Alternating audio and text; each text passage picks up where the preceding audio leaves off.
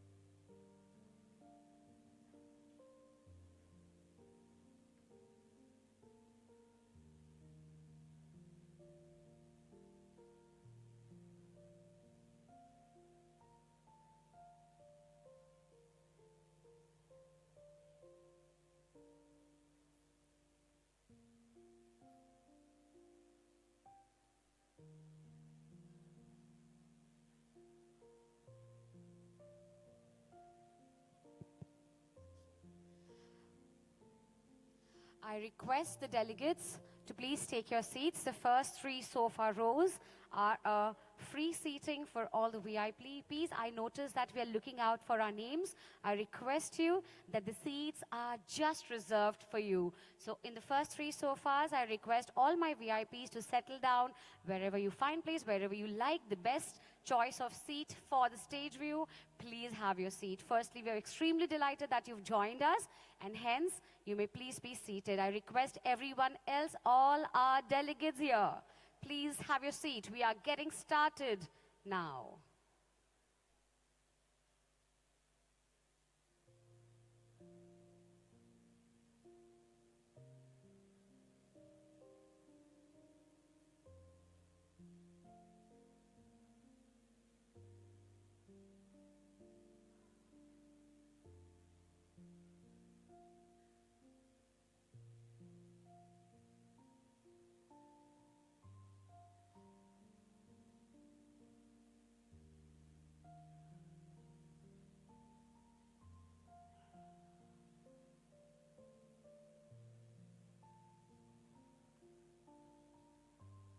Ladies and gentlemen, please take your seats as we are about to begin.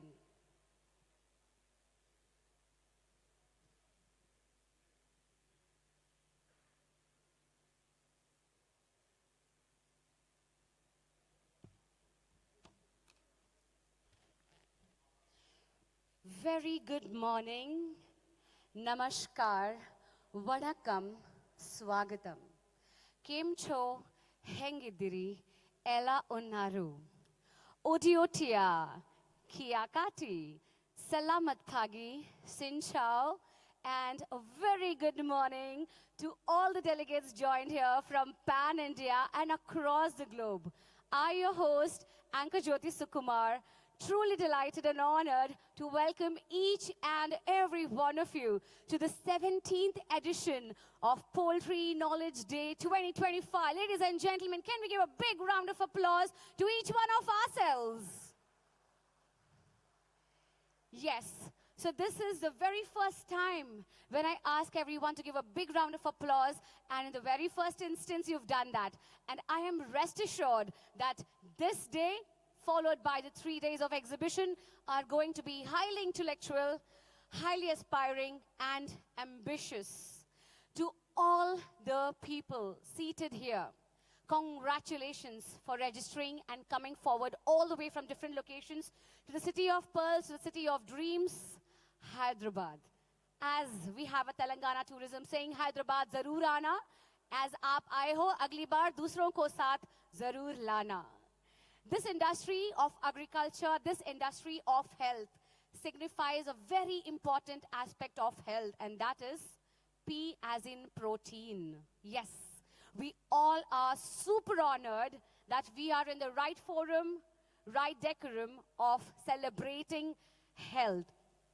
Hence, a very warm welcome to all the people sitting here, the scientists, the traders, the farmers, the change makers, the decision makers of the poultry industry. The 17th edition of Poultry Knowledge Day, Asia's leading platform for knowledge sharing of our industry. This is a platform that sheds lights on topics relevant to the poultry industry today and in the near future. Gathered here are some of the brightest minds from the poultry and animal sciences field, and they will share their expert insights with us today. The Knowledge Day becomes bigger with the presence of decision makers from the Poultry and Animal Husbandry Departments and Association of Globe. My dear friends, without any further ado, can I ask you all one simple question? Can you all smile a little bit? Yes, that adds a lot of charm to this forum. I know that we all are excited, we all are thrilled to get started, but then definitely I'm not going to start before I check your energies. If you're ready, raise your right hand up. If you're excited, raise your left hand up. And if you're good to go, give a big round of applause to each one of ourselves present here. Fantastic. We know that AI and westernization is going to happen. We are going to move forward, but as I welcome the global delegates, as I welcome the Pan-India delegates, we're reminded of a culture, that is to light a ceremonial lamp and to bow down and take the blessings of the Lord above. Firstly, can I please request our President, Sir, Mr. Uday Singh Bias, President ipema, to please raise and join me in escorting and welcoming the delegates that we have today. Let me tell you that the delegates that have joined us here are super excited, super energized, keeping the time and schedule being pressed, but then still they are here with us. I request Uday sir to please join me in welcoming Honorable Minister of State for Agriculture, Ministry of Agriculture, Animal Husbandry and Fisheries, Uganda, Honorable Mr. Chakulaga Fred Bueno. Can we give a big round of applause to him? He's a poultry farmer and a scientist by training. Sir, please join us. And I also request Mr. Anil Dumal, Mr. Pankaj Shukla, Mr. Harish Karware to join me in welcoming the other dignitaries on dais with huge pride. Dr. Elaine El Rami, Head of Animal Quarantine Department, Republic of Lebanon, Ministry of Agriculture, Lebanon. Please join us on stage, sir. Those round of applause can go without me requesting, ladies and gentlemen. Thank you.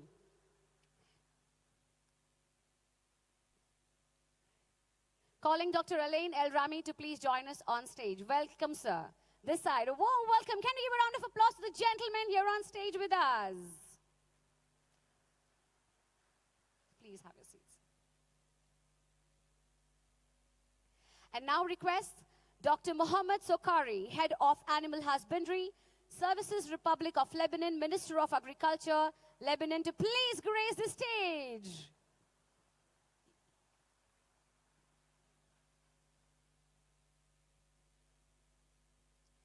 I request Dr. GCS Kurgala, Director HRD, Department of Animal Production and Health from Sri Lanka, to please grace the stage. May we give a round of applause to welcome him on stage, please.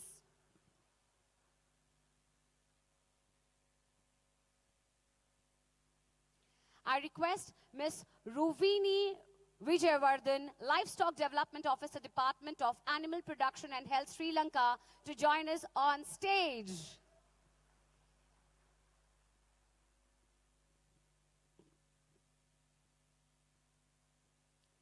I now request Mr. Michael Julian Medley, Director General, World Egg Organization, to please grace the stage. Warm welcome to you, ma'am. I request Ms. Melanie Ridgewell, Head of Conference, World Egg Organization, to join us on stage. Let's give a round of applause to all the delegates who are joining us. Welcome, sir.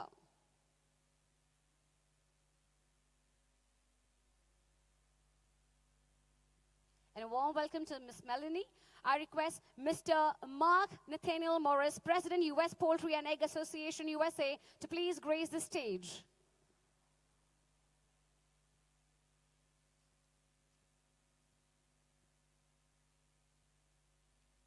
Mr. Mark Nathaniel Morris to please join us. Requesting Dr. E. Falogui, PhD, Vice President, World Poultry Science Association, African Poultry Network, South Africa, to please join us.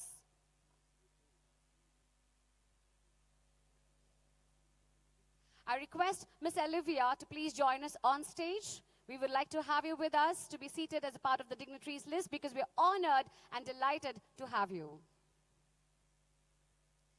I now request Dr. Harry Swatson, Secretary, World Poultry Science Association, African Poultry Network, South Africa, to please join us on stage.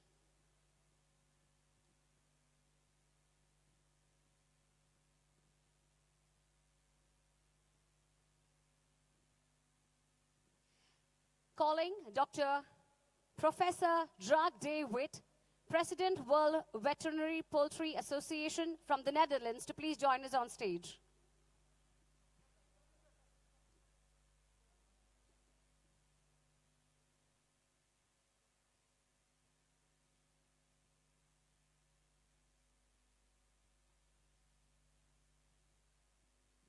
And now I request Dr. Eni Emeritus Professor, Executive Committee, World Veterinary Poultry Association from Malaysia, to please join us on stage.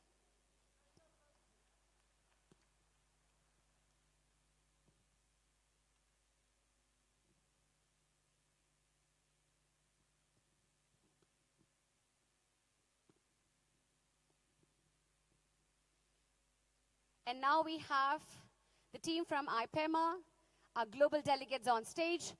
Can we all give a huge round of applause to all the dignitaries on stage at once? We can be as louder as possible, friends. Once again, welcome to the Poultry Knowledge Day 2025. And I now request KG Anand sir, Uday sir, Chakradhar Rao sir, Harish sir, Anil sir to please join us for the lamp lighting ceremony, while we also have a small performance as we bow down for a Ganesh Vandana. I request Mr. Sanjeev Gupta to please join me on stage.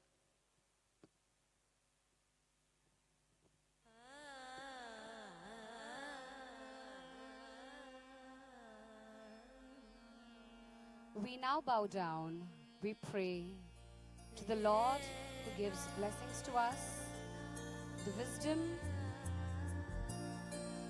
and knowledge. Request everyone here to please pray along with us while we lamp the light too.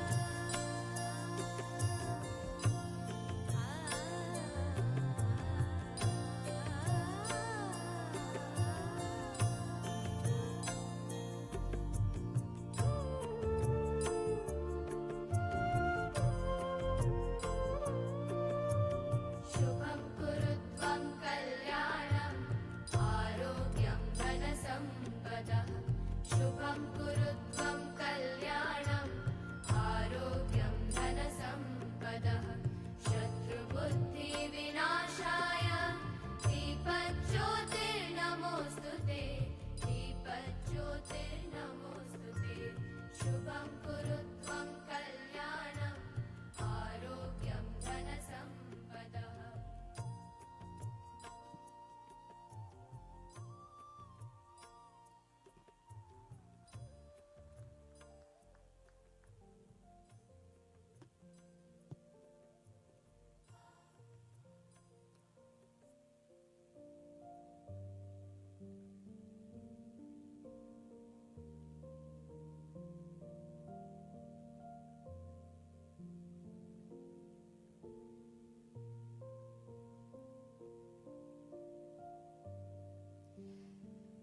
Thank you, dear dignitaries on stage, for igniting the lamp of wisdom, knowledge, as we take the blessings of Lord Saraswati and all the Lord above.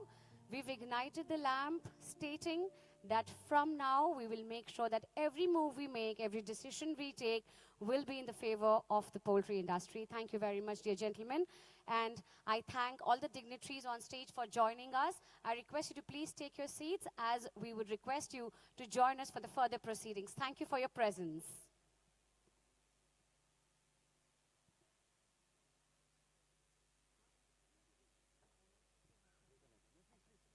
I request the dignitaries just a few more moments. We request you to have your seats, please. I request the Momentos to be brought in, as we would like to welcome the dignitaries with the Momentos presentation as well. I'm sure that we all are geared up for the best knowledge day ever and the continuous 3 days of the poultry exhibition. So, dear dignitaries, all that we request from our side, from India, from Hyderabad, is that please try and contribute as much as you can in terms of knowledge, in terms of your expertise, and in terms of everyone would be free to interact with you as and when. So please give your best to us, as we all together, as one industry, can go forward and go together. Am I right or am I right, my dear audience? Give a round of applause to all of us for being a part of the best industry, the growing industry, that is the poultry industry. We all know that this industry grows 8 to 10% every year, which is a great number in terms of aggregate calculation. But then there are more insights to come, more subjective challenges that we are going to look after today, and we continue to strive together. While I request everyone to please be seated, we are now going to proceed with the Momentos presentation to our delegates. Request them to be brought on stage. We have a wonderful golden rooster being presented to our dignitaries. I request the dignitaries to please present it to the global delegates on stage, please. Uday sir, I request you to please do the initiation.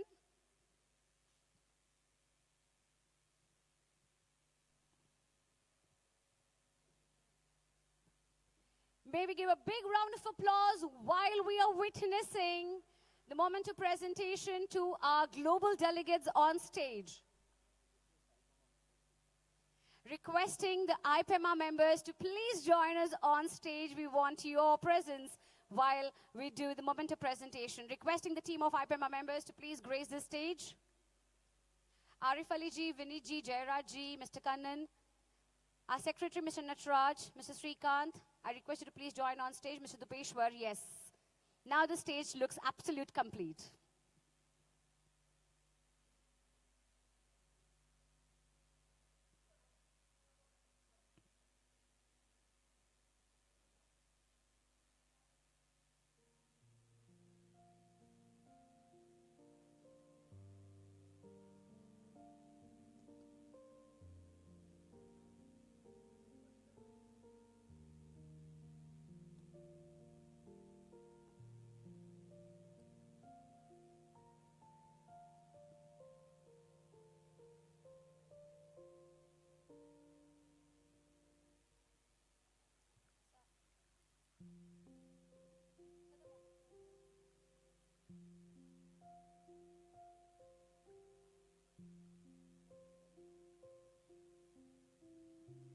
Thank you very much, dear team, for joining us. And I request, sir, to please move forward and honor and welcome the other dignitaries on stage. Can we give a round of applause, ladies and gentlemen, while we see a beautiful moment of presentation view on stage.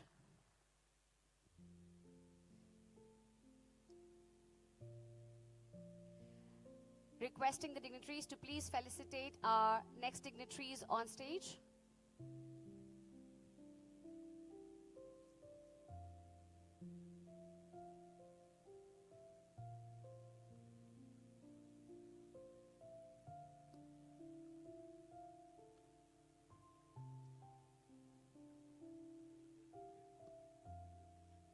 Now I request Uday sir to please present this memento to Dr. Alain El Rami.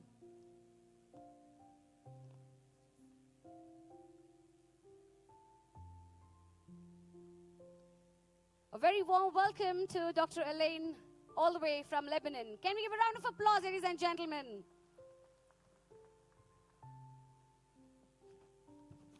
And now I request Mr. Mark Nathaniel to please join us as we would like to present a token of gratitude from our end.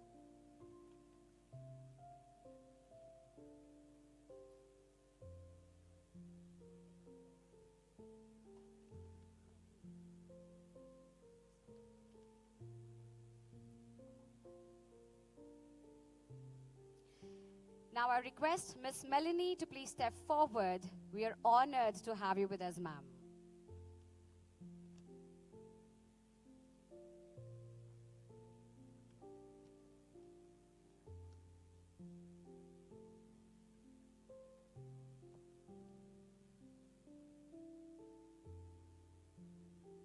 And now I request Ms. Ruvini to please join us. Ms. Ruvini Vijayavardhan from Sri Lanka.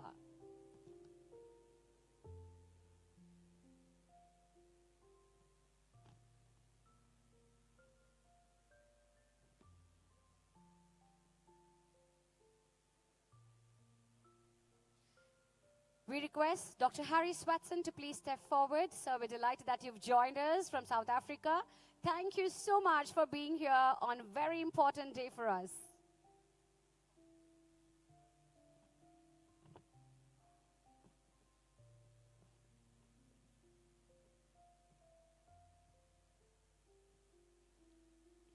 Dr. Gui, I request you to please step forward.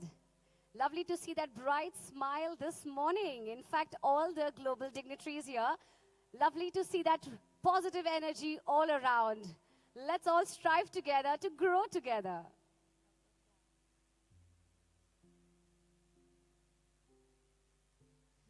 Dr. Clara Marian, I request you to please join us.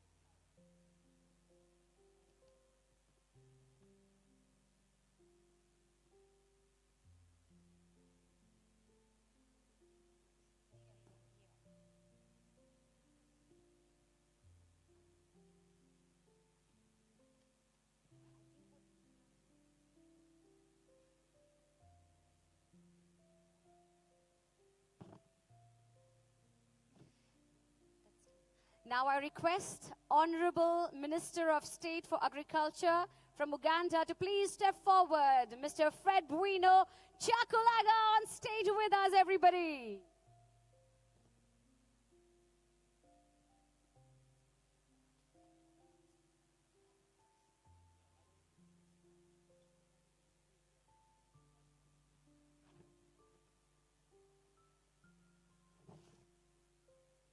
Dr. Kurugala, I request you to please step forward.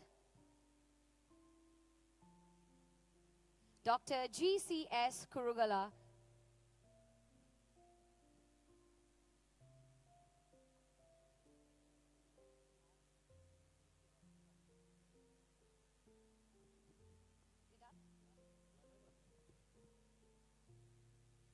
Thank you to the team of ipema for joining us. I request all the dignitaries to please raise, as we can take one group picture of yours. Please, my team would like to take one group picture. If you could all rise with the mementos in your hands. Let's take this moment to capture this beautifully in a frame of a great picture. Ma'am, yourself too.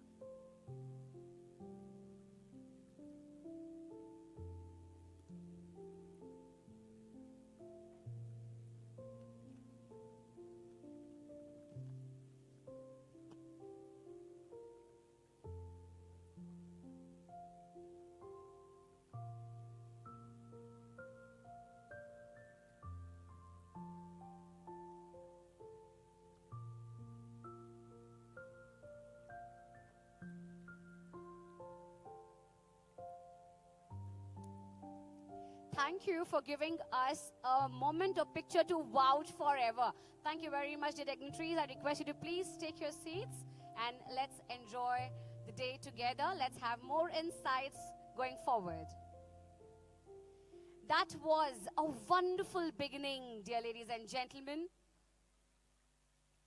And now, to set the tone right for the event and to welcome everyone, I request our gentlemen, our one and only Mr. Anil Dumal ji to please join us on stage for the welcome address. Sir, over to you.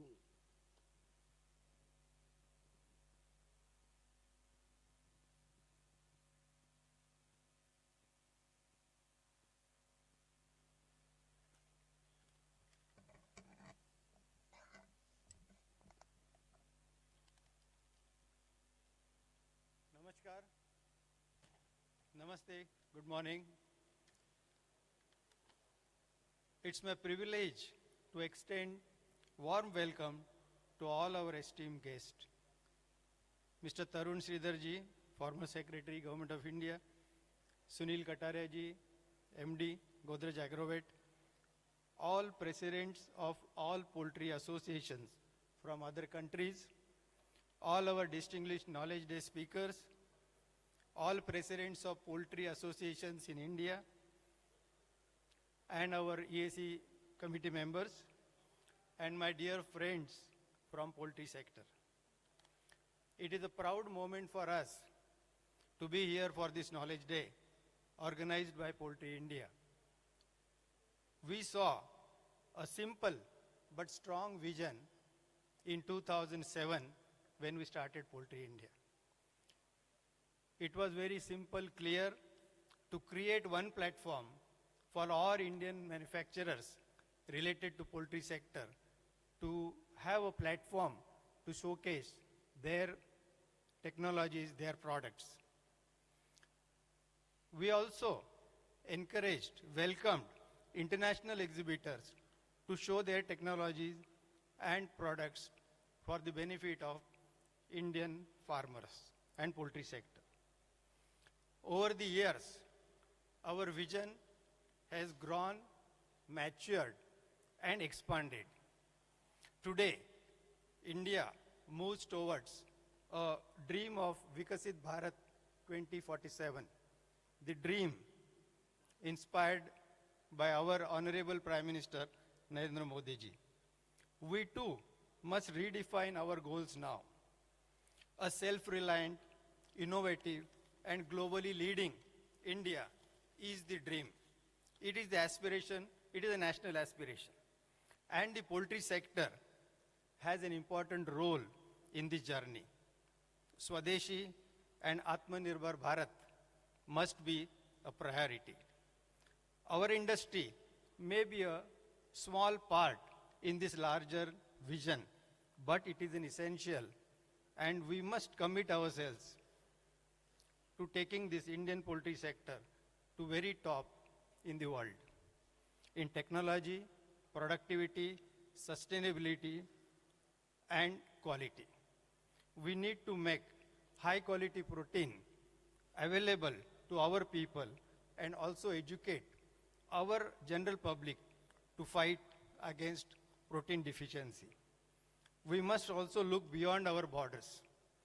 Cooperation with poultry sectors across the different countries will help us to learn, share, and most important, grow together. We believe in growing together. In today's interconnected world, collaboration and cooperation is going to be our strength. Today's Knowledge Day has been carefully designed. The sessions and discussions you will hear today are aligned with these forward-looking ideas. I am confident each of you will take home some valuable insights which will support growth in your business areas. Once again, I warmly welcome all delegates, speakers, industry leaders, and dignitaries present here today. Thank you and wish you a very productive Knowledge Day. I now request our young and dynamic President, Uday Singh, to come on the stage and give a little briefing about Poultry India. Uday.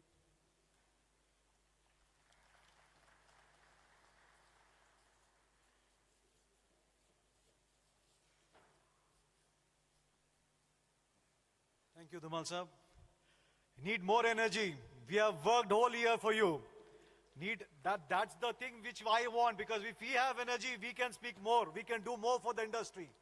So thank you everyone for coming to Poultry India this year, 17th edition.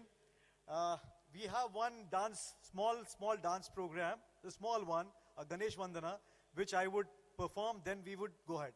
Let me have that, please.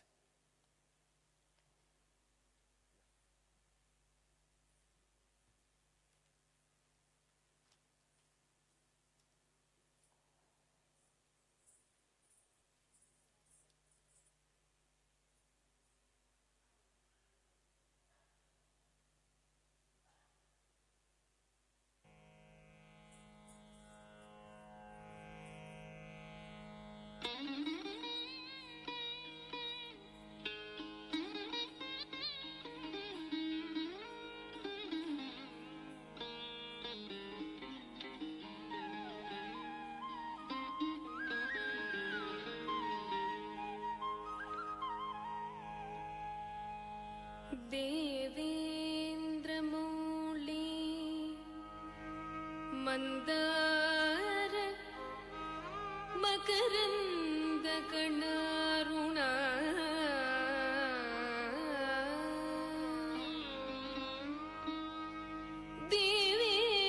देवेन्द्रमौळि Mandar मकरन्दकणारुणा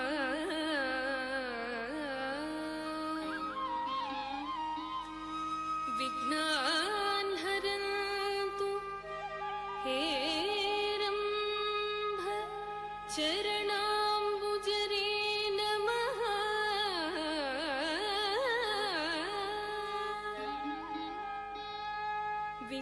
विघ्नान् हरन्तु हेरम्भ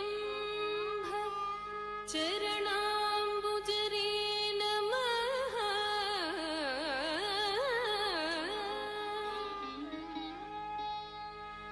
एकदन्तं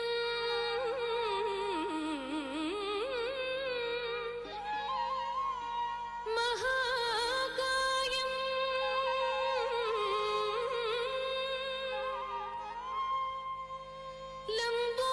Lambodar गजाननं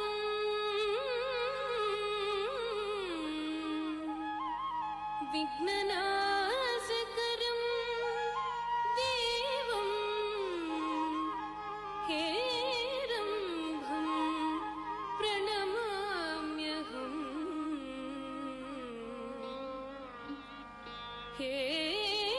हेरम्भं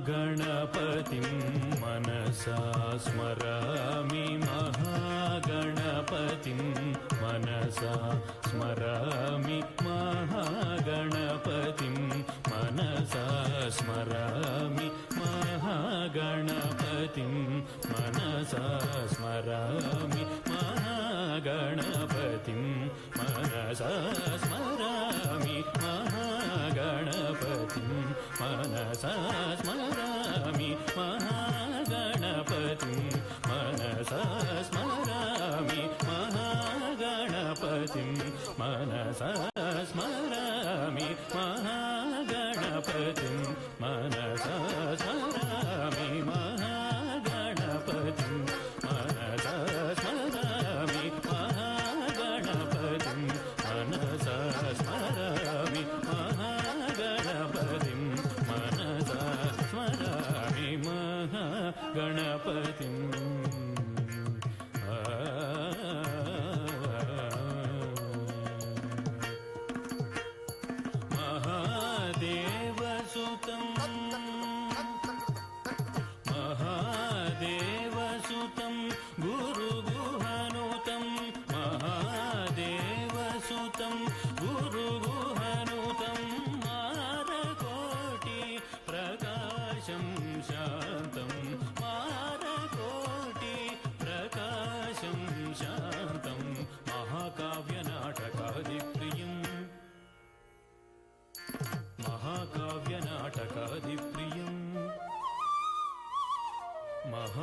महाकाव्यनाटकादिप्रियम्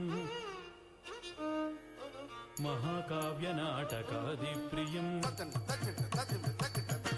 महाकाव्यनाटकादिप्रियं मूषिकवाहनमोदकप्रियं महाकाव्यनाटकादिप्रियं मूषिकवाहनमोदकप्रियं पप्पमगमरि सरि सपमगम पस्सनि सरि गमरि सरि सनि प मगमनि पमरि गमरि रि सानि पमगमरि सरि गम गणपतिं मनसा स्मरामि महागणपतिं मनसा स्मरामि वसिष्ठवामदेवादि वन्दितमहागणपतिम्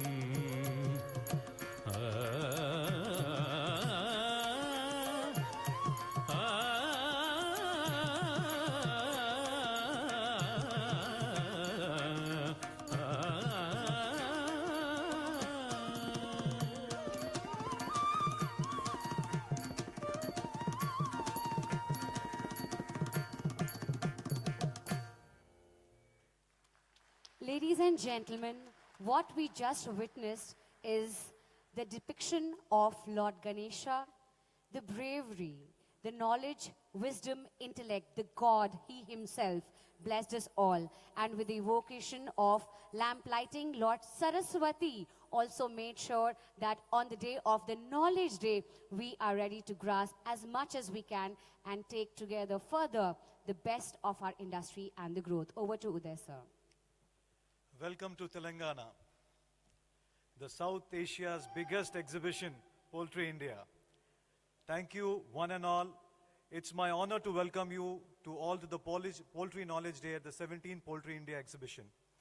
I extend my heartfelt thanks to our distinguished guests, especially the Government of Telangana, Honorable Chief Minister Sri Revanth Reddy Garu, Honorable Minister for Animal Husbandry Sri Vakati Sri Hari Garu, and all my Telangana Poultry Federation, President Mr. Mohan Reddy Garu, and NECC Chairman, and all the people who have supported me and the Poultry India for such a big event.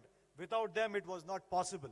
So thank you once again, and giving all the due respect to my important dignitaries who have come on our request from the world over to see what Poultry India is all about. And I'm sure they are going to take a lot of takeaways from this exhibition.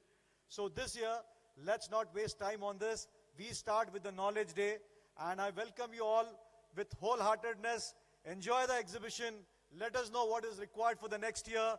We are here to make it much bigger, and by next year, I think this year when we conclude the exhibition, I shall be calling and we shall be calling the world's biggest exhibition, Poultry India, in poultry sector.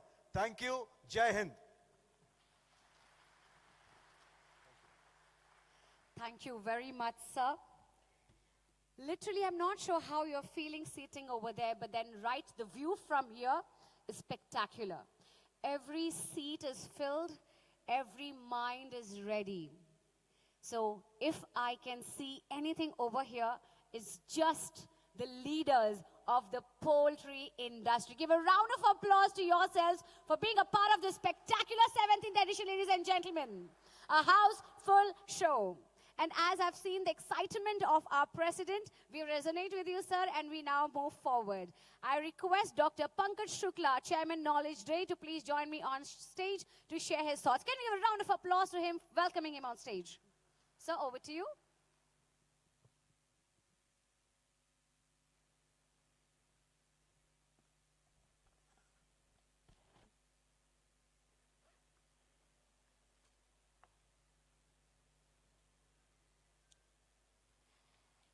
Good morning, ladies and gentlemen. Presenting to you the 17th edition of Knowledge Day. The 17th edition, the 8 speakers, the 2 sessions, the 25 countries, and more than 1,500 delegates. This is what we have today for Knowledge Day. This Knowledge Day has been architected with the help of Knowledge Day Committee consisting of Mr. Harish Garware, Dr. R.K. Jaiswal, Dr. Vijay Makhija, Dr. Jayaraman, Dr. Jitendra Verma, and Dr. Rahul Kulkarni. Yes, we have considered the feedback given in the last year, Pan India, then we invited the inputs on Google Forms to have the burning issues and the topics on which the industry wants to listen the speakers on this occasion.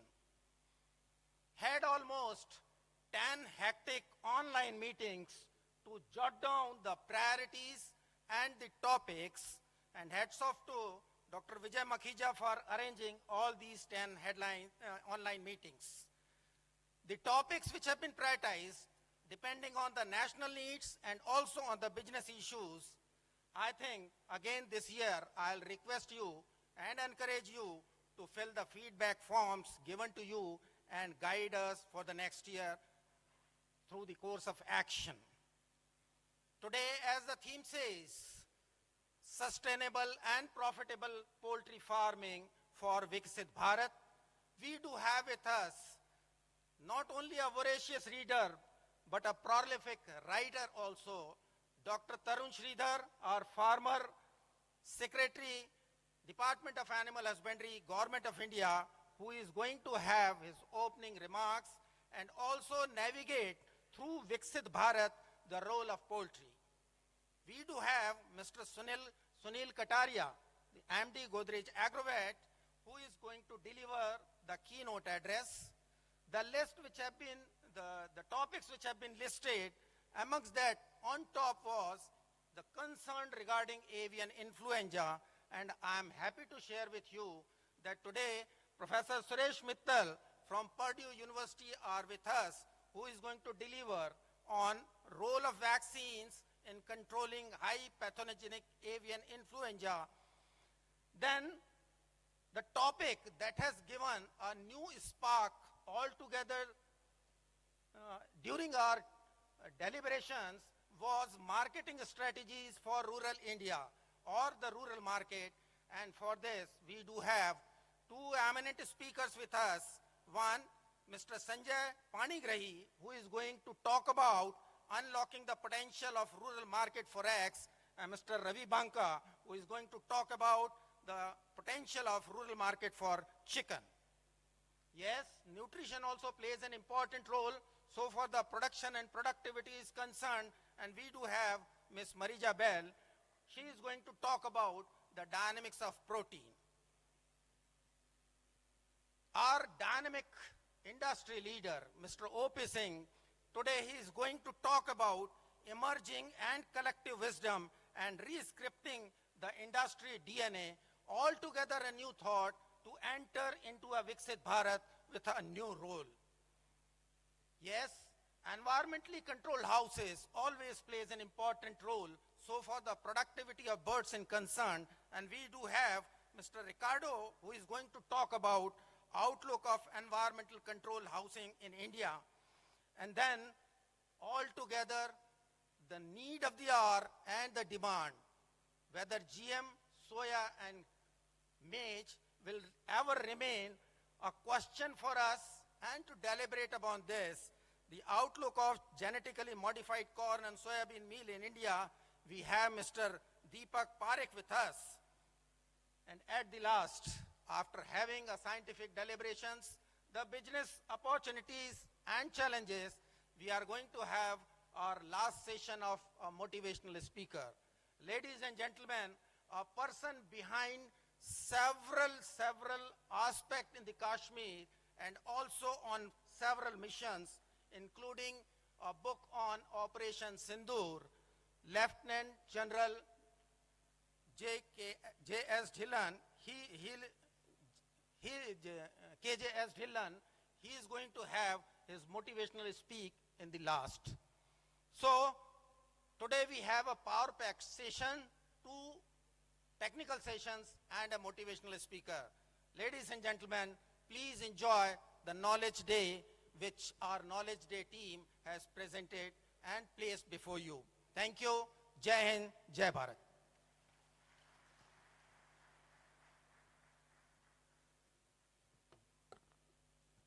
Thank you very much, sir, for letting us know what to expect today.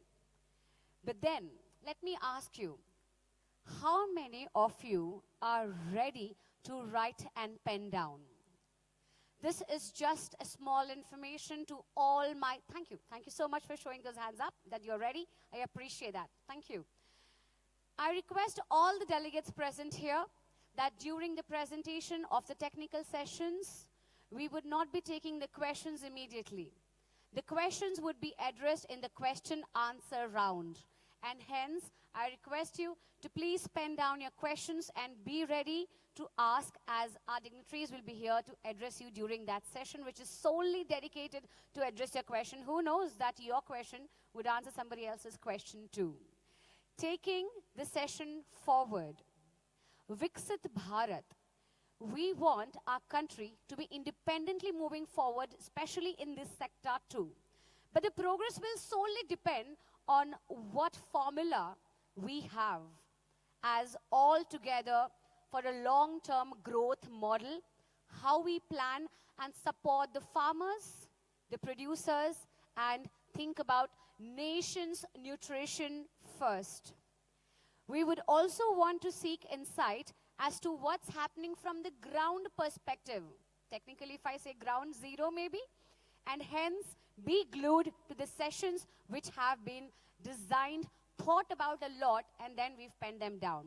Our next speaker has been at the center of policy formulation, has been the challenges and the opportunities up close, and he has played a key role in shaping the national agenda for animal husbandry and elite sectors. Now, I request Mr. Tarun Sridhar, the former Secretary DAHD and Director General ICFA, to say a few words on the theme for today. Let's welcome him with a round of applause, dear friends.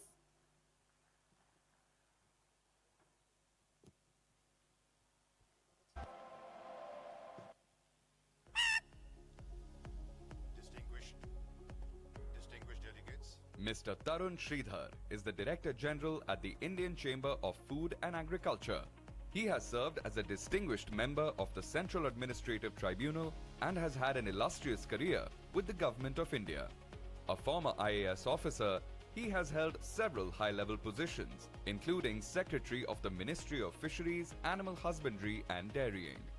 His visionary leadership has also extended to roles such as Chairman of the Himachal Pradesh State Electricity Board Limited and Director, Ministry of Petroleum and Natural Gas. For his outstanding contributions, particularly in the animal husbandry sector, he has been honored with several prestigious awards. He was conferred with the Animal Health Policy Leadership Award in 2022, the Policy Leadership Award for the Dairy Sector in 2020, and the Lifetime Achievement Award by CLFMA, the Association of Indian Livestock Industries. He was bestowed with an honorary Doctor of Philosophy degree in Veterinary and Animal Science by the Guru Angad Dev Veterinary and Animal Sciences University, Ludhiana in Punjab, recognizing his enduring impact on the sector. He has contributed extensively to major publications like the Indian Express, Dainik Jagran and the Tribune. Moreover, he also provides consultancy and advice to numerous organizations, further solidifying his dedication to growth in the animal husbandry sector.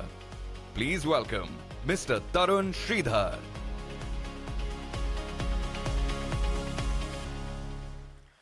Thank you so much. I'm sorry I jumped the gun and began. I didn't know that I was to be on the screen with such a overwhelming publicity. Thank you so much. Today it's been a revelation to me that I have so many achievements to my credit. I was not aware of them. Distinguished delegates, esteemed colleagues, representatives of the poultry industry, researchers, policymakers, diverse stakeholders. It is indeed a great honor and also a profound sense of responsibility that I feel today to deliver the thematic address, which is titled Outlook of Sustainable and Profitable Poultry Farming for Viksit Bharat. You see, this theme deeply resonates with our aspirations as a nation as we march towards the year 2047, the centenary year of our independence. It's a vision of transforming India into a truly developed nation.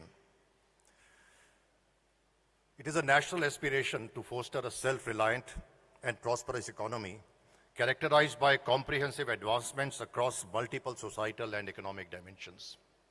I am reminded of the great Chinese philosopher and thinker Confucius, who said, if you think in terms of a year, plant a seed. If in terms of 10 years, plant trees. However, if you think in terms of 100 years, teach the people. The foundational framework of this vision of Viksit Bharat, following the wisdom of Confucius, rests upon 4 strategic pillars. And what are these 4 strategic pillars?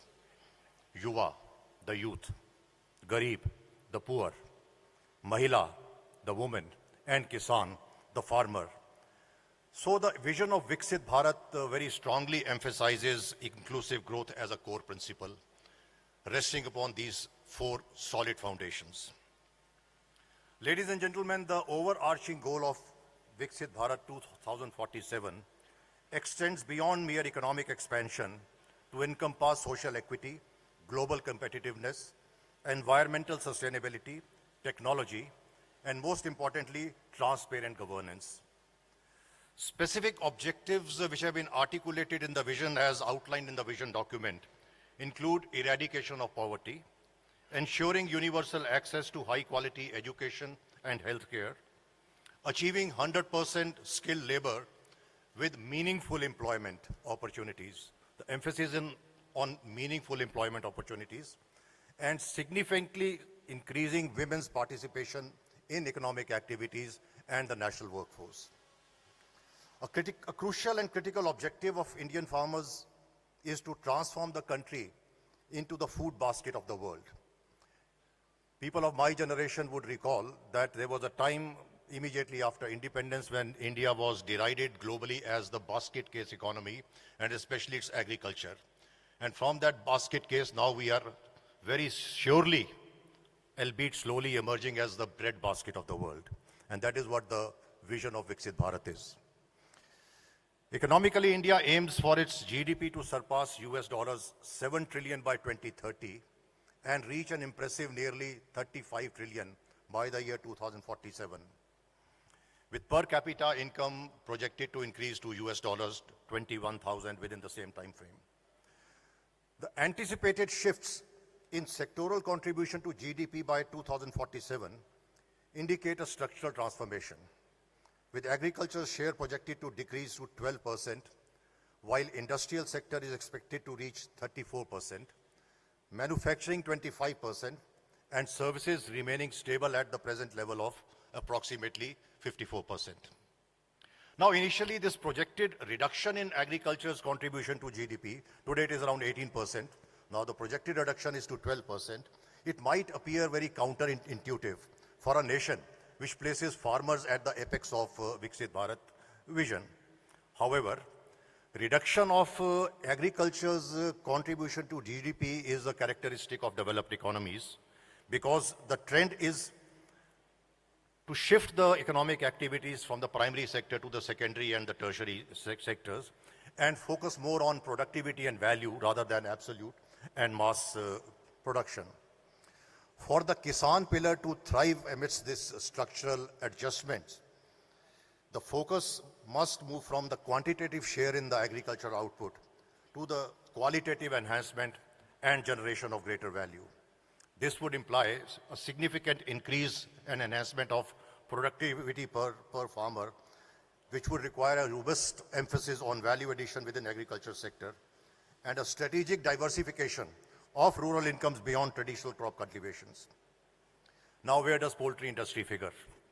Now, globally, the poultry industry within the entire ambit of the agriculture sector is recognized as, quote, dynamic pillar of global agricultural economy, providing indispensable and preferred source of nutrition to billions worldwide. The remarkable growth trajectory and inherent adaptability of poultry underscore its central role in addressing global food security imperatives. Among animal proteins, poultry distinguishes itself through its superior production efficiency, rapid growth cycle, competitive pricing, rendering it as an accessible and cost-effective dietary staple across a wide spectrum of income levels. A notable characteristic of poultry sector has been its demonstrated ability I would focus on the word demonstrated ability to maintain positive growth and recover swiftly even amidst very serious global challenges such as the COVID-19 pandemic and the widespread avian influenza, which is raising its ugly head time and again. In the morning, Dr. Makhija would bear me out. We were discussing that poultry was the most shining example during the COVID-19 pandemic, when neither the poultry production nor the egg production got any severe beating as the rest of the economic sectors did. This consistent pattern of adaptability and recovery positions poultry as a relatively more reliable protein source, and this is what is expected of the poultry industry and all its stakeholders, to join hands and position poultry as the most reliable, most preferred and accessible protein source, which could be a redressal to the severe problem of malnutrition and protein deficiency amongst our population, especially the growing children. This inherent strength suggests that even when the industry encounters future challenges, its structural attribute of quick turnaround time and capacity to absorb shocks shall ensure its continued upward trajectory, making it a secure option for long-term investment and policy focus compared to other agricultural sectors. Ladies and gentlemen, there is a sustained increase in global demand for animal protein, with poultry consistently favored over other animal proteins for its versatility, perceived health benefits, and its comparatively low carbon footprint when juxtaposed with red meat. Growing health consciousness and dietary preferences are actively boosting poultry consumption, leading to a broader societal shift towards protein-rich diets. The global poultry sector is clearly on a trajectory of expansion. There have been significant increases projected both in production and consumption. Global poultry meat consumption, according to a study of FAO and OECD, is projected to reach 160 million tons retail weight equivalent by the year 2033, a volume which is expected to account for half of the total additional meat consumed during this period. Annual global production of poultry is forecast to increase by over 15% during this period, reaching 162 million tons by the year 2034. This impressive growth is largely attributed to increasing demand and the comparatively lower initial costs associated with poultry production relative to other meats. Focusing specifically on chicken meat, the global market is projected to reach 133 million by the year 2035, that is 10 years down the line.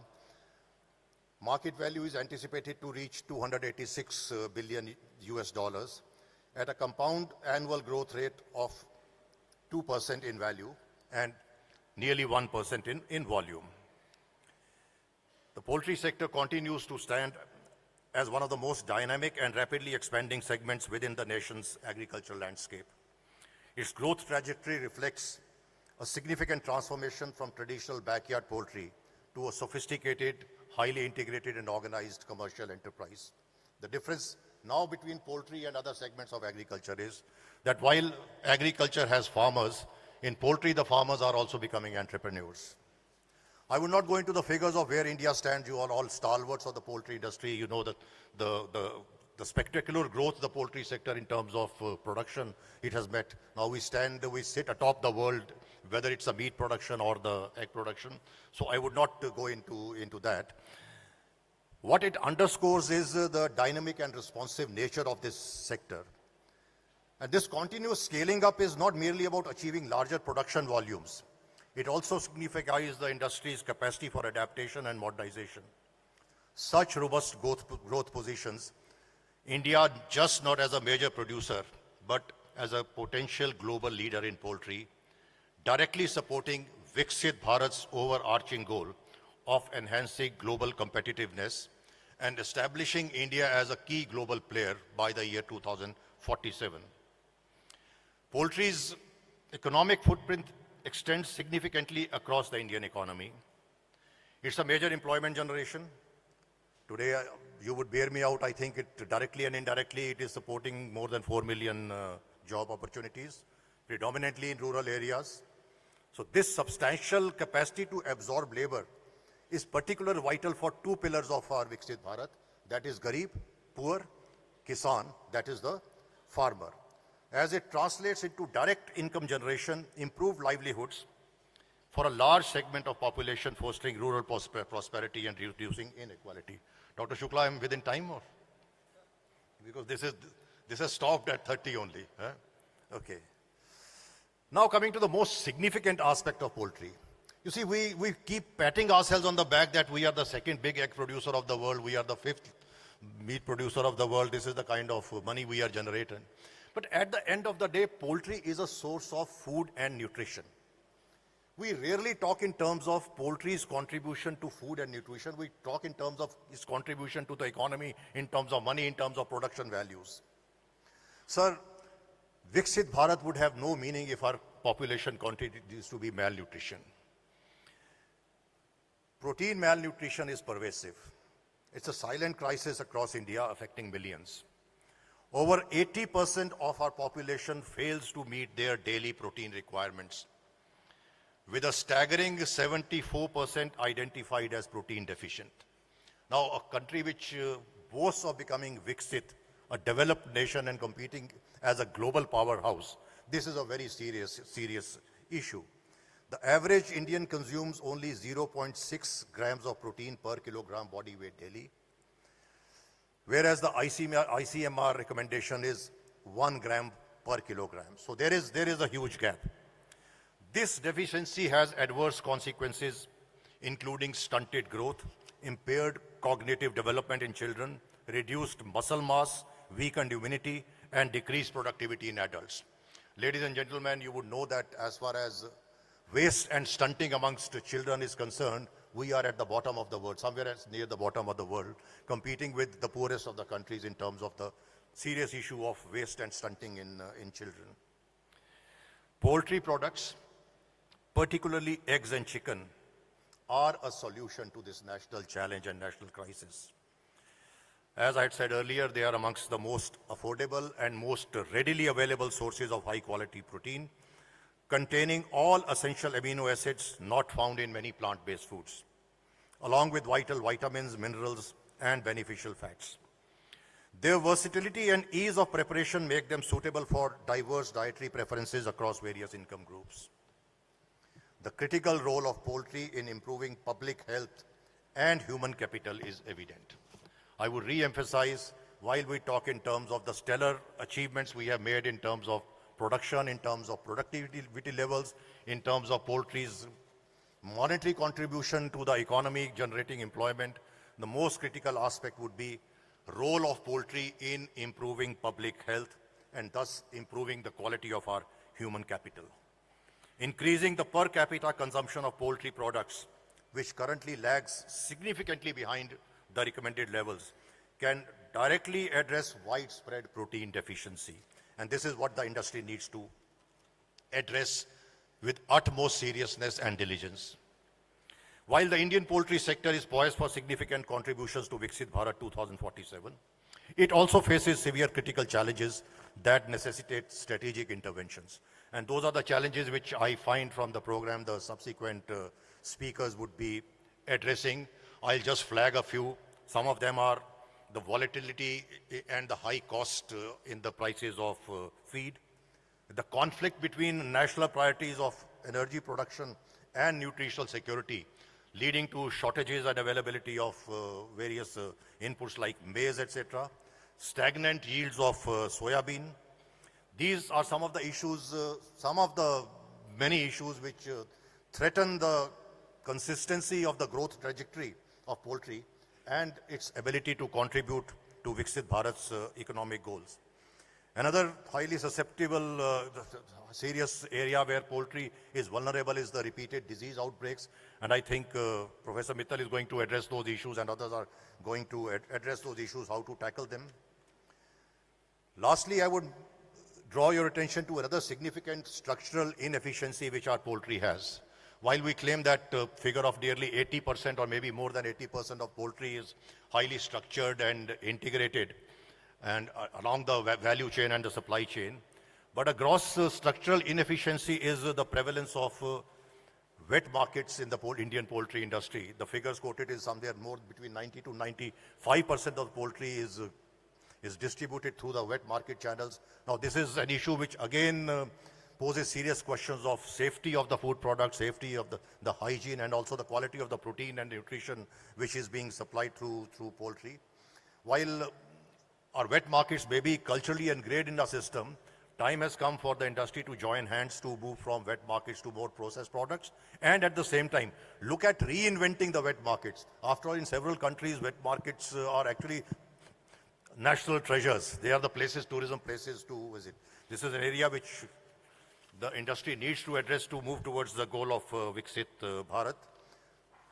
We have a very strong backyard poultry, and backyard poultry sustains the fourth pillar of Viksit Bharat, that is the women, because women are the lifeline of backyard poultry. So poultry in a way is also a source and a medium for women empowerment, as also social equity, incorporating all sections of society.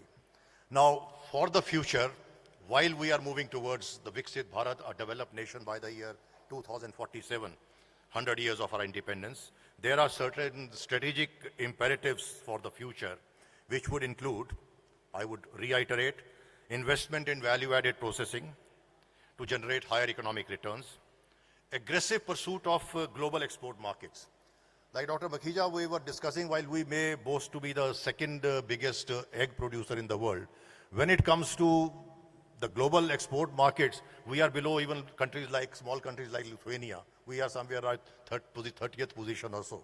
So if the vision of Viksit Bharat also positions India as a global economic powerhouse by 2047, poultry has to very seriously and aggressively look at export markets, deeper technological integration across the entire value chain, so that the smaller player also feels that he's an integral part of this chain, not just one of the several cogs in the wheel.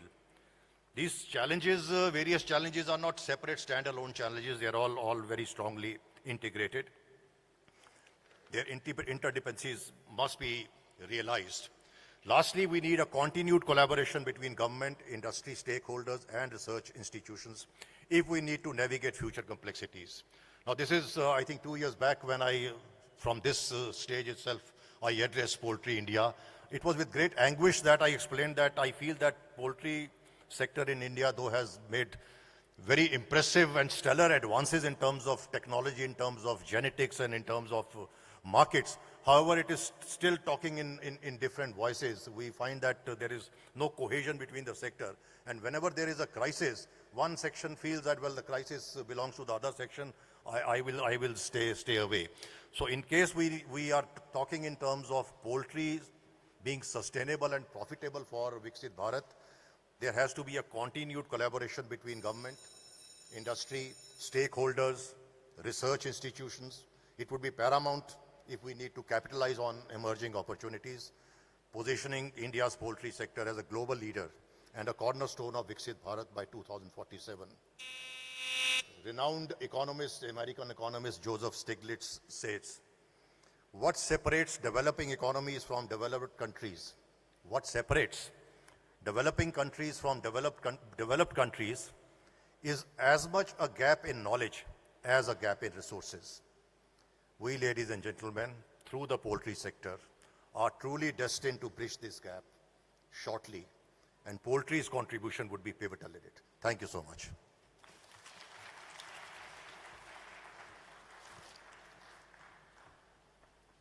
Thank you very much, sir, for putting across your thoughts and your insights.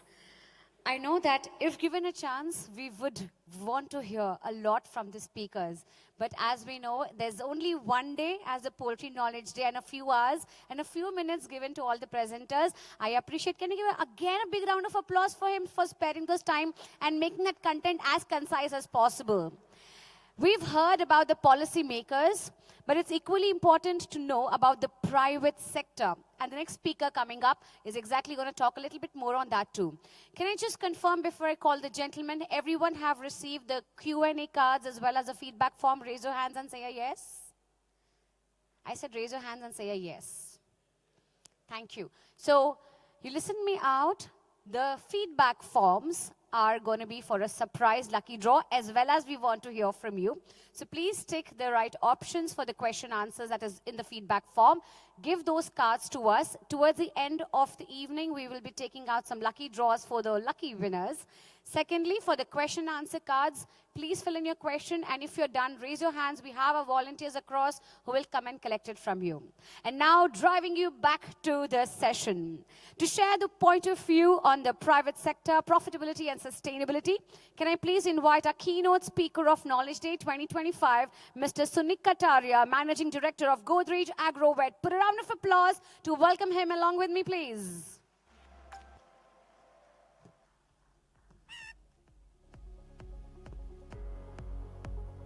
Mr. Sunil Kataria is the CEO and MD of Godrej Agrovet. He brings over 3 decades of leadership experience across the consumer packaged goods, telecom and retail sectors. He previously served as Managing Director of Raymond Lifestyle Limited, where he oversaw 6 business verticals and achieved a market capitalization of 14,000 crore rupees through an independent listing. During his stint as the CEO of Godrej Consumer Products for India and SAARC, he led a 6,800 crore rupee business, increasing market value from 25,000 crore rupees to 65,000 crore rupees and improving EBITDA margins from 14% to 24%. He combines strategic foresight with operational excellence, becoming a pioneering business leader. Please give a warm welcome to Mr. Sunil Kataria.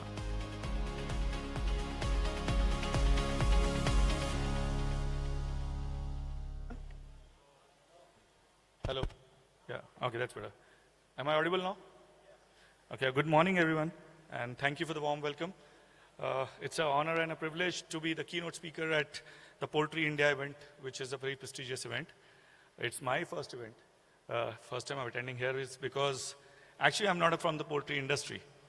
And, hence when I was thinking of this presentation as to what to speak today, I said I can't really teach all the dignitaries here and the audience sitting here who are so experts in terms of policymakers, practitioners, the nitty-gritties of the industry. But I thought maybe I've been here for around 5 months into this industry. As you can see, I come from consumer businesses. Maybe I can give a very early, an outsider's perspective of what I think could be done to create value, salience and value addition in the poultry industry for the future of Viksit Bharat. And that's where broad my thought would be. Hence, I'm calling it an outsider's perspective is what my talk is going to be about. I also want to thank Dr. Sridhar, I think he's laid out the contours of what poultry industry should be doing from a policy perspective point of view very well. Thank you, Dr. Sridhar. And I think some of the points he mentions, moves very well into some of the points I had thought of, So maybe without any delay, I'll just start with my talk. Okay, so Viksit Bharat Abhiyan, or the vision of Honorable Prime Minister Modi ji for 2047 is very well known to all of us now. These are some of the key, while there are 4 pillars as Dr. Sridhar mentioned, I picked up some 2-3 critical parameters which I think are going to be very critical for, or which are very critical aspirations for our economy, So we all know that India is poised. I mean, we are already a reasonably strong $4 trillion economy, the 4th largest economy in the world, but we have to move 8 times by 2047. Now that's a very audacious goal. So we are talking of moving to 8 times to around $35 trillion in next 20 odd years. There is a very important parameter in this which comes out which is how does India look at exports moving forward? And within that, I picked up a parameter of agri and food processing exports, which is very relevant to poultry as a sector, as poultry exports would be a very critical part of this segment. Now this is likely to go up from $50 odd billion to $700 billion. Now that's the aspiration that's again been set. And if we put these whole numbers aside, there is one factor which gets hidden among all Viksit Bharat goals, It is a very soft but very important goal of life expectancy of Indians. In any developed economy, social security, health, nutrition are very critical parameters. The value of life is very, very appreciated across all developed world. And that's a very important goal which the government has put up, which is moving from 70 odd years of life expectancies to 85, 84 years. Now this actually may not seem a very important goal, but I can tell you this is a very important goal because it puts otherwise a very different burden on the economy of India if Indians' health is not up to the mark and up to the best in the world. In all this, to achieve this, there is a very understated small factor, which is that how healthy we are as a country. And health and nutrition really are very critical for any developed economy. So I think that's a piece which I want to deliberate a little more. Now, India as a country, if we see, we are pretty much food grain sufficient now. This is something which I think Dr. Shida mentioned, that from being the basket case to the bread basket of the world, we have achieved that very well over the years, that today we are in food grains, we are in food grains pretty much up there. But there is one piece which is gaining a lot of traction and which is very much known to everyone, is that India is a seriously protein deficient nation. And I understand that the first goal for any country is to make sure that the hunger goes away. And that's, I think, we have achieved pretty well. But one piece is this data that you see in the world. On an average, Indians consume around 47 grams of protein a day. And this is much lower than Asia, much lower than sub-Saharan Africa, and we have a lot of African friends sitting out here. And obviously, if you see, we are half of the US. Now, this is a very, very telling state of the data. And this is a journey which we have to cover as a country. So by 2047, if we achieve all those trillions of dollars, $35 trillion, if we don't move the needle on this protein deficiency, I don't think so we would have really qualitatively improved as a country. We wouldn't have become truly a developed nation if our health of our countrymen and fellow countrymen is not up there in the world, And I think that's the point which really is a very important point to note here. Now, if this is one of the challenges, what do we do? Interestingly, while this is a key driver of nutrition, the poultry sector has inherently a very good cost-effective solution also. Now, if you see, I've just plotted some of the cost per gram of proteins of some of the things which are easily available in our country. Chicken, dal, egg, fish, and milk. And India is the largest producer of milk in the world now. But if you see, chicken is right up there, actually right down there, I would say here, in terms of cost per protein.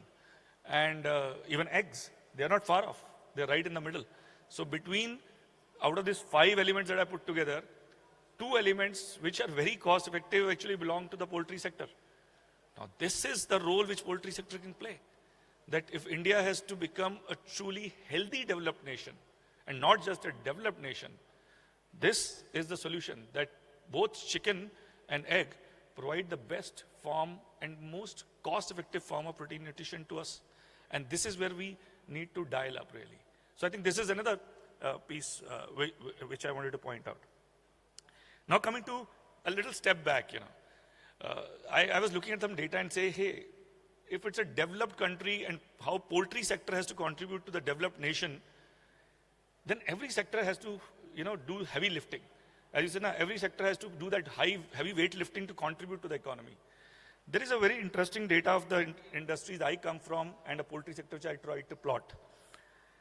Contribution to GDP of India of FMCG, which is all the food products, household personal care products, OTC products that we all consume every day, that's around a $220 billion industry versus poultry is around $50 billion. So FMCG is 4 times roughly the size of poultry today in India. The contribution of poultry sector today is 1% to GDP, while FMCG is 5% to GDP. Even if I take foods out of this FMCG only, foods is roughly around 45% of FMCG. It will still contribute to around 2.5–3% of contribution to GDP. So one point to note here is that poultry sector contributes 1% to our GDP today, while the foods part of FMCG contributes almost 3 times. So that again is a point to ponder why that happens. On one hand, we are the most efficient solution, but we don't seem to be contributing to the GDP of that kind. And then we want our GDP to go up by 8 times. So poultry has a lot of catch up to do. That's a very important point which comes out of this. Exports, it's just $0.1 billion. So there's hardly any contribution versus the $5 billion for FMCG. So that's another piece. And lastly, I think the last point is where my presentation will talk a lot is value addition. One thing is very clear from all the experiences that I have learned in my life as a practitioner of businesses and leading businesses is, finally, you can contribute to GDP only by creating value for the consumer and value for self. If there is no value addition, you will be a small player in GDP contribution.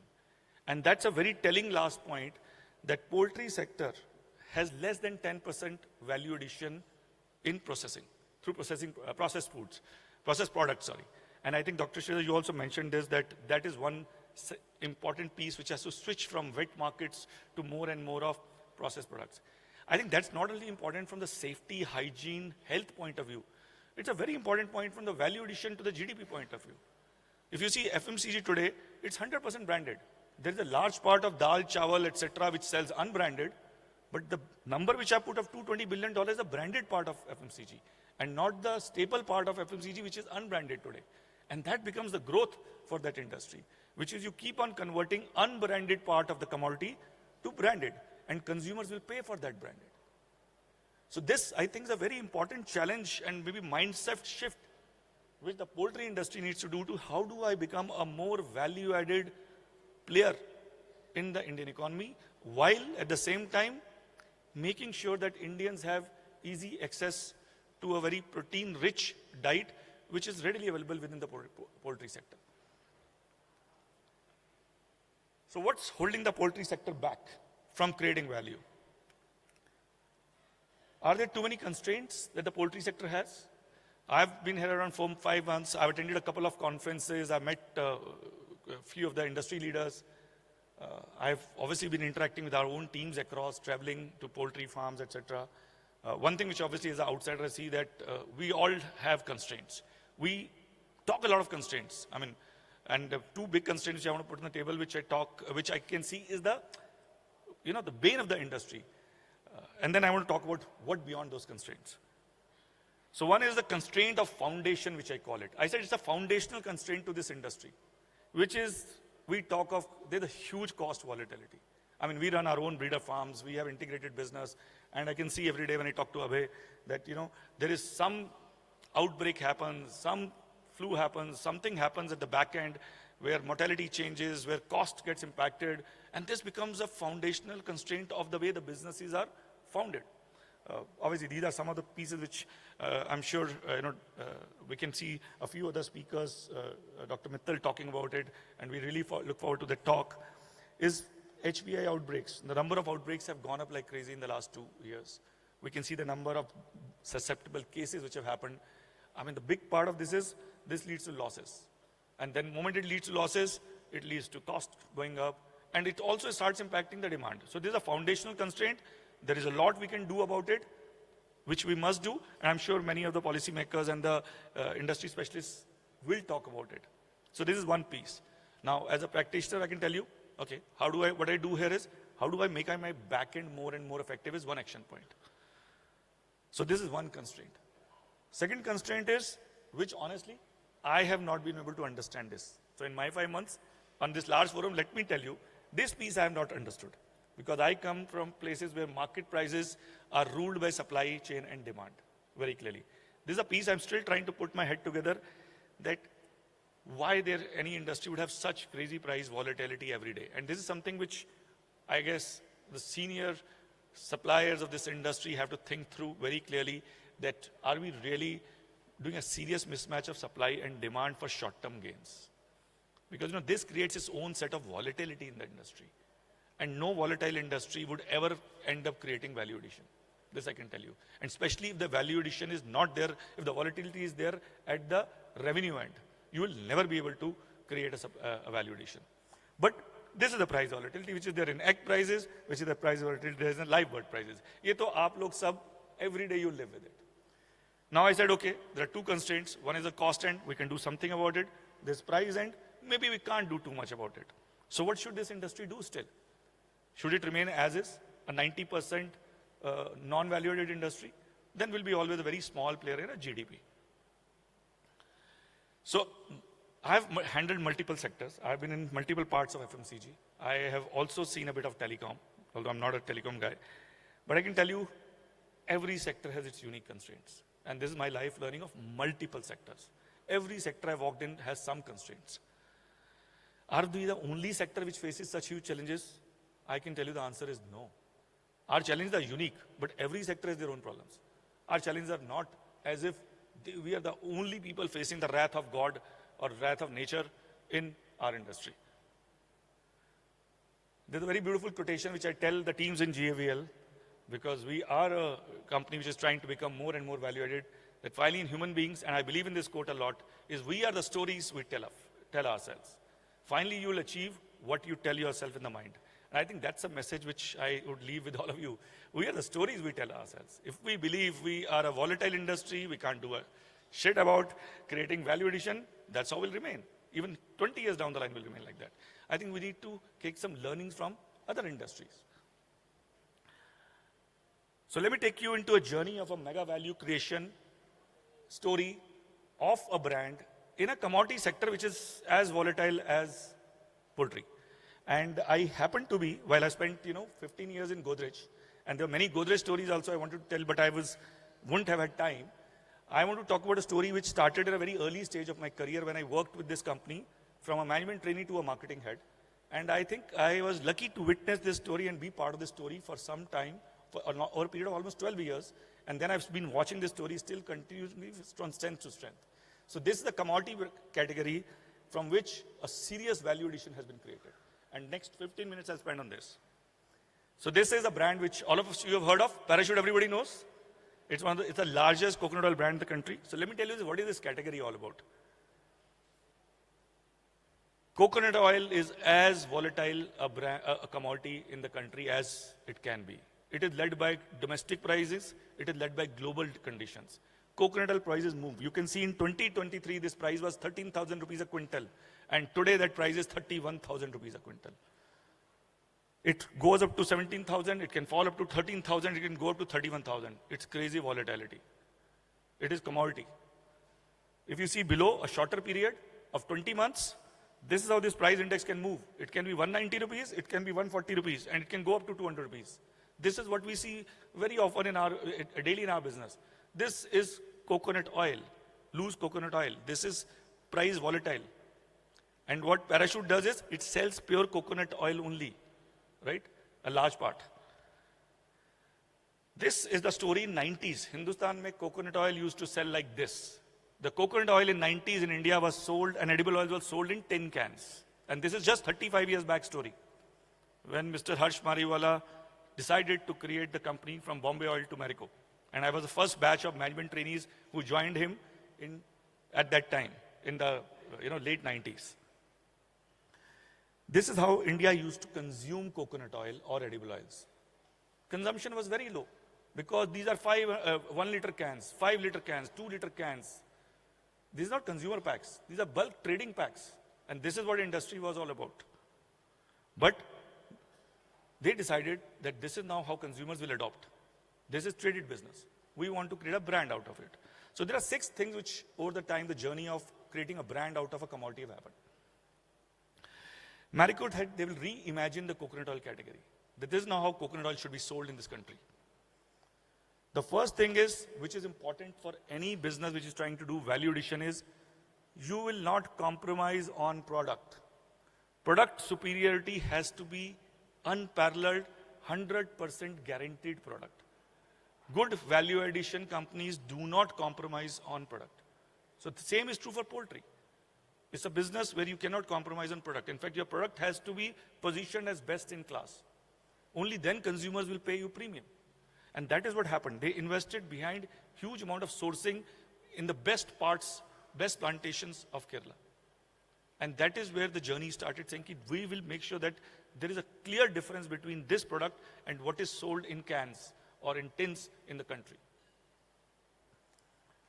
So maybe. This is just a small campaign I'm going to show you. அவங்க அப்பா ஒரு தென்னங்கன்னு நட்டாரு. அவங்க அப்பா அன்புல கிரியும் தென்னம்பிள்ளையும் ஒன்னா வளர்ந்துச்சுங்க. ரெண்டும் சேர்ந்துச்சுன்னா பொழுதெல்லாம் ஆட்டம்தான். ஓல காத்தாடியோட விசில் வேற. அடமழையிலும் அடங்கலையே. ஒன்னா திருவிழாவை கூட கொண்டாடினாங்க. விவசாயிங்க ஒவ்வொரு தென்னைய தன் குழந்தைய போல வளர்க்குறாங்க. அந்த தென்னையோட தேங்காயை கொண்டு தயாரிக்கப்படுது பாராசூட் தேங்காய் எண்ணெய். So they established the purity. Second interesting piece, when you want to ask consumers to pay premium, when you want to start becoming a brand, packaging and product innovation plays the biggest role. The industries have to do innovation in both product and packaging. One interesting part which is happening is, when these tin cans were sold, now this Parachute coconut photograph in tins, when it was sold, it was prone to rust. Why Indian wives never used to use too much of coconut oil? Tin can, when it comes home, usme jung lagta hai. It is rusted. That seal was very important, difficult to break. It can cut your hands. Housewives can't do that. So this is the problem of the industry. The industry was like this. They said, we'll shift to Parachute, HDB packs, plastic packs. This is what happened in 90s. It was convenient, it was better looking, it was cheaper. But one more problem came up, which you can never imagine. This can did not do well. Why? Because when it went to stores and homes, the rats will bite onto the edges of this can and spillage will happen. A very small problem, you can't imagine this. Another innovation happened. Parachute decided to move to cylindrical bottles of packaging because rats, a small thing, rats cannot get a grip on the shoulders of the pack.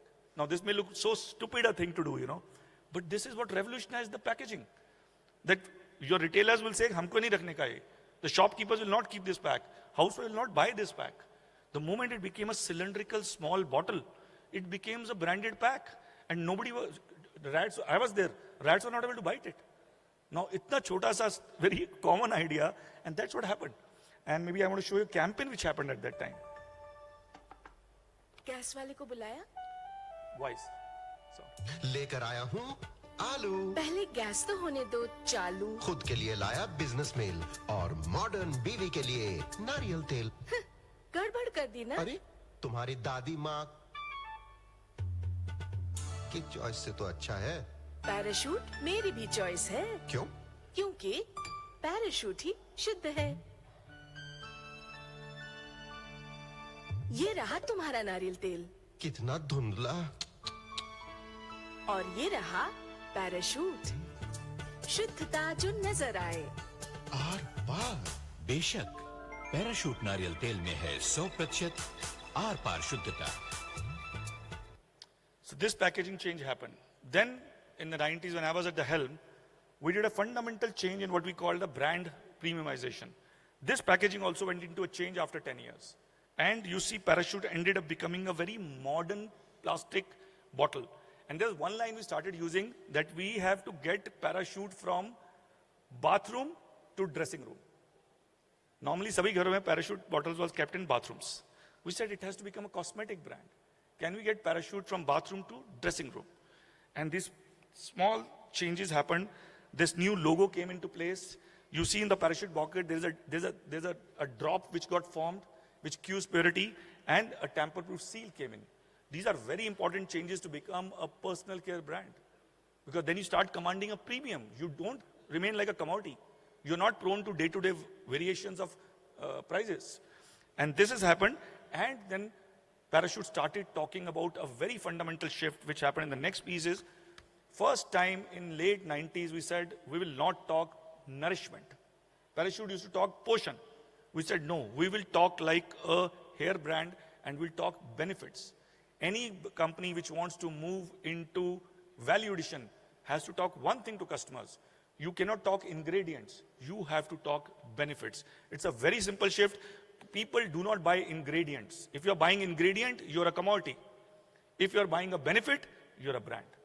And people buy benefits. They will pay for benefits. They will not pay premium from ingredients. If I'm a chicken, I'll compare myself with the wet market chicken. If I'm giving something beyond chicken as a benefit, I will not compare you with the wet market. It's a very clear theory. You compare yourself as a chicken, you will be compared to the chicken. You give me a benefit, you'll not be a chicken. So some of these pieces maybe I will show you one very beautiful campaign which happened maybe. प्यार में या फिर किसी के इंतजार में तुम तो हो gorgeous हमेशा मुस्कान में या जिंदगी की थकान में तुम तो हो gorgeous हमेशा बहस में उलझी हो या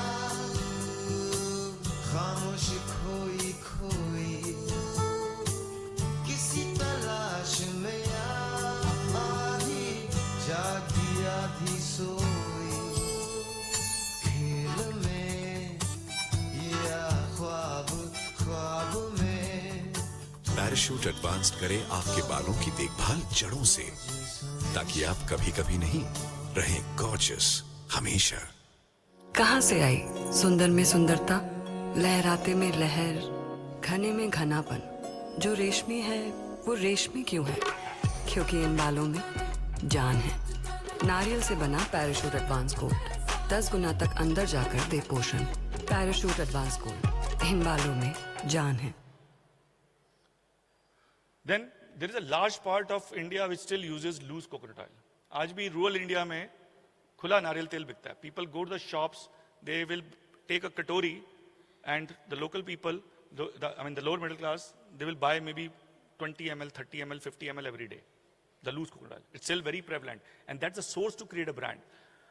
Parachute launched at that time, first time, small pouches and sachets of coconut oil. So to convert loose coconut oil market to branded oil market. Small 10 rupees bottles happen, and then you distributed them in rural areas. So that you started making yourself accessible, you made yourself affordable. Everybody can't pay for a very high 500 ml bottle. You give them 10 rupees, they will buy it. This is the rule of branding. You make products accessible to them if you want to shift from commodity to a brand. This is which happened. I'll maybe in the interest of time skip this campaign. Maybe let me just show this. This is a value campaign which happened. ज़्यादा फायदा ज़्यादा फायदा ज़्यादा फायदा संघर्ष करने पर ही मिले ज़्यादा फायदा हर चीज में चाहे ज़्यादा फायदा सिर्फ पैराशूट के साथ मुझे मिले ज्यादा फायदा बिना संघर्ष किए, क्योंकि इसकी हर बूंद में है 5 गुणों की संगठित शक्ति जो दे हर बूंद में ज्यादा फायदा। पैराशूट, हर बूंद में ज्यादा फायदा। So this is a campaign which talked about why it makes sense to buy a branded product, and it talked about value and not talked of price at all. This is a very interesting thing which we did. I want to talk about how you solve customer problems. How many people are here from North India? The winter part. One very big problem happens with coconut oil in North in winters is coconut oil freezes. वो जम जाता है, right? So one thing which happens in the chicken industry here is we have these phases in chicken that there are periods when people don't consume chicken. People don't consume eggs. I hear that a lot, that obviously there are issues when people see lean months. There was a lean month which used to happen in coconut oil. That when it freezes, in winters, coconut oil consumption goes down. Because oil jam jata hai. So the bottle, you can't take the oil out. And then there's a problem which happens. People have to put the bottle in a hot water tub, boil it, and then try to take a lead. It's a very painful exercise. You know, a simple answer came to that. This is what we called as parachute easy jar. एक चौड़े मुंह का, the jar was put where you don't have to bother about winters at all. What people used to do, they took a spoon and they will just pick a little bit of oil, frozen oil, on your hand, and you do this, the oil melts, and then you can put it in your hair. And this actually changed the consumption. Now these are small ideas which can say ki how you can make consumption happen even in lean seasons of the year. And then there is one more piece happened. People used to say the oil is the hair get very rough in winter seasons. I cannot apply coconut oil. They launched a product called hot oil treatment. And this is again a value addition. And I want to show this campaign for sure, how you promote usage during lean seasons.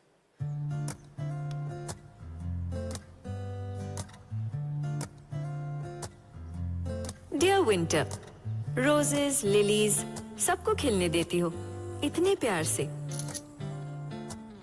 But मेरे बालों का ये हाल क्यों? You have a problem with me. मैं और मेरा winter wardrobe साल भर वेट करते हैं तुम्हारा। Boots check, cute outfit check, scarf check है।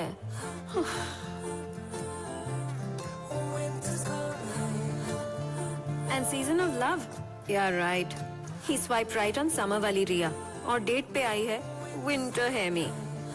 अब विंटर से शिकायत छोड़ो, अपने रूखे बालों को दो पैराशूट एडवांस्ड हॉट ऑयल का वार्म पोषण और विंटर हेयर ड्राइनेस को रखो दूर।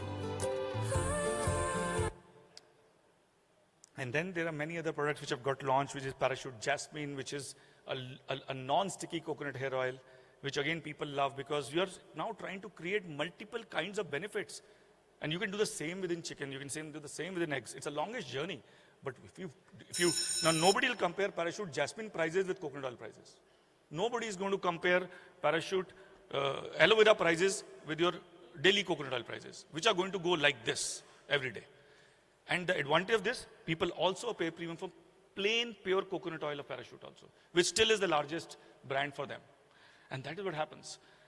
Maybe I'll just skip this in the interest of time. So today, Parachute is the only brand in the country in coconut oil market which reaches 5 lakh outlets. It holds 55% market share. And it is operating at a premium on pricing of 120% to coconut oil loose commodity prices.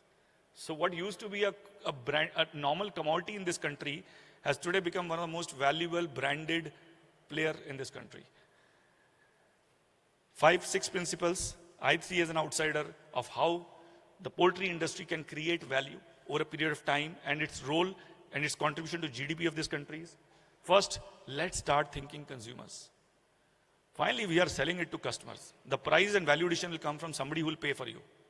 Otherwise, we'll be stuck up in this daily price volatility of sometimes the prices, the cost of a live bird is 85 to 88 rupees. Sometimes the prices would be 90 bucks. Sometimes the price will be 103 rupees. Sometimes price will go down to 78 rupees. Sometimes we'll have major losses. Sometimes we'll have major profits. That is now how brands are built. That way you will be just a commodity player and will never become a value-added player in this country.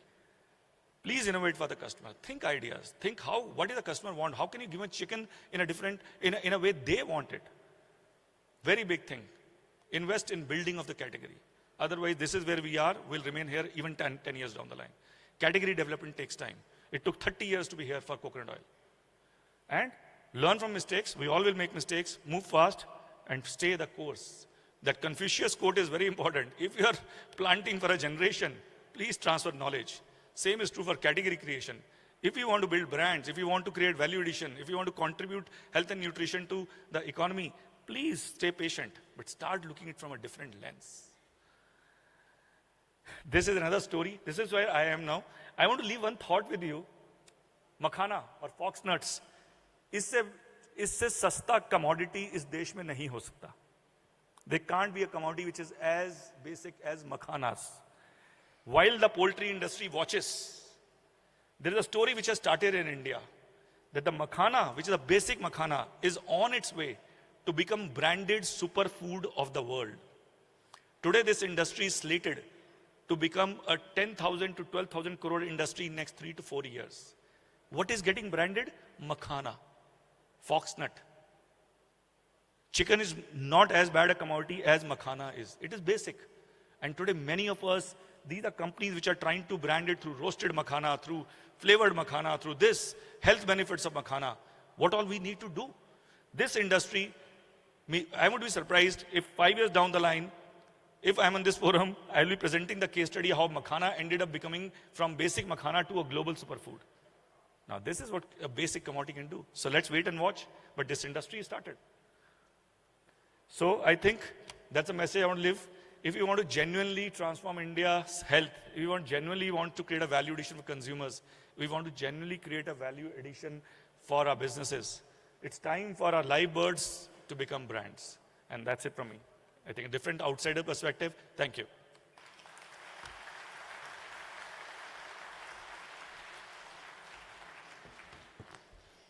Thank you very much, Mr. Kataria. All the while in the beginning and the end, he concluded that from an outsider's perspective, but very much the perspective were of an insider. framing up so many figures and calculations on stage, alongside presenting the visuals and taking an example of a brand strategy and movement of presentation, marketing strategy. He's shown us that from the bird to the brand is what we have to think about collectively. So let's all join together and think about more strategically how well we can be placed in the market. Now, we move to the technical sessions for the day. Calling out our first speaker, who is going to address a topic that is very significant for our industry today, and that is avian influenza. Highly pathogenic avian influenza continues to challenge poultry systems across the world, threatening bird health, trade stability, and national biosecurity. Vaccines are the key countermeasure to fighting this virus. To help us decode the latest scientific developments and global strategies against HPAI, we're honored to have with us a speaker who will speak on the role of vaccines in controlling high pathogenic avian influenza. Please, everybody, join me in welcoming Dr. Suresh Mittal, Distinguished Professor of Comparative Pathobiology at Purdue University, USA. Can we have you on stage, sir? Let's put our hands together, ladies and gentlemen.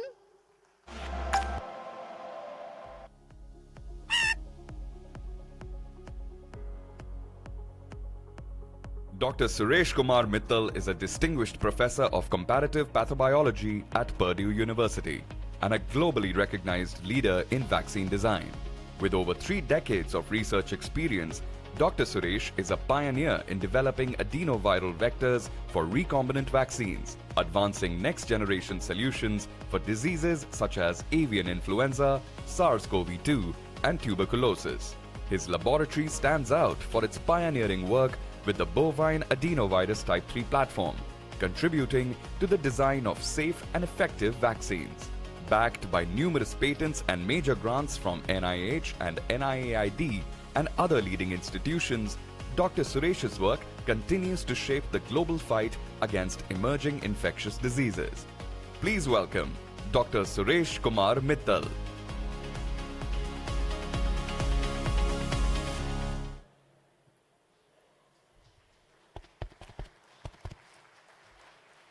Good morning, everyone.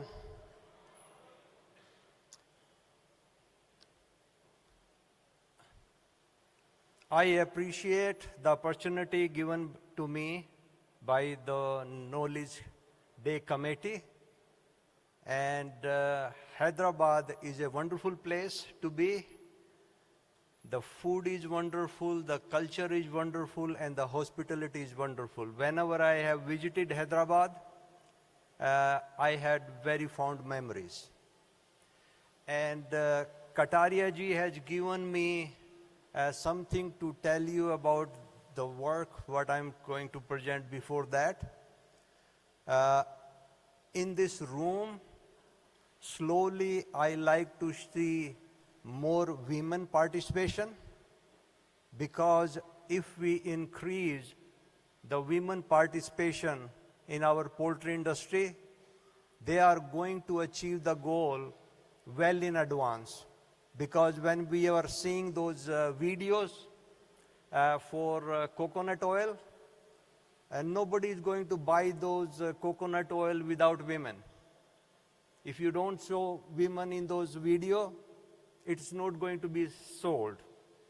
So women are playing a huge role in the poultry industry, and slowly, in this room, their number is going to increase, and we are going to achieve the goal what we like to achieve in India. So, changing the gear for the avian influenza viruses, which is causing problem throughout the world, and what we can do to control it with vaccination, because we have to change our strategy, because our older strategies are not working the way we thought they will work. And I will giving little bit more example from the US, because same thing is also prevalent in India. So because the time constraint is there, so that's why I'm showing a little bit more data from the US because the same data for any country is going to be very similar. So when we look at just H5N1, highly pathogenic influenza virus, when it started first time in Hong Kong in 1996, we thought it's going to disappear. At that time, it happens in the poultry, then some human infection occurred, then it spread to China, and then later on, if we consider after that, then it spread to many countries in the Asia, and then slowly also to Europe, and then in last few years it went to Northern America, and then Southern America, and it's there almost everywhere currently. And there is no easy way to control it. So currently, if you see that the current infection in the US started in 2022, since then they are using whatever strategy are known to us for controlling avian influenza, especially highly pathogenic avian influenza, and none of those strategies has worked the way they have worked in the past. So all US state has infection in the poultry, including Hawaii, and also one of their territories, Puerto Rico. Even Alaska has the infection. And if we consider overall, more than 180 million birds has been euthanized, and last month the number of cases were more than 5 million. So it means the stamping out strategy is ineffective. And there are multiple reasons for those uninfectiveness. When we look at the infection in the wild birds, every state are finding that wild birds are infected by H5N1, and from there they are coming to the backyard poultry, then industrialized poultry, and that's going to keep on happening. So how many number of cases we can detect from the wild birds? That will give us a glimpse that virus is there. And then if we look at other mammals, wild mammals, the list is long. More than 35 different mammals had been found to get infected in the US, and the situation will be very similar in the other part of the world. There is no difference. So what that means to us, that this virus is expanding its host range, and then we are worried about how it is going to mutate. It is already mutating in wild birds, in wild mammals. Can we stop it? We don't have those means. What we have to do is how we protect our poultry industry, how we protect human, and how we protect where this virus can end up. Can it end up as a pandemic virus? It may. The other thing people has done, more work was done for the COVID, when they are looking at the waters and finding out virus is there. So when the peak of SARS-CoV-2 was in human, then after a few weeks, you will see the peak in deer's population. They are getting infection from human through waterways. The same thing is also happening for H5N1. This is happening in the US, will be happening in the rest of the world too. It is just an example. So there are few places where they have detected the virus which is of enough amount. When we look for other type of spillover, which has happened in the US, the virus has gone to cattle. Consider, I've been working on influenza virus for more than 25 years. I never thought the cow will have influenza. So there are multiple resortment event has occurred, so I'm not going to go into that details that how those reassortment are occurring because it's a segmented genome virus. So with that one, the multiple events when it's occurring, then we are getting a new type of virus, and in influenza virus, we have clade, subclade, so the currently virus which is being circulating in the US and many parts of the world, and if you consider how many different type of influenza virus can be within H5N1 virus, and the clade means it is 2.3.4.4b. Consider how many variation can be there, and that virus is there in the cattle. From cattle it can come to poultry, it can come to human, it can go to wild mammals, and the truck going back forth in the industry, they are also culprit. The human can also be culprit. So situation is not that good. So in US alone, there has been more than 1,000 cases which has occurred in different farms. And if you look at number of the states, there are 18 different states has reported. If you look at the milk supply in the US, majority of the milk supply is contaminated by avian influenza virus, which is circulating in human. The good thing is that pasteurization is working, so there's no live virus is ever detected in the virus, in the milk. But there are people who are feeding the unpasteurized cow milk to dog and cat can get H5N1 infection and can die, and they can pass on that virus to human. So this situation is very, very grim. If it happens in a country like India, consider where milk supply can get jeopardized, it will be a huge, huge effect. So we can learn from the lessons what is happening in the US, where the majority of the virus is there in the milk, and the milk production goes down, the quality of the milk is very bad, it is changes in the color, and the amount of the milk production is very, very down.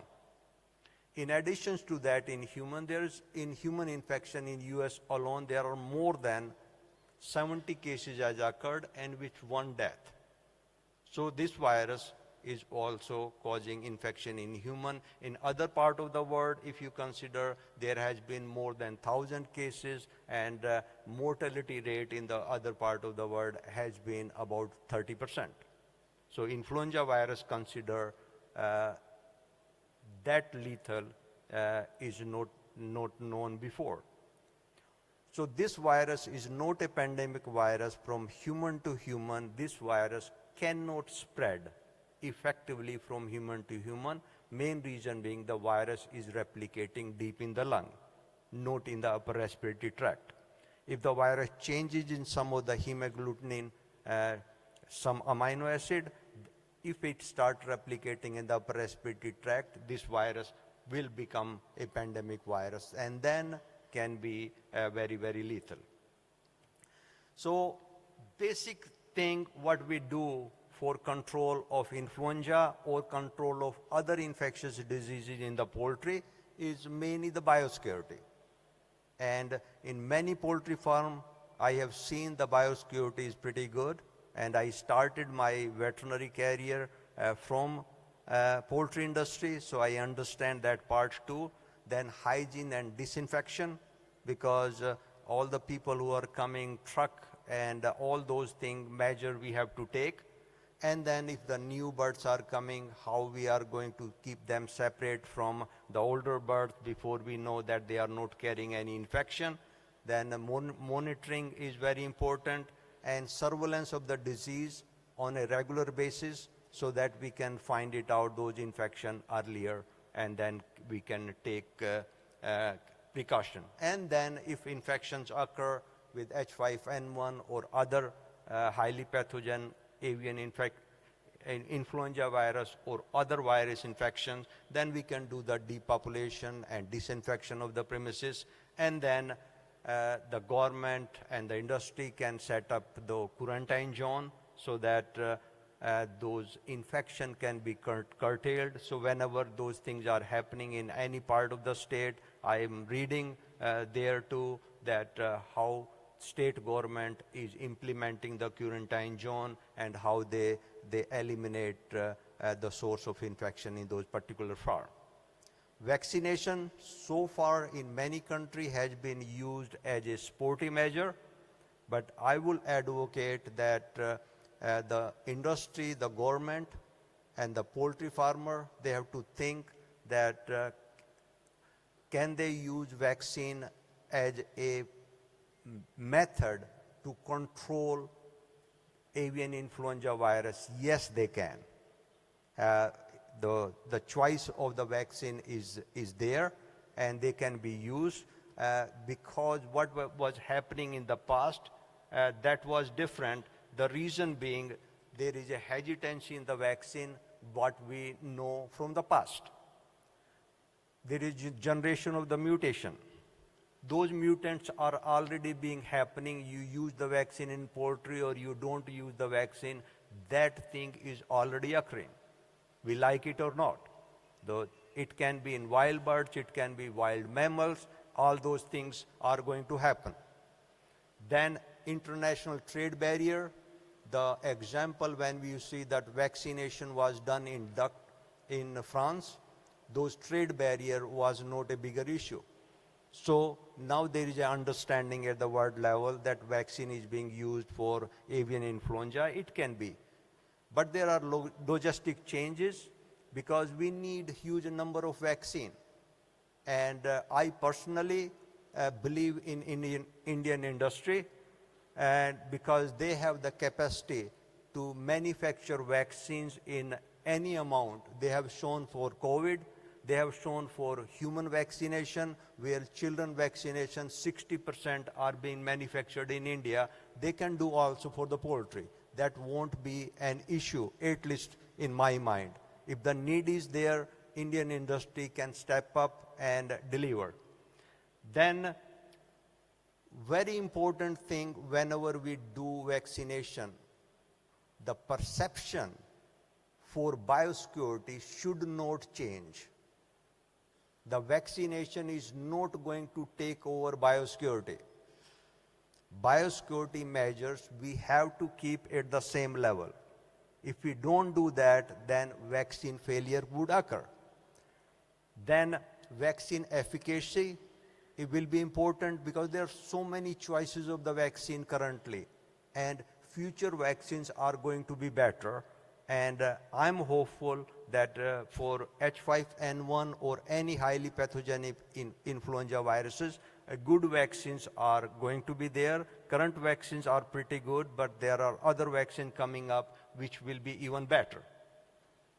Advantage, if we use the vaccine, and has shown in country where they have used vaccine, reduction in the infection rate, then transmission rate will get reduced, and the risk of transmission and then risk of spillover to wild animal. So the changes are going to occur much less if we use those vaccines. Otherwise, the virus is uncontrolled and it is going everywhere. Even when you look at, because what I'm showing a little bit of the glimpse. I did not included the vaccine manufacturer from India because there are so many of them. They are doing very good work. So about vaccine, I have just used some vaccine manufacturer, and that is no intention for me to exclude anyone, because everyone I cannot include in my presentation. So that was not by design. That was just to make my point that Indian industry is very capable. There are so many, you can say, vaccine industry in India are making, you can say, highly pathogenic vaccine. So one vaccine, my point is that USDA is willing to use vaccine in the birds. My point is not. Who is making that vaccine? That is not my point. My point is USDA is willing to use the vaccine, which they were thinking they will never use vaccine in poultry against any influenza viruses. The reason, they are not able to control the virus for last 3 years. They have tried the regular method and they thought the using of vaccine is going to be effective. Currently, the USDA has provided almost $100 million for developing vaccine for poultry. So similar things, the Indian industry with the government help can develop better vaccine, because later on poultry vaccine against H5N1, we have to use it, because the regular methods are not going to be sufficient. Because when things change, we have to change. It's not that in the past we were doing fine without doing those kind of things. So if we think we can control by stamping out, then I will say that we will be mistaken. We have to think very seriously use of the vaccine for controlling of highly pathogenic influenza virus. These are the countries which are using: China, France, Mexico, Egypt, Vietnam, Indonesia, Bangladesh. And I'm not using, you can say, data from every country, but these are just the glimpse of some of the vaccine manufacturer in the world. And the only thing I'm trying to say, they are inactivated vaccine which are being used, then there are viral vectored vaccines which are being used, then subunit vaccine, and also the vaccine which are recombinant vaccine. So these lists are going to change. Which vaccines are going to work better? That is going to change. There are reassortant vaccine which is being done. They are better than inactivated vaccines which are in that list. So in Mexico, what they did, that they were having a lot of infections occurring, and consider the number of about 10 million birds they have to euthanize, and then they started using some of these vaccines which I've listed. These are, you can say, recombinant vaccine, and then they use 2 different type of vaccine, and then they find it out what as outcome, that there was reductions in the infection rate, and overall the effect was 80% these vaccines were effective. And anytime whenever they are using multiple different vaccines, and if they are not using those vaccines right way and where they has to be used, and then more problem what they were having, people were compromising on biosecurity. And that can add lot of problem if people will not follow the same biosafety rules. So those needed to be followed nicely. In case of France, the story is much better. They use in the duck, and in 2023, over 1.8 billion euro were lost because they need to compensate the duck farmer, and then they decided to use the vaccine. And once they started use the vaccine, they did not get that many infection in the country. So overall story in the France in the use of vaccine in the duck, and amount of the vaccine, they use over 80 million doses. If you look at the amount of the money they spend and amount of money they saved, it's a huge saving, and it is a good success story overall if we consider that way. So it can be done, but all the future vaccines are going to be better. In my opinion, that they are going to be better, which we can use. Even in the Egypt, they have used. Many years ago, we just did a study in the Egypt. It was about, I think, about 15 years ago, where they used the vaccine and H5N1 infections were occurring. In the story about vaccination in the Egypt, the reason I included that, and which is not a good thing to do in any country, they used 20 different vaccines. So when you use that many vaccines because you are not sure that which vaccines are going to be good, you can use 4 or 5 different vaccines. 20 different vaccines are too many. So when you use those kind of vaccine, you are going to end up with some problem. So that's why compared to other country, the efficacy in vaccination in Egypt was lower. I've been to Egypt farm, you can say few times. I happen to be there because their biosecurity and other measures are much lower than what we see in India. So India is far, far better in poultry industry what the Egyptian model is. So I'm including those ones just to give you a glimpse that if the vaccine is not being used nice way, it may not work out in certain country.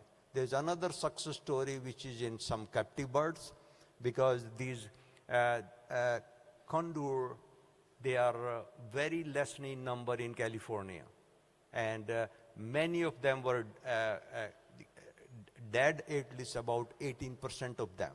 Then they used a vaccine which was a reassortant vaccine and inactivated, and then it was highly effective in there. They got very good immune response, and those condor were protected. So number was less, but even then it's a good success story. So whenever we are using the vaccine, especially for H5N1 or any highly pathogenic avian influenza viruses poultry, what we have to use, that vaccine is needed to be updated. If it is needed to be updated, we update those vaccine. What is our target? If it is H5, our target, then we make that vaccine. If our H7 is our target, or H5, H7 our target, we can have a vaccine which will work against both of those two different type of hemagglutinin carrying viruses. Then biosecurity, we have to keep it. There is no vaccine is going to work well without biosecurity. Then hygiene and disinfection is going to be useful, and surveillance is always better. Not only in surveillance in poultry, we also have to do the surveillance in wild birds. Whatever we can do, there are government agencies which can do, the poultry industry can also participate in there, so that we know what is around, and we know what are the season where those wild birds are carrying the virus, and then we can do a very good job. There are a lot of challenges, and also I would say opportunity for our administrator and the decision maker, poultry farmer, poultry industry, that are we happy with what we are currently doing with control of avian influenza in India? If we are happy, we don't need to change. If we are not happy, then what are the opportunities? And one opportunity is always going to be the vaccination. Then antigenic drift, people will consider. If we use vaccine, we don't use vaccine, that is already occurring. We cannot control it. So many countries are using it. Consider China is using those vaccines for so many years. That reassortant virus will come from China. We cannot control those migratory birds. They don't need H1B visa, which were being controlled in the US currently. Then how we are going to take care of our farmer who are using smuggled vaccine in India? They are going to use it. It is efficacious, it is not efficacious, that is going to cause problem. So why not we release our own vaccine, which is known what is happening. Then did we learn anything from the US experience? They sacrificed that many poultry, over 180 million. They were not able to control. They have all different kind of resources. I think they have better resources than majority of the countries. But they are not able to succeed, and now they are deciding to improve the poultry vaccine so that they can start using it. So when they have changed that, Indian industry, Indian administrator, they also have to make those decisions that is it time to change and how we'll make that change and how the industry will come up with a better vaccine. And always I will say that any country can be a follower or it can lead the world. And currently what is happening in India, whatever I have seen, that India is not a follower anymore. They are leading many industries, and I think I have trust in the poultry industry in India. They can lead this effort if there is a you can say, public and industry partnership. They will able to lead and deliver nicely for the poultry industry in India. Just a little bit of the glimpse that my lab, what is doing for the avian influenza vaccines. We are using adenoviral vector-based vaccine and using an internal protein NP, and there are certain changes what we are occurring, that we are attaching some autophagy-inducing peptide which will provide better T-cell response, and there are other kind of changes we are making in the antigen design so that the delivery of the vaccine is better. And we have finding that our vaccine strategy, it is also providing trained immunity, that it can provide non-specific protection against influenza. Even if we don't include any influenza antigen, it can still provide protection, and that is through trained immunity. And this is another mechanism that which kind of cells are involved, and I'm not going to go into the details. So we did the study in mouse as well as in ferret, and both of us were supporting that our vaccine will work. I'm not showing any other data, just the protection data.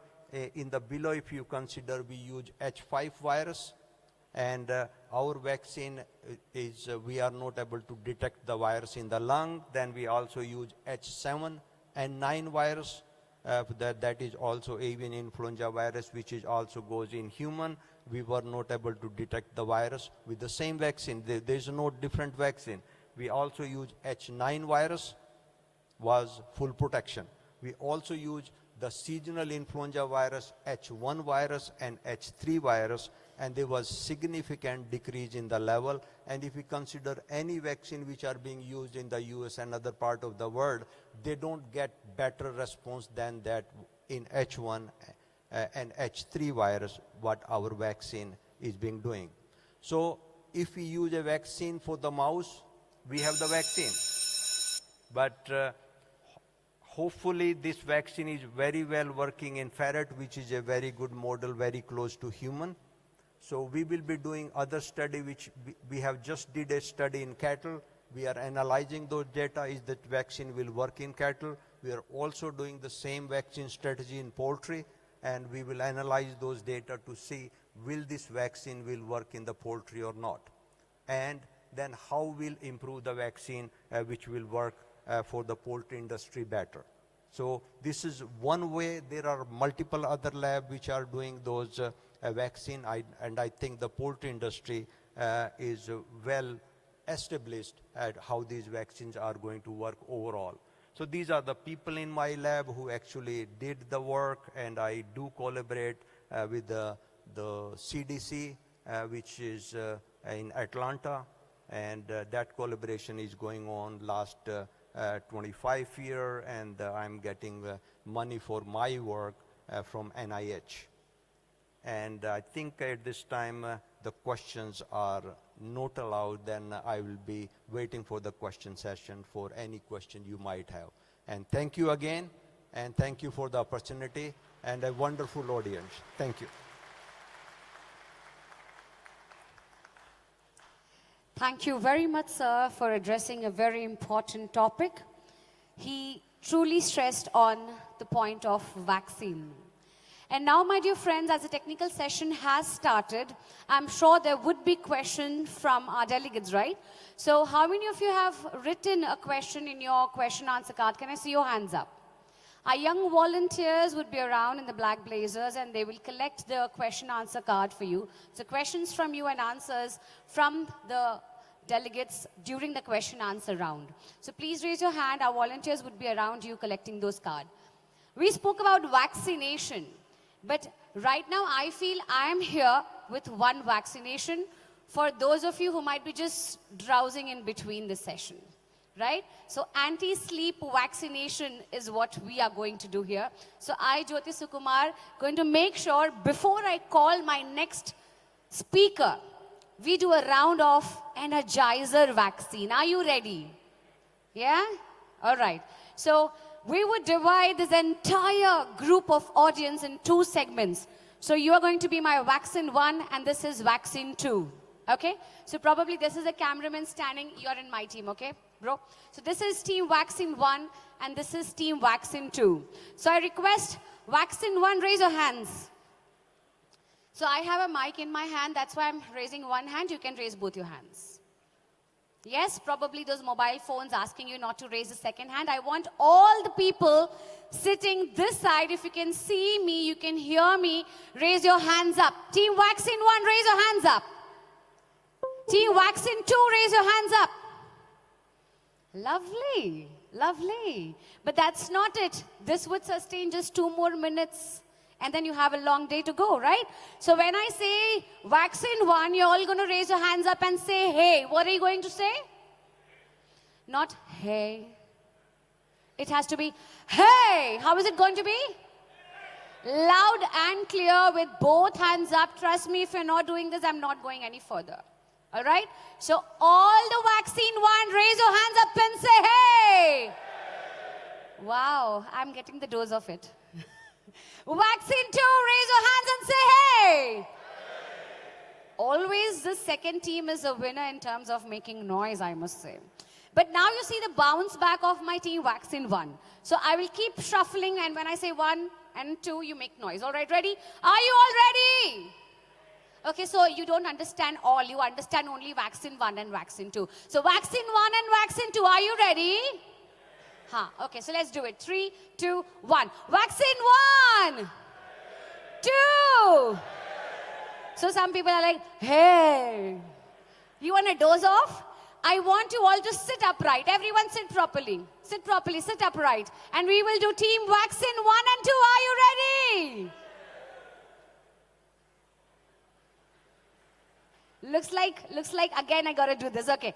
Team 1 and 2, are you ready?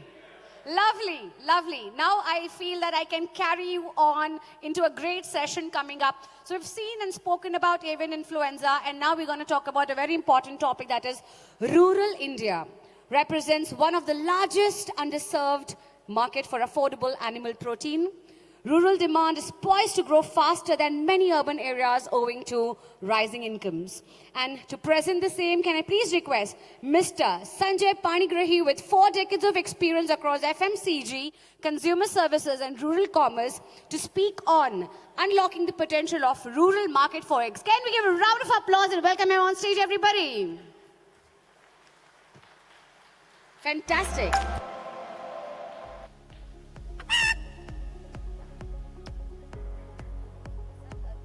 Mr. Sanjay Panigrahi holds 4 decades of experience across FMCG, consumer services, and rural commerce. He has held executive roles at Amul, Sehaj Village, and Pidilite Industries. During his tenure at Pidilite, he pioneered the Emerging India division, expanding rural and small-town markets for brands such as Fevicol, M-Seal, and Dr. Fixit. Moreover, as the CEO of Sehaj Village, he built a digital rural commerce network of 30,000 plus entrepreneurs across 6 states. An alumnus of the Institute of Rural Management Anand's first batch in 1982, he is a recipient of the RMAI Flame Leadership Award in 2015. Please welcome Mr. Sanjay Panigrahi.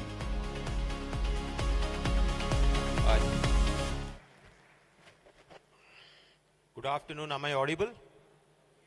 Am I audible? Yeah, okay, all right. Yeah, so I am slightly closer to poultry because I spent 21 years selling milk. And there are three industries who are very, very close. What is egg, milk and bread. तो ये तीनों में से कोई भी बंदा मुझे मिलता है, I meet anyone from this, whether he's from production or marketing or anything, I feel like homecoming. So today I'm absolutely comfortable with you because सवेरे 6 बजे उठ के दूध बेचना और अंडा बेचना ये FMCG में तो होता है, लेकिन ये थोड़ा different किस्म का FMCG है.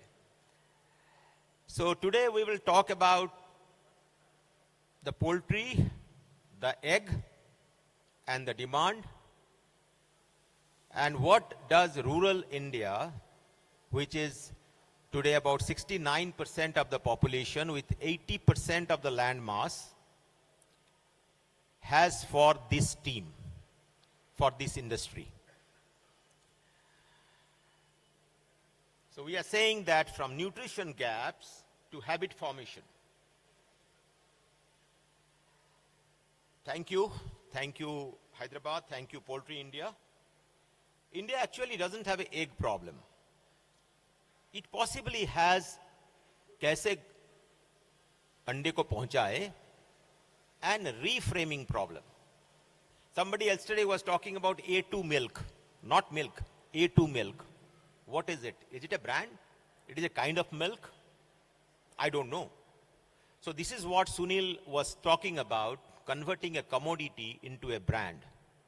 In rural India, as sir was saying, contributes only 18% agriculture to the GDP, but 50% of the people have their earning from agriculture.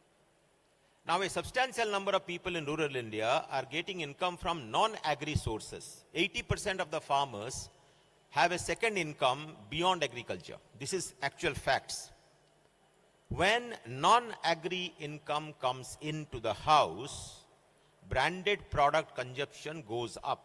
This is the empirical evidence है. जब brand में लोग विश्वास करते हैं, जब non-agri income घर में आना शुरू हो जाता है. Service sector से आता है, नरेगा से आता है, social sector funding comes into the family. All these leads people, there was a study on this, getting into branded income. So where does egg stand?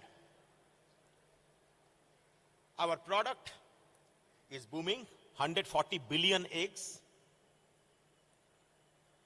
But when I was in that company called Sahaj, where I was told by Government of India, we had a public-private partnership, like you have midday meal schemes, that don't go to any place which has more than 10,000 population. So in my entire career in Amul and Pidilite, I have not done as much of rural as I did in those 5 years, and what a learning it was. I met a woman who said that in UP, उसने मुझे बताया कि एक हफ्ते में भी एक अंडा देना मेरे बच्चे के लग्जरी है. Then I went to a school in Orissa and I met the teacher. The teacher said she was giving midday meal scheme and there was no egg. So I asked, do you give only vegetarian? He said, no, we give eggs. I said, why there is no egg today? She says, the money from government has not come. Hence, I have given from my own pocket. When the government money will come, I will take the reimbursement. But मैं अपने खर्चे से बच्चों को midday meal scheme दे रहा हूँ और अंडा afford नहीं कर सकता. And अगर मैं बच्चों को खाना नहीं देता हूँ क्योंकि अंडा नहीं है, तो बच्चे स्कूल आना ही बंद कर देंगे. बच्चे स्कूल में इसीलिए आता है कि midday meal scheme में मुझे खाना मिले. So this is one aspect I was trying to tell you, that what is the role of midday meal scheme, what is the role of protein, what is the role of in the evolution of India as we go into Vikshit Bharat, what role do you play?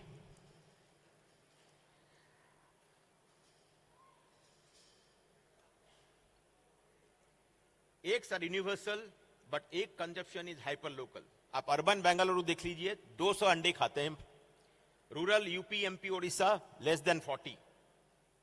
Different cultural beliefs, different pricing, different availability. National scheme चलता है, mid day meal scheme चलती है, but सब जगह में uniform access नहीं है. कहीं पे अंडा है उसमें, कहीं पे अंडा नहीं है, ये आप सबको मालूम है।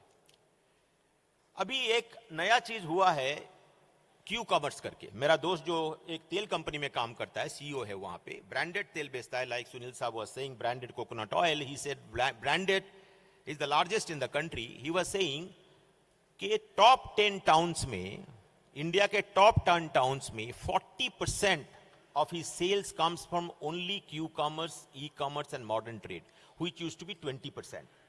और ये 40% के अंदर से 50%, that is 20% is only Q-commerce. For a category like oil, I thought it will never happen. So will it happen in rural area? I don't know. People used to say Amazon will never come to rural areas. अभी 20,000 pin code में Amazon सामान देता है। तो हम जो सोचते हैं कभी होगा नहीं, तो विकसित भारत में ये किस किस्म से होगा ये हम आज सोच भी नहीं सकते। तो ये अर्बन बेंगलुरु का बोला। अब जब हाट में जाते हैं, गांव के हाट में, पैसा थोड़ा होता है उनके पास में, वीकली पैसा मिलता है, नरेगा से हो जहीं से हो, मदर 2-3 अंडे खरीद के लाती है। लेकिन जब जरूरत पड़ता है, जाओ किराने से 1 अंडा ले आओ। क्राइसिस मोमेंट होता है, एसएचजी, सेल्फ हेल्प ग्रुप्स और health worker, anganwadi workers, what about they are giving egg as a protein and daily child nutrition, of course midday meal schemes are there. So our insight is that आपका जो जैसे आप अंडा पहुंचाना चाहते हैं गांव में आपका बिजनेस बढ़ाने के लिए, that is not dependent on your channel, it is dependent on moment. Consumer कैसे खरीदेगा आपको? जब मॉडर्न ट्रेड आया था हम लोग सोच रहे थे मॉडर्न ट्रेड आया सब दुकान बंद हो जाएंगे, बिग बाजार, रिलायंस फ्रेश यही मार्केट ले जाएंगे, अंडा वहीं पे लेगा और बाकी दुकान में नहीं। हुआ क्या? 20 साल हो गया मॉडर्न ट्रेड को आते हुए, नहीं हुआ। तो सिमिलरली आप जब अंडे का मार्केटिंग अभी फ्यूचर में करेंगे, अगर आप कर रहे हो, अब यहाँ पे छोटे मैन्युफैक्चरर से बड़े मैन्युफैक्चरर से, थिंक कि सिर्फ दुकान में देने से धंधा नहीं चलने वाला है। What is holding back egg consumption in rural India? Weak last mile cold chain, cultural myths, daily availability, बहुत किराने हैं रोज अंडा नहीं रखते, women as gatekeepers, एक मदर बोलती है मेरे घर के पास वाली जो है वो जो देती है खाना मैं वही दूंगा, वो अंडा नहीं देता है बच्चों को, मैं भी नहीं दूंगा। बहुत हीट होता है अंडे में, बच्चा गर्म हो जाता है, ज्यादा एक्टिव हो जाता है। इंडिया के अंदर आपकी जो हमारे जो अंडे का मार्केट है उसमें डिमांड के अभाव नहीं है, उसमें अभाव है बिलीफ की। There is some myths going around about egg which I will come to you in subsequent times. तो इसमें मेरा एक सुझाव आपको था, 3 चीज है, supply, stories and schools. Supply के लिए आपकी पैक अफोर्डेबल होना चाहिए। क्या हम 5 रुपए में अंडा दे सकते हैं? 2 अंडा 10 रुपए का पैकेजिंग बना सकते हैं। सेल्फ हेल्प ग्रुप के थ्रू में, आंगनवाड़ी वर्कर्स के थ्रू में अंडा बेच सकते हैं, आप प्रमोट कर सकते हैं। Local influencers, WhatsApp education, cable ads, एक inclusion in the mid day meal scheme. ये तो एसोसिएशन की काम है या आपकी जो ग्रुप ऑफ एंटरप्रेन्योर्स है उनकी काम है, गवर्नमेंट के साथ में कैसे कोलैबोरेट करके मिड डे मील स्कीम में जाए। तो इसमें एक 3 फ्रेमवर्क मैंने दिया था। ये होता है कि आप में जो गांव में मार्केटिंग करते हैं, हर गांव में मत जाइए। ये एक की इनसाइट एफएमसीजी का है। इंडिया में 6 लाख गांव हैं। 6 लाख गांव में 90% का डिमांड जो प्रोडक्ट की आती है वो सिर्फ 2 लाख गांव से आती है। तो अगर आप बाकी 4 लाख में गए तो आपका पेट्रोल का खर्चा भी नहीं उठेगा। So you have to be very careful which rural market not to go. एक दुकान है, दूसरे में 3 दुकान है, मे बी ये एक गांव का एक दुकान बाकी गांव का 3 दुकान से ज्यादा माल बेचता हो। There are many studies on this which has been made.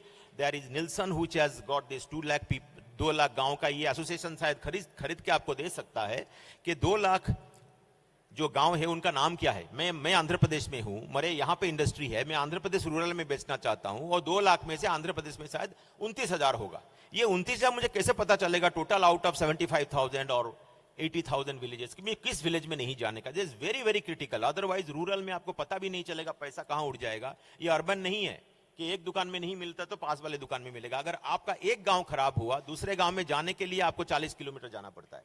तो that's second learning. Top 40 to 50,000 village all India, you should focus if you want to increase the penetration of eggs in the rural areas. ये एक Nelson का study है जिसमें वो बोलता है कि आपका 33% जो विलेज है, 2 लाख विलेज है, वो 80% आपका डिमांड देता है। Real demand is not build by posters. दुकान में पोस्टर लगाने में अंडे का सेल बढ़ता नहीं है। टुडे एक बड़ा चीज जियो ने करके दिखाया, जो गांव-गांव में स्मार्टफोन हो गया, इन्फ्लुएंसर। और ये इन्फ्लुएंसर अमिताभ बच्चन नहीं है, जया बच्चन नहीं है, ऐश्वर्या राय नहीं है, गांव का इन्फ्लुएंसर। गांव का बच्चा क्या बोलता है, such a big factor. Just look at this. There is this lady called Nisha Madhulika.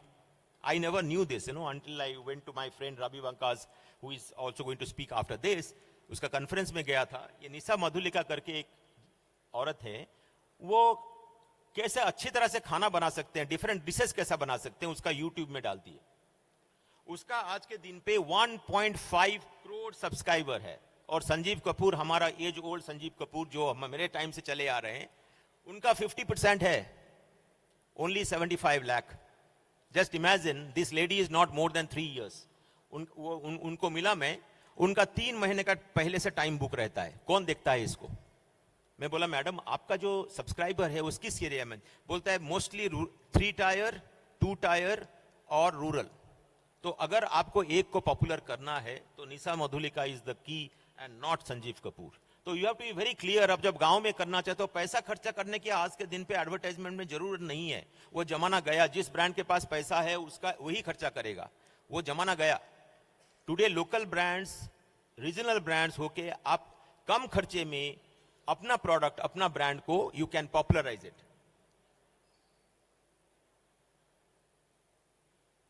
तो आपके गांव में अगर किराना है, डेली उसके पास अंडा मिलेगा। तो how do you make this reach there? हाट जो 7 दिन में एक बार लगता है, वहां पे मैं कैसे अंडा बेचूं? एसएचजी, सेल्फ हेल्प ग्रुप से very very significant part in और इंडिया में I think there are lakhs of एसएचजीज which are there and as per the Viksit Bharat programme they are a key drivers. So it these एसएचजीज are great motivators for changing your food habits. घर घर में जाके वो लोग बोलते हैं कि क्या करने से आपका, there are SHGs which are on finance, there are SHGs which are on health, there are SHG like Shakti of Hindustan Lever. तो दूसरा है institutional schools and hostels, Q-commerce। ये आप Q-commerce तो रूरल के लिए अभी नहीं है, but it is all for the urban market. FMCG did it before। ये कहानी हम FMCG में देख सकते हैं। Eggs can do it better। आप सोचिए, आपका शैम्पू सैटे 1 रुपए में आया था। How much the sales increase? Low cost trial. 5 या 10 रुपए वाला एक का पैकेजिंग करके ट्रायल हो सकता है क्या? मतलब जो आदमी हफ्ते में एक बार अंडा खाता है, अगर उसको एक अंडे का पैक 10 रुपए में मिले, 2 अंडे का, वो लेगा क्या? कंजप्शन इंक्रीज करेगा क्या? क्वेश्चन 1। ORS कैंपेन जो हमारा हुआ था उसमें बिहेवियरल चेंज हुई थी। सॉल्ट, आयोडीन मेंटल डेफिशिएंसी कम करता है। आज के दिन पे हर साल आयोडाइज सॉल्ट है, कितना बड़ा मार्केट हो गया। SHG channels, last mile visibility, repurpose, कोई नया करने की आपको जरूरत नहीं है। एफएमसीजी वाले ने ये करके हाथ जला चुके हैं। क्या चलता है, क्या नहीं चलता है। Copy paste and make it appropriate to eggs. India needs 2 eggs in go to market strategy. एक अर्बन के लिए और एक रूरल के लिए। रूरल के लिए जनरल ट्रेड, एसएचजी, स्कूल्स, 10 रुपए का पैक, हेल्थ एजुकेशन। बट यहां पे मैं रुकूंगा और थोड़ा कैसे बेचते हैं वो मेरे मतलब से तो इंपॉर्टेंट पॉइंट है ही, but more important point is क्या बेच रहे हैं। As Sunil was saying, are we selling egg or are we selling a benefit? बच्चा जब एक खरीद के लेता है, मां क्या सोच के लेता है? बच्चे का ताकत होगा ये सोचता है ना, आज क्या खाना खिलाना है इसमें एग लेता हूं। आप जब बेनिफिट बेचोगे लक्ष्मी आती है. आप जब प्रोडक्ट बेचते हो mass, you will not get money. You will get volume but you will not get money. Rebranding है. आप ये देखिए, प्रोटीन के लिए अगर आप देखें, सोया चंक में अगर कोई कस्टमर सोया चंक खरीदता है 50 ग्राम में, उसको 62 पैसा लगेगा. एग अगर खरीदता है, एक मीडियम साइज एग में, उसको सिर्फ ₹1 प्रोटीन का कॉस्ट है. अगर पनीर आप खरीदते हो तो 2.78. So just think what a huge mountain of opportunity this room is staying in. So, is there an opportunity for us to not call egg, but call it protein? The next time this conference takes place, can we call this a smart protein conference rather than a poultry conference? हमारे dairy में भी वही हाल था. कहाँ जा रहे हो? भाई मैं डेयरी कॉन्फ्रेंस में जा रहा हूँ. अरे यार कुछ एग्रीकल्चर वेजिटेबल कॉन्फ्रेंस में जा रहा हूँ. Same thing repackaged. सोया आप खाते थे ना, सोया चंक, रुचि का सोया चंक मिलता था. आज क्या घर में बनाया? सोया बनाया. बच्चा बोलता है क्या मम्मी, क्या टायरिंग चीज है, सोया बनाया. न्यूट्री नगेट बनाया, हाँ अच्छा है. Same thing, rebranding. So can poultry be called smart protein? That's the question I am asking. India is one of the most economical and purest protein. Is there an opportunity to position egg as protein? Change the frame. Poultry to smart protein.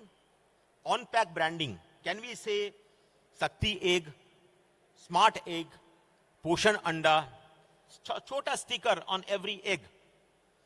Trust building. You cannot say it is vegetarian, though it is vegetarian, but government, FSSI, hajar kind of thing. But I can always say unfertilized egg certified. No chick inside. These are small things that can help you break some of the myths. Plus, the same thing being told by a Nisa Madhulika or by a influencer. Sharp consumer message. No chick inside, nutrition dense, and behavioral work like heart healthy oils, dried plums, nutri nuggets. So, egg becomes a protein identity and not a poultry product. This is the difference. I sell protein, I don't sell eggs. What if eggs were never meant to stay poultry? Are we holding back egg consumption by how we frame the category? Can we shift from commodity to clean protein? What if we rename the entire space from poultry to smart protein? Is it a time moment for eggs? हम जब अमूल में काम करते थे, दूध is दूध. But as Sunil said, how do you convert a category into brand? Dr. Kurian, when he started in 1940s, you would have never thought about it. Never. I can guarantee you, though his biography subsequently would have talked otherwise. Because you have a running car. You cannot change the tires of the car when the truck is still running. But sometimes you start looking backwards and say that, what am I selling? So when Amul started having different types of milks, our sales sourced. We had standard, the typical standard, low fat, etc. Then we went into health and different kind of segments. And today you have multiple kind of brands which are available under one. So Amul made from unorganized liquid milk daily habit. Eggs today are rich in proteins, low in cost, but huge opportunity to improve in perception. What stops us from saying national egg is equal to health movement? Can we do that? देखिए, milk, oil, salt, egg, चारों category है. अब हर एक ने क्या बोला, हर एक industry ने कैसे इसको रिफ्रेम किया. दूध है वंडरफुल, पी सकते हो. दूध दूध दूध कैंपेन याद है? दूध दूध दूध कैंपेन याद है ना? उसमें क्या बोलते थे? दूध है वंडरफुल, पी सकते हो. उसमें कैल्शियम के बारे में बात करते. What did edible oil do? Saffola, healthy heart. छोटी छोटी बातें दिल के लिए अच्छी होती हैं. Salt, Tata iodised salt, iodine भरी delivery to prevent mental deficiency, iodine for smart kids, and finally eggs, India's purest protein, everyday health, everyday egg. If we were rebranding eggs today, What would we name the ये sector जो poultry sector को हम क्या कहेंगे? This is an invitation to the sector because as my earlier speakers were saying, I am not a poultry sector man, and hence I can see a few things a little more clear than you can. You will say, sir, how? घर में जब बच्चा बड़ा होता है, mother को पता नहीं चलता कि बच्चा कब बड़ा हो गया, because it's so close to the heart. But outsider बोल सकते हैं, अरे 2 महीना पहले तो दिखा था, इतना सा था, इतना बड़ा कैसे हो गया? So when I come from outside, I am able to see this vis-a-vis other experiences that I have from my career as well as other industries that I consult. So what would you name this sector, the poultry sector? Protein sector? How would you position eggs in any family? Vegetarian or non-vegetarian? What is that symbol that builds trust at the self? We have done this before enough number of time in Indian FMCG. It's time we did better in eggs. 6 चीजें मैं आपको बताऊंगा. Prioritize high return on investment villages. Don't go to all village. Launch 10 or 20 rupees trial SKUs. Activate village level micro influencers. Localized communication. Partner in school for midday meal schools. And if you enter into rural, don't do it कि conference में गया था, वापस आया हूं, 6 महीना किया, पैसा नहीं उठा. Rural is at least if you don't give you 3 years, you will not get results. It's a market where trust is the main factor. It doesn't build overnight. So rural is a big playing field. It's a insurance for you. It will have a sustained demand, but if you are only consistent in your efforts. So when the egg enters the home weekly, health becomes a habit. Rethink eggs as a daily FMCG. How do we rebrand the category and product with protein hook? Is there an opportunity to further push private-public community collaboration? And how do we build a narrative that feels essential? So gentlemen, what is the pitch on my talk today is that from egg to protein, from poultry to protein.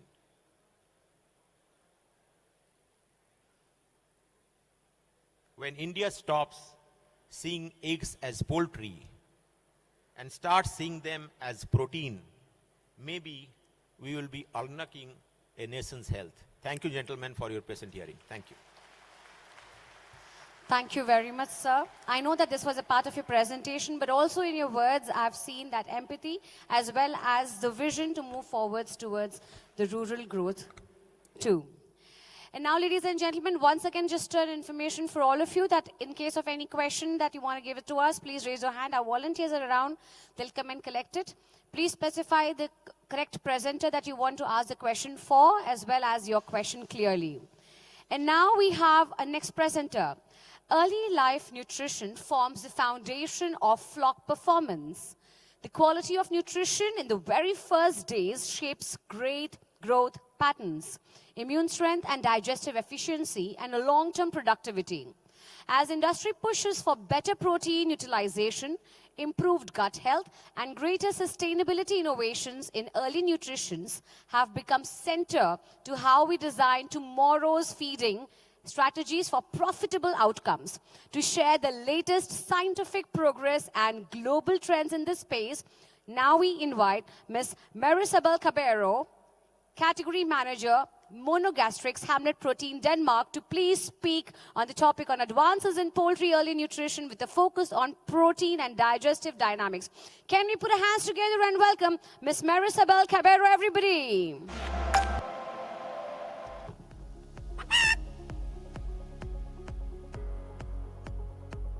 Ms. Marisabel Caballero, Category Manager for Monogastrics at Hamlet Protein, brings over 25 years of experience in the animal production industry.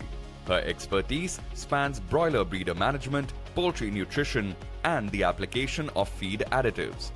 With a strong academic foundation in agriculture, animal welfare, and sustainability, supported by an MBA, she works to enhance animal health and performance through scientific nutrition solutions. Her recent focus explores the benefits of rapidly digestible proteins, like enzyme-treated soybean meal, in supporting early poultry development, helping young birds grow stronger, healthier, and more efficiently during their most critical stages. Please welcome Ms. Marisabel Caballero.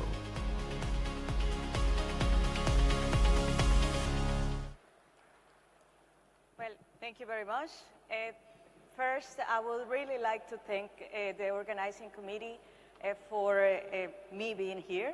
So this is a very extraordinary opportunity for me, and I think for all of us to learn a lot of new things. Now, I would like to start by talking about early nutrition.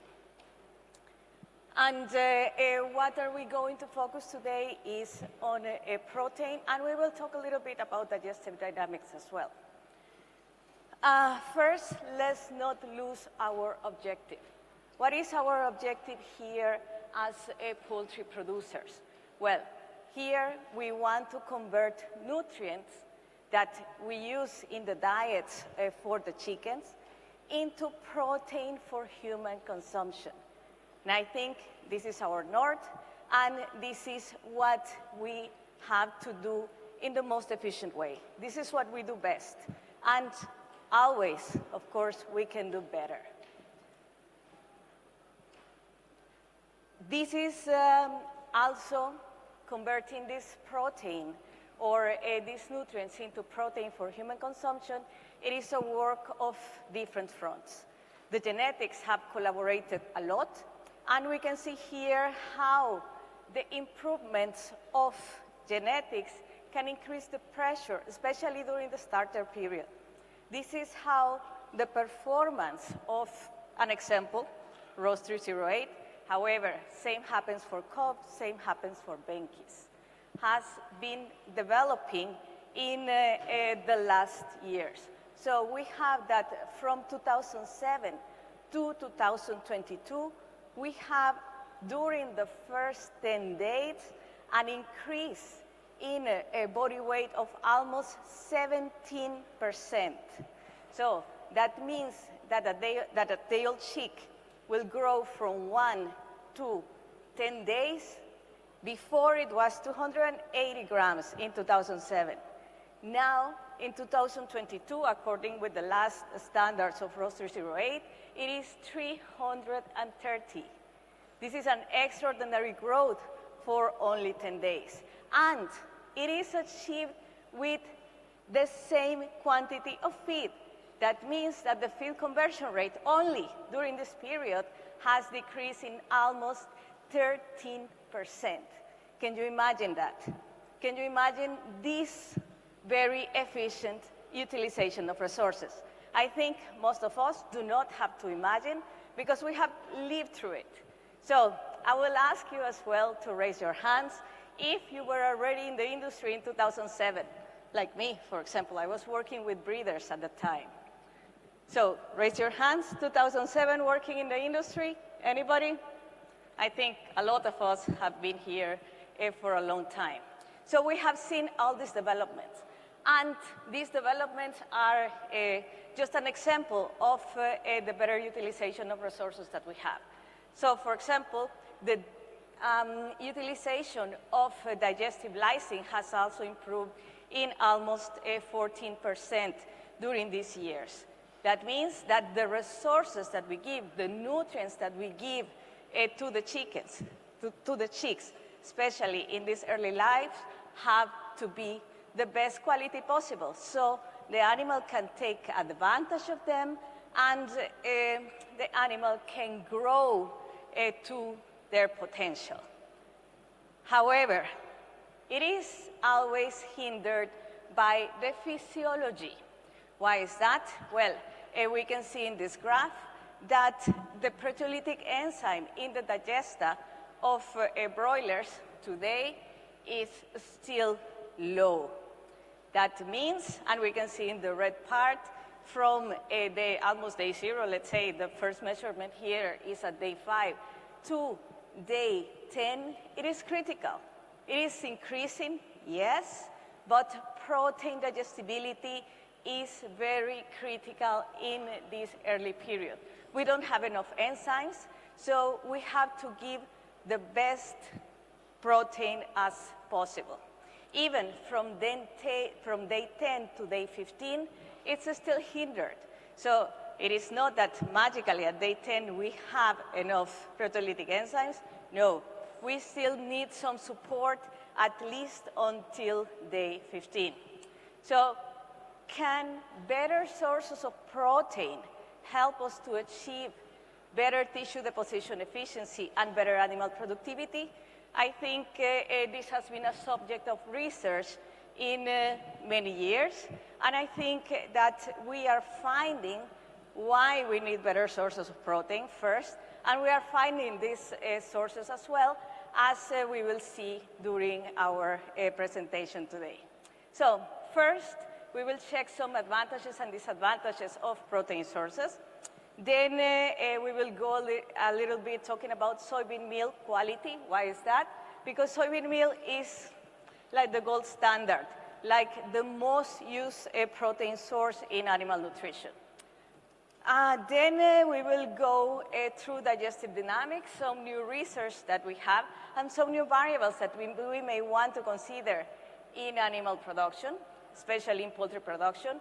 And we will see why fast proteins can be a piece in the puzzle of finding better efficiencies in our industry. And finally, what can we put into practice?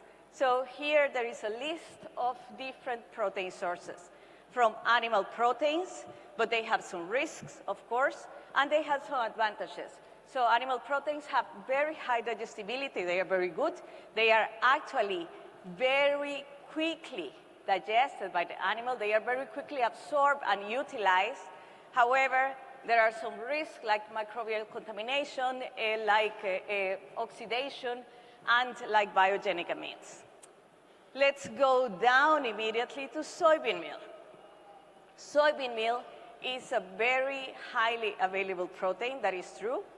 It has very good digestibility, maybe not as quick and fast as animal proteins, but still is excellent in its digestibility and amino acid content. However, it has some disadvantages that we know today as anti-nutritional factors. Let's dive a little bit deeper into the anti-nutritional factors. So, soybean meal being this protein for animal consumption that is so widely used, also contains trypsin inhibitors. They bind to trypsin, and of course, this hinders protein digestion. When we do not have a very efficient protein digestion, then these free proteins can go to the hindgut and favor pathogenic bacteria. On the other side, when we have this hindered digestibility of protein, the pancreas tries to compensate. And when it's trying to compensate, well, what happens with organs overworking? Then it can become swollen, it can become enlarged or hypertrophied. There are other types of anti-nutritional factors in soybean meal besides trypsin inhibitors. One of them can be alpha-galacto-oligosaccharides. Unlike the beta-galacto-oligosaccharides, alpha are not digested or not broken down also by bacteria in the gut. So this will favor absorption of water by these anti-nutritional factors, and therefore it also can favor the pathogenic bacteria. Another one is beta-conglycinin. Beta-conglycinin is a storage protein in soybean meal. So we can say it's good because it stores protein. However, it doesn't really get digested, and it can cause inflammation, it can cause allergic reactions, and it disrupts the gut barrier function, which is something that we don't want at all. So at the end, the anti-nutritional factors in soybean meal can be a factor for dysbiosis and diarrhea. And I would say this is especially true in chicks in the first 10 to 15 days of life. With the research that has been done lately, we are able to establish a type of threshold or recommendation for maximums of anti-nutritional factors, not in soybean meal, but in the complete feeds, especially for starter feeds, when we already established that protein digestion can be a little bit or very hindered, let's say. These are only recommendations because recommendations work until they don't work anymore. That means when we have different stressors at the same time, and this, of course, can accumulate, can be additive, and these levels, these recommendations are not working anymore because we have an accumulation of different factors hindering productivity, hindering digestion, and so on. Well, there is some background about this, like I told you before. And in this one, we can see in these graphs that trypsin inhibitors can lower and I would say severely hinder when they are found at high levels in the feed or in soybean meal, the digestibility of both essential and non-essential amino acids, which of course can be a factor for lower performance or even for disease.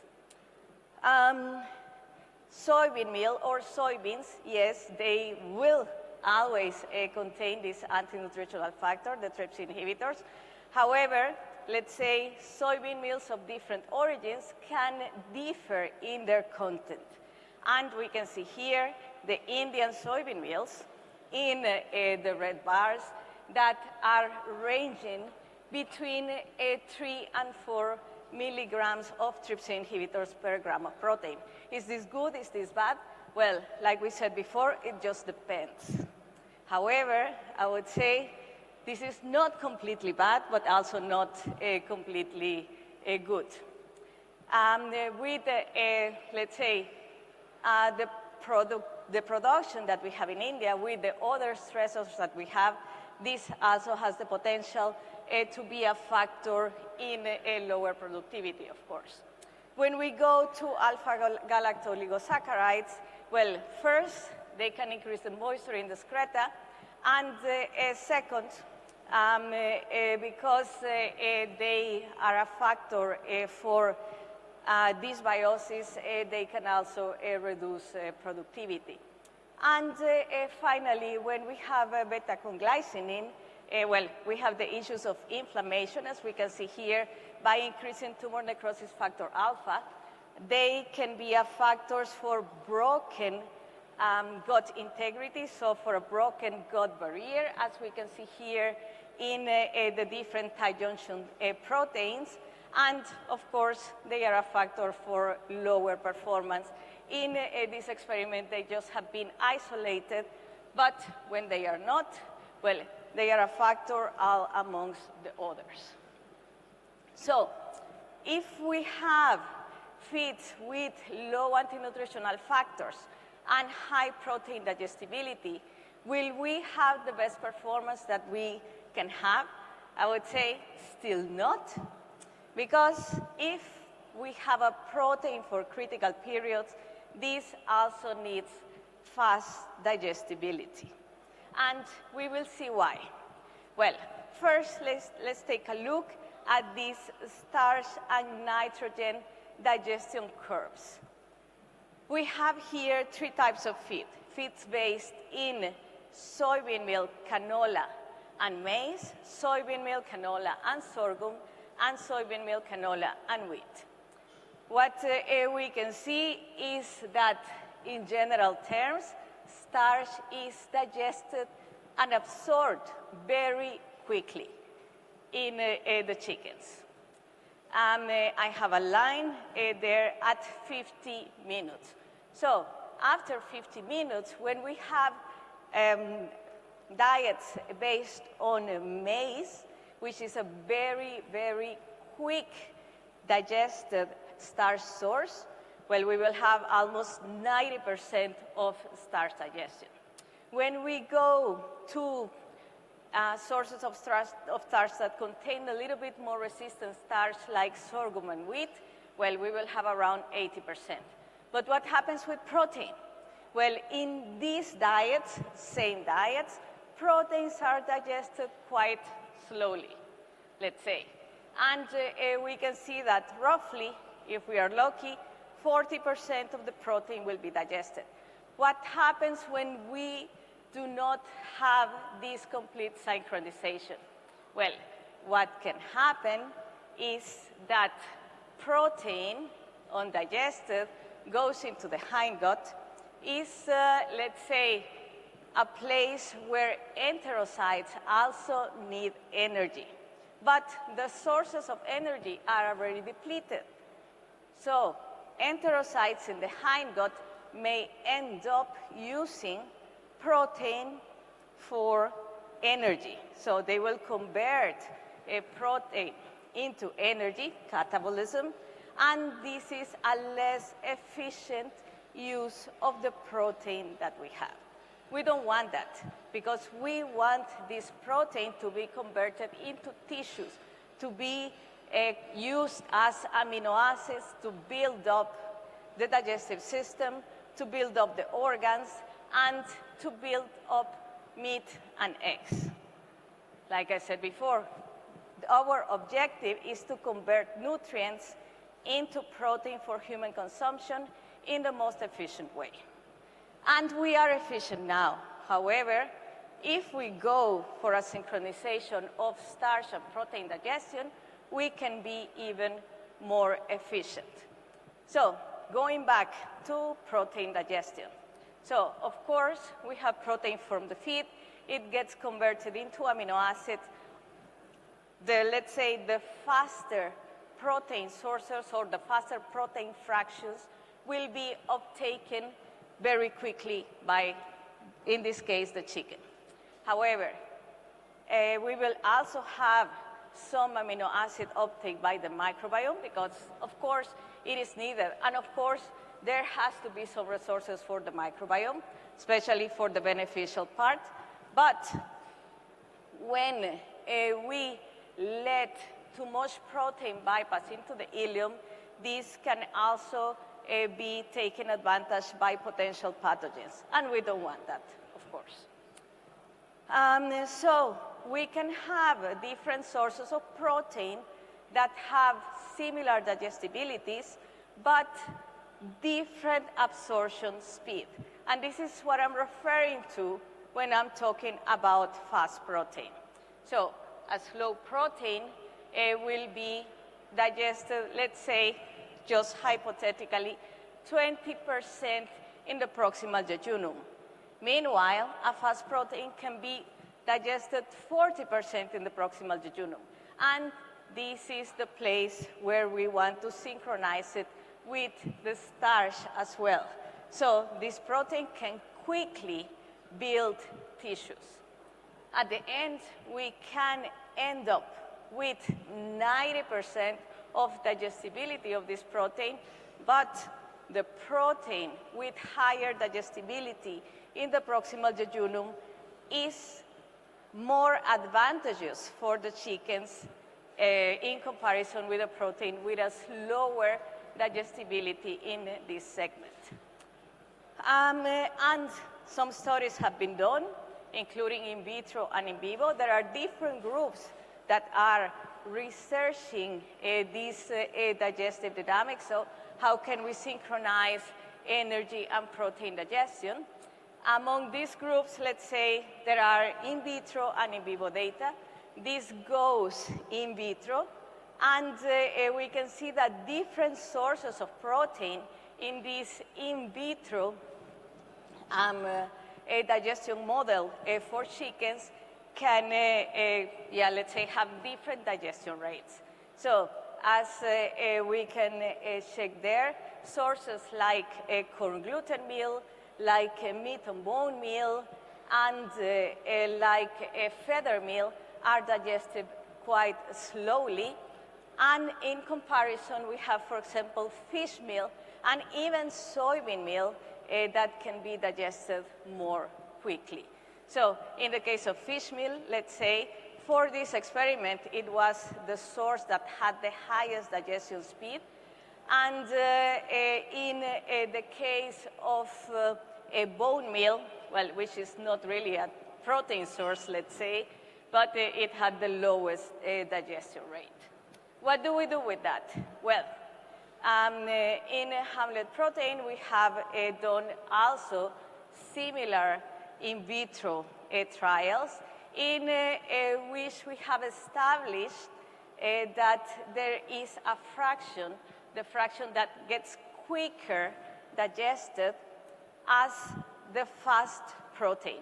And with our in vitro test, we have decided that fast protein is whatever gets digested at 30 minutes, looking at the digestion physiology of the birds specifically. So after 30 minutes, 72% of the protein in soybean meal is already absorbed. After 30 minutes, 83 and 78% of a fast protein source is also digested.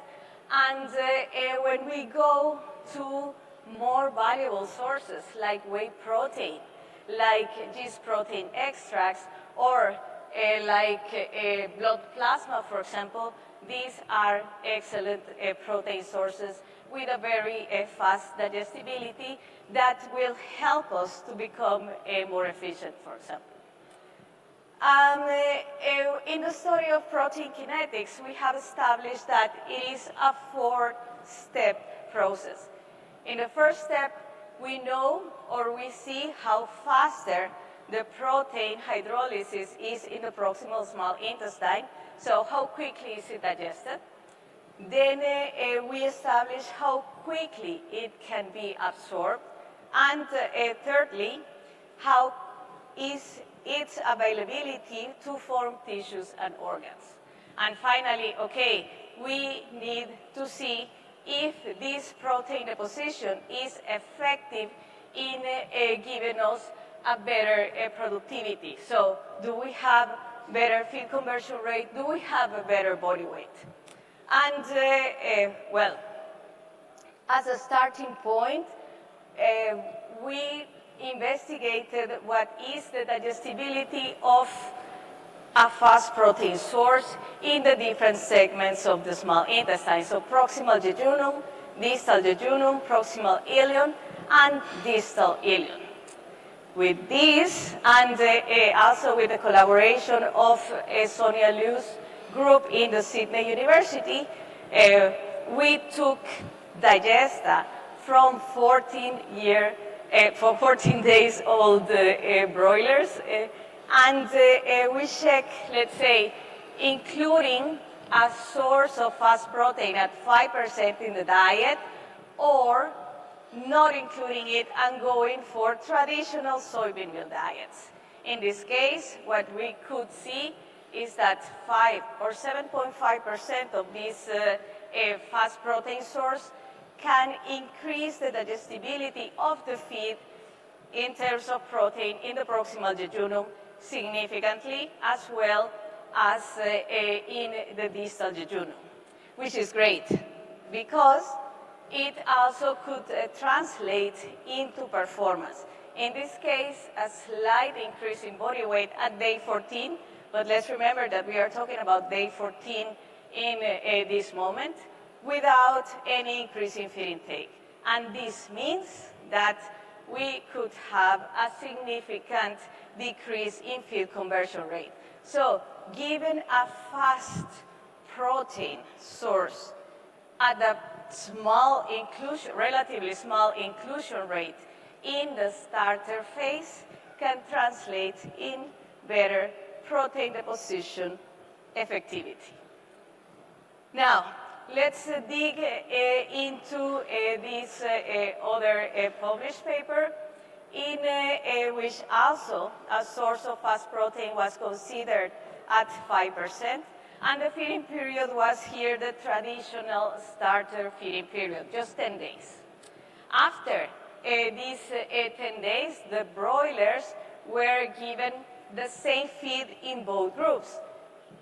Why is that? Well, we wanted to check if fast protein in the starter phase, which is a critical period, can give an effect at 42 days, which is, in this case, the life cycle of the broilers. And we tried to test all the steps in the protein kinetics scheme. So first, did this source of protein increase proteolytic enzymes or the activity of proteolytic enzymes in the digesta? Well, first one is check. Why is that? Because this protein also has a lower content of trypsin inhibitors and in general of anti-nutritional factors that in comparison to soybean meal. So yes, it could increase the trypsin activity, but also carboxypeptidase and aminopeptidase activity. Also, this protein source has a higher content of small peptides. What does it mean? It means that they are almost ready for converting it into amino acids or hydrolyzing them into amino acids. And therefore, we also think that this is one of the reasons why there is an increased aminopeptidase activity in this case. Second, so do we have higher absorption? Well, yes, this protein source gather a higher absorption, and we could measure it by measuring transporters of peptides and of amino acids in the intestine, in this case in the jejunum. And yes, we had higher peptide transporters, as we can see in the PEP1, and we had both higher transporters of amino acids. And in this case, let's take a look at CAT1, cationic amino acid transporter 1. Why is that? Because this is a transporter for lysine, and this is a transporter for arginine.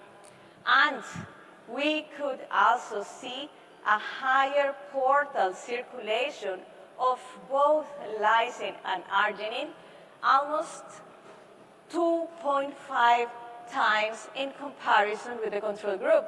That means that, yes, if we give better protein sources during this critical period in which the animal is not able to really digest protein, we can increase the portal circulation of amino acids, which means that these is amino acids that are going to form tissues. At the end, there is also a significant difference in total amino acids in the blood serum. And this, of course, needs to be translated into performance. What happened after 10 days? Well, after 10 days, the birds could achieve 15 grams more, which is not a lot, but after 10 days, it is.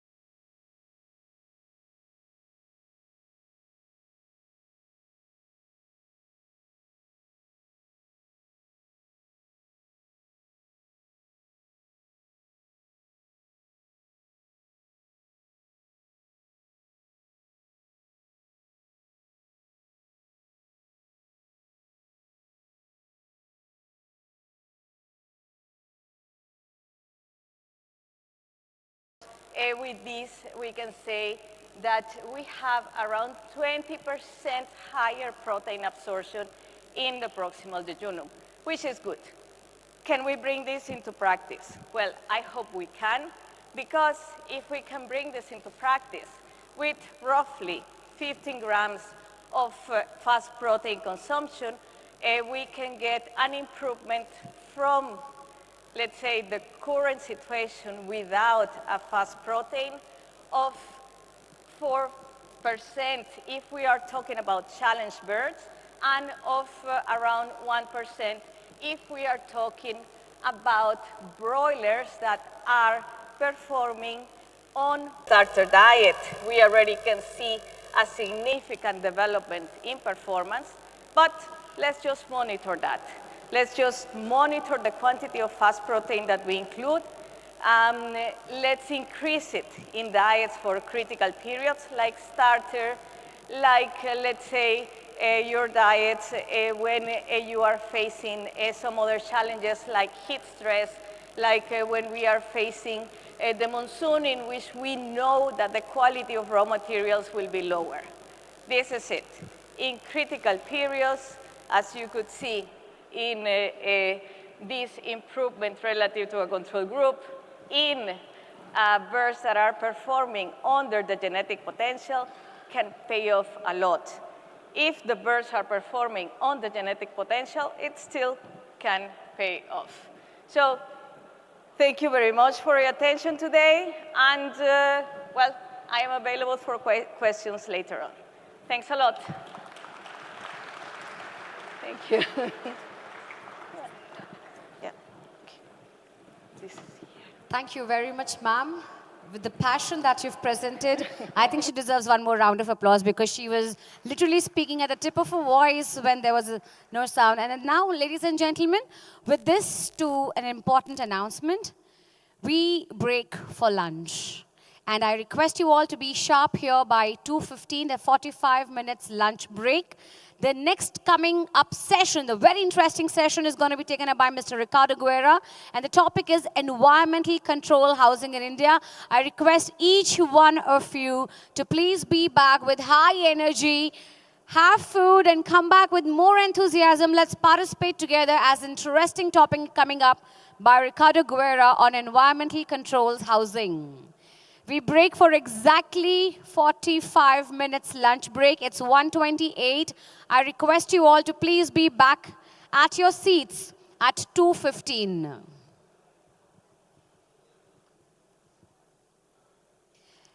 Thank you very much for all the presenters so far, and we have interesting sessions coming up, my dear friends, dear delegates. Looking forward to see you back on time.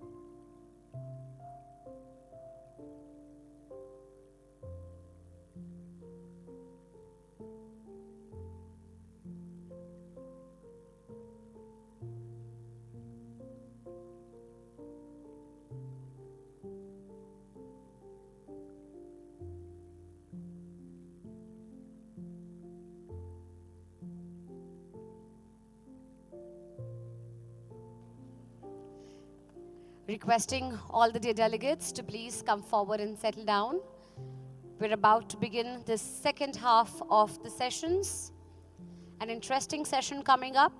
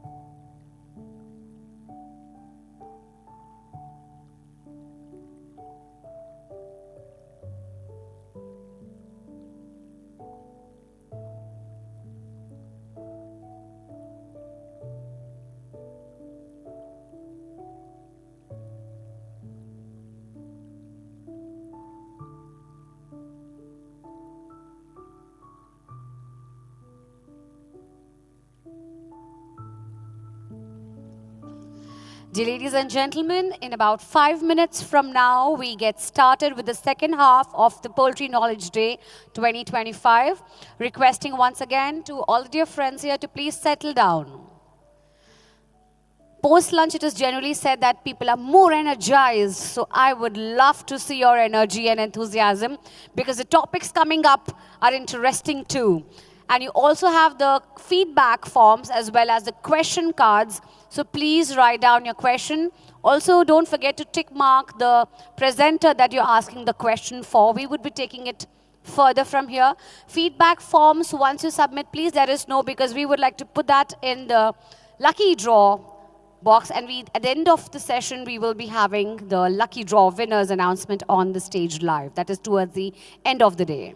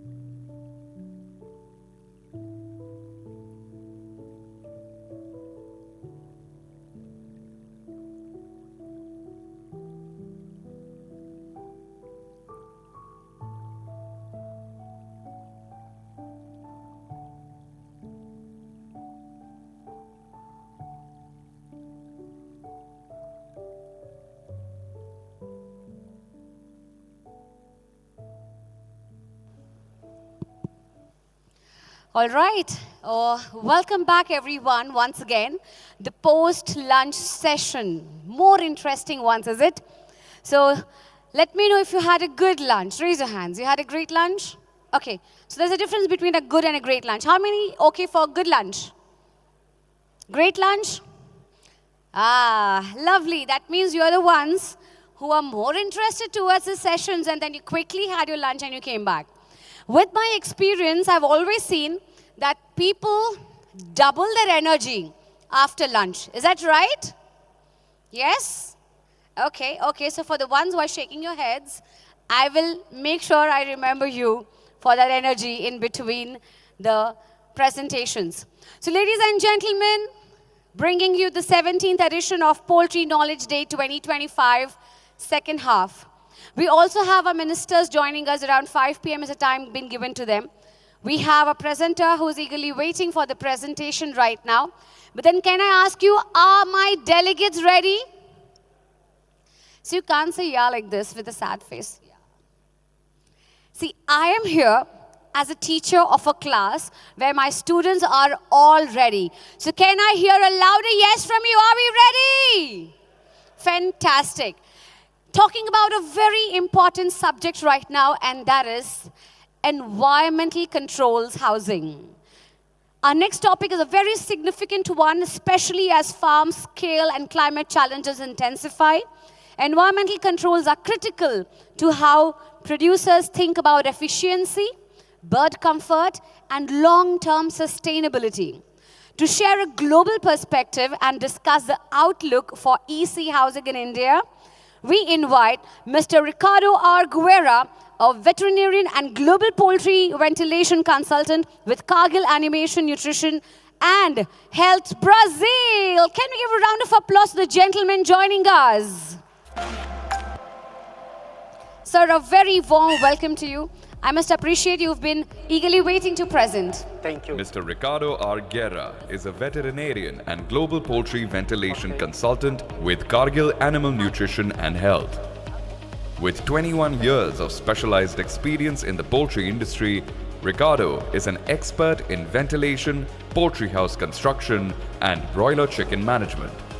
Mr. Guerra's extensive career includes designing and overseeing the construction of hundreds of controlled environment poultry houses, and he currently leads global efforts in ventilation diagnostics, technology specifications, and management training for Cargill's poultry clients worldwide. Please welcome Mr. Ricardo Guerra.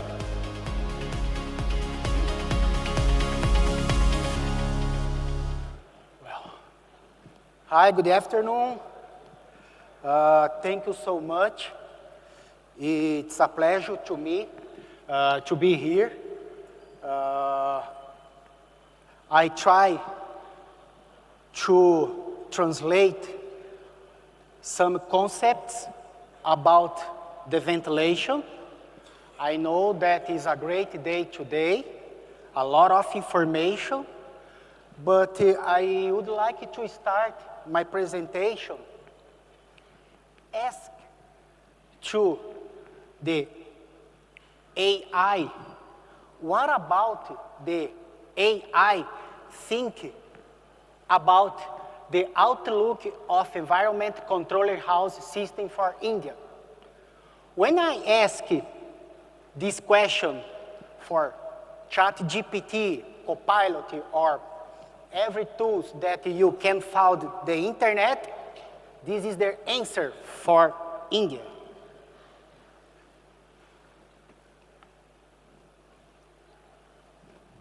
This is your future. Your poultry house in any years, maybe 10 years, 12 years, 50 years, no matter. One day, this situation will arrive here. We have robots, we will have drone. But what about the bad news? It's not tomorrow. For tomorrow, we need to ensure the basic. The basic always is the basic. I have other bad news to you. I'm not here to tell you how do you should do the thing. I'm here, it's explain why. Our goals here is not to teach you how to do the things. Our goal is here is to teach you why things should be done. There are three basic principles for a modern poultry house. The first one, we need to correctly calculate all the equipments, all the system. How many fans do you need to have? How many heating systems do you need to have? How large you need to put your paddy cooling? The second one, correctly install the equipment once it has been properly dimensioned. The last one is operate all systems correctly. This is the great challenge around the world. Ventilation is a science. It is studied as much as any other area, such nutrition, genetics, animal health. There are concepts within ventilation engineer that must be applied in practice to ensure the comfort and welfare of the birds. Once applied correctly, the performance of the animals will be better, reflecting in the financial gains for the grower and your company. All 100 concepts that Cargill found is from University of Georgia with engineer Michael Kizarik. This is the best one. The Mister has more than 400 studied, published in our page. You can check. What type of poultry will be produced? Pullet.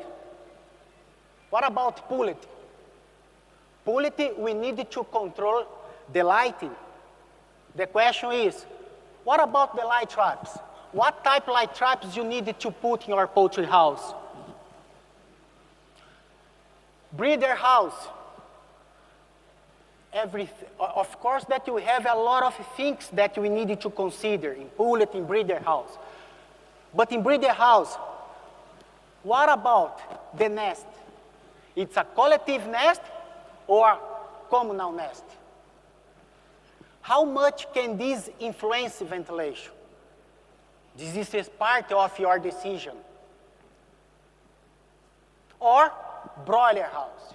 Today, I will talk with you about the ideal, in my opinion, poultry house for India.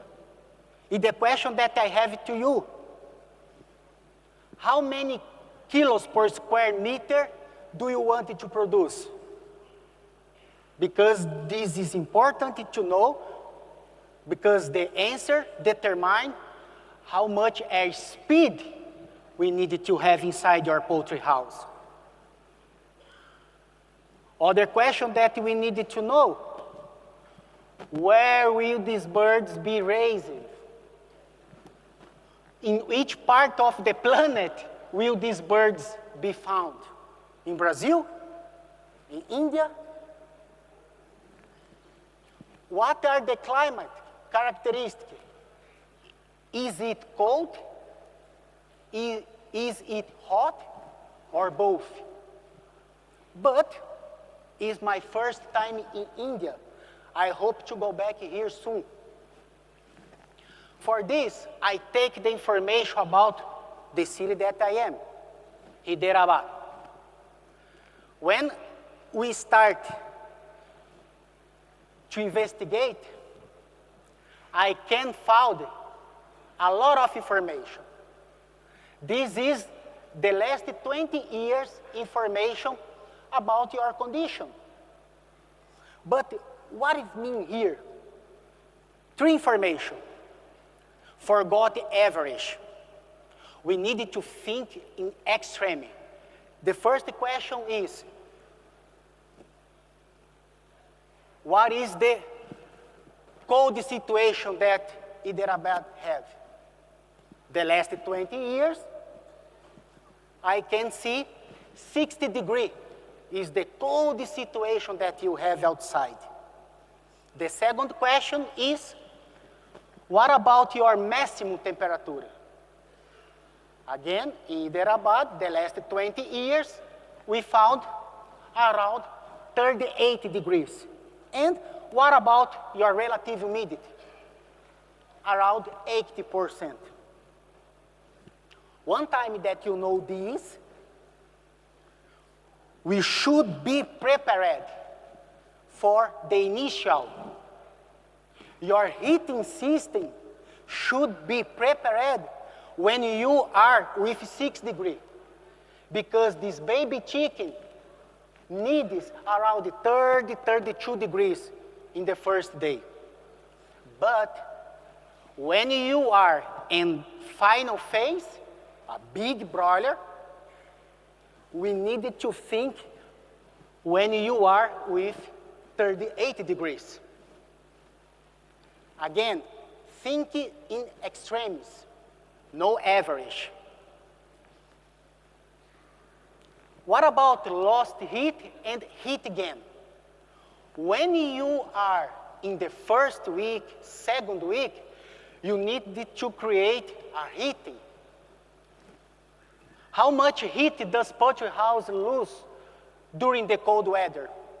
What happens when we have 60 degrees outside, but you need to keep 30 degrees inside the house?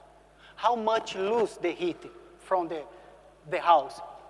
The other question is, when you are with a big broiler and you have 38 degrees outside, how much heat does poultry house gain during the hot weather? When you start to design a tunnel ventilation house, you need to consider 3 criteria basics. Again, we need to think that you have a big broiler, like 2.5 kilos, and outside condition, you are with 38 degrees.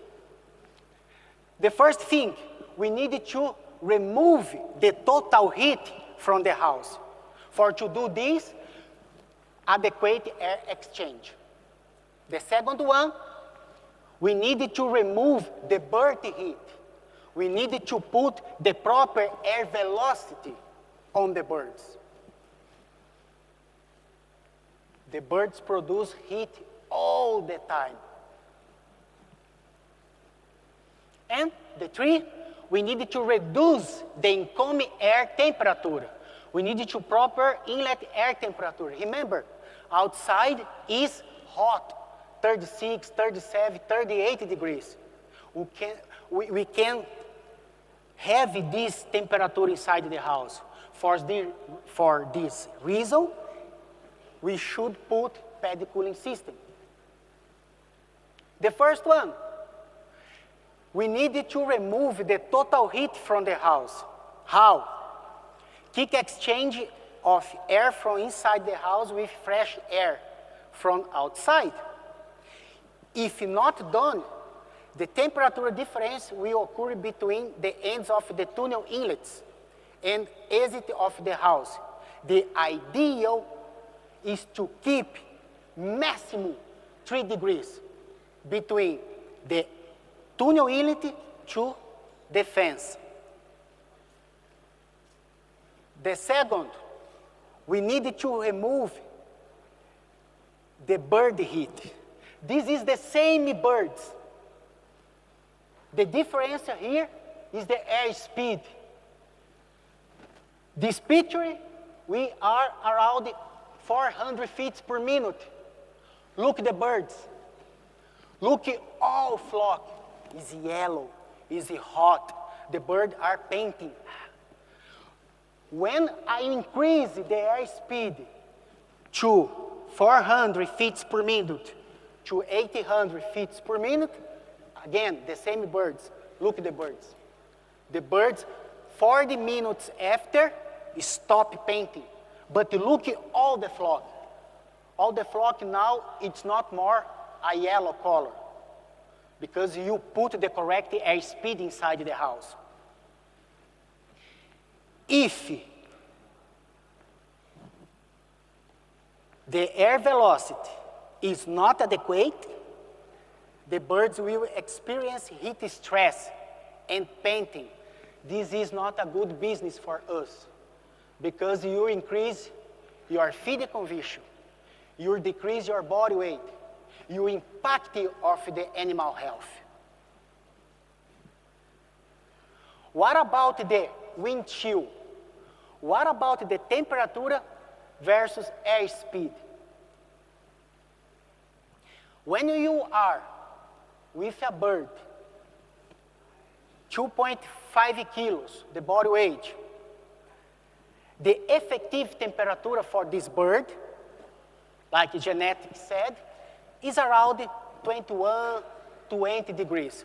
The birds need to feel this temperature, around 21, 29 degrees. When you are with 29 degrees, the air temperature, cross the body, the birds, with a 600 feet per minute, is the same that 3 meters per second, we can reduce the wind chill around 8 degrees. But the bird doesn't know this because your controller show you 29 degrees. 29 degrees, less 8 degrees, yes, the birds feel 21 degrees. This is wind chill. The third part, we need to reduce the incoming air temperature using pad cooling system. We want to reduce between 5 to 8 degrees the temperature of the incoming air. Remember, you are with 38 degrees. You cannot to put 38 degrees inside your house. Remember, you can reduce around 8 degrees. 38 degrees, less 8 degrees, 30 degrees. The birds need to feel 20, 21 degrees.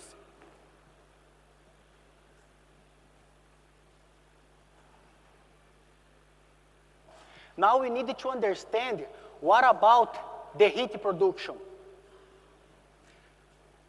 The heat production, the total heat absorbed by a house is the sum of the heat that enters through the ceiling, sidewall, end wall, the birds, and the light. The sum of this is the total heat that produced inside your poultry house. When you see a normal picture for the roof, for the ceiling, no matter. But when you use the infrared, we can see that in this moment, when you have 38 degrees outside your poultry house, your ceiling are 50 degrees radiating inside the house. Part of your ventilation needed to remove heat from the ceiling. The other thing is the end house. When you have the traditional end house, like a block, the concrete block, we have 45 degrees inside the house, radiate inside the house. When you have the curtain, we have almost 40 degrees radiating inside the house. When I have a traditional poultry house without isolation, like a curtain, 40% the total heat is the ceiling that produce. Remember, 50 degrees we had in the ceiling. If you don't protect this, all the heat come on from the inside the house. But what about when we are in the cold weather? When you need to keep the birds heating because you are using your heating system, 21% you lose the heating from the ceiling. The final day, this is a poultry house with 60 meter wide. This side I have 28 degrees, 60 meter after I have 40 degrees. 12 degrees between one side by side. And remember, outside is around 38 degrees. Why happened this? Because we don't have isolation. It's important you consider isolation or poultry house. The concept behind the thermal isolation is that you need to isolate the external variables that can interfere the control of the environment. When the days are hot, the hot stay outside. When you are the cold days, that the cold days keep outside the house. For use the thermal isolation, I use a value. The R value is a measure of the thermal resistance. The temperature difference through a thermal isolator. Yes, you need to put some material that isolate outside condition that you want to have inside condition. The higher the value, the better the isolation efficiency. Here is the same thing. This is the first thing that you should to protect. Remember, 40% the heat come on from the ceiling when you don't have isolation. 50% the lost heat when you need to keep warm the environment, you lost the ceiling. The first thing that you need to have in your poultry house is protect your drop ceiling. Here, I show you two models. I put the curtain or a rigid drop ceiling. This is the principal materials that you use, like isolation. The value that you see is the air value per inch. The principal material that you use above the drop ceiling is fiberglass or cellulose. In my opinion, in India, you should have around R10, R15 maximum the R value in your drop ceiling. If you use the fiberglass gives us 3.14 R value per inch. If you put 4 inch, it's mathematical. 3.14 times 4 inch, you have the final day R13. Okay, I'm good. What about the other option that you can put? You can put the extruded polystyrene. It's like a sandwich panel. It's like an ISO panel. There are some countries that use this, like South Africa. South Africa uses this material. It's rigid. It's not like a curtain. Above the curtain you put the fiberglass. This is different because the isolation is between the outside and the inside. The R value is around 5 per inch. Again, if you put 2 inches times the value, the final day you have complete with R10. This is the two options that you can put in India. The second thing that you should to protect is your side wall. In my opinion, you should have a solid wall. But the solid wall around R5, R10, we don't need to have R15 because I show you the principal part that you need to protect is the ceiling. Again, in my opinion, we can use the sandwich panel, the ISO panel. This is the material between the two parts. We can put the solid wall and the same 2-inch. 5 times 2-inch, the final day you are with R10 in your sidewall.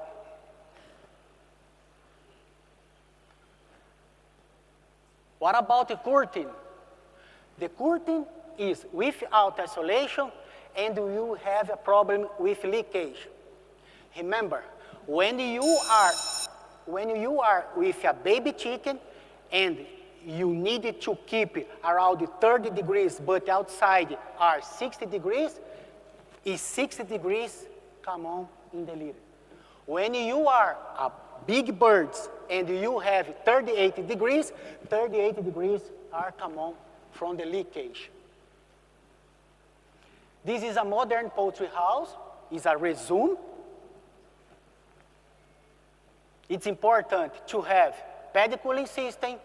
It's important to have tunnel fan, of course, and sidewall inlets. It's totally important you have sidewall inlets. Because sidewall inlets, I can do the first, the second mode ventilation. Minimum ventilation and transition ventilation. Explore when you are with young birds. But you need to understand, what about cold? Cold is not 0 degrees. Cold, it can be 20 degrees. Remember, the baby chick needs to feel 30 degrees. If outside is 20 degrees, it's cold. What about the heating? We need to put the correct floor temperature. Why? Because this is the contact surface of the birds with the environment. Great exchange of your body temperature with the environment. We have a different types of heating. We have radiant, or you have a conventional, but the proposed of the heating system is to promote a minimum of 32 degrees on the cold days on the year, in the litter. It's important. And again, hot air is light. It will always be in the upper part of the house.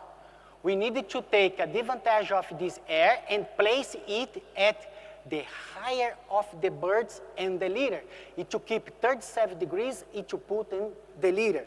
For to do this, you should to have sidewall inlets. If you don't have sidewall inlets, it's impossible to do minimum ventilation and transition ventilation.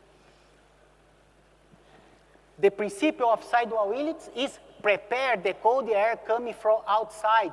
Remember, the outside is heavy in humidity. We need to condition this air, mix this cold air with the warm air that is in the upper part of the poultry house. Look, when you are a higher condition, like a relative humidity and lower temperature, when the air enters the house, the air loses relative humidity but gain temperature. This is the minimum ventilation. The minimum ventilation should enter the house with higher pressure because the purpose of the minimum ventilation is to put the coldest air mixing with the warm air and go out with fans. Again, look, in this moment the air increases 20 degrees, 23 degrees, 24, 26, 27, 28. The air, when go until the center of the house, the air gain temperatura. If gain temperatura, lose the relative humidity. The resume, for India, we needed to have a good poultry house, a modern poultry house, with a solid wall, with an isolation system, with a correct air speed, with a correct isolation system, and with correct heating system. The conclusion, applying the concepts of ventilation science and engineer according to the temperature extreme, hot and cold, as well as the type of bird to be produced. A poultry house that operates in 3 ventilation modes is essential. Minimum ventilation, transition ventilation, and tunnel ventilation. Thermal isolation, tightness, and a specific calculation of all systems will be essential for the ideal house from India. Once the system has been dimensioned, the installation must be suitable for the correct operation of the calculating system. This my part is everything. Thank you so much.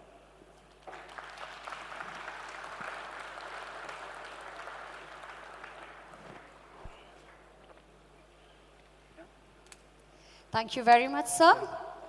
Great job done. Can you give it a round of applause once again? He's been making sure that proactively everyone hears him out loud and clear.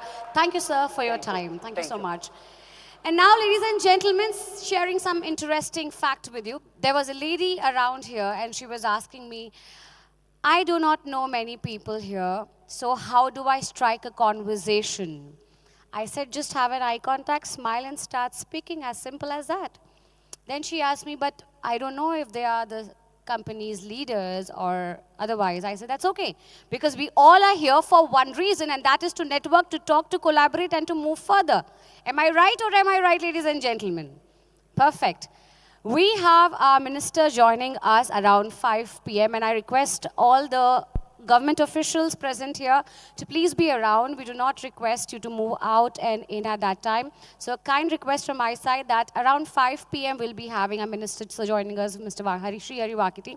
So request all of us to please bear with us and stick around at that time.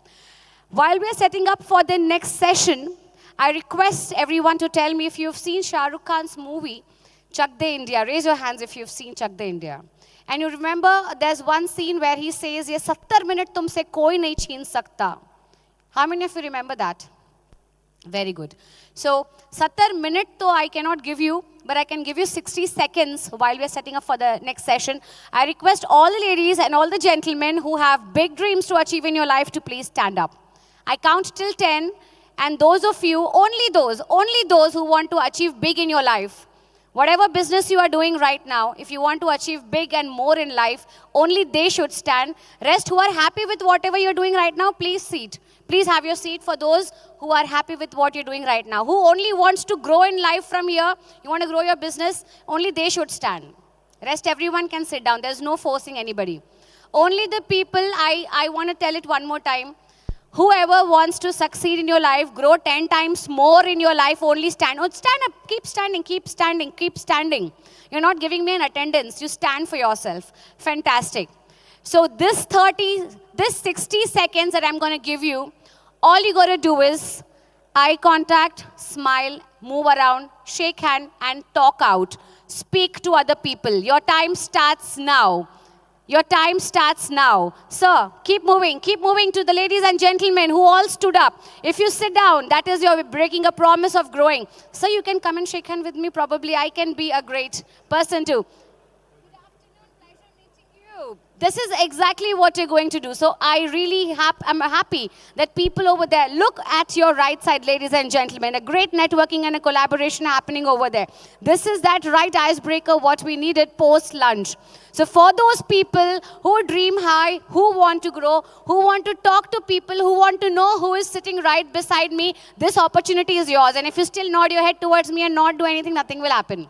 Right? So all the friends, good to see that here there are our global delegates who are making use of this time right here, right now, useful exchanging of cards. If you really see, you have a peep on it, you see they are exchanging their business cards. Congratulations. I, on behalf of the Lord above, say that all your dreams are going to come true. Just make that right wish what you want to achieve in your life and it's going to come true. Yes, fantastic. You have just 10 more seconds to go. 10, 9, 8, 7, 6, 5, 4, 3, 2, 1. Can we give a round of applause for those of you who are still networking? Lovely. Did you collect 5 cards at least? Yes, you got 5. Great. So this is all about it. I hope I have answered my question to the lady. And now moving forward to another interesting session. From one key topic to another, the lineup of speakers this year are absolutely stellar. As we all know, feed quality and feed ingredients are the key aspect of profitable poultry. As demand rises and supply pressures intensify, genetically modified corn and soybean meal are becoming central to global feed security conversations. To guide us through the critical considerations, we invite Mr. Deepak Parekh, founder of Hitex Incubations Private Limited, to speak on the outlook of genetically modified corn and soybean meal of India. Can we give a huge round of applause and welcome him on stage? Over to Mr. Deepak Parekh.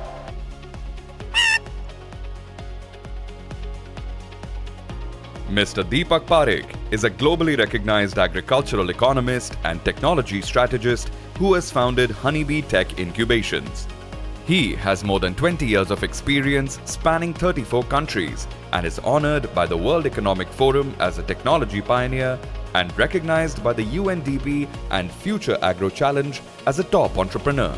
He is a leading global voice in digital and smart agriculture, regenerative farming, and food security, and he is the convener of the Global Grains and Pulses Council. He advises companies and multilateral agencies on leveraging big data, AI, blockchain, and IoT to drive the future of the agriculture ecosystem. Please welcome Mr. Deepak Parekh.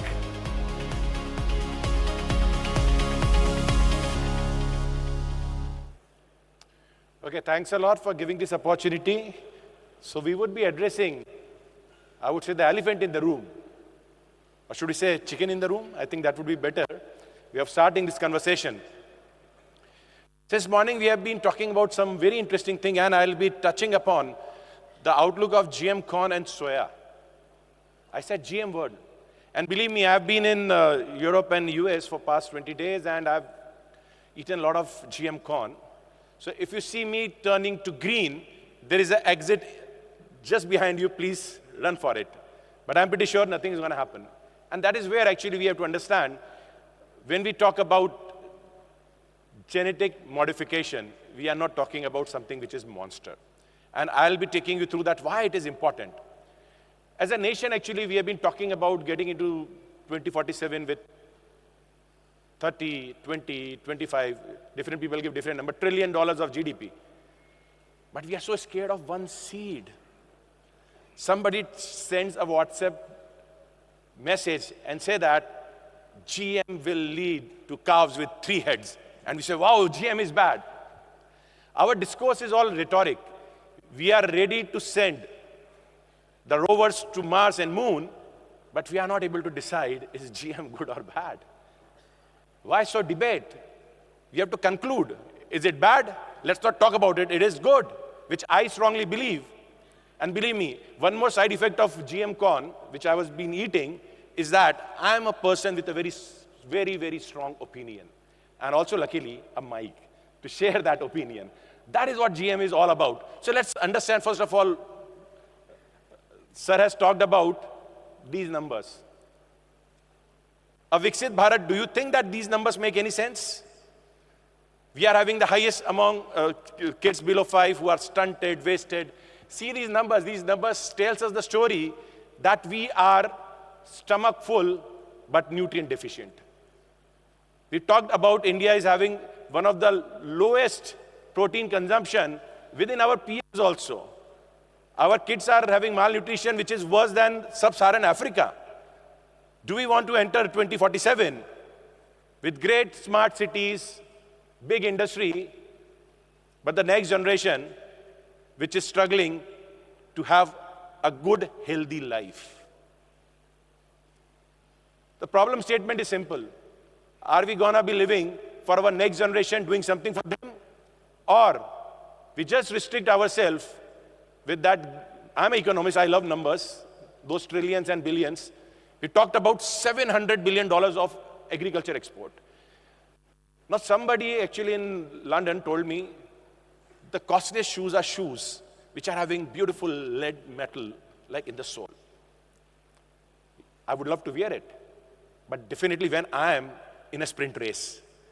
What we are doing is that we are having those lead-worn shoes and trying to run a sprint race, competing with Brazil, US, Europe, while they are using a technology which is 25-year-old. They are having a shield, we don't. And this is what I would say, those who are sitting in this room should think about. When we are moving forward, do this slide be there in 2047 or not? I'm not going to be repeating numbers because I think they are already on the slide. The interesting aspect of this slide is that actually when we talk about the need for feed, you cannot take care of a bird if you don't take care of feed. Feed is a 70% of your cost. Now, if the 70% of the cost, if we keep on increasing that continuously as we move forward, will it help? Now, for my understanding, I would like to understand how many of you understand what GM is all about? How many of you know GM? Can you raise your hands? Okay, so we are talking about hardly 15% people who understand what GM is. So let me go beyond my slide and explain what GM is. All of you know machines. Machines have a manual. How to run, how they will run. Similarly, all the living organisms, whether the plant, the animals, the microbes, they also have an instruction book which is known as DNA. That instruction book tells you how you will live. Suddenly, if we want a trait of that book need to be changed, this is where the GM comes.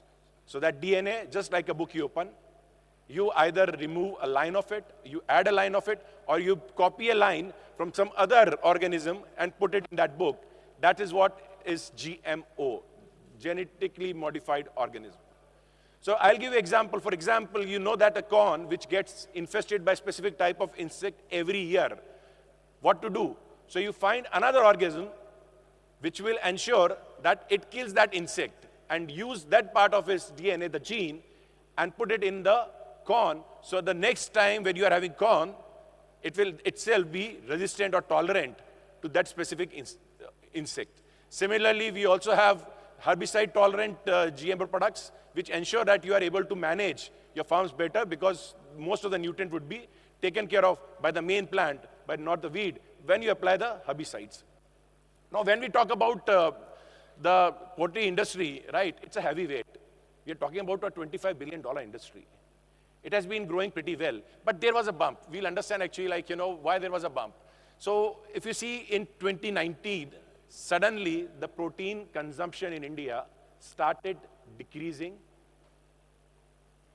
And how many of you know what is the reason behind that? Did we Indians stop loving our butter chicken or anda pav in 2019 suddenly? That no, fine, we don't want to have more protein, we are okay with whatever we had so far. Now there is the legacy behind that. The bump was because, right, we started seeing that the production of egg, meat, all slowing down. And the slowing down was because of, most of you would be recalling 2019 onwards, what were the price of corn and soya meal and why they started moving up. And this is what actually, if you see that, if this is the breakout of overall, the spikes. So the 10% increase in maize price and 14% increase in soybean meal price happened in 2019. Suddenly, the eggs and the meat became costly. Suddenly, even the milk started becoming costly. Because, as I said, 70% of the cost is feed. The affordability reduced. And we are seeing those challenges. What happened in 2019 is still impacting, and the industry is just recovering out of that. That was one lesson. In fact, many of you would recall that soya meal price touched 110 or odd, right, during 2020-21. And then we had to shun away all our apprehension and say that we'll import GM-based soya meal from outside because otherwise you won't survive. Now, when things are normal, we Indians, we love that concept, like, that eventually everything will get sorted out on its own. A problem, if you don't give solution, will not remain a problem after some time. But that problem keeps on coming back because this chart tells you that where we are. And here we are on the left, the first chart, we are just talking about the global averages, which includes some of the countries which are least developed countries and some of the countries which are well-developed countries. Our productivity, when we talk about rice, wheat, corn, cotton, soybean, right? From 40% to 60%, we are lower than the global averages. We are talking about a Krishi Pradhan Desh, but this is what we are giving our farmers, the lowest possible productivity.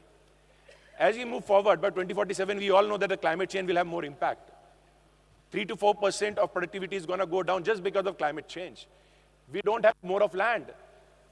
High demand, low productivity, and reduction of resources. Equal to what? Anybody? One word for this? Disaster. We are walking into disaster. We talk about production, we don't talk about productivity. Until unless we take care of productivity, we are going to be having an issue in our life. So now when we see, so when you see the price comparison also, soybean FOB prices, why Indian poultry industry should be paying $125 more than our peers? If we keep on doing that, I don't think actually we will be profitable as a poultry industry. And if we won't be profitable, we won't be making protein affordable to our people. If we don't make protein affordable to our people, we go back, stunting and wasting. And 3% wiped off from our GDP just because our people are undernourished. Now, when we talk about another option, a lot of people will say that, fine, let's not get into GMO, sure, we just import. Now, the million-dollar question is that actually, when we talk about the low productivity, the option is only import. India would be requiring close to 43 million metric tons of soybean by 2047. We produce hardly 10 million of it now. India would need close to 103 million metric tons, and this is what Niti Aayog tells, it's not my numbers, 103 million metric tons of corn, while today we scrape through just 40 million metric tons this year. Again, without resources, again, without increased productivity, right? Is it possible to achieve that? It is not possible to achieve that. Now, there is a myth, actually, we always say that, the world is also debating on GMO. No, sir, we are debating far more than the world. These are the numbers which tells you, today, most of the countries, they started growing HT, again, it's a GMO product, so it's herb tolerant, and BT, so cotton, soybean, corn, you'll find majority of the cultivation is GM based. More than 80% of all these crops are GM based. And I'm yet to see in these countries monsters coming out, right? Their people are very civilized, they talk well, right? And same, even their, I would say the poultry industry is doing far better than ours for a very simple reason is that actually they are having access to low cost feed. WHO itself says that actually most of the GMO product on shelf, they have gone through the regulations. And I'll talk about some of those regulations, right? So all these agencies from US to China to Europe, right? We say that actually GM sufficient research has not happened. Sufficient research might not have happened in India. But globally for past 25 years, the technology is being questioned day in, day out. There are more than 900 odd reports, right, which very categorically says, right, that GMO food is safe, right? Even in India, we have gone a step further. There is a technology called CRISPR-Cas, genetic editing, SDN1 and SDN2. We have allowed that. So we are allowing GM from the back door, but we don't want it to allow it in the front door and have a very clear scientific evidence-based discourse and decide whether it's a good or bad.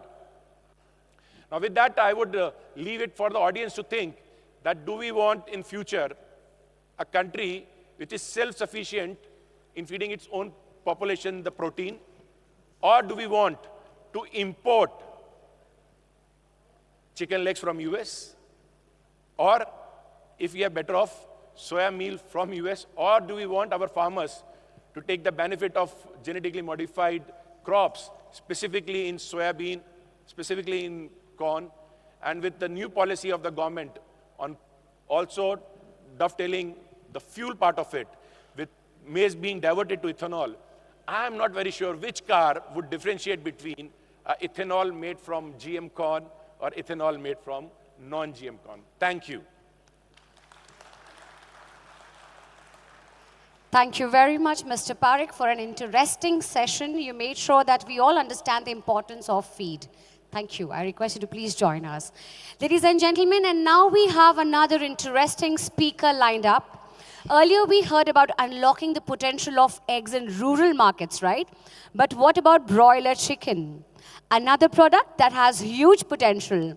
To speak about this, we have Mr. Ravikant Banka, MD and founder of Egg First Advertising, bringing a marketeer's perspective to this topic. Can we give a round of applause and welcome the gentleman on stage?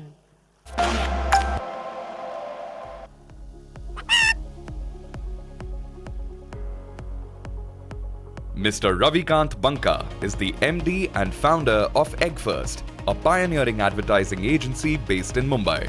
He is an engineer from VJTI and holds an MBA from JBIMS.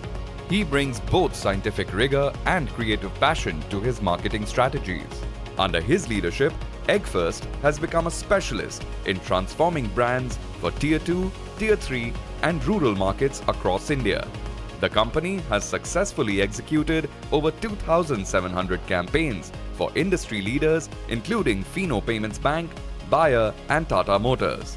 He stands in the marketing sector as a true expert in understanding and connecting with the heart of the Indian consumer. Please welcome Mr. Ravikant Banka.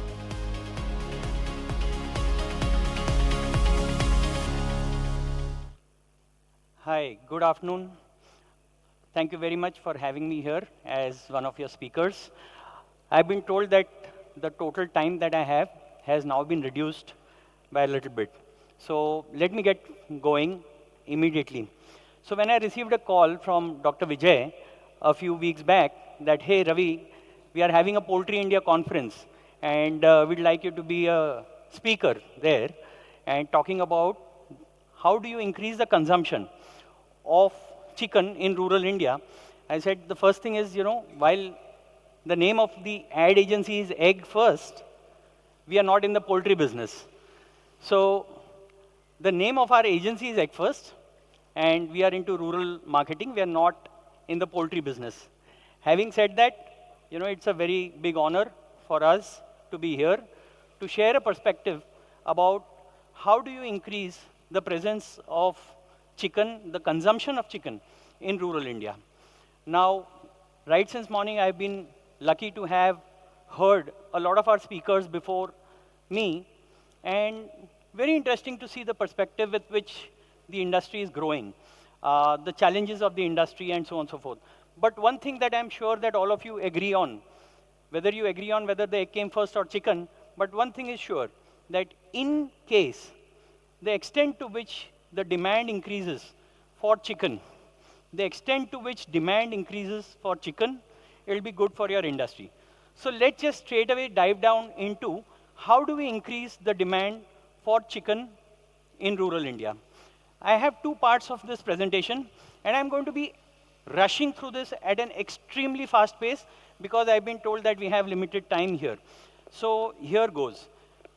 First part of the presentation is about reach.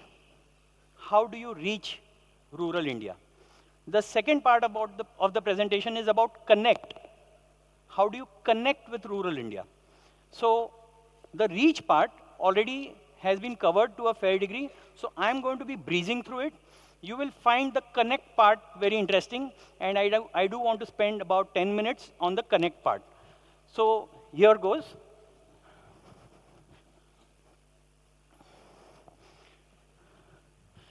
Okay.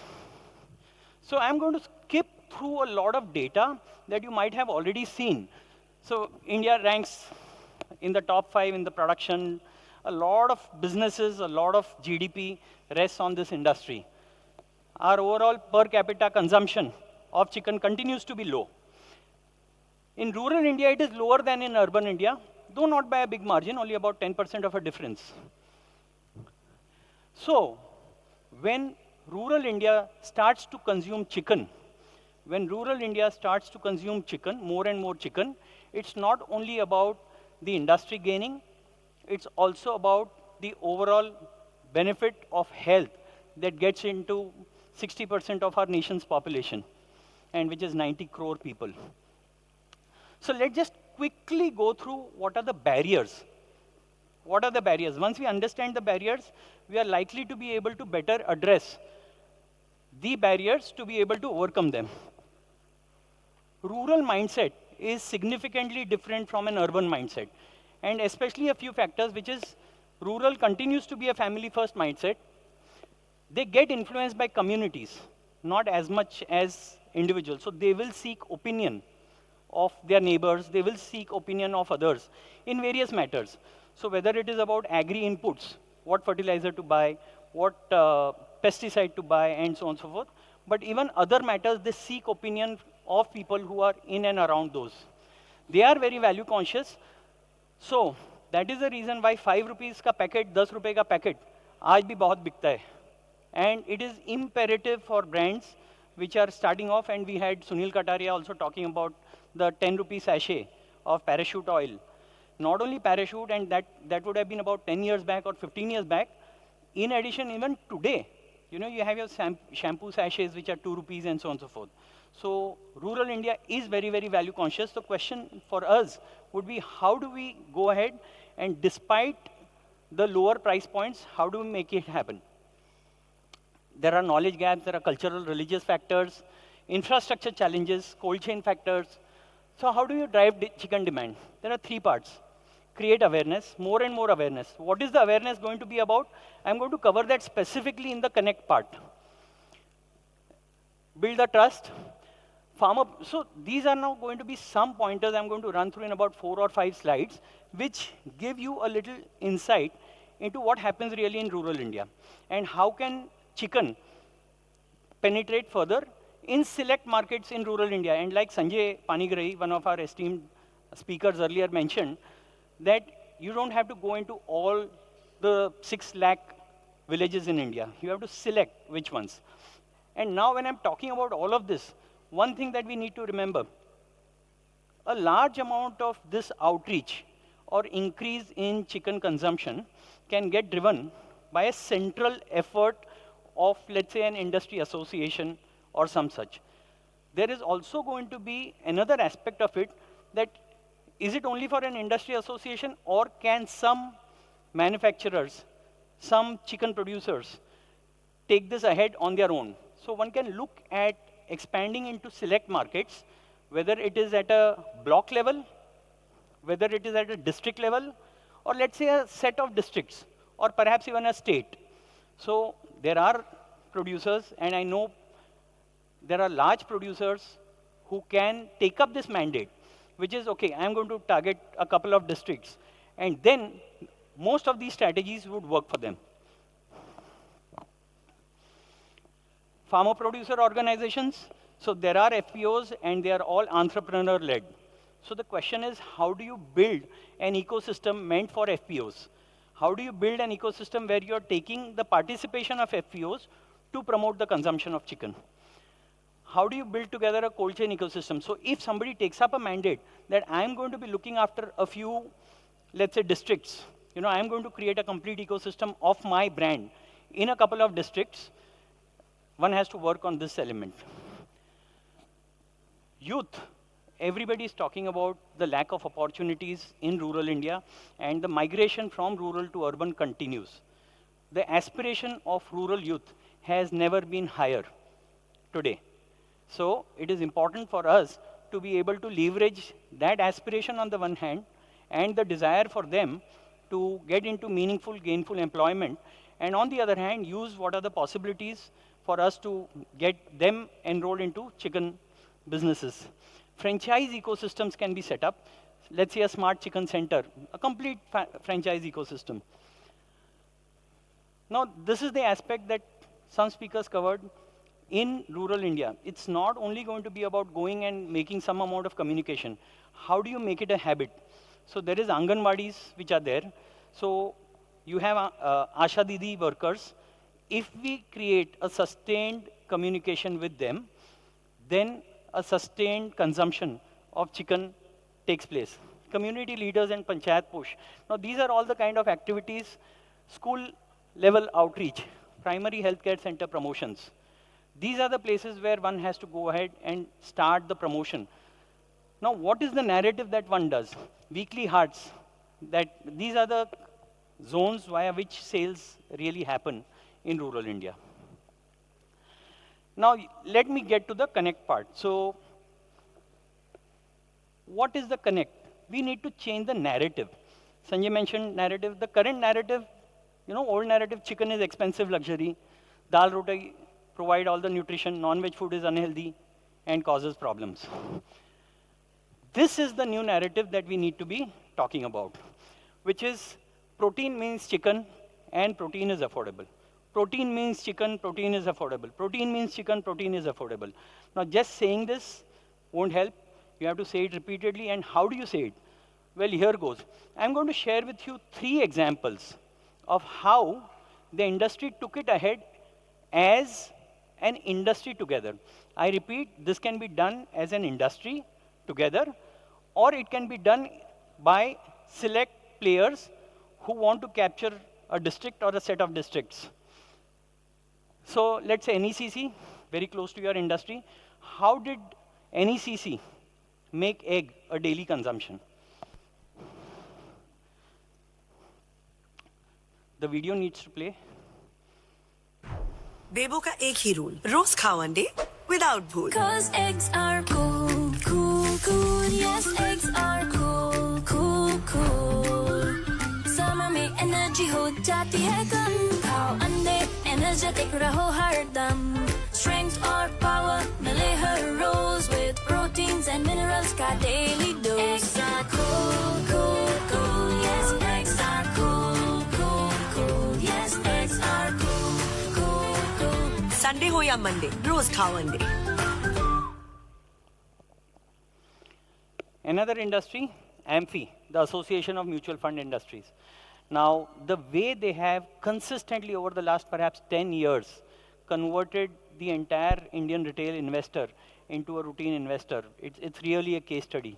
And here's a quick one. See, the kind of campaigns that make it happen. धक्का मत दे यार। यार अंधेरी कब आएगा? 2 station बाद। सही है। सुन ना, बोनस मिला है। क्या करूं? म्यूचुअल फंड में डाल दे। सिर्फ 6000 का बोनस है यार। क्यों गरीब का मजाक उड़ा रहा है? भाई, 500 रुपए शुरुआत कर सकते हैं। मैंने भी किया है। डाल दे। अच्छा? सही है यार। 500 रुपए। Mutual fund investments are subject to market risks. Read all scheme-related documents carefully. One more video. काफी टैलेंटेड है आपकी बेटी। सर बड़ी होकर इंडिया के लिए खेलना चाहती है। सर उसके फ्यूचर के लिए अभी से मैंने सेविंग भी स्टार्ट कर दी है। फ्यूचर की बात है तो सिर्फ उसे नहीं, आपको भी मैदान में उतरना पड़ेगा। मुझे? इनका मतलब है म्यूचुअल फंड्स के मैदान में सिर्फ सेविंग्स नहीं, हर महीने म्यूचुअल फंड्स में भी इन्वेस्ट कीजिए। वरना आपकी बेटी तो बड़ी होगी, पर उसके लिए सेव किए हुए पैसे शायद उतने ही रह जाएंगे। सही है सर। शॉर्ट भी सही है। म्यूचुअल फंड निवेश बाजार जोखिमों के अधीन है। योजना से जुड़े। So one comment I have to make over here, taking a celebrity like a Sachin or a Dhoni or taking both of them together is an expensive proposition.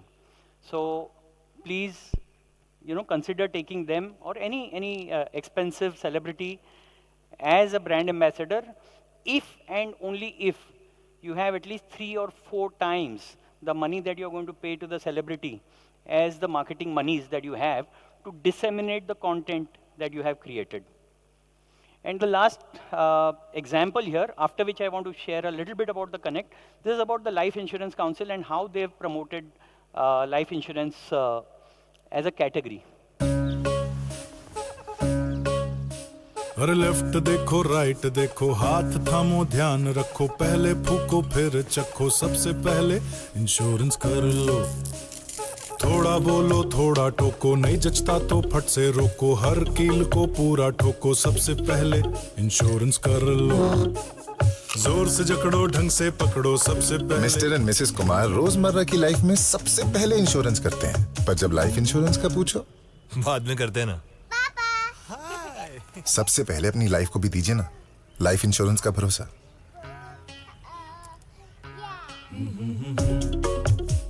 सबसे पहले लाइफ इंश्योरेंस।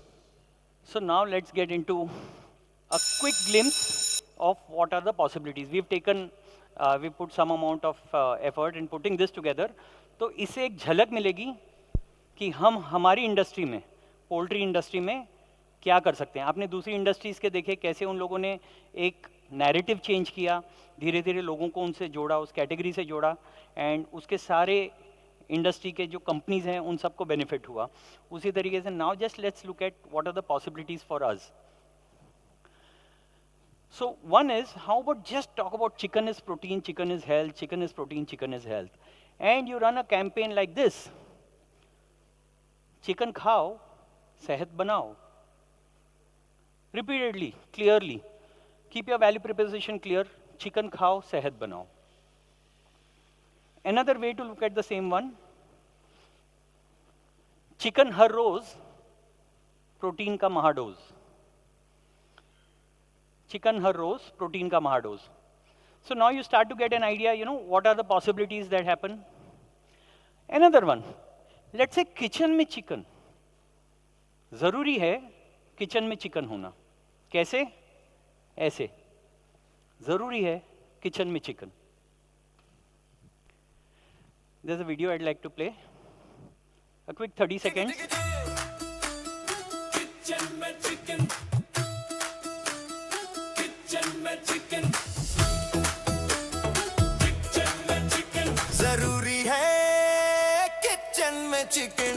मम्मी बोले health भी chicken. पापा का है taste तो chicken. Protein मिले हर kitchen से, ज़रूरी है kitchen में chicken.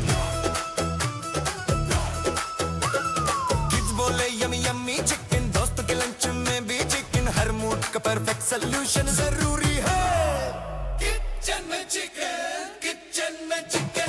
Kitchen में chicken. So these are some kind of campaigns that one can play.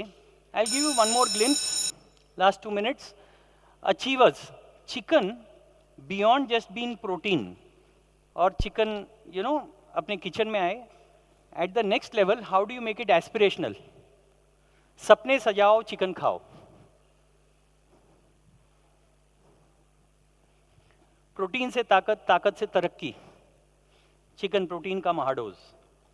I hope it starts to give you a perspective, you know, कि कैसे चिकन को एक आम भाषा में, एंड ये रूरल इंडिया में आम भाषा ही समझ में आएगी, बहुत कॉम्प्लिकेटेड भाषा नहीं समझ में आएगी. इंडिया का एम्बिशन चिकन का पोषण. प्रोटीन से ताकत, ताकत से तरक्की. एंड ये सारा you don't have to do it via some big celebrities. See how you can make a nice, simple, digital video. See this. Just play this video. बेटा, तेरे जाने के बाद घर एकदम सूना हो गया है. अब न सुबह तेरी आवाज आती है, न दरवाजे से वो पूछना, माँ आज लंच में क्या बना है. नया शहर है, नई नौकरी है, सब ठीक तो चल रहा है ना. पर बेटा, ऑफिस और काम के चक्कर में अपना ख्याल रखना मत भूलना. समय पर खाना खा लेना और फ्रिज में कुछ ढंग का रख लेना. सिर्फ कोला और बर्गर से पेट नहीं भरता, बॉडी में ताकत भी ज़रूरी है, और उसके लिए खाने में प्रोटीन भी ज़रूरी है. ज़्यादा जंक फूड मत खाना. कभी दिल करे तो चिकन बना लेना. चिकन तो तुझे कितना पसंद है. याद है जब भी तू उदास होता था, मैं चिकन करी बनाती थी, तू तुरंत खुश हो जाता था. अब जब भी मन करे या उदास लगे तो खुद से बना लेना तेरी फेवरेट चिकन करी. रेसिपी मैंने साथ भेजी है. बस थोड़ा मसाला, थोड़ा प्याज और चिकन, बिल्कुल घर जैसा स्वाद आएगा. अजनबी शहर में अकेला है तू, अपना ख्याल रखना मत भूलना. और हाँ, चिकन खाना मत भूलना.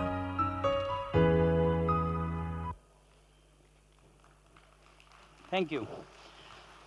So, lot of beautiful things can be done, you know, on chicken.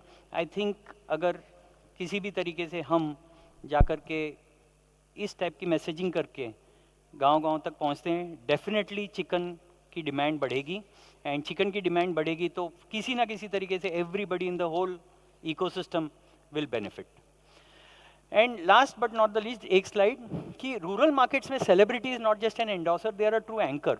तो कभी कभी सेलिब्रिटी लेना या जैसे Sanjay presented, we had one lady who has now 14.5 million followers, यानी 1.5 करोड़ फॉलोअर्स है. She is into kitchen cooking and so on so fourth, culinary, and she had about 9.5 million followers when we had invited her for our own Chalo Rural Conclave. So, so you know, some of these guys can do a lot of good. But again, like I said, if you are contemplating bringing on a brand ambassador on board, please look at the overall budget and make sure that no more than 20% of your budget is allocated towards a celebrity. I think that's all. Thank you very much. Thank you.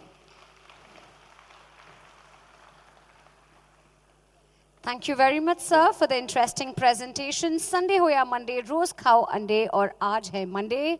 हमें करना है जम के Knowledge Day का success program. And ladies and gentlemen, now I take this honor of inviting our next presenter.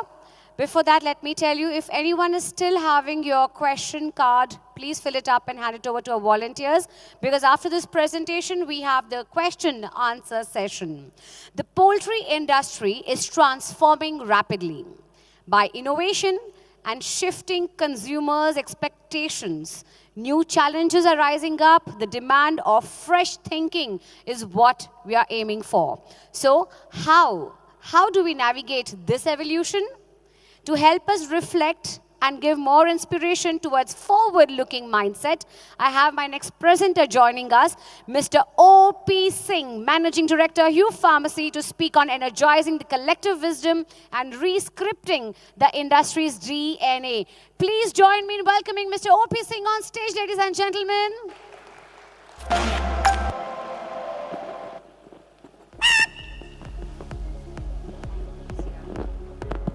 Mr. O.P. Singh is the Managing Director of Huve Pharma and a distinguished veteran of the animal health and nutrition industry. With a career spanning over 4 decades, he has been instrumental in launching and building several successful businesses, introducing pioneering products, and bringing state-of-the-art scientific and manufacturing technologies to India.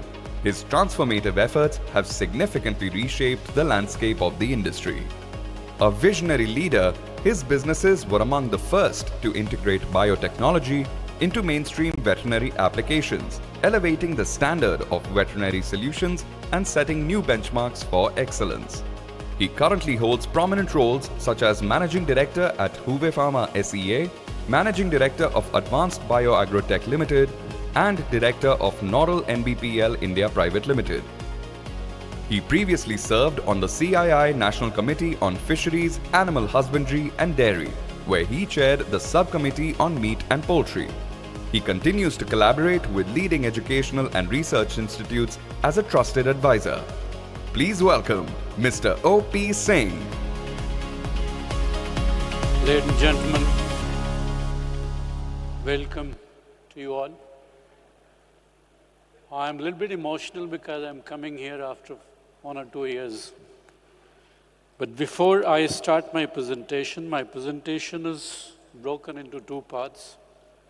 One, I wanted to join your mission of promoting your best product produced in India. Then I'll come back to the original subject which has been given and assigned to me for presentation.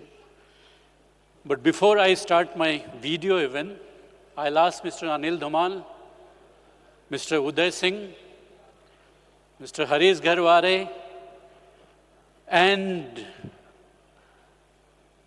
Mr. Chakradhar Rao, be me a moral support here. I know it's amounting to you as a punishment, but I can't help it.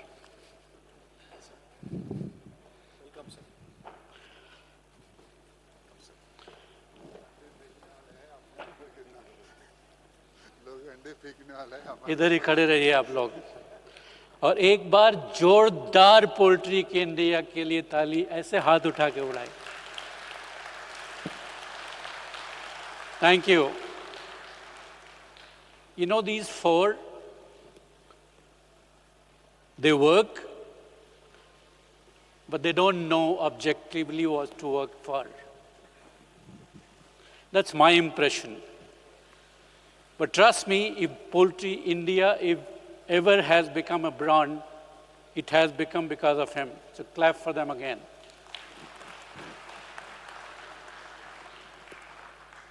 I was angry with them because they were not doing anything last 1 year for the industry.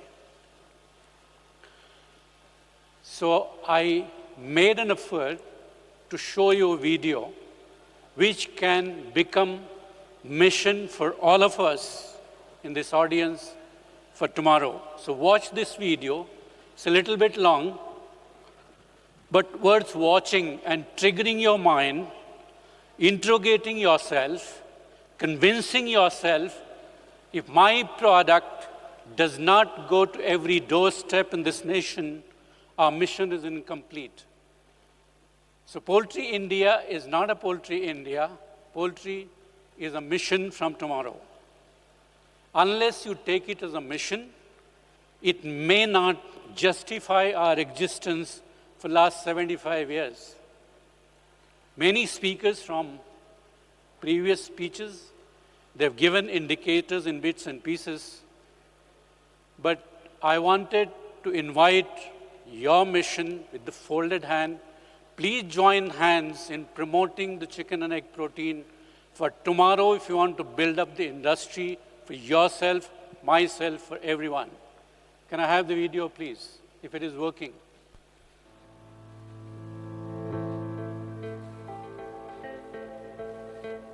The most complex questions usually have the simplest answers. But one simple question that has troubled experts through the ages. Which came first, the chicken or the egg? It's a question that has puzzled philosophers, scientists, and storytellers for centuries. But perhaps, what really deserves our attention is a far more urgent question. How can chicken and eggs together help bridge India's growing protein gap? India's hidden hunger isn't calories.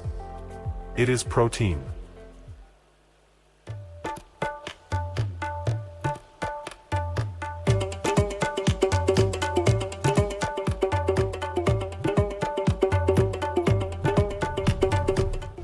India, the world's third largest producer of eggs and fifth in poultry meat, stands at the cusp of nutrition transformation.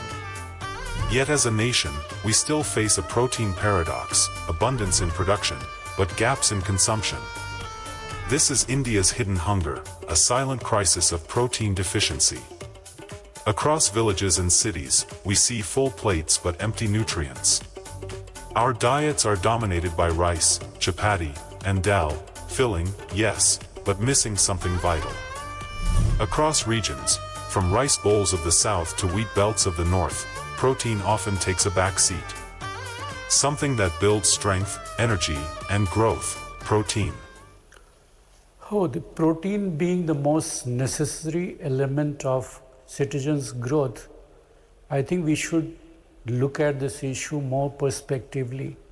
How India is going to address as a national challenge towards nutritional deficiencies. We are moving towards nutritional sufficiency, but protein deficiency has been a major challenge to my opinion. In order to combat this hidden challenge, which is showing up difference in our performances and growth, we should address this. As you know, the WHO has categorically issued guidelines for protein consumption for most of the continents, including India, where they say that the 1 gram of protein per kg of body weight must be a supportive module for protein consumption. I'm a bit surprised that the institutions like National Institute of Nutrition or Indian Council of Medical Research have yet to define their point of view. what India should consume in terms of protein. Now, chicken and egg as an ultimate protein source is yet to get recognition among these institutions. Surprisingly, there is a little bit dotted line recommendation for pregnant and lactating mothers, where it is recommended 1 egg twice a week, or 250 gram to 350 gram chicken twice a week can be a very supportive module for nutritional sufficiency. But I wanted to look at a greater challenge than what is perceived today, because we have more than 27% growing population in the nation, who are going to be the future builders of the nation. And if chicken and egg is the ultimate protein source in terms of bioavailability, in terms of nutrient delivery, in terms of employment generation in the rural perspective, in terms of high-end rural economic growth model, and a liquid cash module for rural employment or rural professionalhood, we should look at chicken and egg as major economic driver for the nation. Protein is more than a nutrient, it's the foundation of life. A nationwide survey by the Indian Council of Medical Research revealed a worrying truth: the average Indian diet is far from balanced. Nearly 62% of our calories come from carbs like rice and wheat, while protein contributes barely 12% against the global ideal of 20%. The result? A silent health crisis. 7 out of 10 Indians don't get enough protein. 60% of women are anemic, with low protein intake during pregnancy. Among the elderly, muscle loss and weakness are on the rise. Most diets rely on rice and wheat, high in calories, poor in amino acids. Protein-rich foods like pulses, dairy, eggs, and meat remain underused, limited by food habits, awareness, and affordability. Even in cities, few understand their daily protein needs. It's time for awareness, education, and a national shift toward protein-conscious eating, because protein isn't optional. It's essential. The proteins are very important food component of our diet, and we should have 40% of our diet should consist of proteins. And as per the guidelines, every person in his daily diet should have 0.8 to 1 gram of his body weight daily. So it means that a person, an average person of 60 kilogram should have 48 to 60 gram of proteins in his diet daily. But if you see globally, the difference is very wide. In North America, that is in US and Canada, the daily intake is around 90 to 100 grams per person. In Europe, it is also 85 to 90. And if you compare it to the other parts of the world, especially our South Asia, it is less than 60 or sometimes 50. And in sub-Saharan area of Africa, the daily intake is less than 50 or 40 grams. And this is sort of protein crisis, and that's why you see wide variation in of protein intake all over the world. Protein deficiency is not just a health concern. It's a silent national crisis, weakening our workforce, our children, and our future. A worker who tires too soon. A child who struggles to concentrate. A nation losing its energy and productivity, all because of one missing nutrient, protein. For generations, India's plates have been filled with rice, chapatis, and pulses, foods built for the hard labor of farming life. But today, most of us work behind screens, not in the fields. Our diet, however, hasn't changed. The result, too many carbohydrates, too little protein. And when that excess energy isn't burned, it turns into fat, bringing obesity, diabetes, and lifestyle diseases. The irony is striking. We've moved from plows to keyboards, but our food habits remain stuck in the past. A nation's true strength lies not just in its infrastructure, but in the health of its people. And at the heart of that strength lies protein. If you see Indian diet, it based on cereal. So the carbohydrate content in Indian diet is much more than the requirement. And the proteins, which are very important for our body function, for our tissue, for our muscles, for skin, hair, nails, everything, they are lacking in our food intake. So when we come across the people who come for the diet consultation, we see that people are not having proteins in their diet every day. It's very, very less. I'll finish very quickly. Actually, the proteins are available in nature if we stick to our traditional diet and we include the different food groups in our diet. It's very easy to take proteins as per the requirement, and it will definitely give us good health. The sources are very easily available, and wise choice and the right amount of the food is very important, and it will definitely correct the intake of protein. For example, we can have eggs, which are high biological value protein and affordable to everybody. The solution to India's protein gap isn't far, it's right in our kitchens, in a glass of milk, a bowl of dal, an egg a day, or a serving of chicken. The humble egg is nature's multivitamin, affordable, accessible, and packed with 6 to 7 grams of high-quality protein and all 9 essential amino acids.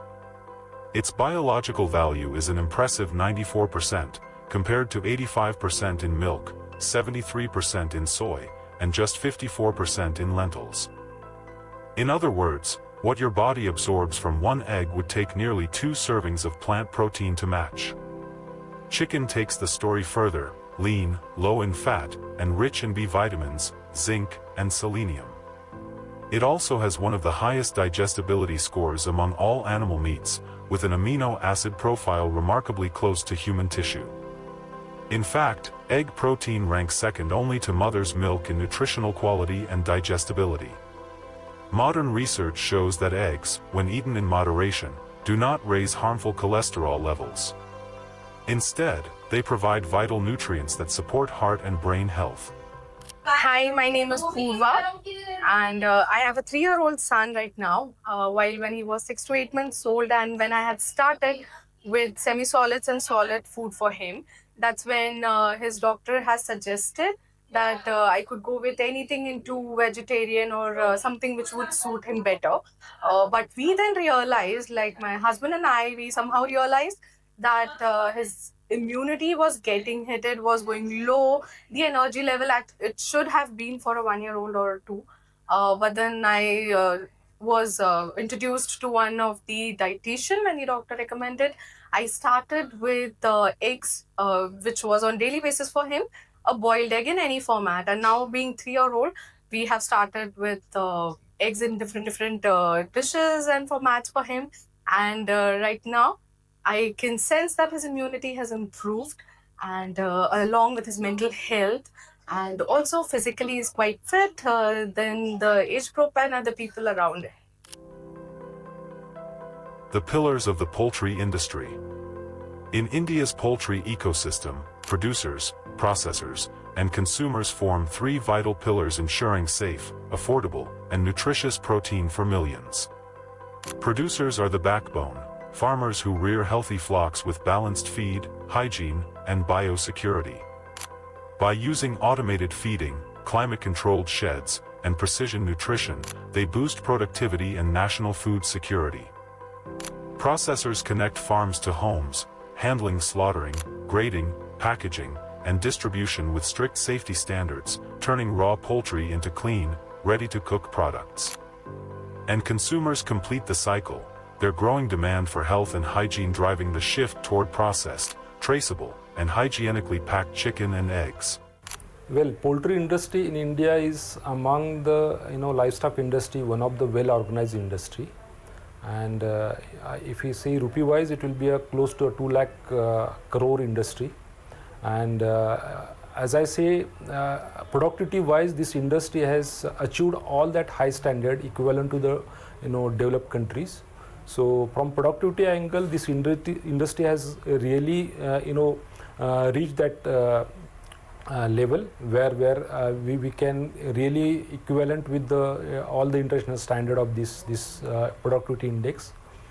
And then looking at egg production and the chicken production for the country, we almost stand third in the world and fourth in the chicken as a production. India's poultry industry has transformed from small backyard farms into one of the most dynamic, tech-driven sectors in agribusiness today. From precision breeding to climate-controlled houses, science and innovation now power every stage, ensuring productivity, hygiene, and animal welfare.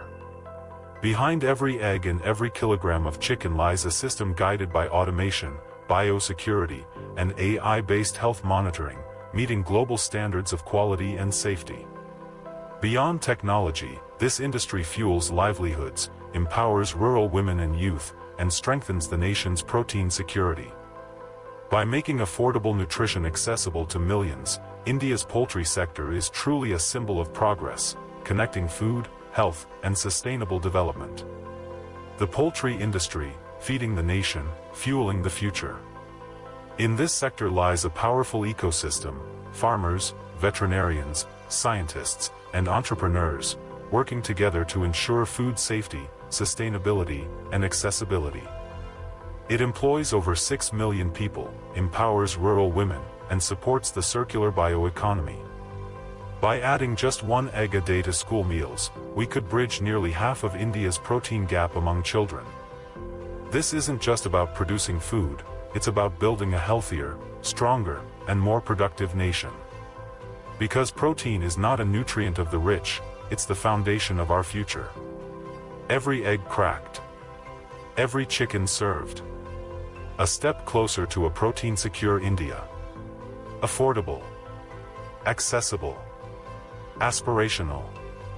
That's the power of poultry, the power to nourish a nation. Protein crisis in India is a cumulative effect of information delivery, consciousness towards vegetative protein consumption, as well as lack of information not being available with the people.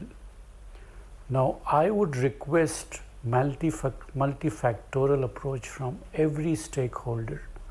Maybe it's poultry industry, maybe the institution of knowledge like.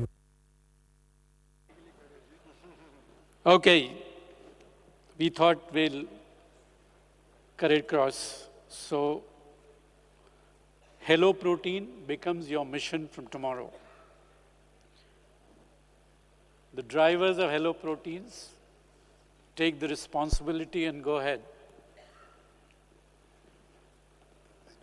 You start promoting protein. If you like the video, a little more, it'll be available on the website. It'll be available as a Hello Protein, as a vertical. I think the producer, the person who directed the film is already here. Mr. Chandran, can you raise a voice from there where you are? So clap for him.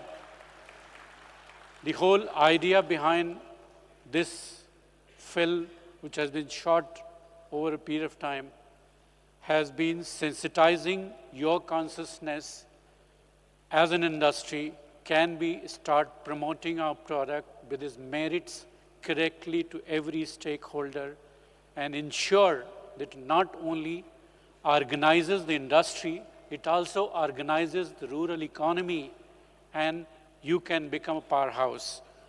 So thank you so much, Poultry India. Here is the mission for me. I'll go back to my presentation and quickly run it through. Can we go down? Quickly, please. Clap for them.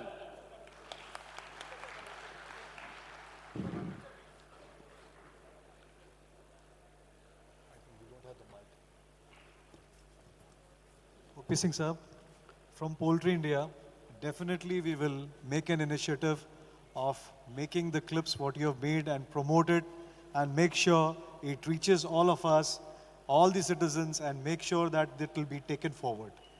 Thank you. Thank you for a wonderful message you have given on this dais. We appreciate from Poultry India, sir. Thank you very much, sir.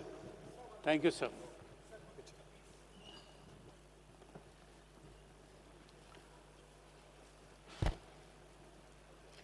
Ladies and gentlemen, let's hear it for the moment happening on stage right in front of us. Thank you very much, sir, Mr. O.P. Singh, sir, for your valuable time. And we are delighted to know like leaders like you are here with us at Poultry India.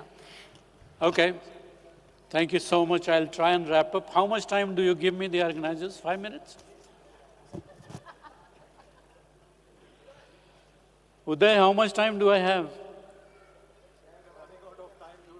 Shall I leave it here? Thank you. Okay, ladies and gentlemen, we are obsessed with the numbers. So I thought I'd take a subject which is, everybody talks about second to none, third to world numbers of production. But the fact is, if you look at your balance sheet, you are second to nowhere. That's a hard fact, that we run under volatility, we run under uncertainty, and we run under confusion and perception. So that's the challenge this industry, to my opinion, has to come out with. Now, if for time being we leave the numbers aside of the chicken industry and its progress, of course, compliments to you all, you have done a wonderful job. But the time has come that you must find these 3 words, to me, which might become more accurate for our progress. Can we talk about innovation in the poultry? Can we talk about inclusiveness in the poultry? And can we talk about an industry which impacts the nation? Now, I'm sure all the seniors were talking about big food industry and this. But trust me, at the end of the day, I feel disappointed because my industry has no status. At times I'm agriculture, at times I'm industry. I'm not still part of the food industry, nobody talks about it. Whether the central administration, whether the state administration, everybody ignores this industry conveniently as and when it is convenient to them. So my pain as an industry person, if this industry is the most formidable protein producer of this nation, we should get attention. We should get recognition. And since we are rural orientation of our existence, our employment generation cannot be neglected at the cost of any industry comparison. So I need attention from the administration system.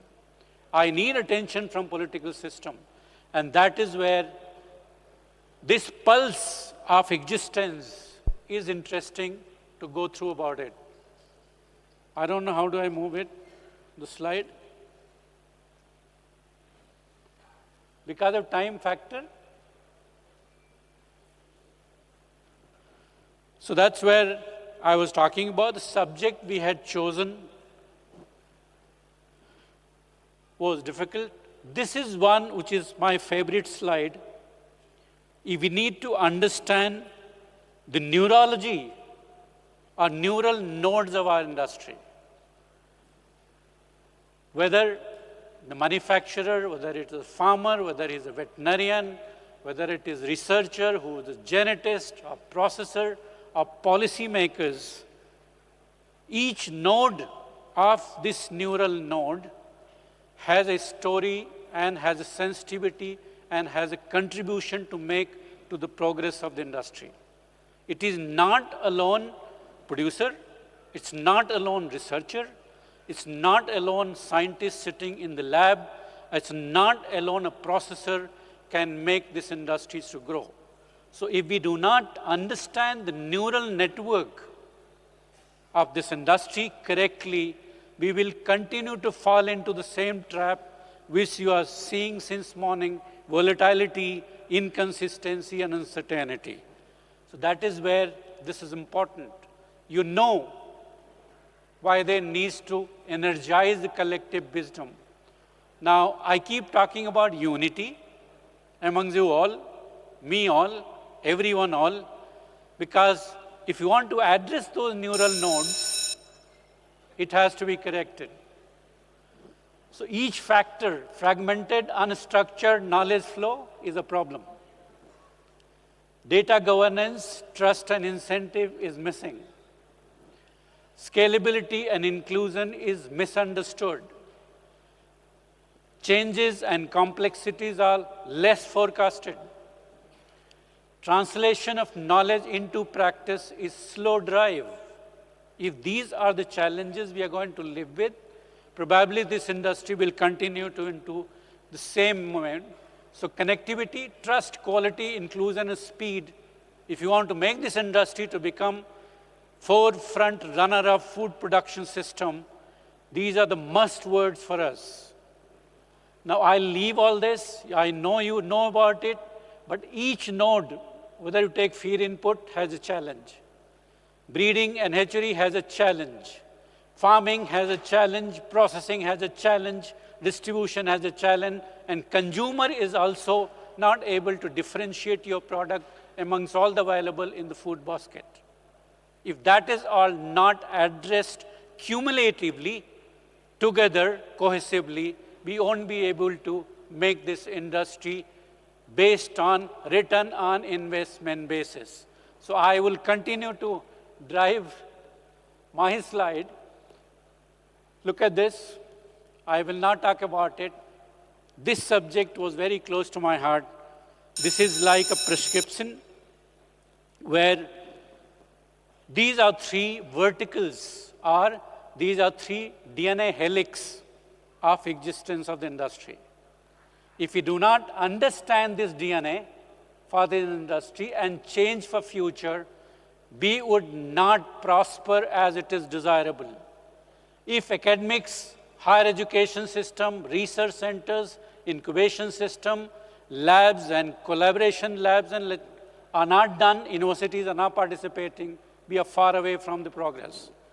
Industry, incubation centers, if they're not progressing, government financing, policy, advisory services, if these helix systems are not understood, knowledge solutions and transfers are not understood, we would be finding, and there are success story of helix model with the Silicon Valley success depended on these helix model. So if you do not want to practice, you will have a problem. For this was another effort of Poultry India. Clap for them again. This was first effort of Poultry India to make Vice Chancellor's Conference in in Lonavala, where 32 Vice Chancellors together were trying to organize what knowledge bank can be transformed into a future support system for the industry. There's plenty of information available. Thank you so much. You can ask me personal question because of paucity of time. I have to stop the presentation here itself. But join hands with us in the progress and see what best we can do together. Thank you so much. Thank you very much, sir. Quite interesting slides, and every slide value adds to your presentation. And now, ladies and gentlemen, for the questions that you have asked for the presenters, we now turn into the next session, and that is the question-answer session. I would request my dear moderator to join me on stage along with the presenters. Can I request Dr. Vijay Makhija, the moderator of the question-answer session, to please join me, along with Mr. Sunil Kataria, Professor Dr. Suresh Mittal, Mr. Sanjay Panigrahi, Miss Mary Isabel Cabero to please join me on stage, Mr. Ricardo Guerra, Mr. Deepak Parekh, and Mr. Ravikant Banka. I request all the dear speakers, I've called your names, so please join us on stage. It's time to get the questions answered. And to do this very session, Dr. Vijay Makhija will take over from here.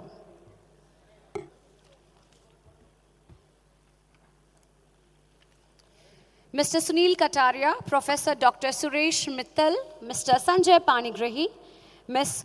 Mary Isabel Cabero to please join me on stage, along with Mr. Ricardo Guerra, Mr. Deepak Parekh, Mr. Ravi Kanbanka, and Mr. O.P. Singh to please join us on stage.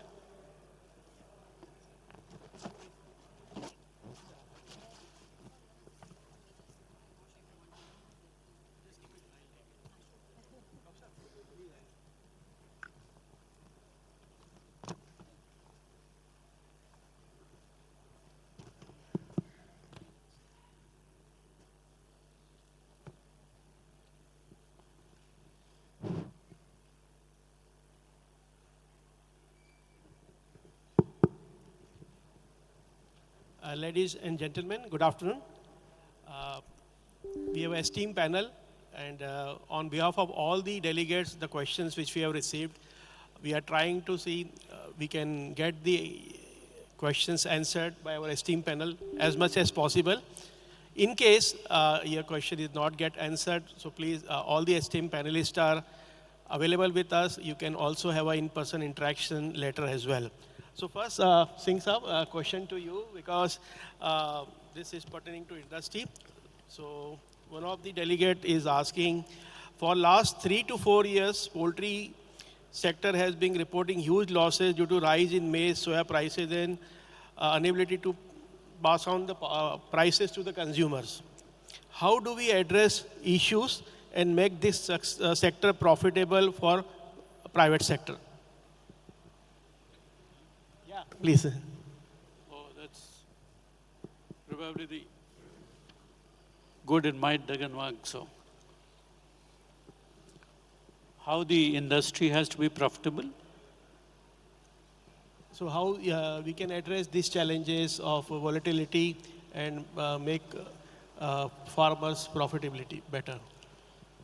Oh, coming back to mortality, I have a very tough way to respond. One, we have no regional microbial data bank for us to make assessment how do we do protecting our flocks. There's a lack of information and there's lack of coordination from the researcher group as well. They do not advise at a right time, even if they are aware about it, the information, they keep it quiet. So I think that's a big trauma. I mean, I had no harm at the cost of offending them to tell them, look, the LPI, low pathogenic avian influenza kind of a problem, industry has stuck in 2002. And by the time we got the answer, it was 2022. So if 22 years is taken by the government to recognize a non-notifiable disease, and the damages from HPI or damages for other diseases are sparking at our head every day. You'd be surprised to know that the last year, in 24-25, our losses has been 27,000 crores towards such surprising diseases. So that is where I was trying to talk about building a new DNA for the industry, where the coordination with the research group, coordination with the education group, coordination with the administration group of the government authorities, coordination with the industry group. If they do not work in sync with, you won't be able to face the challenge correctly, because the government is ultimately the decision maker in terms of exotic diseases to be managed. Coming back to the profitability, I'm not surprised to say that everybody is on the progress drive. But that progress drive is based on assumption. It's not based on any calculation. So if we can be more calculative, or we can be more data-oriented, probably these challenges can be minimized. It cannot be stopped 100%. So that is where cohesive interaction of the industry, stalwarts, research group, everybody, timely can solve the problem partly. That would be my recommendation. Thank you, Singh sir. Next, Professor Mittal, I think there are quite a number of questions coming your way. So few I will like to share with you. The first one is, what are the other co-infection diseases which triggers the severity of AI infection in young birds? So one thing in there are two type of influenza viruses, or if you just put two groups. One is high pathogenic avian influenza and other the low pathogenic. So low pathogenics are multiple. So if low pathogenic are coming, the severity is going to be less. If the high pathogenic are there, then severity is going to be high. On the top of that, if suppose consider the same factor, just H5N1, high pathogenic is coming, the other factor can be that the weather conditions and the food intake and the age of the bird. The younger birds are going to suffer more, but in the end, even older birds, younger birds, all of them will be dead. So I think the severity of the disease is not going to be that much different overall if it is highly pathogenic. The other question is regarding commercial broiler. So the delegate wanted to know what is the perfect way to protect commercial broilers from HPI, and what should be our approach, and what day of vaccination is preferred? So I think for the broiler, the main thing is that they will be there for a short period of time. So one thing would be that that work probably needed to be done. Can we do the inoculation of high pathogenic influenza virus vaccine in the day-old chick? I think that can be done. There is a turkey virus of herpes-based vectors are available, and that is being used in the embryonated egg as a vaccine. So if that is working well, then they can be protected the same way as the Marek's disease is being protected. The other one is the Newcastle disease based vector. So Newcastle virus vaccine, you know, it is given on the day-old chick. So the same way, the influenza virus vaccine will also be given with Newcastle disease, and that can also provide protection. So there are ways and means to protect the broiler, but some research is needed initially, and once those system is working intranasally or orally or in egg, then the broiler can be protected from influenza virus. Thank you, Doctor. Deepak, this question is, I think you addressed in your presentation, but still delegate wanted to understand what is stopping Government of India to allow genetically modified corn and soybean to be used in animal feeding?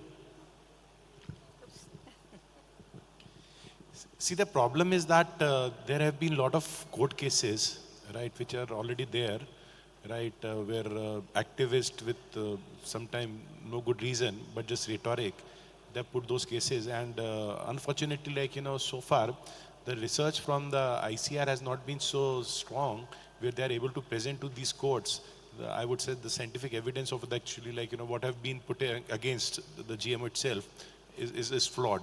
So those cases are stopping that. So government found, as I said, like, you know, CRISPR-Cas, that is genetic editing, SDN1 and SDN2 in from the back door. I believe, like, you know, it is a matter of time, because government is now having a very clear understanding mindset that they would like, this is on the production side of it.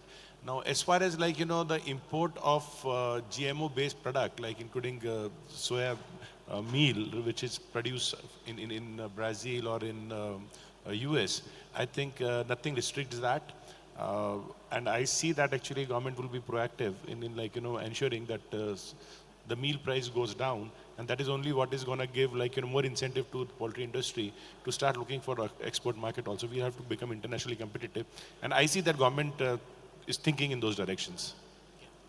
I think, Deepak, many of the delegates also wanted to learn that what about, you know, if the government of India consider importing GM corn, soybean and particularly corn, and also, making that available only for bioethanol production. So specifically about corn, so that whatever they import, let it diverted toward the ethanol production, so that this particular sector, the livestock sector, gets uninterrupted access of corn for their animal feeding.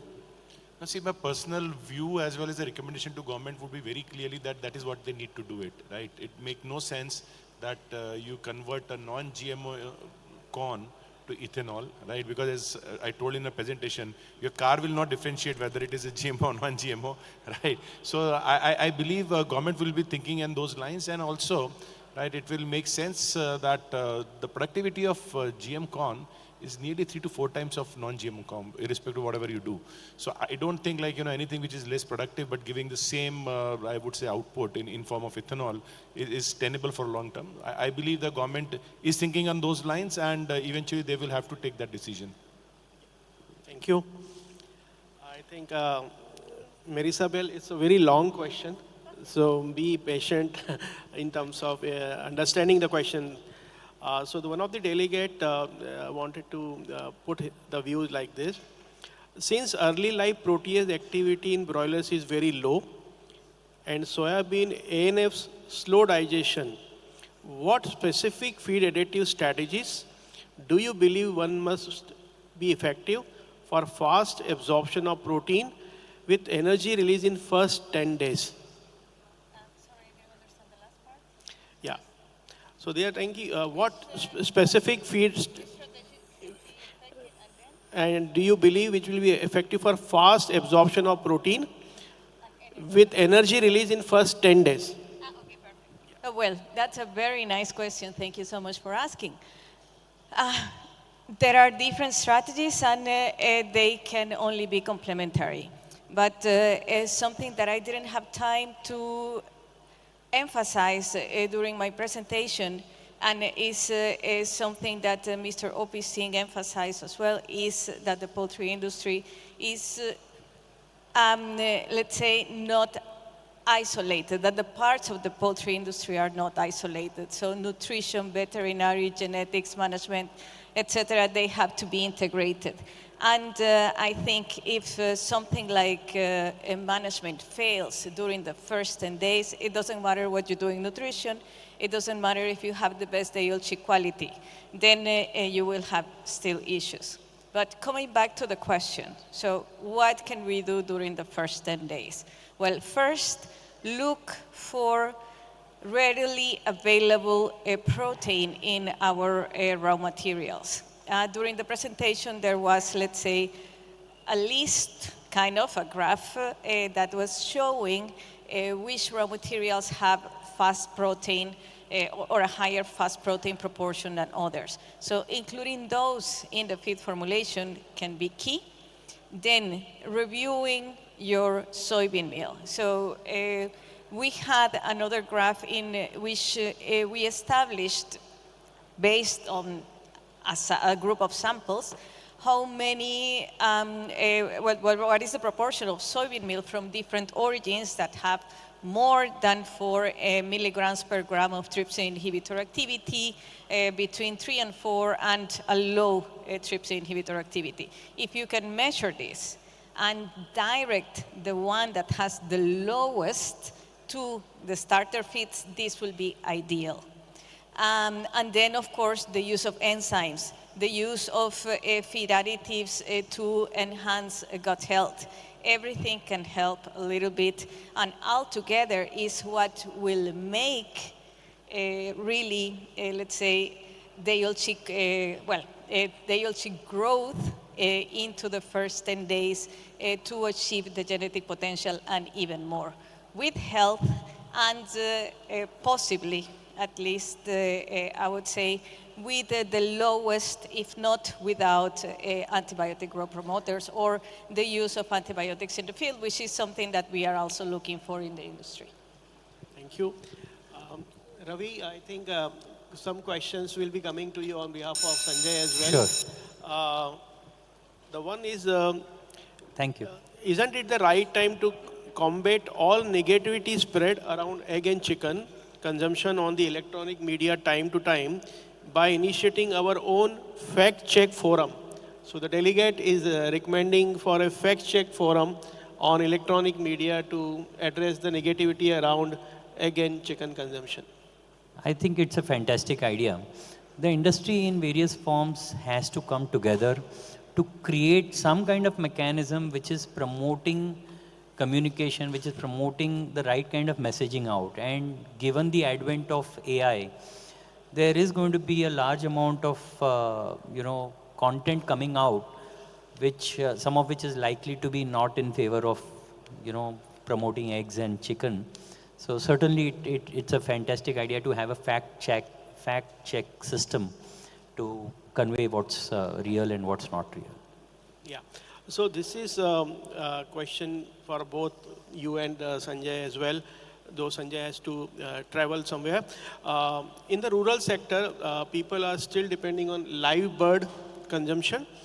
What is your opinion to make chicken a brand in the rural sector, and what are the steps we need to take to make it happen? I think primarily, instead of trying to focus on what's the better alternative, whether backyard chicken or whether broiler chicken, etc., I think it would do well if we focus on promoting chicken as protein, chicken as a good healthy alternative for good meals. So if we are able to do that through a drive. Now, how do you do that? One, of course, like you had NECC, you have the AMFI, Association of Mutual Funds of India, or the Life Insurance Council. It's great if the council or some people, can come together, form an association which is strong in the central body. In the absence of that, you could have large players doing branding for themselves and cover a few districts, cover a few states perhaps, and lead the initiative of conveying the right kind of messaging about eggs and chicken. So, Mr. Singh, I think this is not a question, actually kind of a concern. One of the delegates is writing that vehicle movement is very important aspect of poultry sector, but the drivers, vehicle owners and transportation people doesn't get any recognition in poultry sector.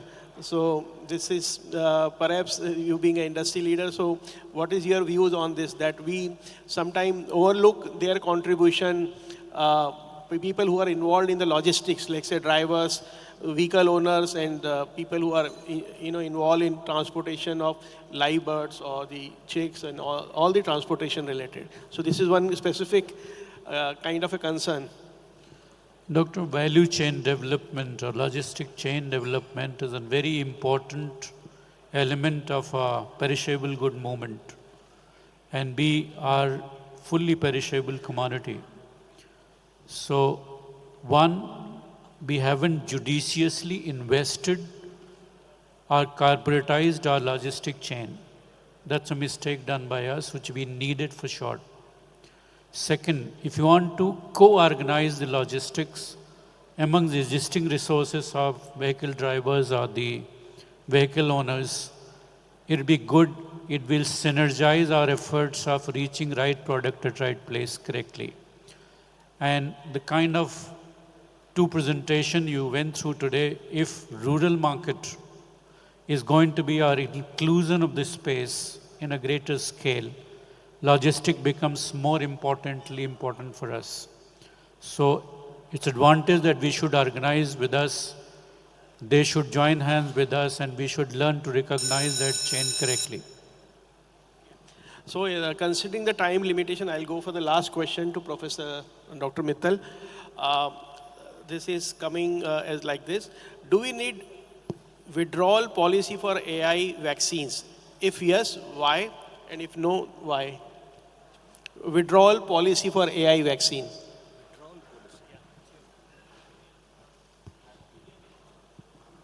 Withdrawal means no vaccination? Yeah, so withdrawal means you do the vaccination, and then if you need to come back, reversal or withdrawal of the vaccines, what should be the approach? So if you look the overall situation, what has happened for AI overall in the world, and none of the country can claim that they have effectively managed the high pathogenic avian influenza or even low pathogenic avian influenza.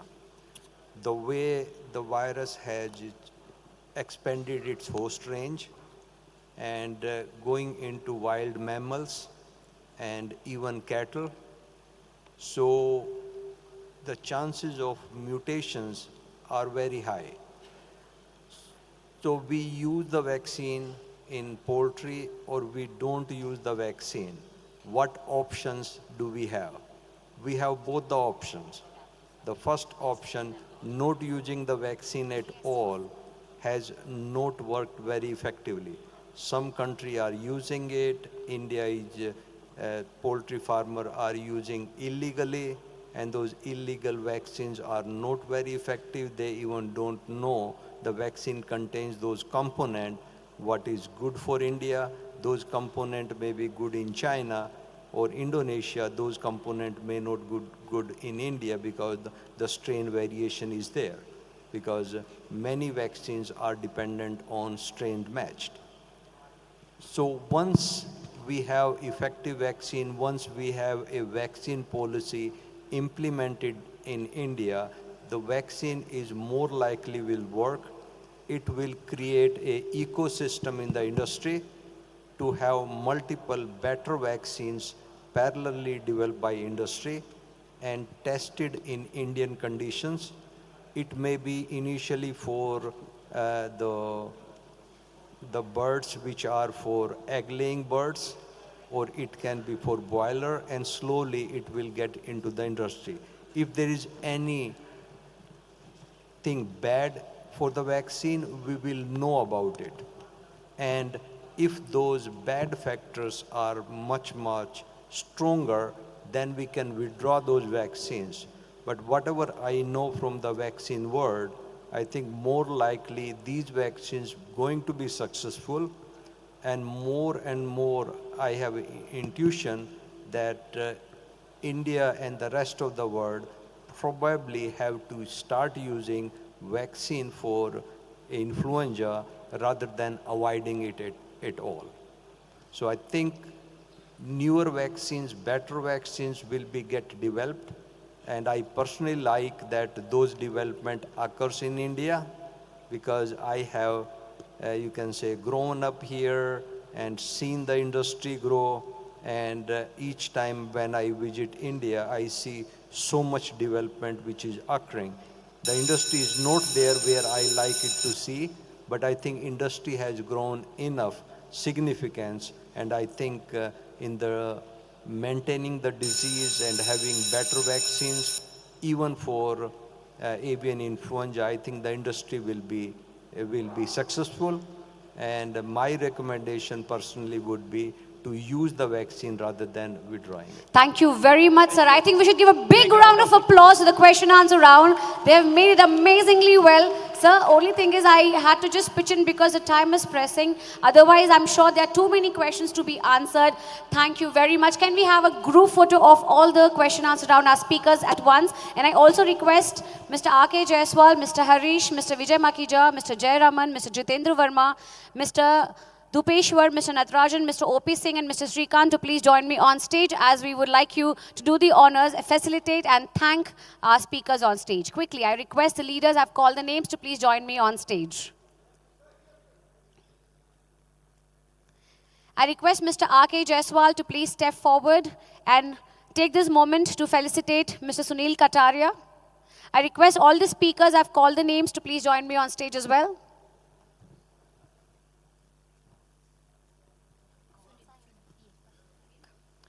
Requesting Mr. R.K. Jaiswal, sir, to please take this moment to present this trophy to Mr. Sunil Kataria.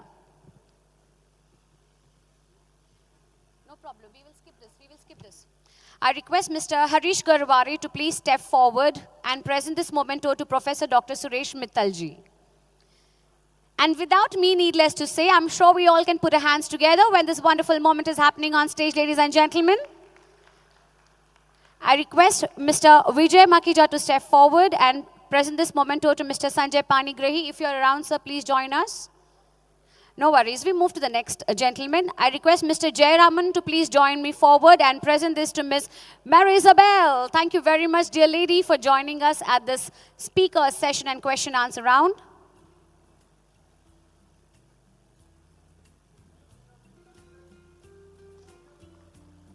I request now Mr. Jitendra Verma to please step forward and present this memento to Mr. Ricardo Guerra, if you're here, sir.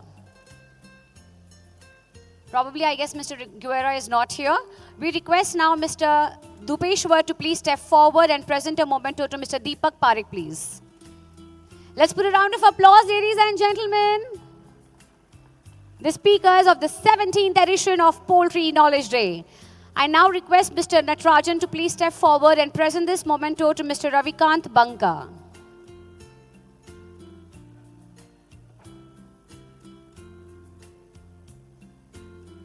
Round of applause, ladies and gentlemen, thanking all the speakers joining here. I request Mr. Srikant to please step forward and present this memento to Mr. O.P. Singh.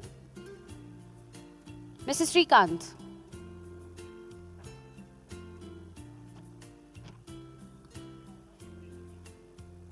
O.P. Singh, sir, the moment is ours. Let's have a great picture together. Thank you to all the speakers for joining us. We now take a moment to also call on stage dear Knowledge Day Committee members. As this moment is happening, I request Knowledge Day Committee members also to join us. And I request you all to please stay there. All the dignitaries to please stay there. I request Dr. Vijay Makhija, Dr. Ravindra Jaiswal, Dr. Jayaraman, Dr. Jitendra Verma, Mr. Harish Agrawal, and Dr. Pankaj Shukla. We would want to take this moment to thank you for being a part of the great Knowledge Day Committee. I request Mr. Uday Singh, sir, to please join me on stage. Mr. Anil Dumal and Chakradhar Rao, sir, to please join me on stage. We take this moment to honor and thank the Knowledge Day Committee team.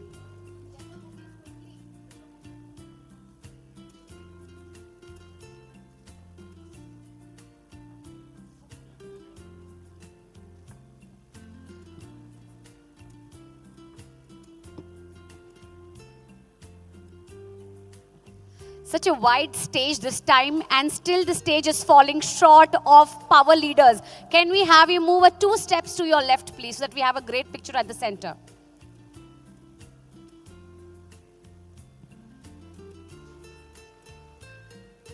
So look straight. Only the cameraman has a right to say smile, please. So look straight, please. Yeah.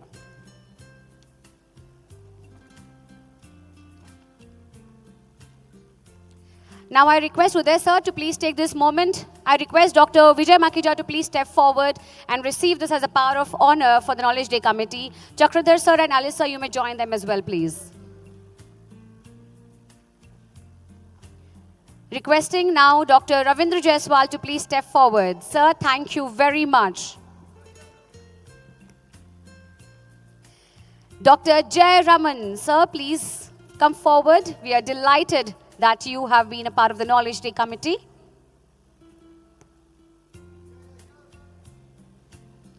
Dr. Jitendra Verma, I request you to please step forward.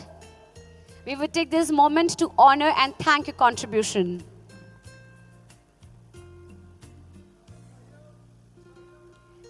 And now requesting Dr. Pankaj Shukla ji to please step forward. Cheers to the Knowledge Day Committee members, ladies and gentlemen.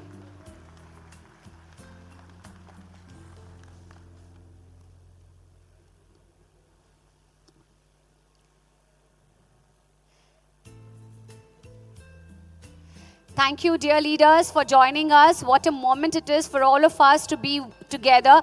Can I just request you all to please line up in a great way, line up in one great way with those bouquets. Our team would like to have one picture, and then we quickly move on to the next segment. Why am I speeding it up? If you ask me, we have the call from the minister. He is going to be here any moment, as we also have to take the proceeds of the next segment. I request Mr. Rana to please join us on stage. Rana sir, please manch pe padhare.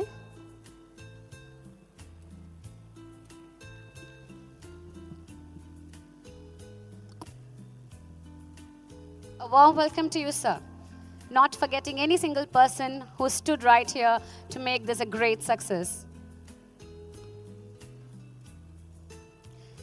Thank you very much, dear dignitaries. I request you to please take your seats as we now arrange for the next set of proceedings, requesting each one of you to please find comfort at the down steps, please.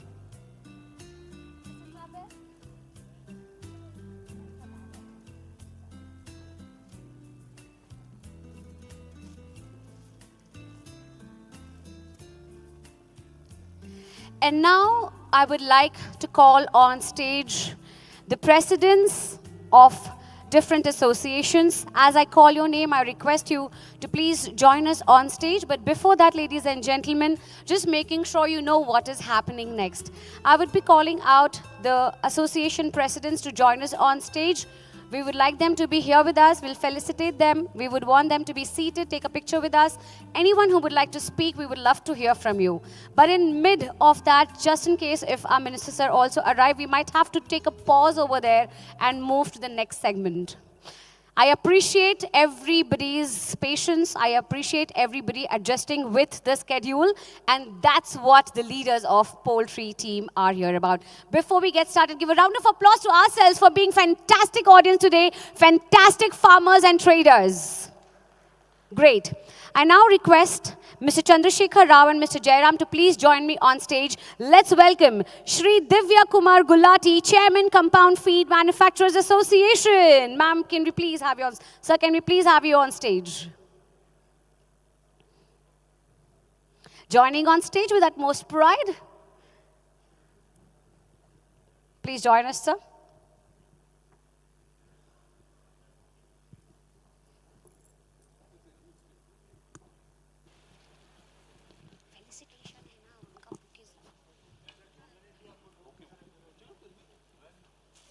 Thank you very much, sir, for joining us.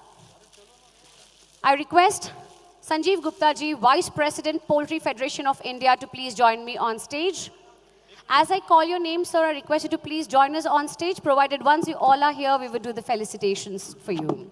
Sanjeev Gupta ji, are you around? Sir, please raise your hand if I can see you. आ रहे हैं, हम उनका इंतजार कर रहे हैं. I request Shri Mohit Malik, President, Broiler Breeders Association North, to please join us on stage. Shri Madan Mohan Maiti, General Secretary, West Bengal Poultry Federation, to please grace the stage. Shri Naveen Pasuparthi, President, Karnataka Poultry Farmers and Breeders Association, please join us. Shri Sanjay Nalgilkar, President, Poultry Farmers and Breeders Association. Shri Vijay Teng, President, Indian Federation of Animal Health Companies, to please join us. Shri K. Mohan Reddy, President, Telangana Poultry Federation, to please be here with us. Dr. Ajay Deshpande, President, Vets in Poultry, to please be here with us. Dr. P. K. Shukla, President, Indian Poultry Science Association, to join us. Dr. Jitendra Verma, President, World Veterinary Poultry Association, to be here with us. And Dr. Bahadur Ali, Chairman, All India Poultry Breeders Association, NECC, to please join me on stage. Can we now give a huge round of applause to the gentlemen on stage? And now I request Mr. Chakradhar Rao and Mr. Jairaj to please join me on stage.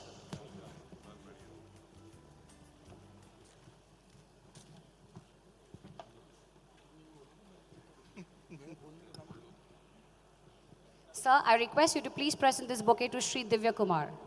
Sir, please, yes. You may take.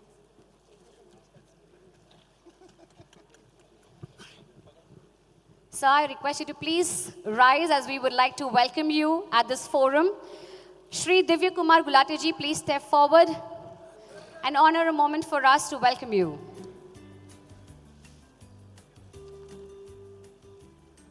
Now I request Mr. Sanjeev Gupta to please step forward. Sir, hearty welcome to you.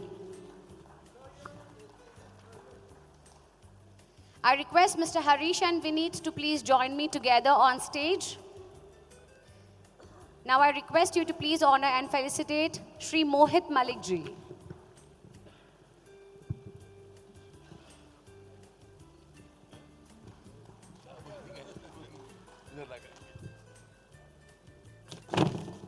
Now I request Mr. Natarajan and Shrikant to join me to felicitate Mr. Madan Mohan Maiti ji.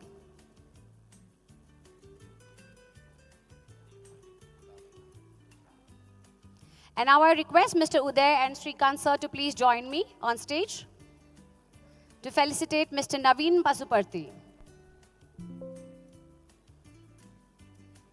Mr. Ali, I request you to please join us on stage. Mr. Shrikant, I request you to please felicitate Mr. Naveen Pasuparthi.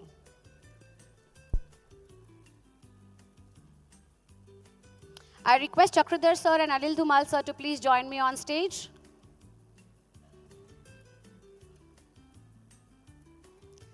Anil sir, I request you to please step forward and please welcome Mr. Shri Sanjay Nalgilkar sir, please.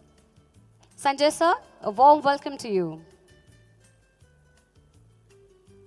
I request Harish sir, Shrikant sir and Anil sir also to please be here with me on stage.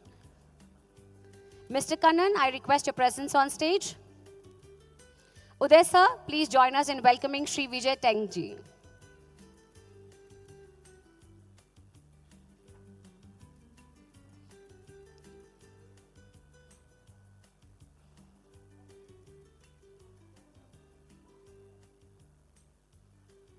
Requesting Mr. Arif Ali ji to please join us on stage.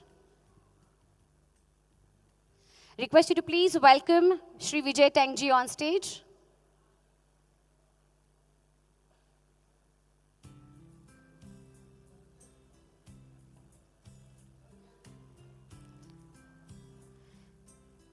And now I request Shri K. Mohan Reddy ji to please step forward and our team to felicitate them, please. Let's welcome Shri K. Mohan Reddy ji.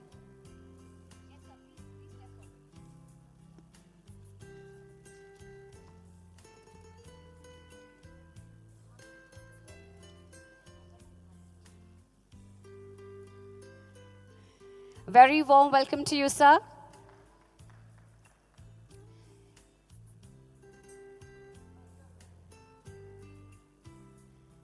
President Telangana Poultry Foundation, Shri K. Mohan Reddy Garu on stage with us. Harish sir, I request you to please step forward and let's welcome Dr. Ajay Deshpande ji.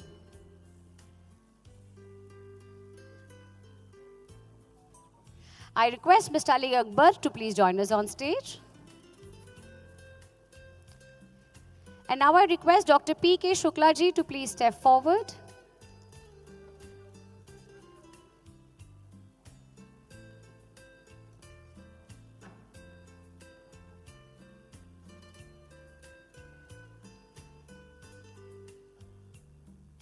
Requesting P.K. Shukla sir to please step forward.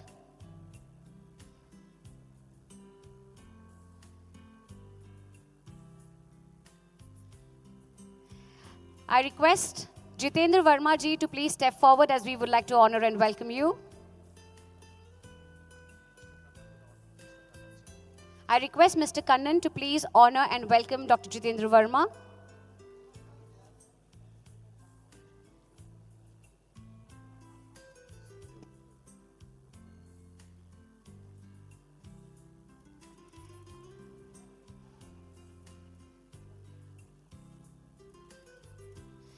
And now I request Uday sir to please join me in welcoming Mr. Bahadur Ali, Chairman, All India Poultry Breeders Association, NECC.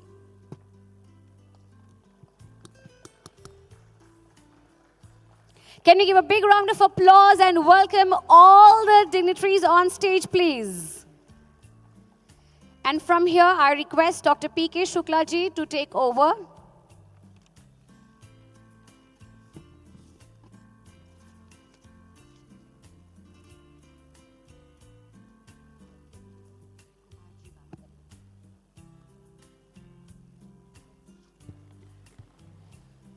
So it's a matter of great pleasure that all associations represented by their presidents are available on the stage.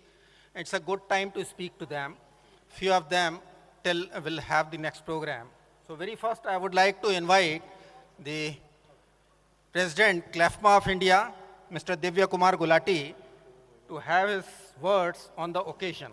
Mr. Divya Kumar Gulati. आपको जहाँ से comfortable हो.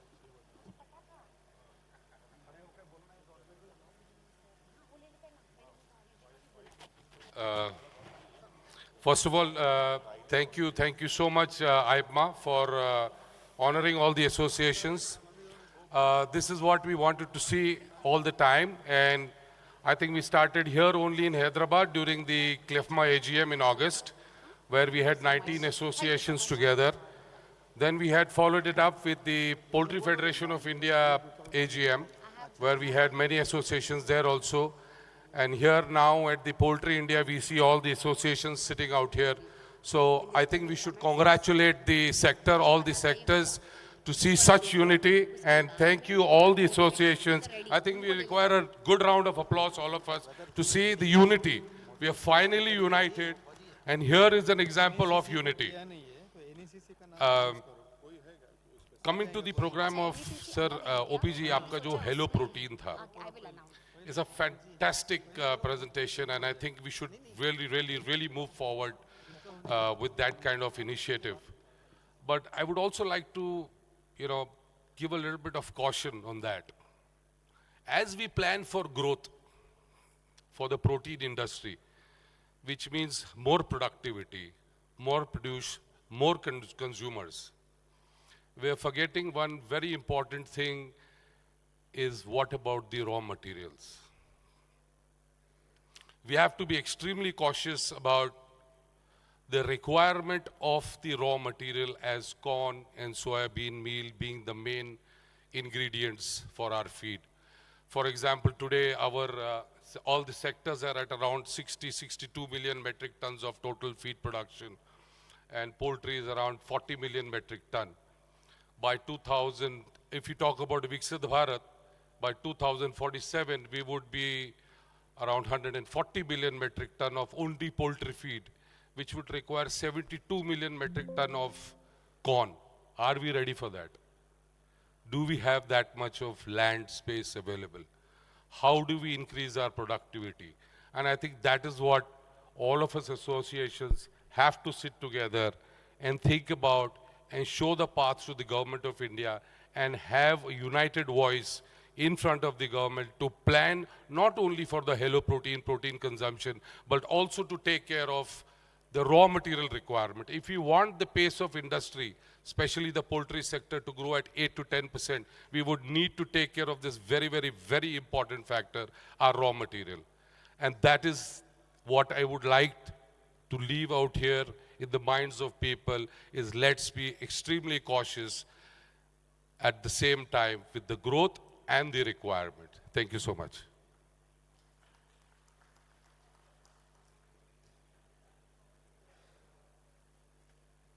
Thank you, Mr. Divya Gulati. Can we have the representative of NECC on the stage?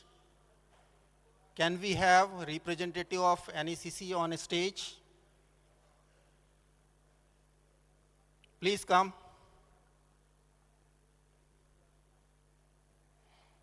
Next, I would like to invite Mr. Naveen Pashupati. He is having some mind-boggling things for you, also an issue along with the solutions. Mr. Naveen, try to concise as concise as possible. Ready? Okay. So,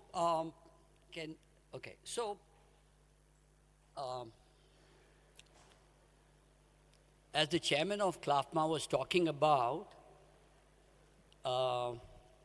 most important raw material, which is makkah, maize, corn.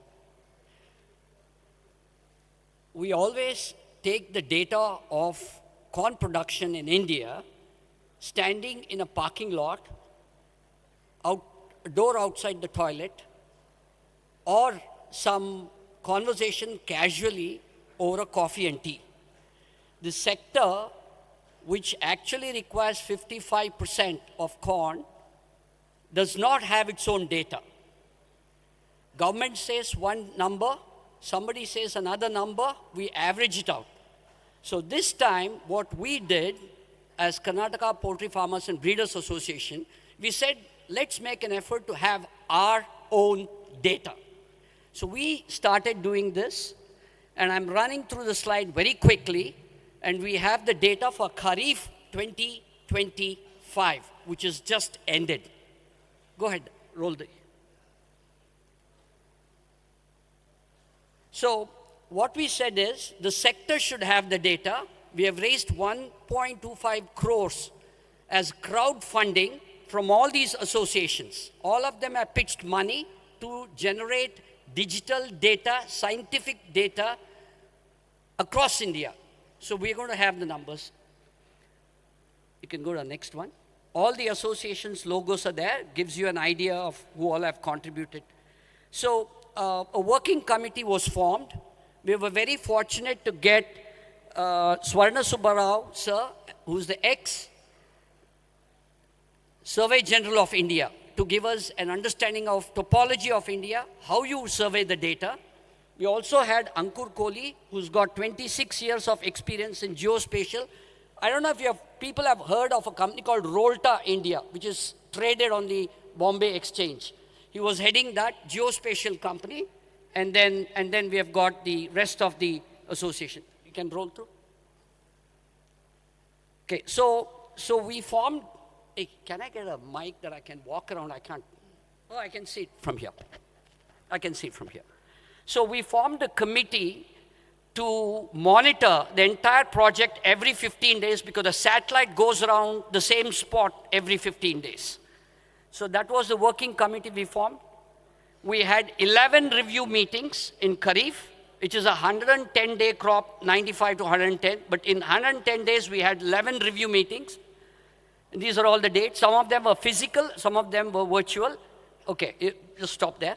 So we said Kharif has production in 13 states in India, all major states. 147 districts were under supervision. Go ahead. So we got satellite images, drone images from Sentinel satellite, Landsat, MODIS, Insta. 35,000 images were collected in 110 days. 16,000 ground truth data sheets were generated. Go ahead. Ground truthing is basically physically earmarking one place and going and checking the crop data. We captured 9.79 million hectares of land under the satellite image. So we're coming to the actual numbers. We saw Kharif 2025, 16% has increased in India of land compared to Kharif 2024.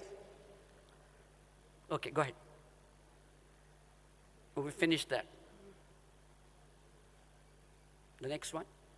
So 45% of the maize in India is produced by 3 states in India: Karnataka, Madhya Pradesh, Maharashtra. 75 surveyors were engaged in the study. Go back. And crop health was monitored throughout the 110 days. The next slide, please. Yeah, okay, just stop there. So these are the 13 states we've monitored. So if you look at this, the total area in Kharif 2025 was 9.79 million hectares. Kharif 2024 was 8.43 million hectares. That's an increase of 16.11% of land area this season. And that has resulted in 12.31% increase in makkah production this season compared to Kharif 2024. So that's the data. Now, Shriji just told. Now, this data is available to all the associations. We have prepared a dashboard. We have prepared a username. We have prepared a password. We'll give it to all the associations. Now, I'll tell you how you navigate through this data. Let's pick up a state called Karnataka, where I come from. Yeah, so if you hit on Karnataka, it'll give you the districts. So Bagalkot, let's take one example, Belagavi. Karnataka district Belagavi, 887,000 hectares of land was cultivated. We estimated yield of 4021 kg per hectare, and that district alone will produce 755,495 tons of makkah. So if you look at Karnataka, we will be producing Kharif 2025, 5.22 million. 5.22 million tons of makkah. So you go back, so we've done this for all the states. You go and hit on every state, you will get the districts in the state, and you'll get the area, you'll get the yields, and you'll get the total production of the state. So in a nutshell, we'll be producing 12.31 percentage higher makkah this year compared to the last year. And ethanol is not taking that much makkah, so you know what the prices are happening. You can skip to the next one. So what we've done is we have created the dashboard like this. SatSure is the company, satellite company for which we have given the contract for 1 whole year. So we've created the dashboard. It will give you the username and password. You can go there and check by the state, by the district, what's the yield, and plan your procurements. Yeah, next one. It shows you like this. If you go to the state, it will tell you where the state is, and it will also show you the districts in which it's pictorially represented. The next one. What's next? So Rabi, so this is a contract given of 1.25 crores for 1 year. 1 year we're going to have 3 crops. One is Kharif, Rabi, and Zaid. Kharif is finished. Rabi sowing is started now, and it will get harvested by March 2026. We'll have that data also ready. The next. Yeah. Zaid. Zaid is a summer crop which will get sown in 2026 March, and you'll see the harvest in 2026 June. Yeah. I just wanted to present this data. This is a crowd-funded activity. 13 associations have funded, and we are going to have this data generated by the sector, for the sector, and we will represent this data and compare it with all other data generated by the government. Thank you.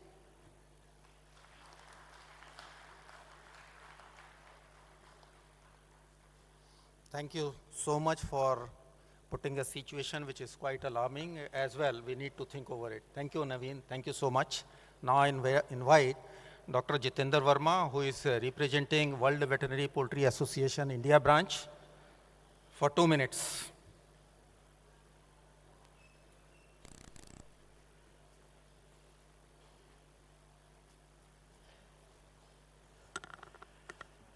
Good afternoon, everyone. First of all, I would like to thank the entire IPMA team and the Poultry India team for putting up such an excellent show, such an excellent mega event involving poultry. Also the Knowledge team, the Knowledge Day team led by Dr. Pankaj Shukla and others. So this is a platform where everyone comes and everyone wants to utilize it for the betterment of poultry. What we have heard from the morning that what we should do so that we can become a brand. So with this, one step ahead on the scientific side, World Veterinary Poultry Association, WVPA India, is hosting the WVPA Asia meeting, which is going to be the Asia meeting, which is an international event happening in India, in Delhi, in October 2026, 9th and 10th of October 2026. So on behalf of the senior management of WVPA and the India team, I invite all of you to join the WVPA Asia meeting happening in Delhi in the month of October. It's still long time, but it's not long time for the preparation. And I need the help of all the associations, those who are present here, to be part of it and to take this, because this is an international event happening after 1996, when Mr. B.V. Rao brought this World Poultry Congress to India in 1996. And this is the second Asia meeting happening after a gap of 30 years. So with this, I invite all of you to join this and take part in WVP Asia meeting. Thank you. Thank you, Dr. Verma. Now I invite Mr. Vijay Tang, President, Indian Federation of Animal Health Companies.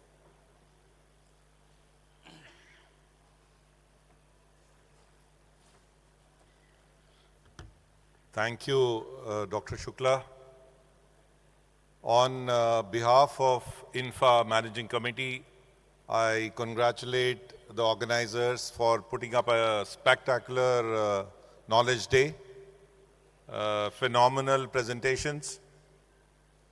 I think for me, the take-home message, if I look at the very stimulating presentation from Mr. Tarun Sridhar, and then the presentation from Mr. Mittal, 3 points come to my mind. Communication with policymakers, collaboration among various stakeholders, including INFA, and taking the various concerns or of the association, of the industry together. And lastly, the one point which I felt is very, very strongly, which we need to take forward, is the branding. I think definitely these are the 3 points for me. And once again, congratulations to organizers. Collaboration, I think you can very well see on the stage. So from INFA, I can commit to ipema and Poultry India that we are there with you through thick and thin to take forward the animal health, nutrition, including the biologicals and the vaccines together, which is going to be for the benefit of creating a healthy animals and healthier India and a healthier planet. Thank you. Thank you, Mr. Vijay Tang. Now I invite Dr. Ajay Deshpande, who is heading Vets in Poultry. Dr. Ajay Deshpande.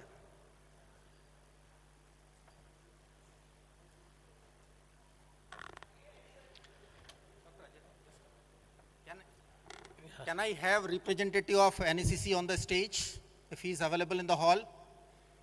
Sir, you can call directly to KJ Anand, sir, to invite him, or Magdum, sir. Sanjay. Okay. Welcome, Sanjeev ji.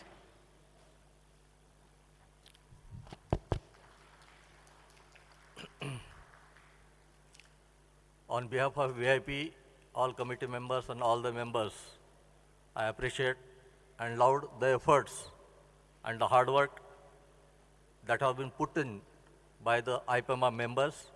I really congratulate them for organizing such a wonderful show. All the speakers were wonderful.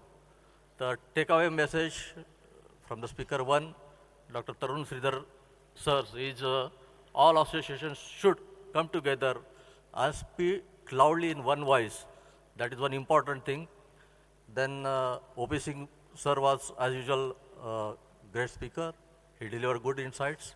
And all the speakers, and particularly the subject I like is you have to promote chicken and egg like anything. You have to hammer the promotional activities, that kitchen, chicken, that concept I like, loved that one.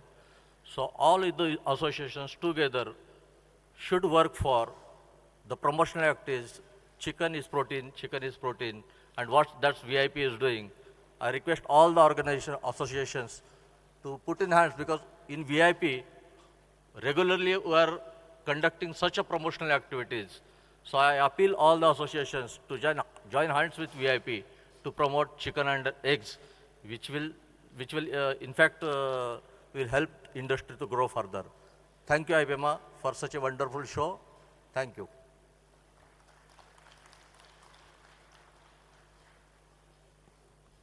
Thank you, Dr. Ajay Deshpande. What a wonderful occasion. All associations on a single platform. Give a round of applause to all the associations present on the stage. Now I invite a vibrant personality, Mr. Bahadur Ali, please to speak on the occasion.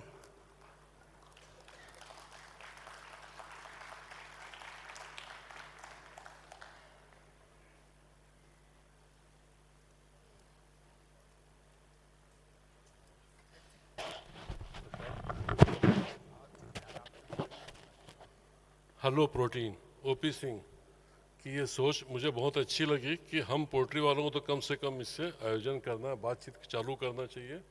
और आज मैं आइपमा को भी धन्यवाद देना चाहूँगा कि शानदार 17वें साल में आज ये हाल की जो पोजीशन है, कितनी अच्छी से क्राउड में सुबह से देख रहा हूँ बैठे हुए हैं और पोल्ट्री को और आगे बढ़ाने के लिए, मिलने के लिए, सोचने के लिए लगातार काम कर रहे हैं। न केवल देश के बल्कि विदेश के भी लोग आप लोगों को पोल्ट्री के बारे में समझाने की कोशिश कर रहे हैं, बता रहे हैं। ये आपका जोश बताता है कि आपके जोश में आगे बढ़ने की चाह और आप आगे बढ़ना चाहते हो। आपको अपनी कंपनी में कुछ कमी दिख रही है, जिसको लेने के लिए आइपमा के इस एग्जीबिशन में आते हैं और नॉलेज लेके यहाँ से घर जाते हैं। 3 दिन का एग्जीबिशन होता है, इसके लिए आइपमा का जोरदार ताली बजा के स्वागत किया जाए। जैसा आज के इस नॉलेज डे में एक हुआ कि आज हम पोल्ट्री करने के लिए, सीखने के लिए इतने हजारों लोग आज लगभग 2000 आदमी का क्राउड है, बहुत अच्छी बात है।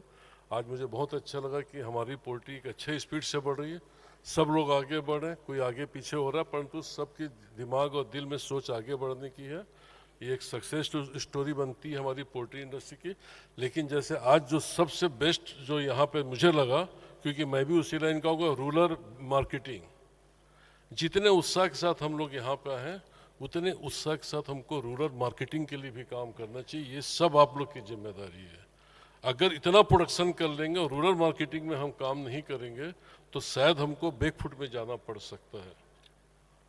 ये हमारी इंडस्ट्री का सबसे बड़ा चैलेंज है। हम लोग काम प्रोडक्शन में बढ़ा रहे हैं, रूरल इकोनॉमी में गांव-गांव के अंदर प्रोटीन की अवेलेबिलिटी कराना, ये सबसे बड़ा काम और सबसे इजी काम बता रहा हूँ मैं। ये ऐसा नहीं कि प्रोटीन पहुंचाने के लिए आपको कोई बहुत बड़ी ऐड करना पड़े, करोगे तो अच्छा, नहीं करोगे तो भी अच्छा है। सिर्फ हमारा काम है कि चिकन प्रोटीन को गांव के अंदर पहुंचा के एक दुकान खुलवा दीजिए आप, फिर देखिए आपका प्रोटीन कैसे बिकता है। और हर दुकान में मुर्गे की दुकान को हटा दीजिए, चिकन प्रोटीन के नाम से इसको लाइए और देखिए कि आपका बिजनेस कैसे अच्छी ग्रोथ से बढ़ता है, 10%, 8%, 15 ग्रोथ से। और चूंकि आप सब जानते हो कि हमारे गांव में प्रोटीन डिफिसिट कंट्री है, प्रोटीन हमारे गांव 50% भी आज प्रोटीन उसको मिल नहीं रहा है। ऐसी तारीख समय में हमें उसमें भी सोचना चाहिए, करना चाहिए। और मैं उम्मीद करता हूं कि जिस तरीके से हम आपका नॉलेज लेने के लिए आए हैं, उसी तरीके से हम प्रोटीन को गांव तक पहुंचाने की आज प्रॉमिस करते हैं एक दूसरे से, हेलो प्रोटीन करते हैं और गांव-गांव तक पहुंचाएंगे। धन्यवाद, thank you. Sir, I request you to please stay with us. I request Mr. Uday sir to please join me on stage and Mr. Akshay Shukla to please join, Dumalji please join me on stage. Ladies and gentlemen, I request this special moment that we would now take this honor to thank, felicitate and joining us Mr. Bahadur Ali, Chairman All India Poultry Breeders Association, to please be applauded with a huge round of applause in the presence of our president here on stage. And we have Mr. Akshay Dumal. Thank you very much, sir, for all your contribution and always being a great support to Poultry India. देवियों सज्जनों जोरदार तालियां बनती है बिल्कुल निजंगा మీరు కొట్టాలి చప్పట్లు ఇంకా కొంచెం గట్టిగా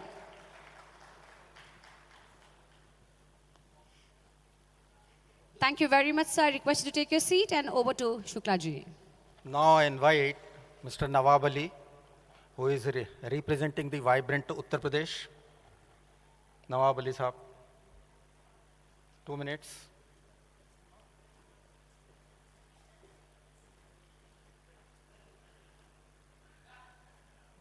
मैं बहुत शुक्रिया करता हूँ अपनी टीम का, पोल्ट्री इंडिया IPM में इतना खूबसूरत प्रोग्राम, इतना बड़ा प्रोग्राम करने का के लिए। हम लोग भी इसके पार्ट बने। साथ साथ एक बात और भी कहेंगे कि हम लोगों को जो प्रेसिडेंट मिले हैं, बहुत ही डैशिंग, एनर्जेटिक, स्मार्ट, हैंडसम, तो आगे हम लोग समझेंगे कि अगले साल इससे बेहतर प्रोग्राम हम लोग करेंगे। हम लोग यूपी से रिप्रेजेंट कर रहे हैं। हमें बहुत खुशी की बात है कि हमारे प्रिंसिपल सेक्रेटरी जनाब मेशराम साहब भी यहाँ आए हुए हैं, साथ में पूरा डिपार्टमेंट, हमारे डायरेक्टर एनिमल हस्बेंड्री, हमारे एक्स एग्रीकल्चर प्रोडक्शन कमिश्नर जनाब अनीस अंसारी साहब भी यहाँ तशरीफ़ लाए हैं। तो बहुत ही अच्छा लगा ये प्रोग्राम करके, और दामन वक्त में गुंजाइश नहीं कि बड़ा लंबा चौड़ी तकरीर की जाए। एक बार हम बहुत शुक्रिया करेंगे सबका, हमारे पंकज शुक्ला जी जिनके देख रेख में आज का इवेंट हुआ। तो बहुत लोग अपने बैठे हुए हैं सामने, कहाँ तक सबके नाम लेंगे तो बहुत टाइम लगेगा, तो इसके साथ मैं माफ़ी चाहूँगा। और साथ में एक चीज़ और कहना चाहेंगे कि यूपी में बहुत स्कोप है। हम लोग पर डे 2 करोड़ अंडा बाहर से मंगाते हैं, तो अगर आप लोग आएंगे तो गवर्नमेंट भी बहुत फैसिलिटीज़ दे रही है। आपका इंटरेस्ट फ्री लोन मिल रहा है और रजिस्ट्री में कोई फ़ीस नहीं लग रही ज़मीन परचेज़ करने में, तो इसलिए बहुत से वहाँ स्कोप बहुत अच्छा है यूपी में। जो लोग आएंगे तो हम लोग पूरा कोऑपरेट करेंगे नए फॉर्म डालने में। इसके साथ बहुत ज़्यादा वक्त नहीं लेंगे आप लोगों को। थैंक यू एक बार फिर सबको, पूरी टीम को थैंक यू सो मच। धन्यवाद अली साहब। Now I invite mister Madan Mohan Maiti, who is secretary to West Bengal Poultry Federation. दादा 3 minute.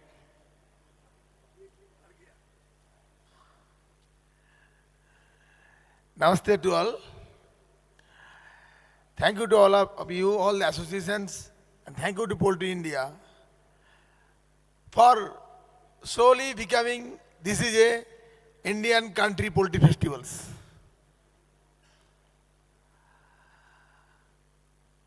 Now, the country poultry growth is very high and sustainable. Two important aspects in us. One is the first, poultry is now is a converting industry of the non-edible human food to edible human food. It is correct. So we, the all association, grow more effort about the increase of poultry related crops in area wise, which is specifically grown in the good in the states as per their weather condition. And second is one, we should promote the poultry product, egg and chicken, for more consumption. Now production and increase of production is the normal way, natural way in increasing regularly. But we should think further in two areas. One is the production of crops, which is President of Kalma is told and Namin Pasupati is told. And second way in the promotional activities in every state association and state bodies and national bodies in any way like NECC, like a every way we can go to the chicken and eggs. If we successfully promoting this to the people, when our people is a shortage of protein, it can be help to us for the more production. And if we increasing the agro-based poultry production in our country, that can also help to us in increasing the poultry way. This will be our two main agenda to the all people sitting here and all the association in sitting here. Thank you. Thank you, Mr. Maiti. Now I invite President Telangana Poultry Breeders Association, Mr. Reddy, for his quick remarks. Reddy sir, 2 minutes. Thank you.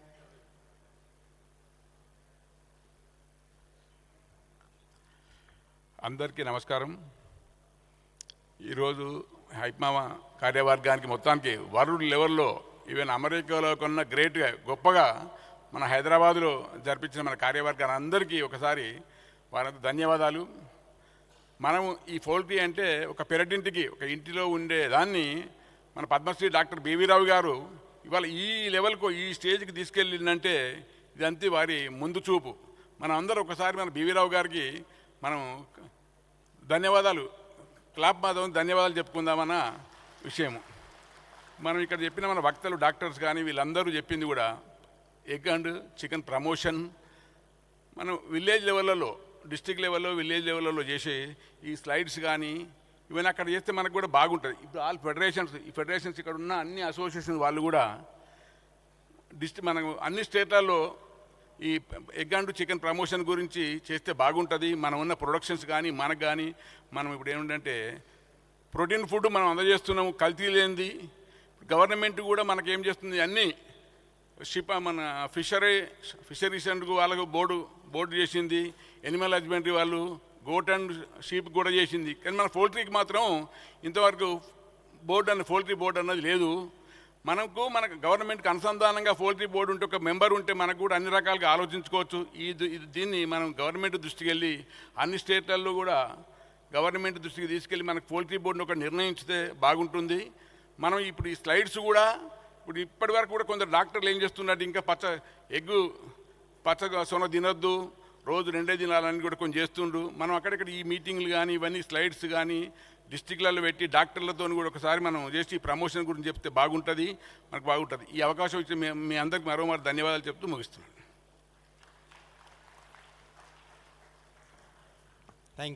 Thank you so much. And here I conclude this session and would like to hand it over the mic to our MC. Thank you very much, Shukla ji, for taking this honor of having a bit of my role played by you today. I'm sure you did it great. And now I request Arif Ali ji to please join me on stage. Arif Ali ji, I request you to please join me on stage. We take this moment to thank Shri Divya Kumar Gulati ji, Chairman, Compound Feed Manufacturers Association, and we would like you to please present this memento to you, sir. I request you to please step forward. Yes, ji. We're presenting this great memento as a beacon of memento and a remembrance of our Poultry 17th edition.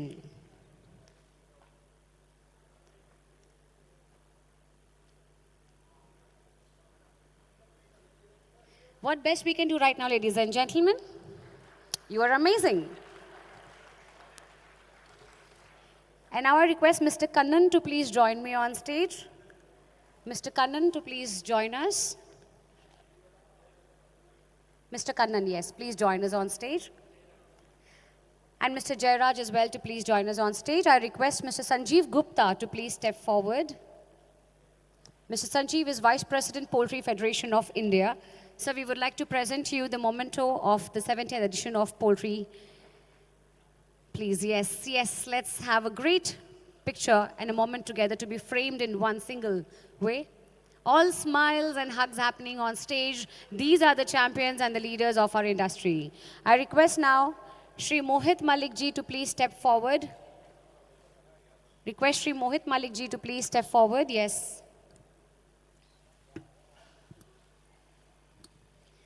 We now take this opportunity to present the memento to you, sir.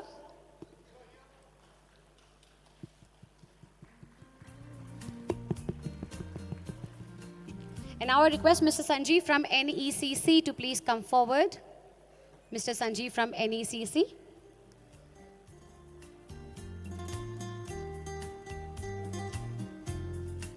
Very warm welcome and thank you, sir. Thank you to the gentleman who made sure that only his applause is audible in this entire auditorium. And I now request Mr. Tarun Sridhar, please join us on stage. Mr. Tarun Sridhar ji, I request you to please join us. While I also request Mr. Harshad Thakkar and Devendra Girwal ji to please join us on stage. Harshad ji and Devendra ji, I request you to please join us on stage and present this memento to Mr. Tarun Sridhar ji.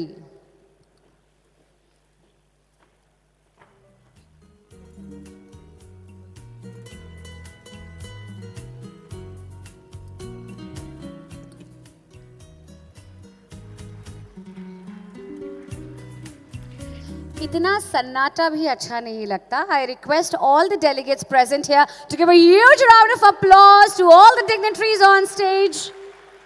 And I thank each and every one of you for joining us. Thank you so much. Request you to please take your seats and we move for the further proceedings of today.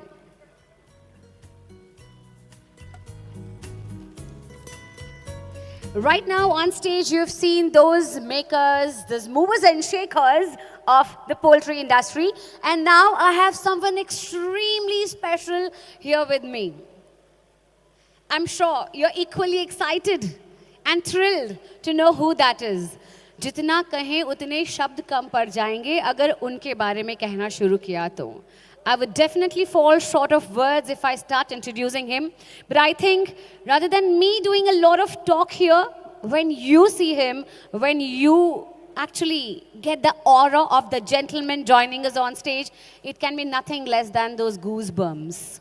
But still, I will make sure that I take a small bit of credit to introducing him as well. I request all the dignitaries to please take your seats and join us over there so that we can move with the proceedings of the event. Thank you very much to each and every leader, each and every speaker. Ladies and gentlemen, upcoming next is that speaker who someone embodies discipline, clarity, and unstoppable grit. He is renowned motivational speaker, trainer, transformational coach, known for igniting purpose and performance. With his powerful insights, he inspires mindset, leadership, and self-belief. Our next speaker is someone who can spark fire, shift energy, and push you to the level up of your thinking. He's a dynamic motivator, a high-performance coach. Everyone, once again, beheaded. We have his AV to be played on stage. He will be played with an AV and welcomed. But अगर मैं कहूँ तो वो ऐसी शख्सियत है जो शब्दों के साथ खेलेंगे, जो हमारे दिल की धड़कनों को बढ़ाएंगे, जिन्होंने अपनी लाइफ में इतना डिसिप्लिन रखा है कि सिर्फ वो खुद नहीं, but his family is extremely strong. There are so many scenarios which I'm sure sir has a list of those he can share कि असली ताकत क्या होती है, what is actually that real 4G. Ladies and gentlemen, are you ready to join me in welcoming our dear motivational speaker, an army veteran who has served India through some of its most challenging security moments, a person who has worked on some incredibly critical missions. He brings a rare combination of battlefield experience, strategic vision, and his deep human insight. Today he joins us to share lessons that go beyond the uniform, lessons on courage, lessons on clarity, lesson on purpose, and that resonate with every walk of life, be it an anchor, be it a poultry farmer or a trader or anybody else sitting in this room. He will be relevant to each and every one of you because it's all Dil Se. Please give a huge round of applause and welcome none other than Lieutenant General KJS Dhillonji on stage.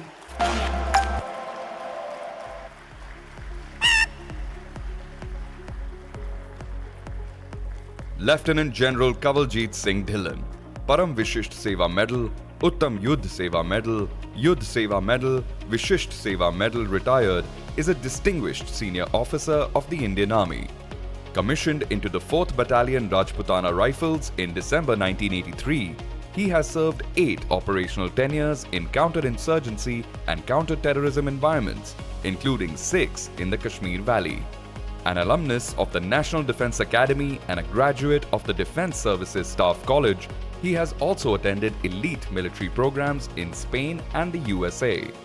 He commanded the operationally active 15 Corps or Chinar Corps during a historic and highly sensitive period that included the Pulwama IED blast, the Balakot airstrikes, and the abrogation of Article 370 and 35A. He later served as Director General Defence Intelligence Agency and Deputy Chief of Integrated Defence Staff Intelligence until he superannuated from service in January 2022.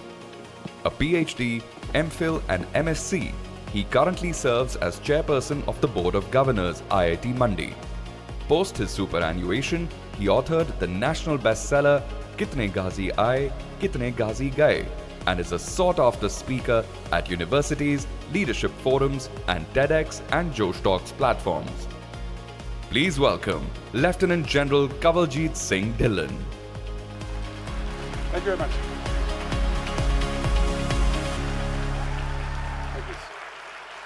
Thank you. Thank you. Thank you very much. बहुत बहुत धन्यवाद. Thank you. Thank you. Please sit. Thank you.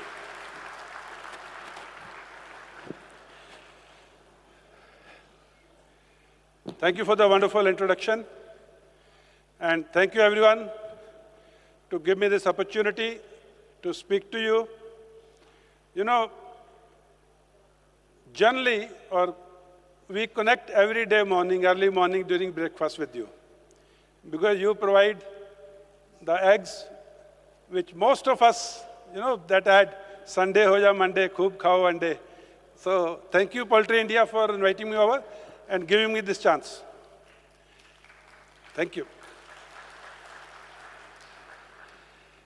To start with, I will answer the questions from the audience, so please keep your questions ready. Only request is keep them short, and I will try and answer. Anything about military, anything about Operation Sindoor, anything about whatever has been spoken in the bio, Kashmir, leadership, motivation, I will take them on. I don't answer questions on politics and religion. Two aspects I don't touch. And I think if all of us start following this, we will be wonderful people. Okay. You must be wondering why a military man is here amongst the people, who do deal with poultry, who deal with business, who deal with corporate life. It is because what we do in the military and what you do every day, there are similarities. There are similarities and there are structured ways in which we are trained to deal with those similarities. You deal with competition, you deal with crisis, you deal with emergencies, you deal with, many things which can hit you suddenly. Similarly, we deal with all these things.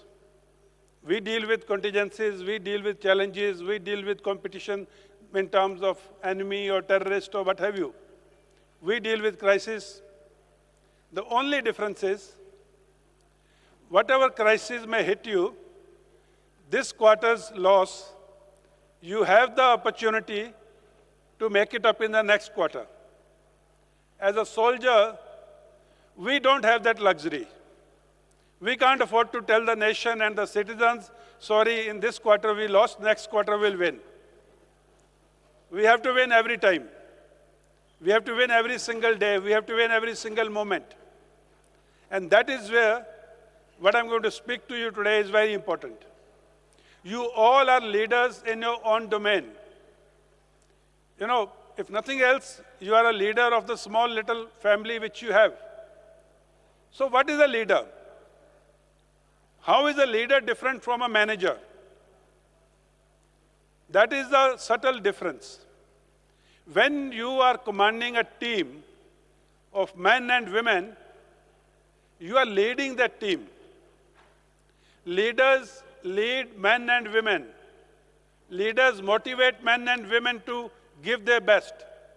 Leaders encourage men and women to achieve the mission. Leaders lead men and women, managers manage projects.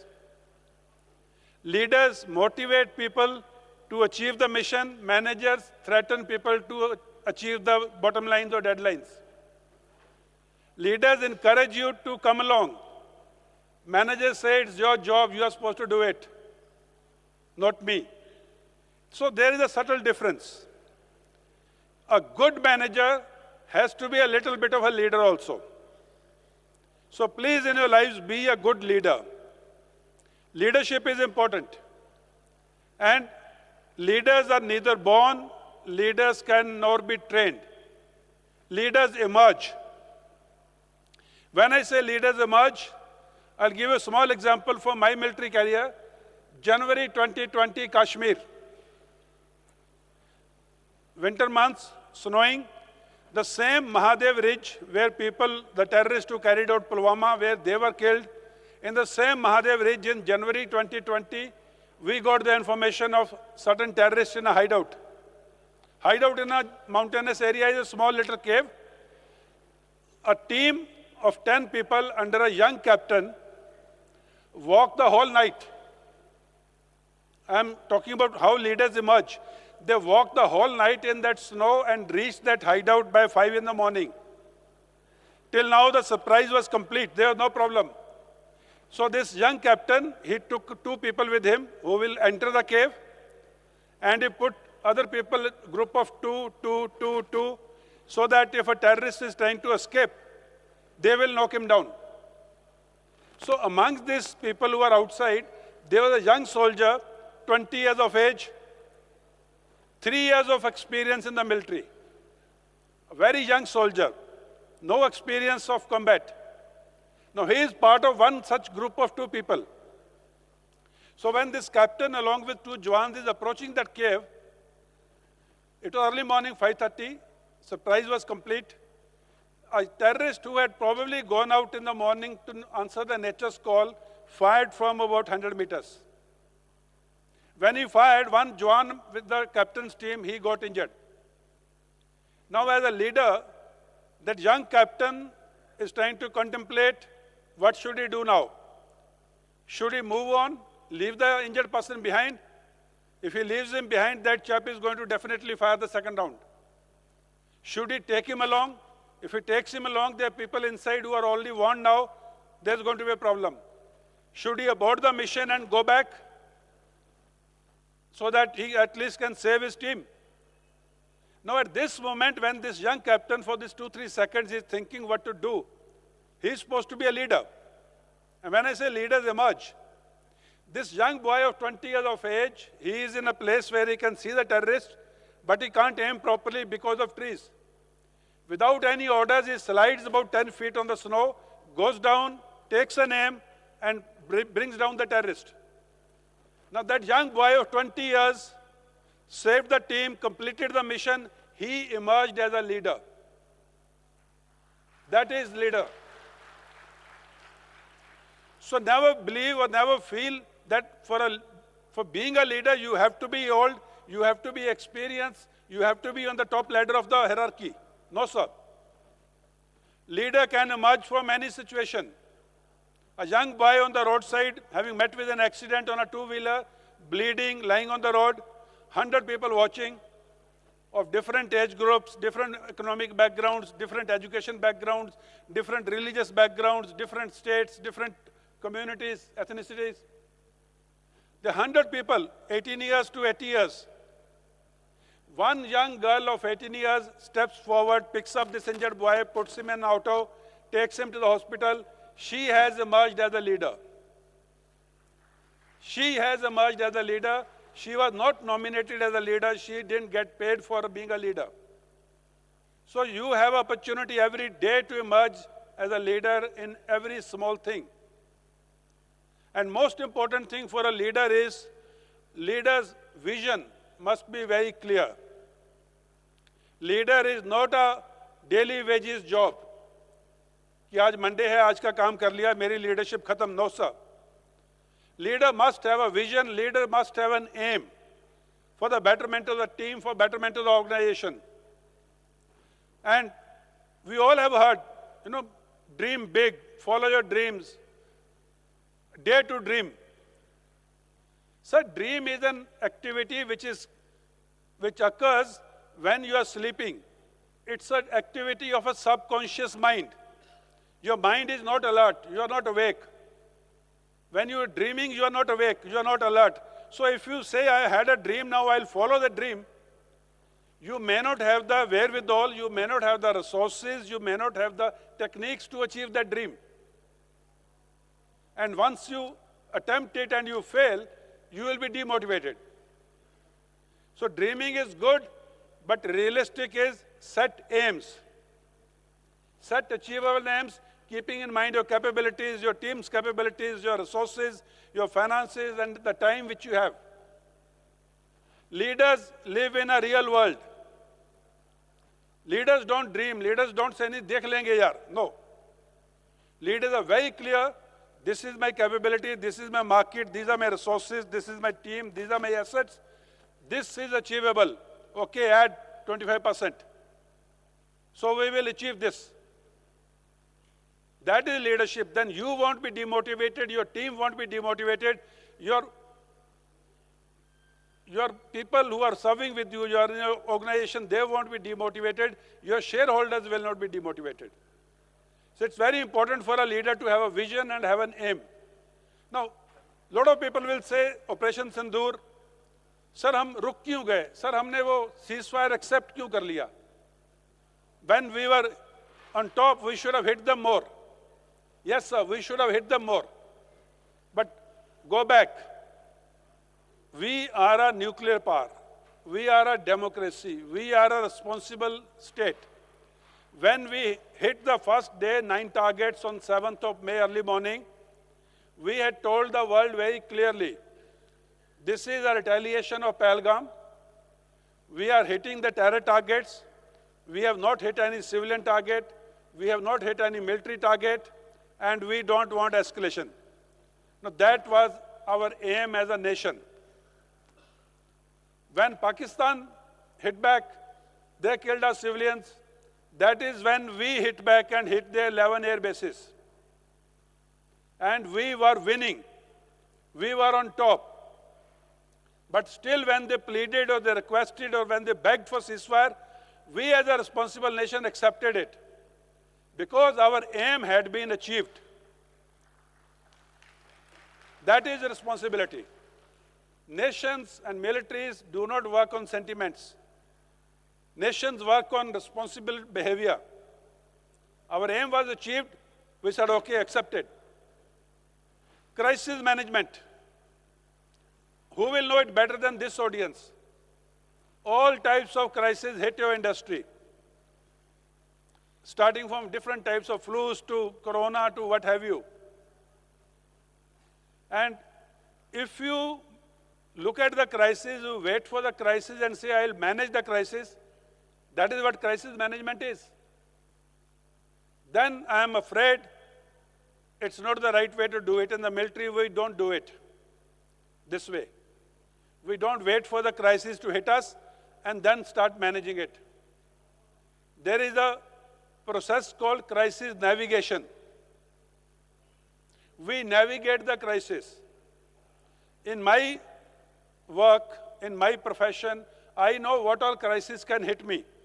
I visualize those crises, I wargame those crises, I play with those scenarios.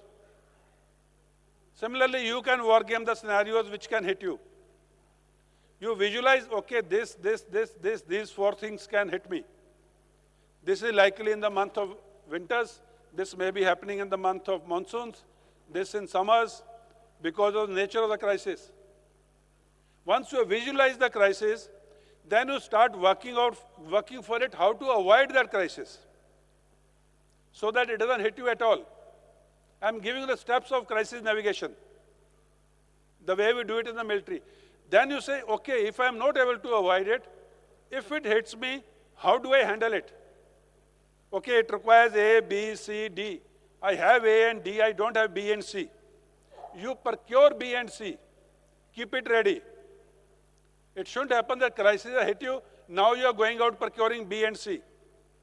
At that time, everyone will be doing it. You will get an item for 100 rupees, which otherwise was costing 10 bucks. So you visualize the crisis, visualize what can hit you, visualize what are the antidotes, what are the ways to handle it. Then you say, what are my resources? What is my capability to manage this crisis? If your capability is good enough, fine. If it is not, hire people who can manage this crisis. Enroll people. And then when the crisis hit you, then comes the crisis management. You manage it for those many days because now you have the resources, you have the experts, you have the antidotes, you have the people who can manage it, and you had visualized it. So there's no panic. If it had hit you suddenly, there would have been panic. So once there is panic, your business will go down. So you manage the crisis. It doesn't finish there. Thereafterward, you again go back and review what went wrong, why it hit in spite of my planning. Then you do a reset. Okay, this needs tying up, this needs tying up, this needs tying up. You make new standing operating procedures. You change the old procedures. You change some people who didn't work properly. You change some machines or whatever is involved. You reset, you refocus. You redeclare your aims, you redeclare your targets. And most important is, you make sure the crisis does not reoccur. Bring in the things. So this is called crisis navigation. In your industry, it is very important that you visualize the crisis, go through the whole process, and in the end, make sure it does not reoccur. This is how we do it in the military. We don't go by things when it happens. Other thing which we do in the military is, which is important for your business again, the transparency is important in your business. The truthfulness is important in your business. The unspoken faith कि हाँ भाई ये बंदा ठीक है, इसके साथ धंधा करना ठीक है. We have in the military something called honor code. Honor code is a code of conduct which is honorable to do.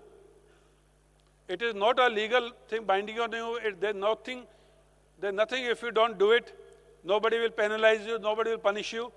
There is no law that you have to do it. It is not even written. This is how you are supposed to be following your life. Like I'll just give you an example. One honor code is, Indian Army does not leave anyone behind, not even our dead. Now that is an honor code. You would have seen many movies where trying to save one person or pull back one dead soldier, 2 more people lose their lives. But that's an honor code. We have to do it. And I'll give you one example again from military, Kargil days. Why we had to do it?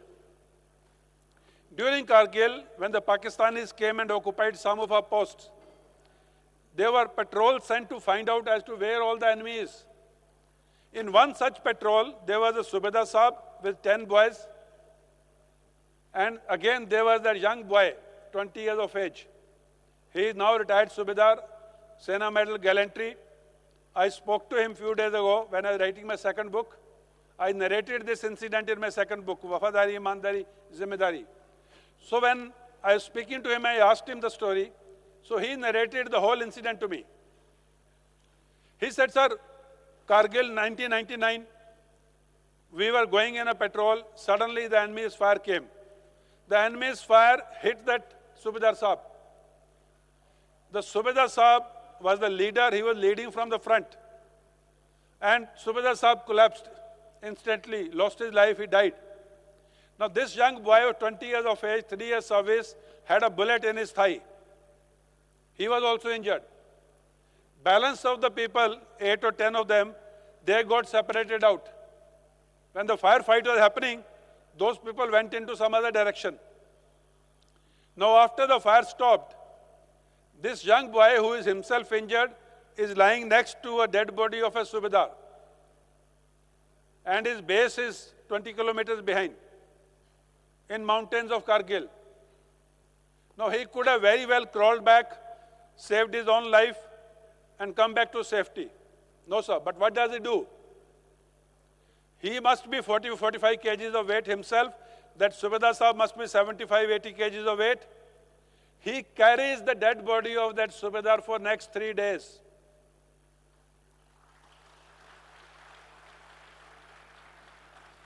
Without food, without any communication to tell someone that I am here, because the food and the communication means were with the other party. He survived only on melted snow. He would pick up a piece of snow, melt it, drink it, and then carry the body again. 3 days he carried the dead body of his leader to his base camp. When he reached there, people asked him, why did you do it? You had no need to do it. His reply was, honor code. His reply was, साहब, मुझे मालूम था, अगर मुझे कुछ हो गया, तो मुझे पीछे छोड़कर नहीं आएंगे. तो मैं सुबेदार साहब को कैसे पीछे छोड़कर आ जाता? Now this is the honor code. Other honor code we have is, we respect the dead soldier of the enemy. An enemy soldier, we are fighting him once he is dead. We don't disrespect his dead body. We give him complete regard. Because he as a soldier went down fighting for his nation. He was living his dharma. He was doing his duty. Now that has to be respected. Even in Mahabharata, this was respected. So, unlike Pakistan, Pakistan left their dead soldiers on Indian soil during Kargil. When Indian army offered them to take it back, they refused to take their dead soldiers back. We gave them a decent burial as per their religious rites. Now imagine this nation, how can they tell that soldier's son or daughter or wife, that your father, your husband did a great job, he died for this nation, when they are not even ready to take his dead body back. These are honor codes. We have ethos, we have traditions, we have culture, we have civilization. 5,000 साल पुरानी सभ्यता, 5,000 साल पुरानी सभ्यता के वंशज हैं हम. We are descendants of 5,000 years of civilization. We have a culture, we have a ethos, we have honor codes, we have a way of doing things. We cannot do anything. हम तो वो काम नहीं करते हैं जिसके लिए पड़ोसी बोल दे रहे तेरा दादाजी तो इतना अच्छा आदमी था तूने ये क्या कर दिया. When we can't let down our dadaji or father or brother, how can we let down the civilization of 5,000 years? That is our DNA. We have to respect our honor codes. इतिहास में नाम तब आता है if you are part of all these things. History will remember you. I was about Ityas when 370 was to be abrogated. Article 370 was to be abrogated in Kashmir. I was the corps commander in Kashmir. Corps commander in Kashmir means pura line of control ke operations were under me. All operations inside Pakistan occupied Kashmir, other side of line of control were under me. All the counter-infiltration operations on the line of control were under me. All the counter-terrorist operation, the military component in the valley was under me. Intelligence, police, media, social media, air, all those things inside Kashmir Valley were my responsibility. So when 370 was to be abrogated, it happened on 5th of August 2019. 40 days before that, उससे 40 दिन पहले 27th of June 2019 early morning 7 o'clock. Before that 26th June, Home Minister of India, Mr. Amit Shah, he was in Kashmir. We had meetings on 26th June, the whole day, till about 11 in the night. So after those meetings, I went back to my room or my house. I got a call at 2 in the night. Sir, tomorrow morning, 2 o'clock, breakfast meeting with, so tomorrow morning, 7 o'clock, breakfast meeting with the Home Minister. I said, okay. 3 o'clock, I got another call. Sir, what would you like to have in breakfast? So I said, जो सब लोग खाएंगे वही खा लेंगे, no problem. I don't have any specific choice. And this is when I was told, sir, there is no sublog. It's only between you and the Home Minister. So anyway, after that, when I went there at 7 o'clock, on the table, वहाँ पे पराठे भी थे, eggs भी थे, ढोकला भी था. But more importantly, on the table was, if we do something big in Kashmir, what can happen? That meeting lasted 45 minutes. What can happen inside the valley? What can happen with the public? What can happen with the uprising? What can Pakistan do? What are the options with Pakistan? How will we handle them? That crisis navigation. We talked through the complete scenario, complete contingencies, complete options, complete what all can happen. So after 45 minutes, Home Minister asked me, तो फिर जिम्मेवारी किसकी होगी? Now I told you that everyone will get that opportunity to prove his leadership or her leadership. It was easy for me to say, sir, I'll go back, check with my Chief of Army Staff, I'll check with my team, I'll discuss and I'll come back and answer this question. But what would that mean? That would mean I am the corps commander, I am responsible for Kashmir, but I am not sure about myself. I am not sure about my team. I am not sure about my leader. That I am going to ask them and then come back. I said, sir, don't worry, nothing will go wrong. We take the responsibility. And nothing went wrong. In the hindsight, everyone can say, yes, nothing went wrong. But to say it beforehand, could only happen because I had full faith in my team, the Jammu Kashmir Police, the intelligence agency, civil administration, because I had worked with them. So after that, I made a statement. When it was, should we do it or not do it? I said, sir, अगर इतिहास लिखना है, अगर इतिहास लिखना है, तो किसी ना किसी को तो इतिहास बनाना पड़ेगा. If we have to write history, someone has to make history. And so happy that, and so proud, I was part of that making of the history, and I am part of when the history is being written of New Kashmir, New India. And, you know, ma'am in introduction, she had said their families also make a lot of sacrifice. Yes. A lot of people in the corporate world talk about, you know, work-life balance. Sir मैं सुबह 9 बजे जाता हूँ, रात को 9 बजे आता हूँ, वाइफ 10 बजे जाती है, शाम को 8 बजे आती है, सर टाइम नहीं है, मिलता नहीं है, ये है, वो है.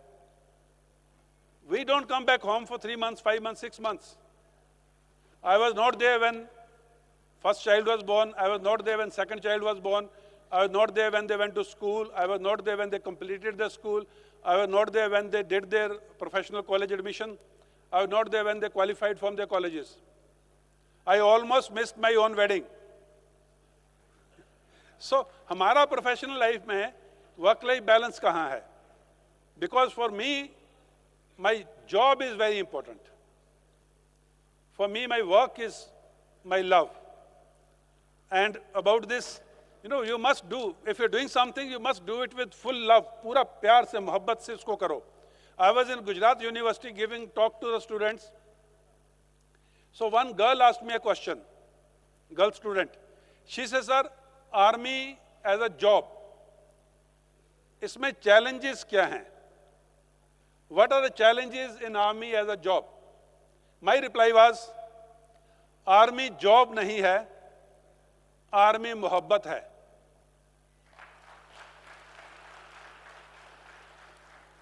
आर्मी जॉब नहीं है, आर्मी मोहब्बत है, और मोहब्बत में चैलेंजेस नहीं होते, मोहब्बत में अफसाने होते हैं. And those are afsanas I'm narrating to you today. And then coming back to the family. See, my wife, and this can be a story of every soldier's wife. My wife has seen my death news twice on the television. That is their contribution. My wife has never called me to complain कि बच्चे के इतने marks आए हैं, bathroom की tap leak कर रही है, सिलेंडर खाली हो गया है, जहाँ ये नहीं है, जहाँ वो नहीं है. Starting as a young captain's wife to a lieutenant general's wife, she managed everything on her own. Military wives are the strongest women on this earth. She has seen my death news twice, once when she was 8 months pregnant. That was first time. Second time, she is a colonel's wife, a commanding officer. Commanding officer, you can say, the head of the group. He is a fatherly figure in the unit of 1,200 people, 1,000 people. And I was a commanding officer. On my orders, every Jawan will go and do whatever I order. He will never question my order. And when a commanding officer in the military gives an order, it's a life and death situation.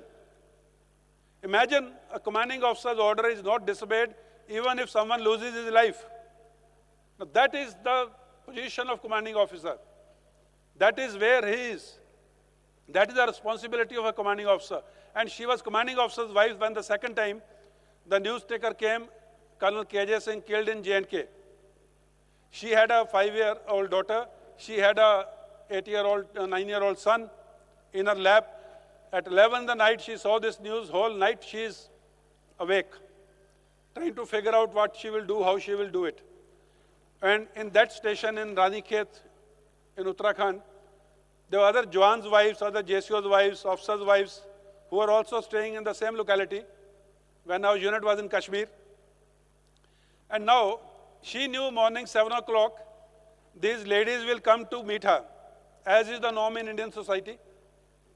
They will come and meet her, console her, sit with her, and try to pacify her. She lost her husband.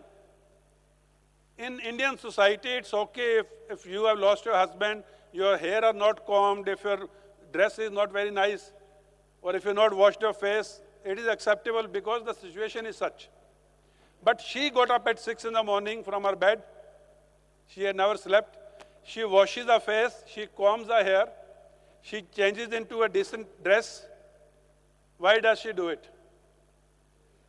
She does it because her husband is a commanding officer who is no more.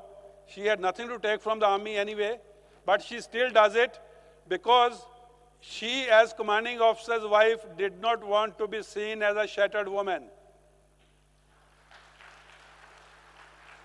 She did not want to be seen by other women as someone who has collapsed under pressure.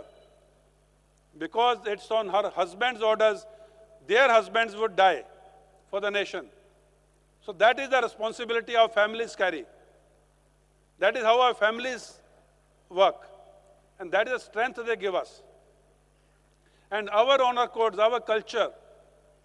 I'm talking to a corporate audience. I'm reminded of an incident. After retirement, I came back home. But before that, in 2019, 2020, I was a corps commander in Kashmir. So there is a young lieutenant colonel who was posted there working with me, my colleague. So he had met me 2-3 times. We had each other's mobile number. So when I came back from Kashmir, this I'm giving you an example of taking ownership. You all are doing a business. Everyone has a team under him or her. Every member of the team must take ownership of that organization as if it is his or her own organization. Then only the team will grow, the organization will grow. So this Lieutenant Colonel went his way, I came my way after 2020. Last year I bought a color TV online. I bought the TV online, the delivery was done, the installation was taking time. I sent few mails, I sent few messages. The typical replies are, we have forwarded it, we are doing this, then the call comes, then you answer the call, you call up their call center, what happened, you explain the whole thing. Nothing moved. For 10 days, my TV was not installed. I got so fed up, I took the screenshots of the emails where they are promised by so-and-so date, by so-and-so date. I put it on the Twitter. I said, this is the service they are providing. Then I have good following on the Twitter. Then there was hell which broke out. Everyone is cursing that particular platform. And suddenly, I get a message from this Lieutenant Colonel Ratul Kapoor, who was with me in Kashmir. He says, sir, give me your order number. I will do something. I said, not your job, yaar. Leave it. Don't worry, they are managing it. He again sent a message, no, sir, please share your order number. I will handle it. So I asked him, I thought maybe some of his friend or some of his family member is working for that company. So I said, nahi beta, tera kaam nahi hai, chhod de. He said, nahi sir. Then I asked him, but why are you interested? Do you know someone in that company? His reply came, no sir. Sir, I left the army, now I am working in that company. And then next question was, are you working in sales? Or are you working in after sales, these complaints and all? He said, no, sir, I am working in planning and I am working with the warehousing and all. This is not my department. So I asked him, I said, then why are you interested? You know what his reply was? His reply was, sir, फौज की नौकरी 20 साल की है और उस 20 साल में एक बात सीखी थी, जो भी काम करो इस तरह से करो as if you own this organization. आप मालिक हो उस organization के. So even if it's not my job, it's not my department, but I work for this organization, I can't see this organization's name being sullied or being taken as if it's an efficient organization. I will handle it. Can you bet it? I gave the order number. Within 30 minutes after I gave the order numbers to this officer, my TV was installed. What does it show? It shows it takes a veteran to come from the military to corporate world to do a job in 30 minutes, which could not be done by a person whose duty it was to do it, who was getting paid for it for 8 to 10 days. That is owning the organization. That is the honor code. That is the culture. That is the DNA. If every employee has this feeling, a lot of people say, फौज में तनख्वाह भी नहीं मिलती है, पैसा भी नहीं है. So कैसे आप लोग, how do you keep yourself motivated? These are the things. In my entire 40 years, I never owned a new car. I could never afford it. After retirement, I bought a new car, that too also in installments. But I was a content man, mohabbat thi apne kaam se. So this is how, if you own the organization, if you take ownership of the organization, this is how it works. I'll give one more example of, a lot of us would be thinking, mere mein to ye baat nahi hai, I have this weakness, I have this weakness, I can't match up to him, I can't match up to that company, I can't match up his style. No, weakness. What is a weakness? Weakness is you are feeling you have a weakness. There was a kid in Japan, 10-year-old boy. He was very fond of judo.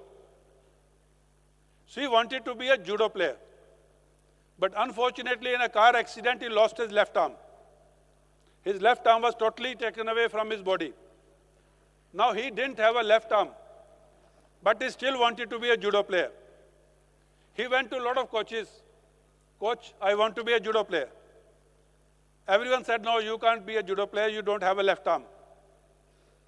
He didn't lose hope. He didn't feel, meri weakness hai to main nahi kar paunga. He went to a particular coach who said, okay, I'll train you.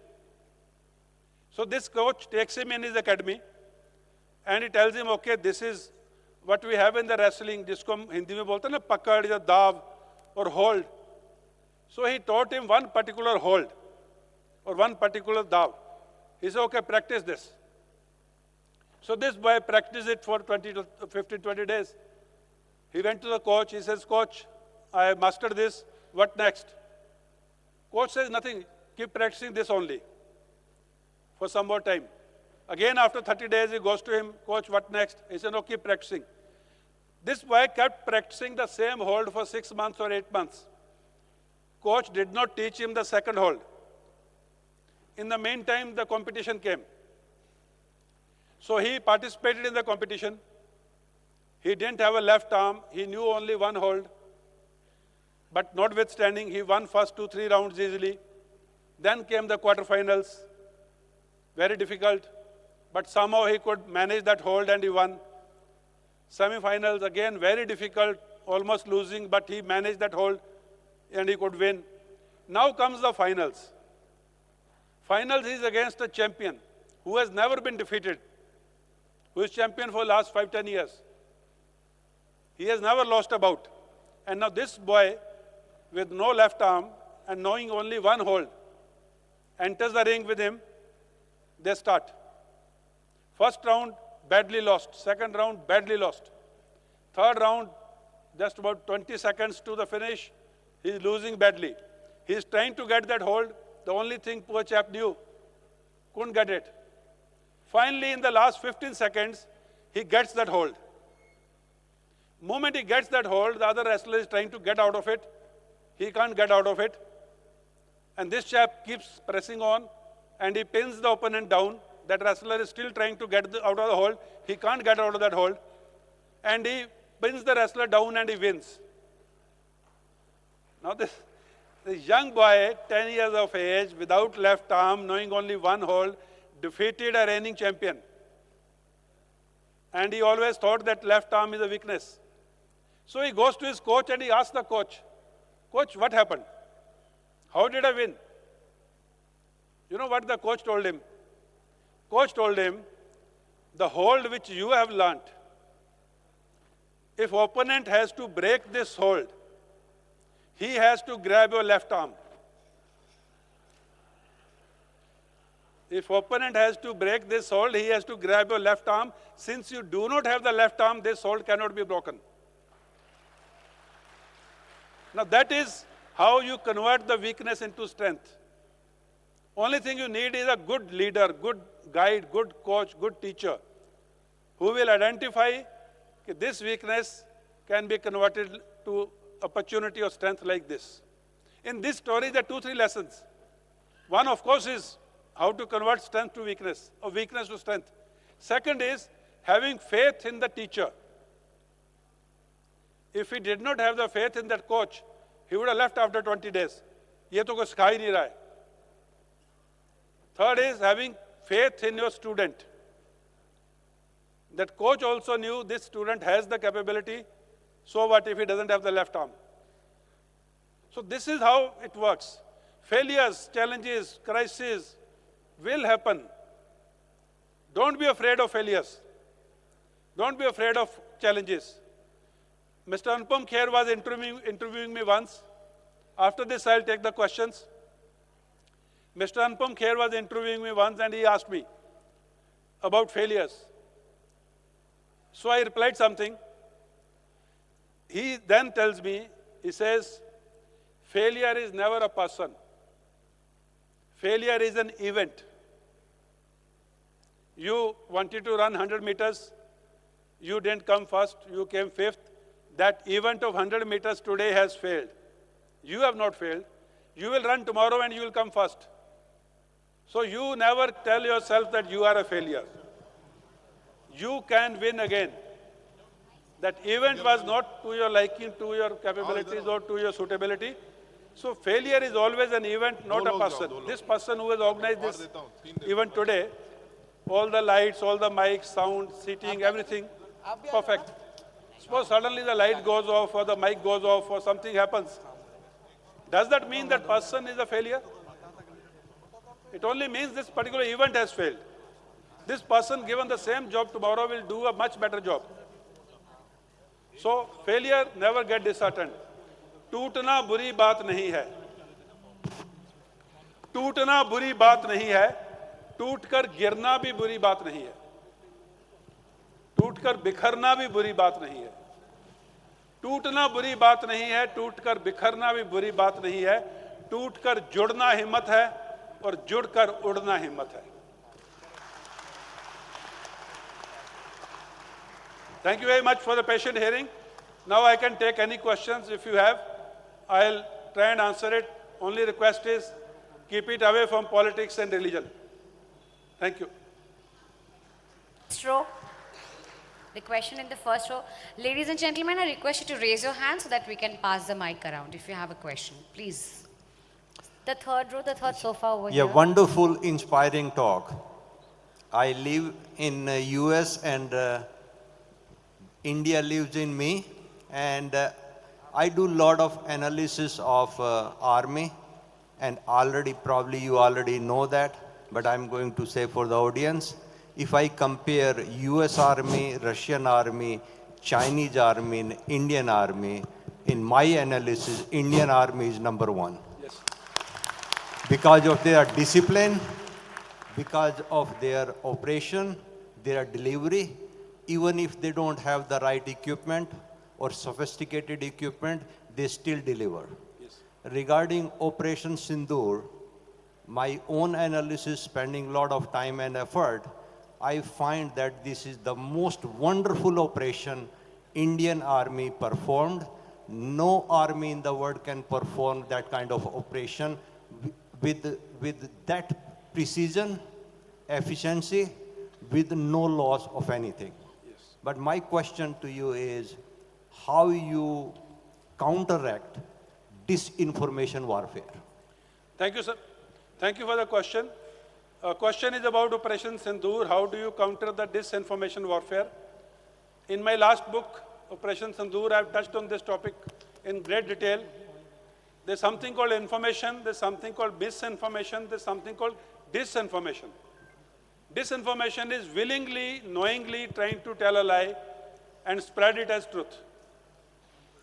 So what happened in Operation Sindoor, just to supplement what Sir has said, first time in the history of the world, 2 nuclear powers went to war. Leave aside Kargil, that was a limited action. First time in the history of the world, 2 nuclear powers go to war, and within 4 days, 1 nuclear power goes down to its knees, who was also supported by a 3rd nuclear power. 1 nuclear power goes down to its knees and begs for ceasefire. That is victory. On day 1 of 7th of May, I'm talking about disinformation and the realities. 7th of May, we select 9 terror targets. We had such precise information and such precise weapon systems that we knew there are people sitting in the basement. Our weapons perforate the tomb or the dome, they perforate the roof, ceiling, floor, and they go into the basement and explode. Now that is victory. When we hit 9 terror targets, not a single missile of ours was intercepted by Pakistan. In spite of the air defense and everything intact, now that is victory. On the 4th day, on 10th of May, when we hit their 11 air bases, in one particular air base, there were 2 airstrips like this. We hit a missile at the junction point of both. That is precise and that is victory. When we hit their aircrafts inside the hangars on ground and 320 kilometers in the air away from the border, that is victory.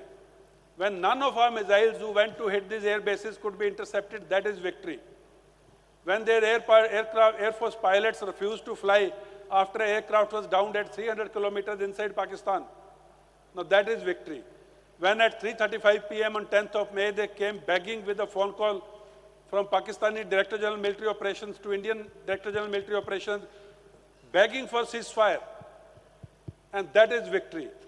When we say ceasefire accepted from the position of strength, when we could have hit them more, now that is victory. And now comes the question, how to handle this disinformation.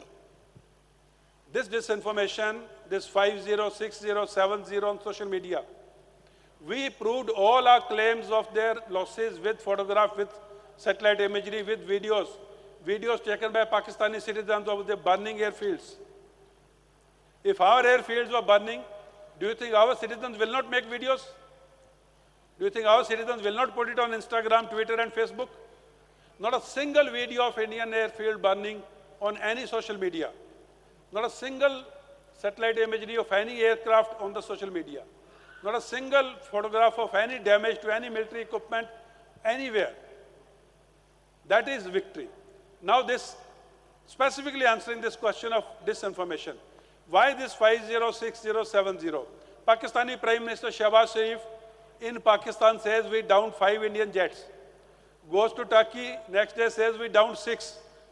Goes to United Nations, after a few days says we downed 7. Karte 40 पहुंचेंगे ये. So that is disinformation. Now why this disinformation? Is Pakistan doing it? No. Pakistan is not doing this disinformation. Now I will tell you, you are people in the market. The world's biggest market is the weapons market, weapons lobby. One side are Indian weapons, Indian joint venture weapons like BrahMos, Russian weapons like S-400, French weapons like Rafale aircrafts. On the other side is Turkish, Chinese, F-16s, American and Western bloc weapon systems. Now when 2 nuclear powers go to war, and after 4 days one is defeated so badly that asks for ceasefire, begs for ceasefire, and if it is declared that India is the outright winner, that means Indian weapons, Russian weapons, French weapons are the best. All the orders of the third world countries for weapon systems will come to these countries. The weapons lobby in the West and China and Turkey, they did not want their orders to go away. So they connived to give this disinformation.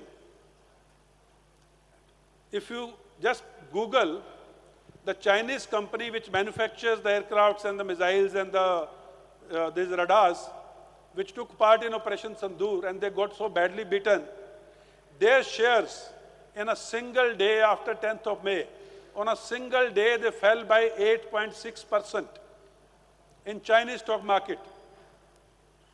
It's a matter of record. I put it in my book with names and dates. If a company which has just had a war and is in the defense equipment business and the shares go down by 8.6%, what does it show? That means the people in China everywhere knew what is the truth. So disinformation did not come from Pakistan. Disinformation came from the Western bloc, and they had all the media, social media controls to make believe that this is the truth. The truth is what I told you initially, कि जीत क्या है, जीत के मापदंड क्या हैं. Earlier there used to be capture of land, like East Pakistan, capture of prisoners of war, like 93,000 in East Pakistan, which would mean who won. In this war, no soldier or equipment crossed the international boundary. So how do you decide who won? The decision is based on who suffered losses, who came begging for a ceasefire. So that is disinformation. But point taken, India needs to do more in narrative management.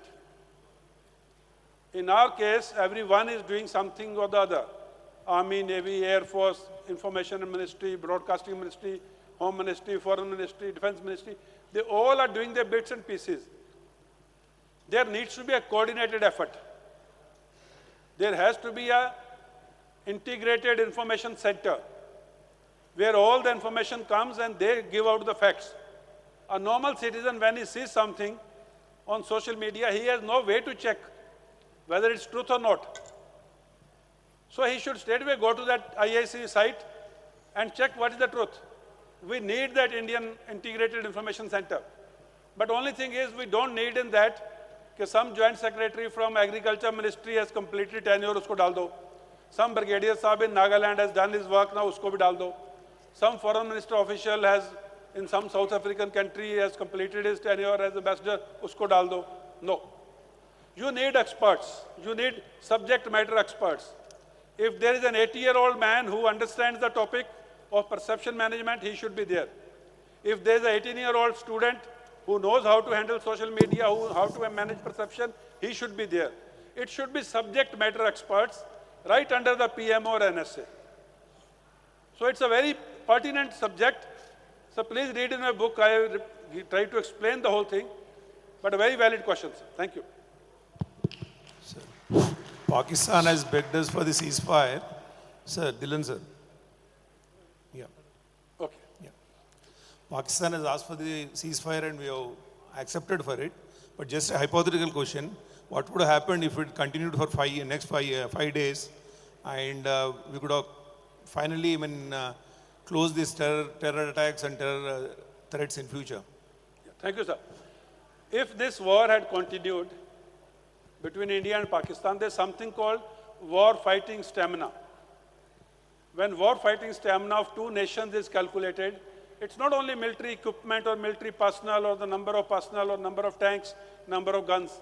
It is the number of military personnel, number of military equipment pieces, the diplomacy, the economy of that nation, the industry of that nation, the political will of that nation, and the nation citizens supporting that war effort. All this combined together decides which country has a war-fighting stamina of how many days vis-a-vis the other country. And in the military and everywhere, this has been war gamed so many times. India and Pakistan, when they go to war, with all the parameters I've just said, the military equipment, military personnel, the economy, the diplomatic reach, the political will, the power of the citizenry, the industry supporting the war efforts, the reserves in the country, after 4 days, Pakistan war-fighting stamina vis-a-vis India starts going down very badly. India's war-fighting stamina continues to be high. After 4 days, with every passing day, Pakistan's losses will continue to multiply. So it is, as a responsible nuclear power, as a responsible democracy, as a responsible nation, we could have finished that thing. The complete war-fighting capability of Pakistan could have been finished. Economic places of Pakistan could have been finished. But we did not do it because we are a responsible nation. We have answerability to the world. We are a nuclear power. We didn't want some stupid chap trying to blow up a nuclear weapon. So it's a sensible decision. Militaries and nations don't work on sentiments, as I said earlier. They work on real politics. So that decided, that demanded that we act responsibly, which we did. Thank you, sir. Namaskar, sir ji.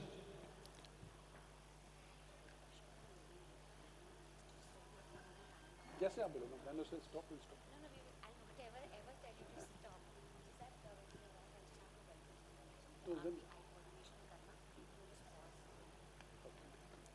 Sir जी नमस्कार जी। मेरा question है chicken and eggs के तरफ से सो मेरा नाम राज रेड्डी है, AGM Venkob chicken promotion and advertisement. Previous year हमारा को यहाँ पे कंटोनमेंट में मिलिट्री तरफ से बॉडी बिल्डर जो रहता है ना सर जी, वो लोगों के तरफ से हमारा को सेवा ऐसा मिला है, हम चिकन स्पॉन्सर करने का हमारा को मौका मिला। तब वो लोग हमारा को इंडेंट दिया था, तो इंडेंट देने के बाद हम लोग उनसे पूछे कितने लोग हैं, तो कैलकुलेट करके देने के लिए बोले तो एक एक आदमी को डेली 2 किलो चिकन 40 अंडा। तो आपसे मेरा क्वेश्चन सर जी, अपना बहादुर जो जवान है उन लोगों को डेली कितना अंडा और कितना चिकन हमारा अपना तरफ से उन लोगों को डेली मिलता है? Thank you. Thank you. Jawan's diet, every Jawan's diet is catered for by the government, and diets at different altitudes is different. A diet of a Jawan serving in Hyderabad is different. He can be a non-vegetarian, he can be an egg-vegetarian, he can be a proper vegetarian. Accordingly, his milk and cheese will go up, or his number of eggs will go up, and if he is a non-vegetarian, his chicken and mutton will be as per the particular standards. So number of calories are counted, what a healthy Indian Jawan needs for the physical activity which he does. And if you go to high altitude, the rations change. There the eggs are increased, the chocolates add on, the dry fruits are added. So the different rations for different altitudes. But every Jawan's ration is catered for, and it is responsibility of the government to provide that ration to him. And I can only tell you, a single person cannot consume that ration which is authorized. There are always surpluses at the end of the month, because it's not humanly possible to consume that type of ration if you are not doing aggressive physical activity. So, but this special diet is also authorized, something called special diet or extra diet to the sports persons, to the persons who are into sports, or wrestling or athletics or whatever. So they get some extra diet, which is again calculated as per their body's needs. Yeah, thank you. Jain sir, myself Akash Pawar, and I am an SSB aspirant. Sir, my question is regarding Operation Sindoor. Sir, during Operation Sindoor, how did India successfully strike Pakistani air bases despite Pakistan receiving real-time satellite support from China? Could you explain a little about strategic measures? Thank you. Thank you. You know, in peacetime, as of now when we are speaking, the militaries are doing their job. Army, Navy, Air Force, they are working on the likely targets which need to be engaged in any future war. So the war may be a short war, long war, or a very prolonged war. So accordingly, the targets are selected. And all the intelligence about the targets is gained. And when the targets intelligence is gained, so like say in this example, these 9 terror targets which we selected, in front of the complete India-Pakistan border, you know, there may be 500 or 700 or 1,000 or 1,500 targets which have been selected by the Army, Navy, Air Force, and their intelligence is updated. But finally, depending on our requirement, our aim, we homed on to these 9. These 9, which were terror targets, and 11, which were air bases. Now this target, once we selected these targets, then the latest intelligence about that target is obtained. Like so much so that which hangar has got F-16 standing, where are those weapons, where, like I told you about this Markaz Subhanallah in Bahawalpur. If Masood Azhar's family was in the basement, we had the intelligence of the basement and the lat launch location, exact location. And we also knew that a weapon has to be fired which goes through the roof, goes through the floor, and goes into the basement and explodes. So that is the accuracy of the intelligence, which is gathered during peacetime. And similarly for the air bases, exact location as to where, which weapon system, where, which aircraft is there. So much so, there was I read it, there was a underground bunker command post which could not be hit by a normal weapon. But there was air conditioning duct which was coming out. So a weapon was fired into that air conditioning duct so that it goes inside and explodes. So that is the type of accuracy. Today, the weapon systems, our weapons like BrahMos and missiles which Rafale has, they can fire at less than 1 meter accuracy. That means if the aim is here, maximum they can go off the aim is 1 kilometer radius, so 1 meter radius. And the type of explosive they carry, 1 meter is nothing. So that is the type of accuracy of weapon. But in this whole thing, weapons target is one thing, but target weapon matching is very important. For which target, which weapon system to be used. Suppose you had used a projectile or a missile which explodes on the first contact. Then this missile would have hit the dome and exploded. It would have never gone to the basement. So intelligence is a must. The lay of the target is a must, target profile is a must, and your weapon system matching is a must. So it's a very complicated thing, but it is done in a very professional manner. Thank you. I have a question for you. India and Pakistan are both nuclear powers, so what would warrant one country to use their nuclear weapons? And the second question, the international community will also sort of get involved because there's two nuclear powers. So you were retaliating against them entering Kashmir. So sorry, I am not able to understand the question. First one is on nuclear power. Yes, so the first question is what would warrant either India or Pakistan to use their nuclear weapon? What if Pakistan uses the nuclear weapon? Yes, or India. In what situation would you use your nuclear weapon? Okay. And the second one was, would the international community get involved?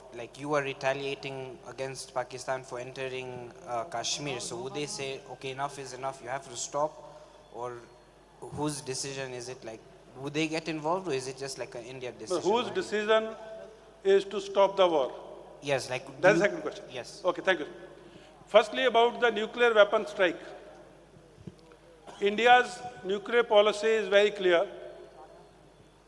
We have a nuclear policy, nuclear doctrine, which is declared. It has 2-3 lines. One is, India will never use a nuclear weapon against a country which does not have a nuclear weapon. That means, hypothetically, tomorrow we were to go for war against any of our neighbors other than Pakistan and China, which do not have a nuclear weapon. We will never use a nuclear weapon against them. We will only fight them with conventional weapons. That is one. Second is, we will not use nuclear weapon as first strike against a nuclear country also. That means we will not be the first one to use it. I will amplify this. And the third is, if someone uses a nuclear weapon against us, our second strike or our response would be so massive that it would be unacceptable damage will be caused to that country. So these are the 3 lines of our nuclear strategy. Now coming to the second line, that India will not use nuclear weapon as a first strike. Now there is an explanation to this. Nuclear weapons, for the sake of safety, are not kept at one place. One part is kept here, the other part is kept here, so that even accidentally they don't cause a problem. So when a nation, say Pakistan, when Pakistan decides to use a nuclear weapon against India, our intelligence is very clear. We are watching these two places. When they make a decision, they will take out this part from here. They will take out this part from here, bring them to a central place from where they are going to launch it. Once they get these two parts at the place of launch, then there's something called mating, coupling, or joining. Then they will do the mating of these two parts. Once they're doing the mating of this two parts, then our intelligence reports would be very clear that Pakistan or that nation is going to now use a nuclear weapon against us. So we will not wait for that nation to join that weapon, put it into a launch vehicle and launch it, and it falls in one of our cities, causes death of so many of our citizens, and then we say, okay, now you have struck first, I will now retaliate. No, sir. Moment he has taken out these two parts, brought them to a central place, has started the process of joining them, the intention to fire is clear. Now, moment we are clear that this nation is now intending to use a nuclear weapon against us, we take it as a first strike. We will not allow that nation to fire it into our territory. We will destroy that weapon in his territory only, assuming as a first strike. So before we take the next question, just an announcement that we have our minister joining us any moment now. I request our government officials, IAS officers present here to please be here with us closer to the stage, as we would be requesting your presence as well to be on stage with us along with the minister.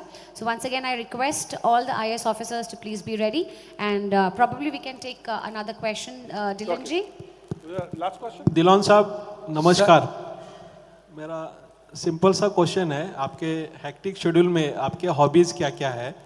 और second एक important question है, मैंने recently Khandari साहब का एक lecture attend किया था, तो we India are having silent enemies, मतलब अदर कंट्रीज हुआ साइलेंट एनिमी, ओपनली कुछ नहीं करते बट साइलेंट रहते. तो ये मेरे दो क्वेश्चन है आपके. Silent enemy within or outside? Outside. Okay. Okay, thank you. First is my hobbies. I am a very simple life living person. My hobbies are listening to music. My hobbies are reading. My hobbies are remaining in touch with people. I never miss anyone's birthday or anniversary or anything. I always wish them. I have a first thing in the morning is to get up and see आज किस किस का birthday है, क्या है. And my hobby is cooking, motorbike riding, driving, playing golf and other things. So simple hobbies, nothing which can cause harm to anyone else. So their interests are there. So there is a declared enemy. We can name the countries who are our enemies. Then there are undeclared people who are not very happy with our growth. मोहल्ले की politics और international politics same है. मोहल्ले में भी एक दादा होता है, इंटरनेशनल पॉलिटिक्स में भी एक दादा होता है. मोहल्ले में भी एक शाहूकार होता है, इंटरनेशनल पॉलिटिक्स में भी शाहूकार होता है. मोहल्ले में भी सब शाहूकार के खिलाफ कुछ नहीं बोलते हैं, इंटरनेशनल पॉलिटिक्स में भी कुछ नहीं बोलते हैं. मोहल्ले में भी दादा के खिलाफ कुछ नहीं बोलते हैं, इंटरनेशनल पॉलिटिक्स में भी कुछ नहीं बोलते हैं. मोहल्ले में भी नेक्स्ट जनरेशन में ये दादा कमजोर पड़ जाता है, एक नया दादा खड़ा हो जाता है.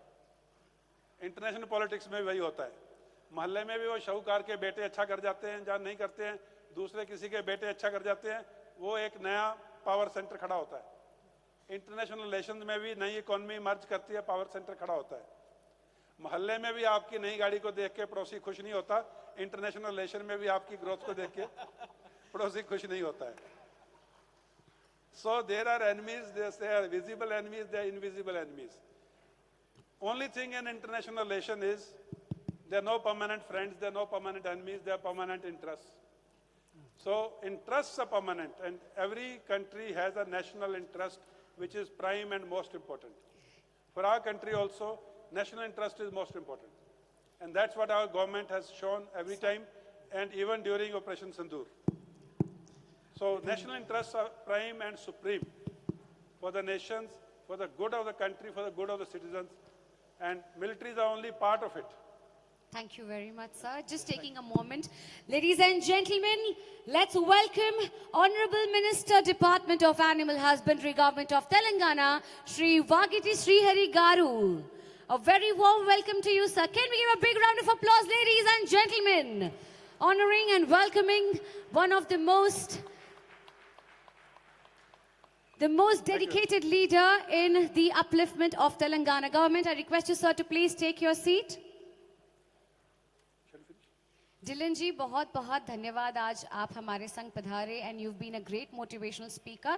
I request all the ladies and gentlemen to please be seated, requesting every one of you to please take your seats, as when the minister is here, we do not want to disturb the protocol and we do not want people to move around. I request everyone to please be seated. Let's maintain the decorum of this hall and please take your seats. Our soldier is very hardy. Soldier is very strong. Yes.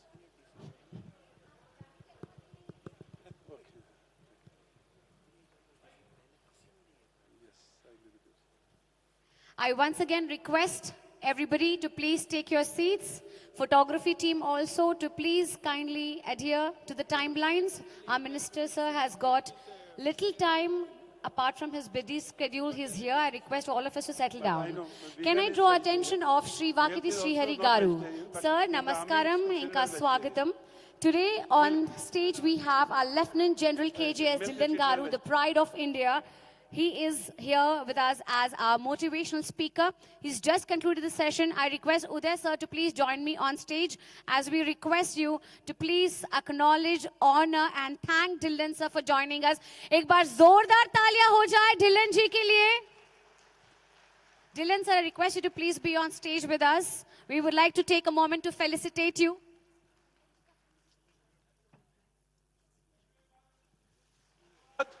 Jai Hind.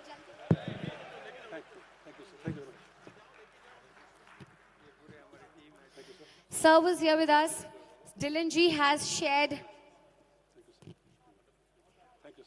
And I request all the ipema team members to please join me on stage as well. ipema team members to please join me on stage as well. For the bravest person we have here today, can I request the loudest cheers and the loudest applaud that he truly deserves, ladies and gentlemen. Thank you very much. Dildan sir, we would always request you to please encourage, motivate people like us, and thank you. We are proud of you, extremely proud Thank you of you. very much. Thank you. बहुत बहुत धन्यवाद. Jai Hind sir. Thank you very much. I request all the IPMA members to please settle down as we now move forward to the next segment. Ladies and gentlemen, as we have Honorable Minister, Department of Animal Husbandry, Government of Telangana, Sri Vakiti Srihari Garu with us today, it is an honor for me to tell you all that now the segment that we continue is the inaugural ceremony. We've just now witnessed the various speakers speaking about the Knowledge Day, the Poultry Knowledge Day. But now, in presence of our minister and every one of you, we take the inauguration session of the 17th edition of Poultry Exhibition forward from here. I request the IAS officers team, as I call your names, to please join me on stage. Requesting Dr. Anis Ansari, IAS, former Agriculture Production Commissioner, to please join us on stage. I request once again Dr. Anis Ansari, please join us on stage.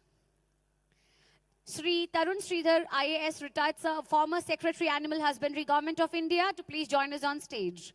I also request Mr. Mukesh Kumar Meshram, IAS, Principal Secretary, Department of Animal Husbandry, Dairy and Fisheries, Government of Uttar Pradesh, to please join us on stage. And now I request Uday sir to please escort and welcome with all pride Sri Vakiti Srihari Garu on stage, our Honorable Minister, Department of Animal Husbandry, Government of Telangana. Sir, I request your presence to be brought on stage, while I also request Sri Anis Ansari ji, Sri Tarun Sridhar ji, and Sri Mukesh Kumar ji to please join us on stage. Ladies and gentlemen, give a big round of applause to the gentleman, Honorable Minister, Department of Animal Husbandry, Government of Telangana, sir. Hruday Purvaka Swagatam to the 17th edition of the Outlook of a Sustainable and Profitable Poultry for Viksit Bharat. When we are talking about Viksit Bharat, we make sure that we all stand united, and that's only one motto we have. I request Anil and Srikanji to please join me on stage. Harish and Kannamji to please join me on stage. Rajesh Shetty and Natarajan sir to please quickly join us on stage along with Uday sir.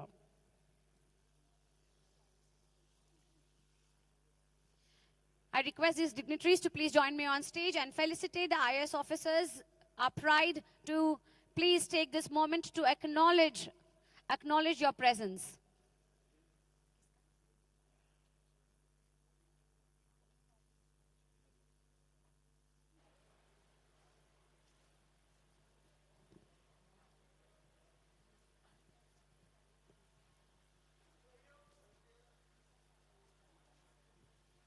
Anis Ansari sir, I request you to please step forward.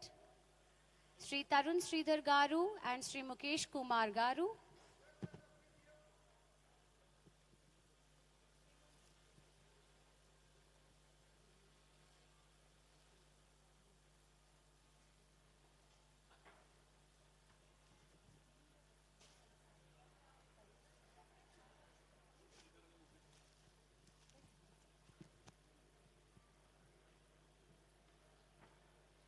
Thank you very much, sir, for joining us. I request you all to please take your seats as we now request Uday, sir, to please join us and take the proceeds further. Ladies and gentlemen, please take your seats. Without any further ado, I now hand over the session to Uday, sir, President IPMA. Can we give a big round of applause, ladies and gentlemen? Let's have the AV on screen.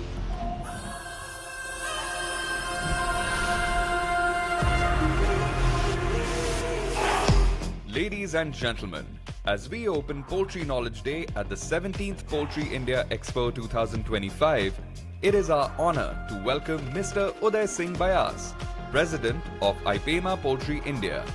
With over 3 decades of experience, Mr. Bayas has been instrumental in shaping India's poultry ecosystem. He joined ipema in 2009 as Joint Secretary, served as Treasurer from 2010 to 2023, and since taking charge as President, has strengthened the organization through impactful seminars that advance knowledge, networking, and innovation. Under his leadership, Poultry India Expo has grown into South Asia's largest and most influential poultry exhibition, setting new standards in collaboration and knowledge sharing.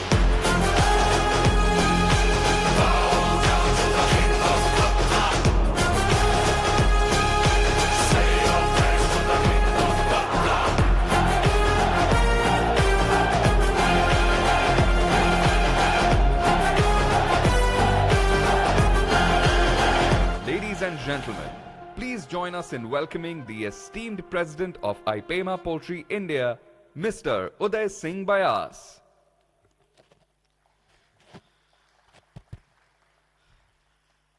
Thank you. Andarki Namaskaram. I thank our Agriculture Animal Husbandry Minister, Sri Hari Vikati Garu sir, who have come all the time in spite having a full tight schedule. Sir, you make us proud, sir. Thank you very much, sir. Thank you once again, sir. We really appreciate your time. And, sir, we have been trying to make this show a wonderful show. మీరు వచ్చి ఇంకా మాకు బలం ఇచ్చినారు sir, దానికి చాలా thanks. And మేము ఐపమా నుంచి కృతజ్ఞతలు మీకు చెప్తున్నాం సార్. చాలా thanks. Kindly excuse my Telugu, but thank you so much sir. Mohan Reddy గారు, అంతా team who has really worked hard to get the minister sir here. Sir, please inaugurate our Poultry India exhibition, which is the now South Asia's biggest exhibition, sir. Now, ante last year, sir, 42,000 visitors mana దగ్గర వచ్చినారు sir ఈ exhibition ki.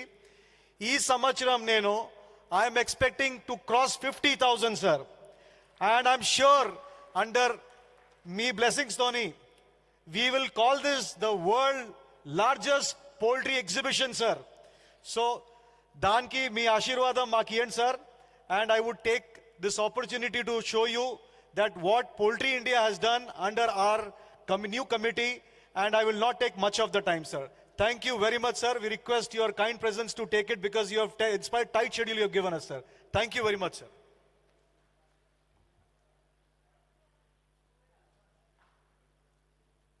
ipema has long been a driving force for self-reliance in India's poultry sector, uniting all stakeholders for collective growth, innovation, and industry upliftment. In 2025, under the leadership of President Uday Singh Bayas, this mission advanced through impactful initiatives across India and beyond, aligning with Prime Minister Narendra Modi's Viksit Bharat and Atmanirbhar Bharat visions.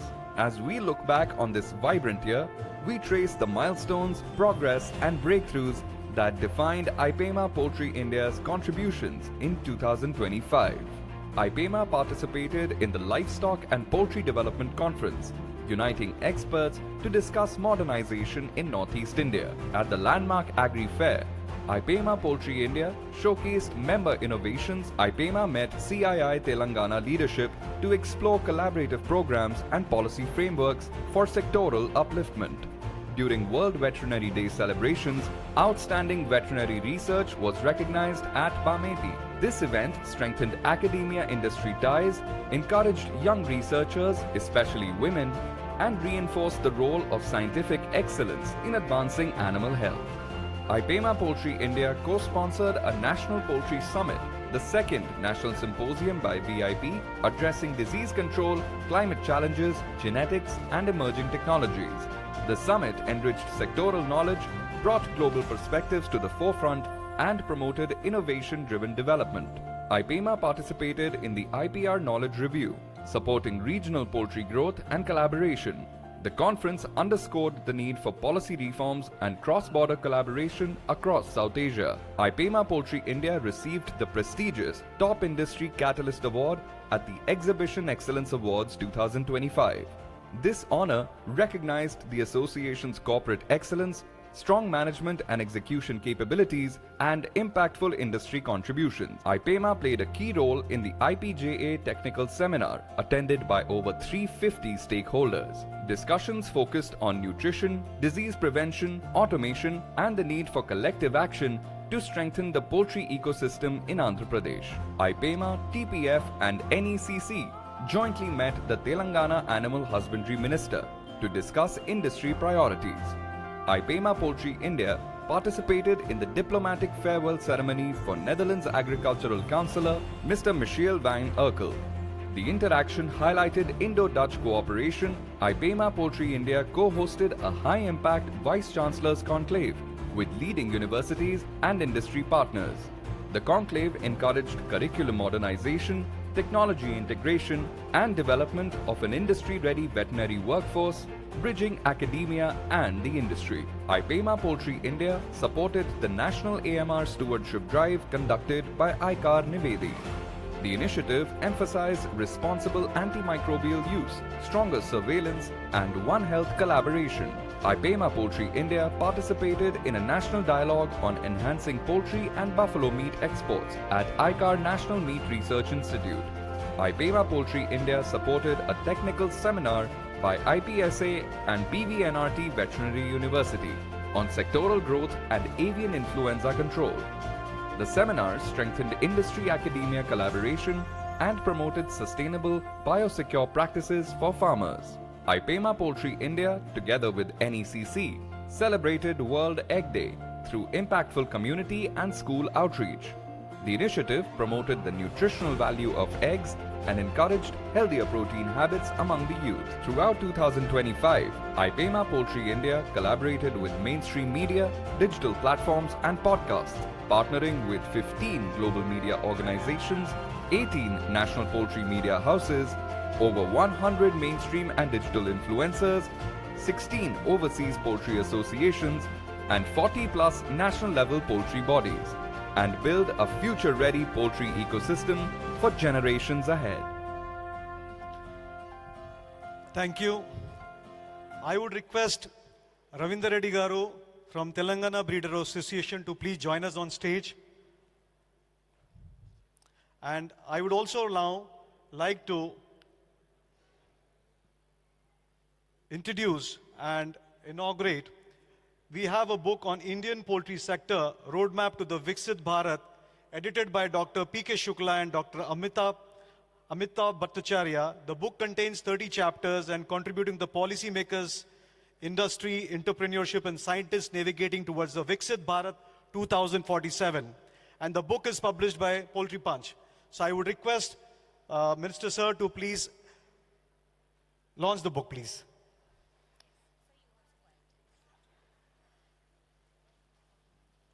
I request the team of dignitaries on stage along with Vakiti Srihari Garu to please launch the book as mentioned.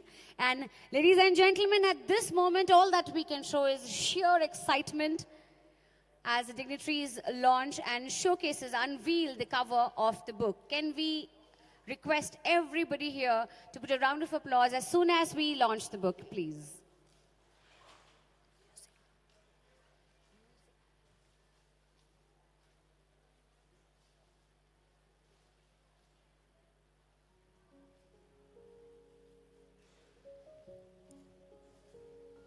17th edition of Poultry exhibition witnesses this iconic moment. Ladies and gentlemen, let's put our hands together as we launch the book.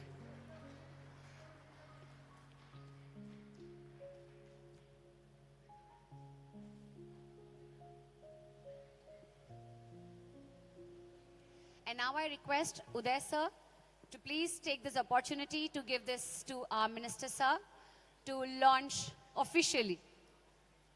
I would request the presidents of all the associations of India, CLEFMA, PFI, everybody to please join us, Harish Garware Saab, Anil ji, to join us, Shakrad Rao sir, to join us for the inauguration of Poultry India 17th edition. Mr. Singaraj, also please join us, sir.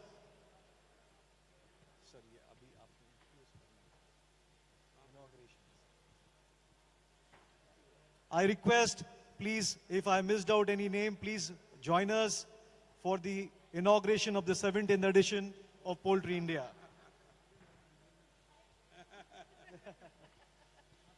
I request the entire team of leaders to please surround on the stage so that we can have a great picture as also make this moment even more memorable. Ladies and gentlemen, now in presence of our Honorable Minister for Animal and Husbandry Government of Telangana, Sri Hari Bhakt Garu is now going to officially launch the 17th edition of Poultry exhibition. Can we all make some noise? 5, 4, 3, 2, 1. Congratulations to the entire country. Poultry India, we are glad to announce Poultry India 2025 officially open for 26, 27, 28 November.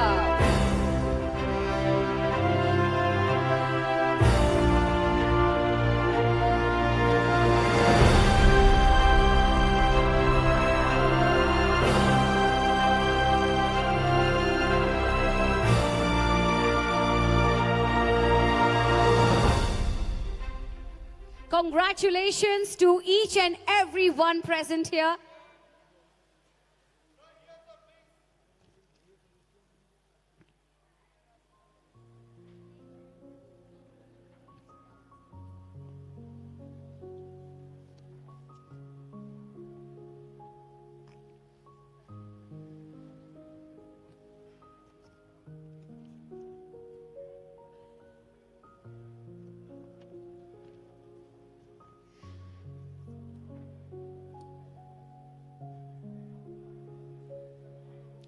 Thank you very much to all the dignitaries joined us on stage.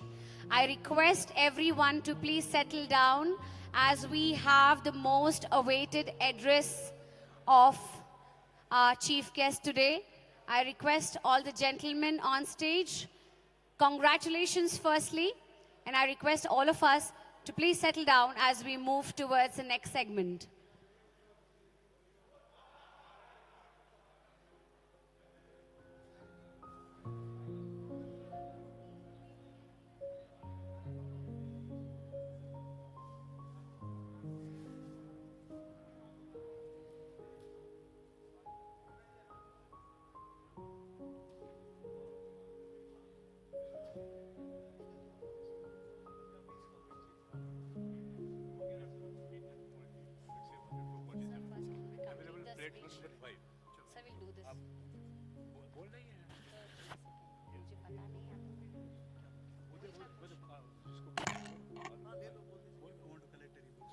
Ladies and gentlemen, if you would like to collect the books about the Viksit Bharat, I request you to please make sure you contact us and we will give you all the information. Hall number 5, please. As I once again request all the dignitaries on stage to please step forward, take your seats as we move ahead. Following the protocol, I request once again to all the gentlemen, I know that the excitement is building. We have the gentleman here, we have our chief guest here, and we all want to make sure that we talk to him, express our gratitude and thanks for his presence here. Can I please request the AV of our Minister, sir, to be played, as we would ask him to please join us now and address all of us on this occasion of the 17th edition of Inaugural of the Poultry exhibit.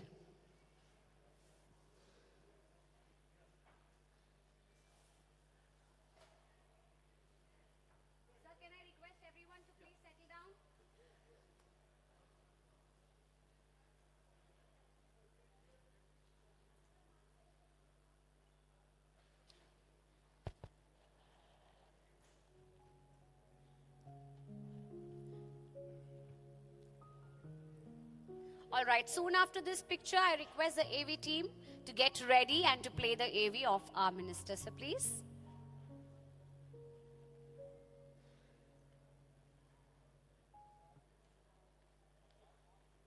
Yes.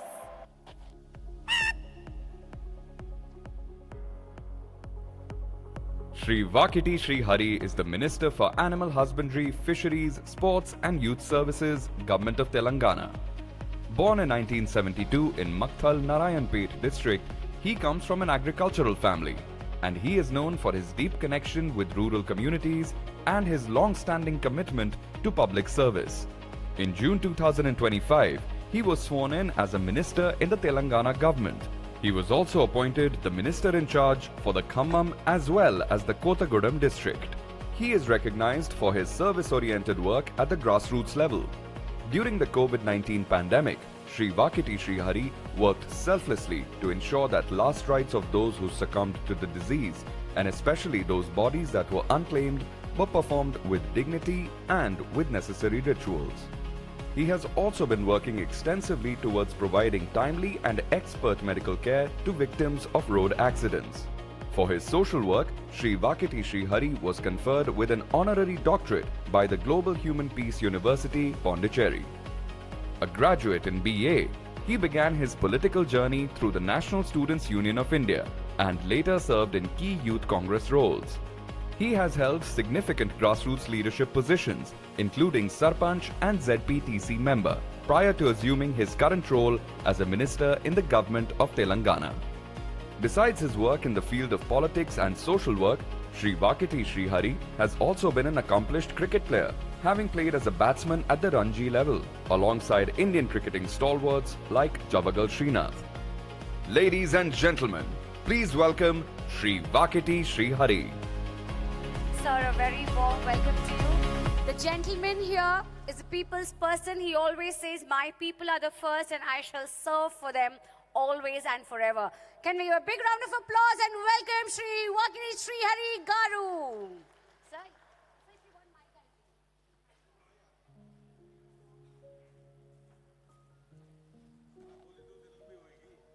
ఏమన్నా మాట్లాడొచ్చు.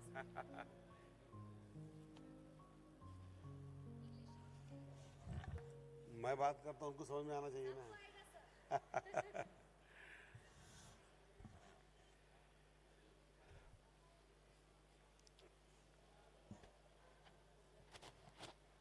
Initially, I'm extremely sorry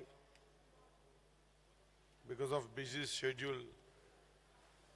I'm not some sort of big late, and I never do this mistake again and again. Okay, thank you. Distinguished dignitaries on the dais, Mr. Uday Singh Bayas, President of IPEMA and Poultry India, respected members of the Executive Advisory Committee, delegates from IPEMA, esteemed scientists, industry leaders, and our international guests, ladies and gentlemen. Namaskar. कोई बोलते नहीं नमस्कार. नमस्कार. आवाज थोड़ा कम आ रही है.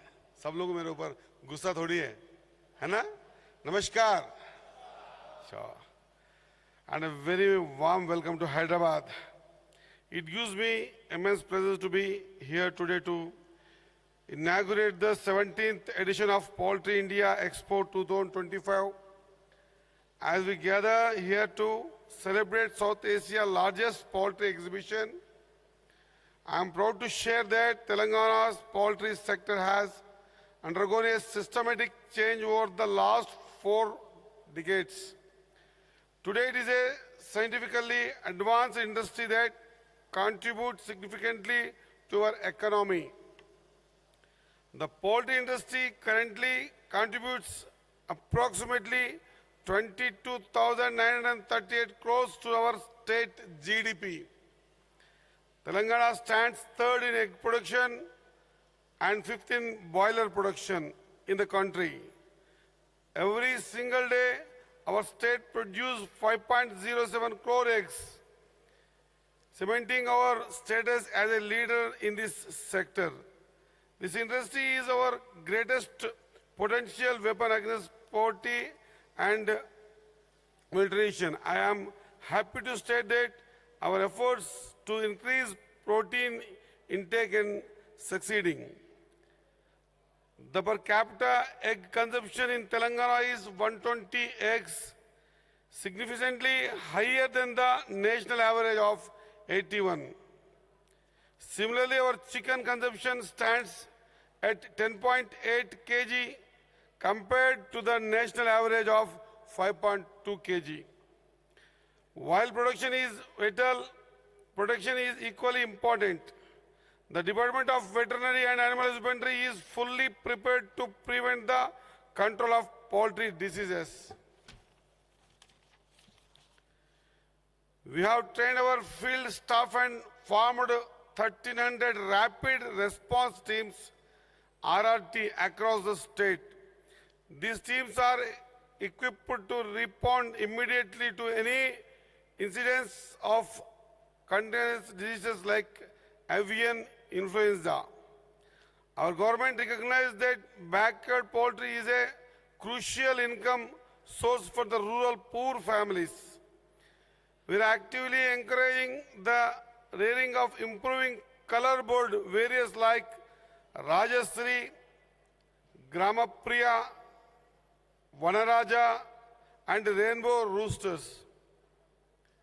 With support of Government of India, schemes like NLM, National Livestock Mission and RKVY, we are supplying these birds to beneficiaries to ensure nutritional security and supplementary income with zero input costs. I see this sector as a massive employment generator. We have reached self-sufficient in breeding stock, vaccines and equipment. I urge the youth present here to take advantage of this ecosystem.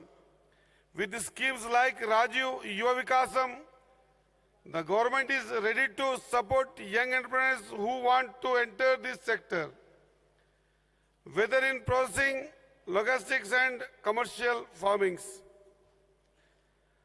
I congratulate Poultry India and IPEMA for creating this world-class platform.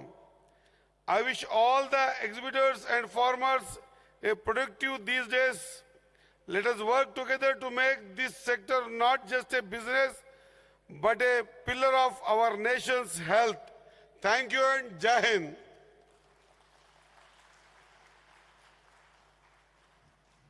Thank you very much, sir. Sir rightly mentioned that he's always here standing as a pillar for the nation's health, and I'm sure that everyone sitting over here, we all share a same mission and same vision.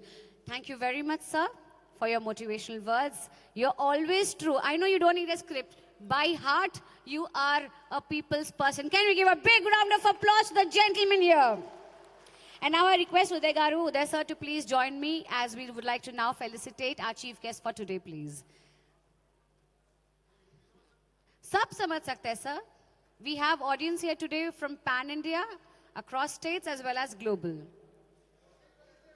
Ladies and gentlemen, we now are witnessing the moment where we thank, acknowledge and pay our gratitude to Chief Guest today, Shri Vakiti Sri Hari Garu, Honorable Minister, Department of Animal Husbandry, Government of Telangana, for being here with us today. And I'm sure always he would stand by us forever and all the other editions to go. And I request Uday sir also to do the honors of a shawl presentation.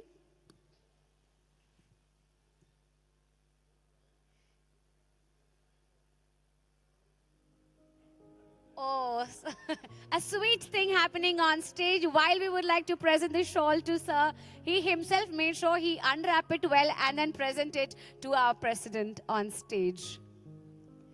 Now I request, you would like to speak, sir? हाँ, मैं आती हूँ.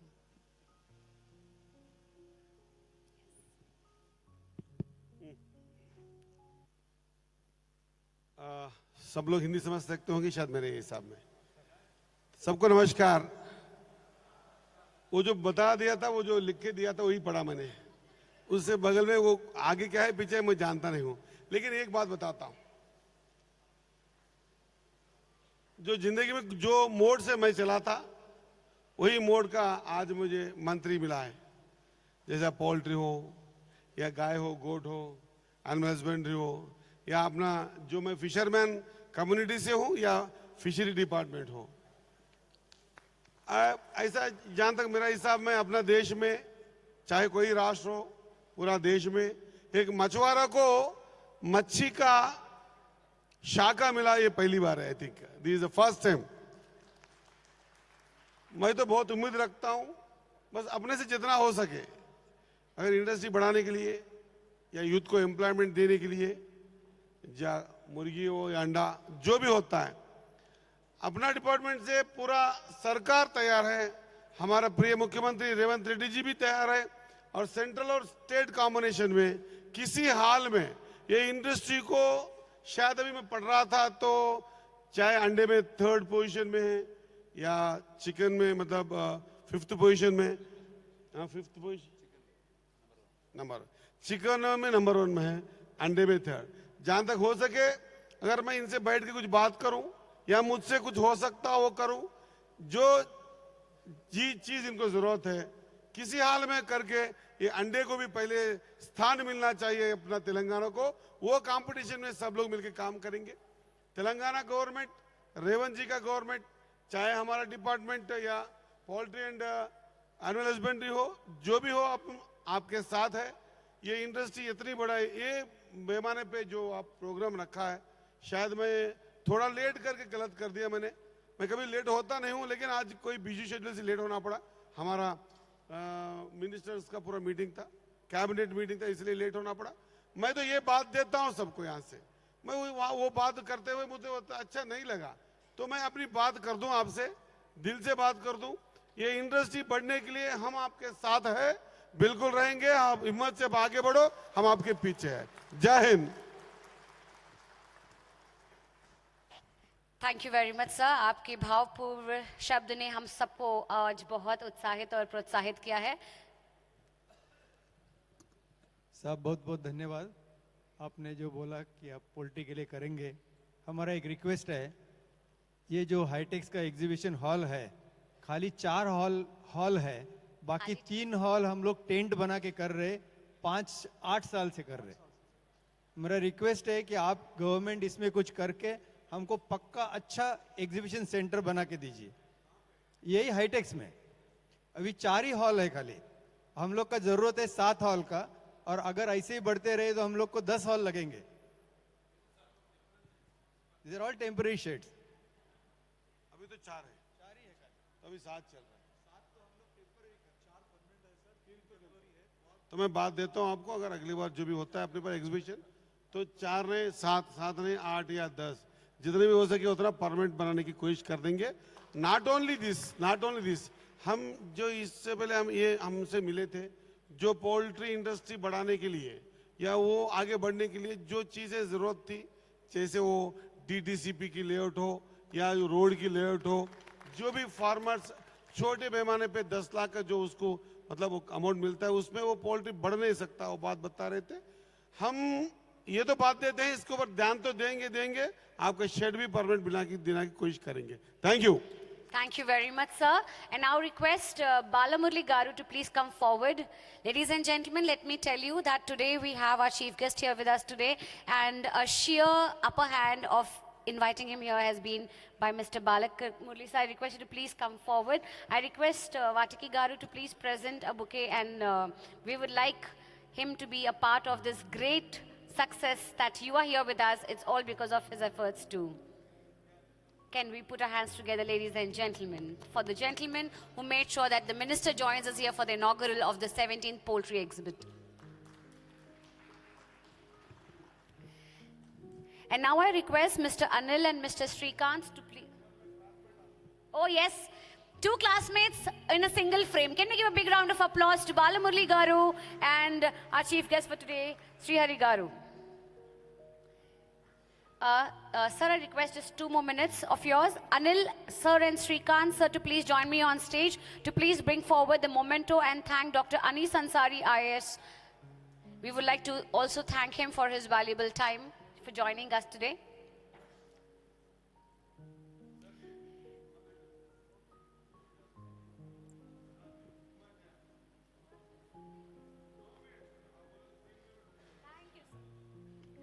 I request Harish sir and Kannan sir to please quickly join me on stage. I would like you to present a moment to Sri Tarun Sridhar IS Garu sir, please.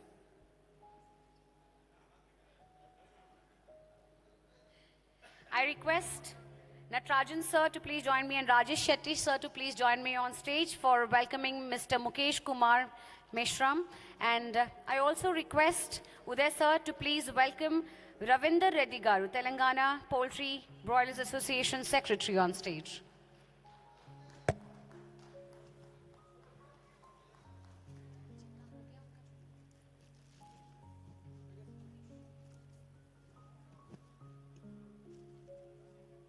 Mukesh sir, I request you to please come forward. Mukesh Garu, please step forward.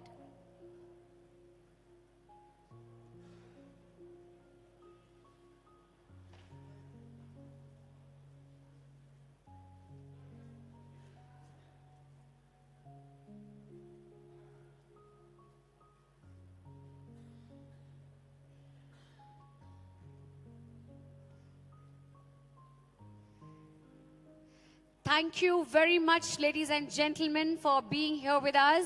I now take this opportunity to thank the presence of our chief guest today for joining us. He made sure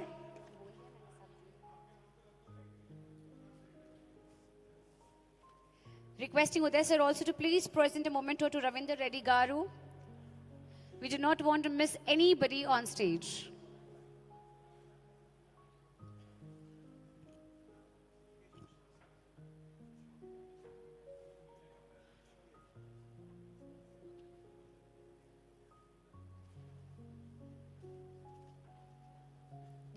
I once again request Mr. Mukesh Kumar Meshram, IAS, Principal Secretary, Department of Animal Husbandry, Dairy and Fisheries Development, Government of Uttar Pradesh.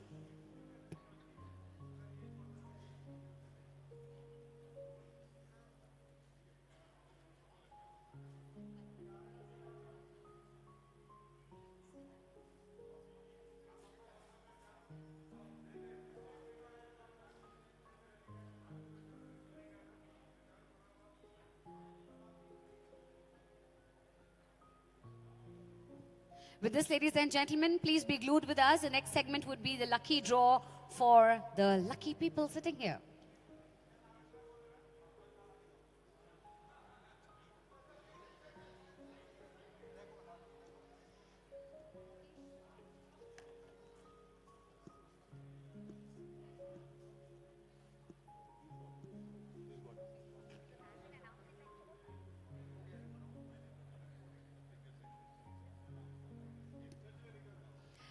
Thank you very much, sir. बहुत धन्यवाद आप यहाँ पधारे. We are delighted for your presence today, and we are overwhelmed with your words and your promise that 4 halls से हमारा क्या होगा? Poultry demands 10 such halls, and sir says we would do the best that we can to have more halls for business growing this way.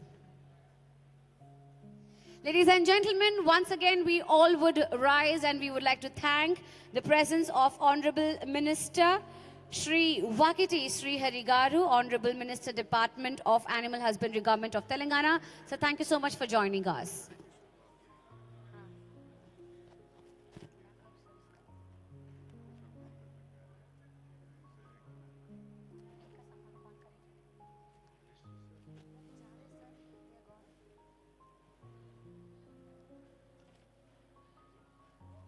Ladies and gentlemen, I wish you have all dropped the feedback forms. You've given the feedback forms. Anybody still left to give the feedback form? I request you to please hand it over because the next, oh, the forms are already on stage. Yes, please bring that on. Anybody who is yet to submit your feedback form, please submit because now we're gonna shuffle and juggle a little bit to take out that lucky winner who receives a lucky surprise from the association. And to conduct the lucky draw, I request Mr. Harish Garware to please join me on stage.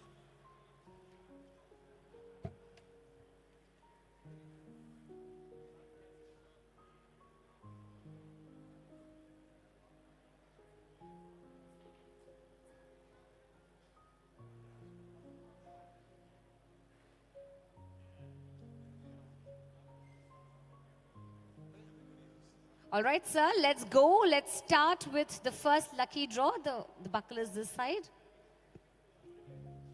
Sir, thoda sa juggle, thoda sa shuffle. We want everyone to get a fair chance. Eyes on stage.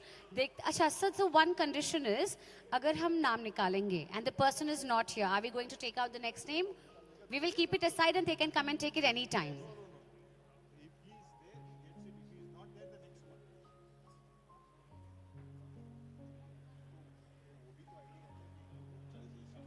Yes, yes, sir. Please start. Please start. Let's see the first lucky draw winner of today. And the name is Amit Das, Hitex Hatch Fresh Private Limited. Please join us on stage. The first lucky draw winner is Amit Das. Are you here, Mr. Amit Das? Okay, we will keep this form separate so that we can validate later.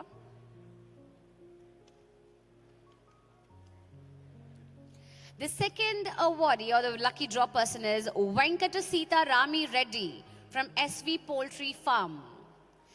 Venkata Sita Rami Reddy, SV Poultry Farm. If you're here, please raise your hand so that we know you're coming. Are you genuinely the person or just because nobody is coming, you're coming, sir? Just kidding. Please join us on stage. I'm sure you must be having the red the below slip, right? Just to validate it's you, or you can show us your Aadhaar.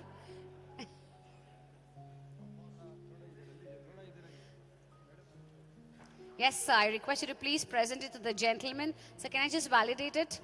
Oh, congratulations. It is you. Here is the lucky draw award in front of you. Can you put our hands together louder and clear? And next we have Dr. Snigdha Chalimeda. Dr. Snigdha, company Chalimeda.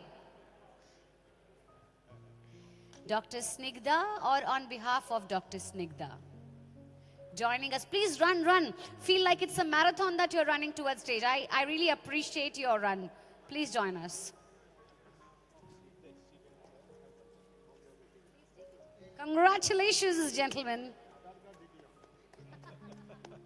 Next awardee. Okay, the next lucky draw winner is Dr. Shankar Reddy Gopu from Abyss Food and Proteins Private Limited. Dr. Shankar Reddy Gopu, IB Group. From IB Group, Dr. Shankar Reddy. Anybody here?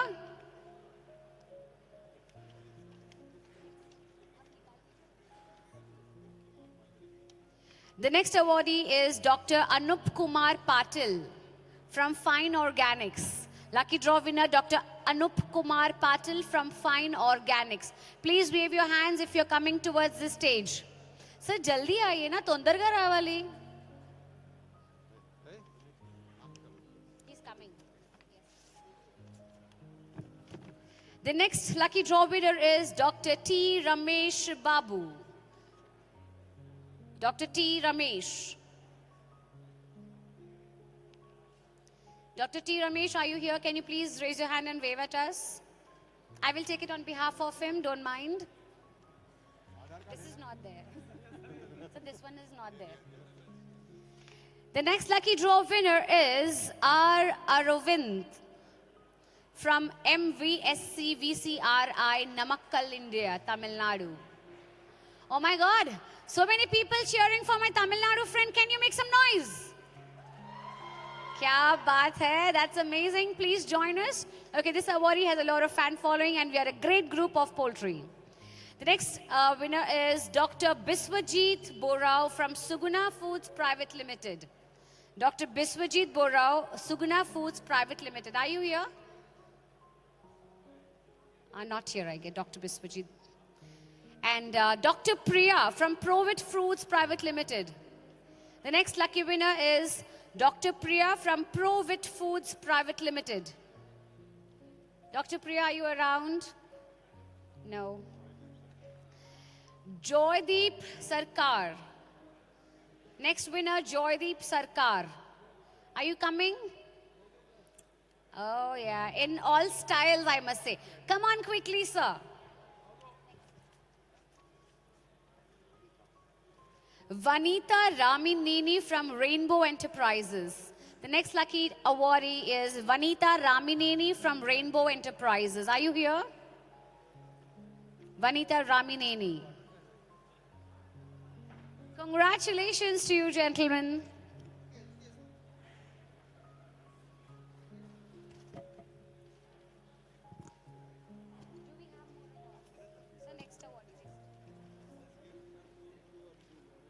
Just 3 more lucky winners.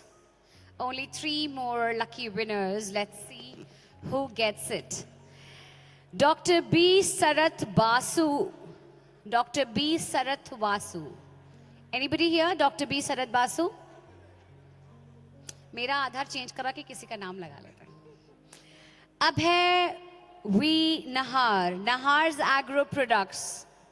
Mr. Abhay from Nahar's Agro Products. Are you here with us? Once again, from Nahar Agro Products, Mr. Abhay. The last one? Anchor Jyoti Sukumar. The awardee is Dr. K.P. Kale from Venky's. From Venky's, Dr. K.P. Kale. Anybody here? Sir, are you sure itni der ke baad sunai diya? After so long you heard it actually? Sound travels in air but itna late bhi nahi. Dr. KP from Venky's. With your intensity of running, should we believe that it's you? He is on stage. Okay, let's see. Sir, let's verify. On behalf of KP Kale, I will also collect on behalf of him. Congratulations. Dr. Anand R. Nanavade, Nutrition Bio Private Limited. Dr. Anand R. Nanavade, Nutrition Bio Private Limited. Anyone? Anyone? No one. That's it. We wrap the lucky draw awardees for the 17th edition of Poultry Knowledge Day. So there's once again a warm welcome. We have taken out the awardees. Here are the list of people. Few collected, few awards are still here.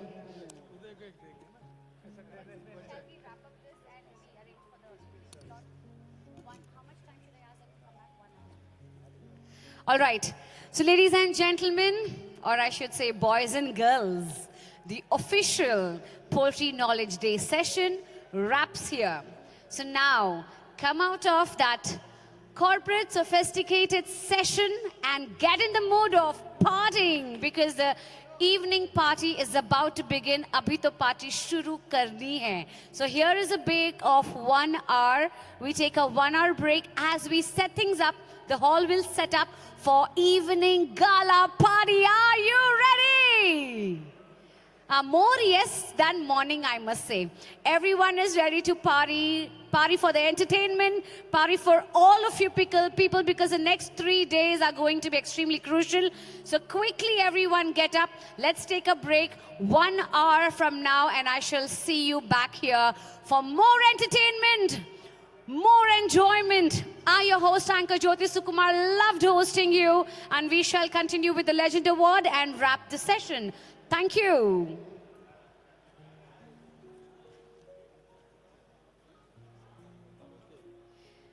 Ladies and gentlemen, as you all know that the setup of this hall has to be done. Abhi theatre style mein hai, then we probably do it in round tables, or the hotel premises would know that, but everyone has to vacate the place. Everybody is. Excuse me. Please come, friend.